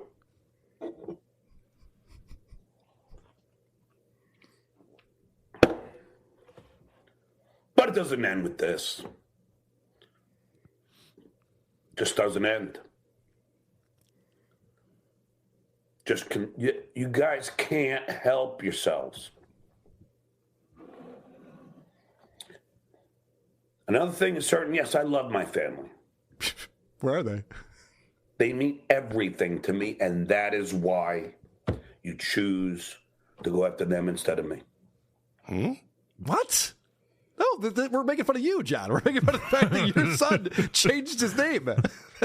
That's making fun of you, idiot. It's never been any other way. No, it's never been any other way. This is funny. John didn't see his kids for Thanksgiving. Oh. Didn't see him for Christmas. These kids mean everything to me. I wish they didn't like turkey. Or they did like turkey. Yeah, right. They did like turkey. Then we could have gotten together for Thanksgiving. But I love that he goes, oh, it's on Reddit, so it must be true. No, you're reacting like this, so it must be true. That's the confirmation that I needed. You're outing yourself. This. Yes. And then he says this sentence, which you never want to say if you're denying something. If you're denying something that people are saying is a rumor about you that is not true. It's amazing how many lies that you guys can fucking roll with. And even, let's say it wasn't a lie. Who the fuck are you to fucking talk about that, since you have me right here every day? You have me to trash and goof on. Yeah, that's a good idea.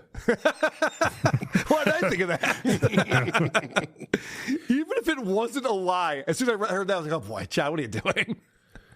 It's obviously true. I'm friends with Kaya. I do know that. So on his show, he thought it would be funny to spread a rumor that I lost both of my legs to diabetes. It is a funny rumor. Okay.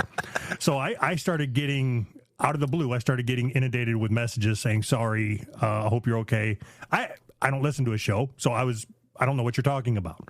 And then it came to me, somebody sent me a message, and it was a clip of Kaya dropping the news that he was upset because his dear friend Doug has lost both of his legs due to diabetes. Yeah.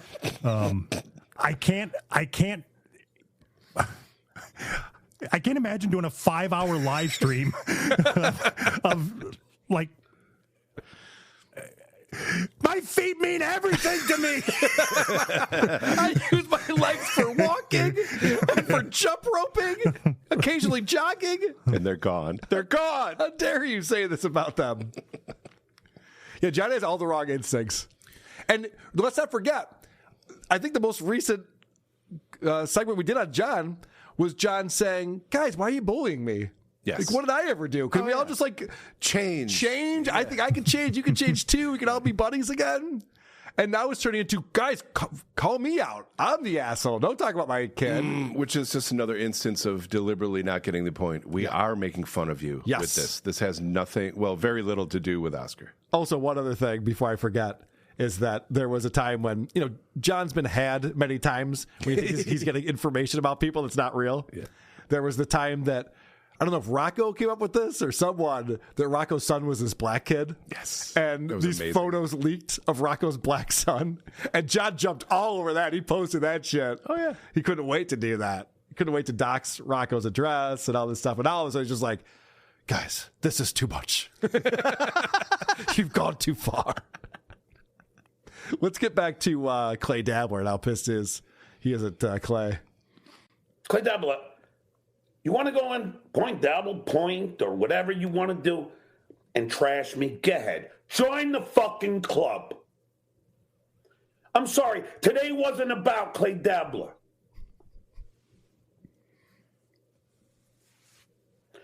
If it's okay with you, today was about me. Finally, a Stuttering John episode is about Stuttering John. What an asshole. So I think there's a fake Clay who's saying he's going on Point Dabble Point. Because I've been had by fake Clay before, too. When I was hosting Point Dabble Point, I was like, oh, shit, you want to come on? I sent him the link right away. I texted Shuli and asked him if he'd heard from him. No, I don't think Clay's coming on Point Dabble Point. Well, he's welcome to. Yeah. He's invited to come on Monday. That'd be great. But I don't think he's coming on Point Dabble Point anytime soon. Clay's pretty loyal to John for whatever reason. But what is John saying there that today was about him? He's so upset about something? Yeah, he's upset about this rumor. This rumor, yeah. Yeah, it's really bothering him. And not only is it bothering him, but his friends are dealing with it as well. And I said, can't I have everybody on tonight? I want to have Av on. Av has been dealing with this rumor. Okay. Hold on. Pause. His use of the quotes there. He's so stupid. This thing that's true, but I'm pretending it's fake. An idiot. Vegas Bear Sells Jerry has been dealing with this. Yeah. So forgive me, Clay. He talks about it like it's his public relations team. Yeah. They're dealing with it. What is Ava and Vegas Beer Sales Jerry doing to deal with this rumor that's going around about your son changing his last name? How long does it take? He's such a prick. The fact that he pushes all of this shit on his friends, and he thinks that's normal. Yeah. He's like, Clay, you don't even talk to me on the phone. Meanwhile, I'm complaining to Ava and Ditka and Vegas Beer Sales Jerry nonstop about this thing. That's obviously true. That I'm obviously very upset about. So Vince the lawyer comes on. And I appreciated some of the things that Vince said about this. Think about this. Is there any one person in the Dabbleverse that could compare to Oscar in terms of him going to Harvard? I don't want to talk about him, please, Vince. But I'm just saying. Well, you're talking about him. What do you want me to do? No. I'm talking about the rumor. But we heard it, John. I'm not mentioning names. I'm just saying. Just either way, if he's able to do that, there's no name you're going to call him that will ever affect him. So you have nothing to worry about. So Vince comes out as the voice of reason. It's like, your son's killing it. I don't think you have to worry about Oscar. He's obviously doing very well for himself. Mm-hmm. The smartest guy in the Dabbleverse. If he were in the Dabbleverse, he's not, obviously. And John's immediate thought was, I don't want to talk about my kids. You spent the last hour and a half talking about your kids. That's the whole point of the show today. So this is hilarious as Vince tries to get this hypothetical question out to figure out if John maybe is more upset about the fact that Oscar changed his name than he is about the fact that everybody knows that's what happened. The issue is, putting every specifics aside, if one of your kids did change their last name, would it bother you? Not specific, just hypothetical. It doesn't have to be you. Hitman Dan, would he be mad? Don't bring up him either, please. Anybody, just make up a fake person. Would it bother you if it was true? I don't even. I haven't even. I'm trying to think, because Lori's bound to dump me, right? So she's bound to find somebody else. And let's just say they don't want to be associated with my last name. I wouldn't blame them. I don't know if I would be upset if they changed their last name. It doesn't matter. The point is, leave family. It does matter, John, because if it's James, true, I'm not having this. I'm going to kick you off.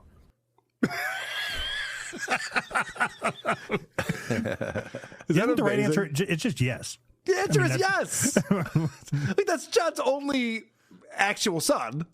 Mm-hmm. And so if there was ever a chance of like a legacy from John Melendez, that would have been the one. Would have been the one. And instead it's the Turner family now.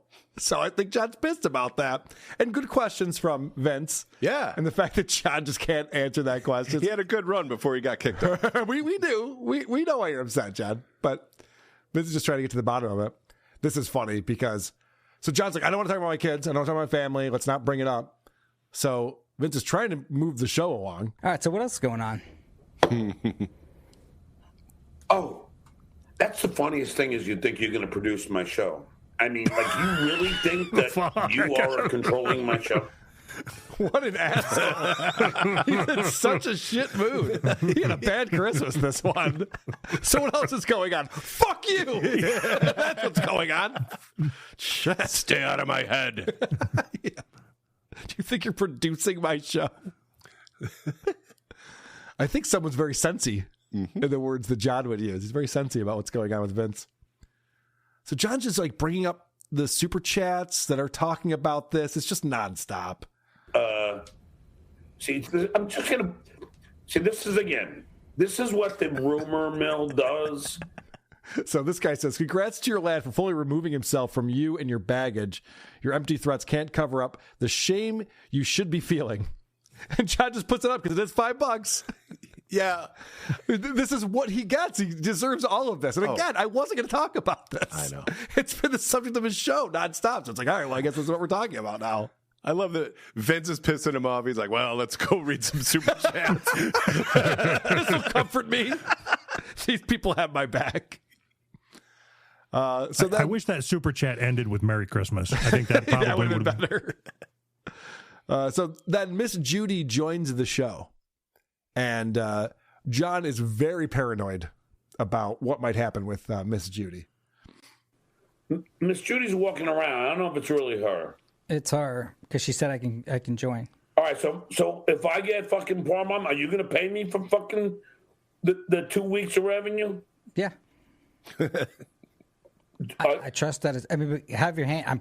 If you put her on, I can tell you if it's her or not. No, now she's walking away from the camera. Oh, no. She doesn't know that. We'll put it on. Let's see if we can see. All right. I'm going to be close to the fucking...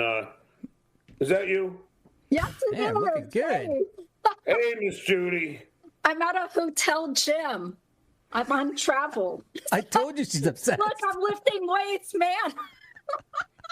Where are you? What the hell's that? I'd rather not say because there's some creepy people out there, but you're looking at them. John's such an idiot. As he's complaining about personal information getting out there, his first question to Judy, which hotel you staying at? And Judy's so likable and fun-loving. She's like, hey, what's going on? Meanwhile, John spent the whole time going, is this really Judy? Is this person going to porn bomb me? He's so paranoid. His life is miserable. Yeah, I think he saw Clay in the backstage later on. Yeah. And wouldn't bring him on. He's like, oh, that's a fake Clay. Yeah, he's so paranoid about everything that might happen to him at his channel. Now, Judy sent John $100. Yeah. Like a PayPal. $100. And I think that was to get back in his good graces after she came on Dabble Point. And so what happens when you give a homeless person money? They want more. They need more. you see this with the Whack Pack on the Howard Stern show. It's like if High Pitch Eric gets money for coming on the show, he's going to demand money every time he comes on the show. Mm-hmm. Listen to what John says to Judy. I didn't think I was doing anything bad. Sorry. Oh, this is when talking about how she sent the link out to F Mommy or Mammy. And John was scolding her for it. I didn't think I was doing anything bad. Sorry. Well, if you want to do me a favor to make up for it, Venmo me another $100. No more money. I think I need to save for retirement. I have different financial priorities. So, yeah. So John's trying to laugh it off the same way when he hits on girls. Sure. He's like, I'm kidding, unless I'm not. Send me $100. But seriously, $100. So he thinks he can just like get money off of Judy now whenever he wants to. And Vince is sitting there going, no. We don't treat Judy like this. That's not what this is, asshole. Mm-hmm. He's a scumbag, John Melendez. These people who are his buddies who allow him to walk all over them, I do not understand. One of them, of course, is Ava. And everyone hates Ava. No one wants Ava on this show. I don't want to play a lot of clips of it, but I did get myself involved in the show last night. I did Super Chat because, as I mentioned on, what show was I on? Probably this show. Probably Who Are These Podcasts? I mentioned that Ava challenged me. She said she would give me $50 to debate me about my analogies I use on Hughesy's show. I know I keep saying this. It's been going on for weeks now. So I messaged her and I said, yep, let's do this. I'll take your $50. I'd love to have you on a show to do this. She wrote me back when? So I gave her some days and times, and then I didn't hear back, and then I followed up, and then I didn't hear back. So I saw Ava on the show last night, so I decided to Super Chat and ask Ava, hey, what's up? Why aren't we doing this? Snaggletooth is saying, why won't Ava debate me? She challenged me, then back down when I called the bluff. Is she a Barry Wissa? It says pussy boy. Is she a pussy boy? Or and a Barry Wissa? Say you, Ava. Wait, is that really Carl? I don't know. Who gives a fuck? I responded to your email and you never followed up. All right, well, he's accusing you of backing down. What? Well, come on. Can he come on now? I'll debate him right now. No, I don't want to fucking talk to him. I'm in a fucking lawsuit with this fucking asshole. Well, I'll deal with it. So I did get the link last night. I did not go. I mean, he wouldn't have had me on anyway. He would have gotten scared. But someone did send me the link. But that was good thought on Ava. It's like, wow, John, you've been drinking for 6 hours straight. You want to talk to Carl right now? That would have been some pretty good YouTubing, I think. I have to own this one. I dropped the ball on this. Carl responded to me, and I didn't see that email or respond to it. Oh, okay. So then... I'm obviously down to debate Carl about fucking anything, especially the analogies. Tell me when you want to do it. Just ask him. Say... well, I was going to write him, but you were getting all antsy. No. You can write him. Just say, hey, Club of Fang, just do it. No, I didn't want to send him a link. I don't want him on the show. So Ava said, I'll email him after this. I still have not received an email from Ava. I think Ava's in the chat. I saw Ava a little while ago in the chat. But anyway, that's the latest with that. Don't worry, it won't be part of WATP if and when this happens. I have one more clip on here because John goes over to his brother's house for Christmas Day, and his brother makes dinner. Sounds like a nice thing to do for the family, right? Host and prepare a meal for everyone. What do you think John does on his show the very next day up on YouTube from his mom's house? What do you think he does? I think he shit talks. And then we have the roast pork, which my brother used the wrong recipe for, and he I don't know. He didn't use the Danish way to do it. He used some other way, and there was sage in it, and it didn't have the pork rinds the way I wanted. And then he burnt the rinds on top. It wasn't the best roast pork. It still sufficed, but what an asshole! Mr. Hungry Man himself. Yeah, this guy's microwaving Salisbury steak and saying that the roast pork sufficed. I'll give him a C- on this one. It's passing, but Yeah, this reminds me of his friends taking him to that nice steakhouse in Cape Coral. Yeah, he shit all over that place, too. Yeah. He's drinking Busch Lights on the way and then shit on the steakhouse they went to. He knows he's a piece of shit when he wakes up. He's like, wow, someone did something really nice for me. I don't want to acknowledge it. You think he knows he's a piece of shit when he wakes up? Well, isn't that what you told me narcissists do? I think it's deep down they know that they're not worthy.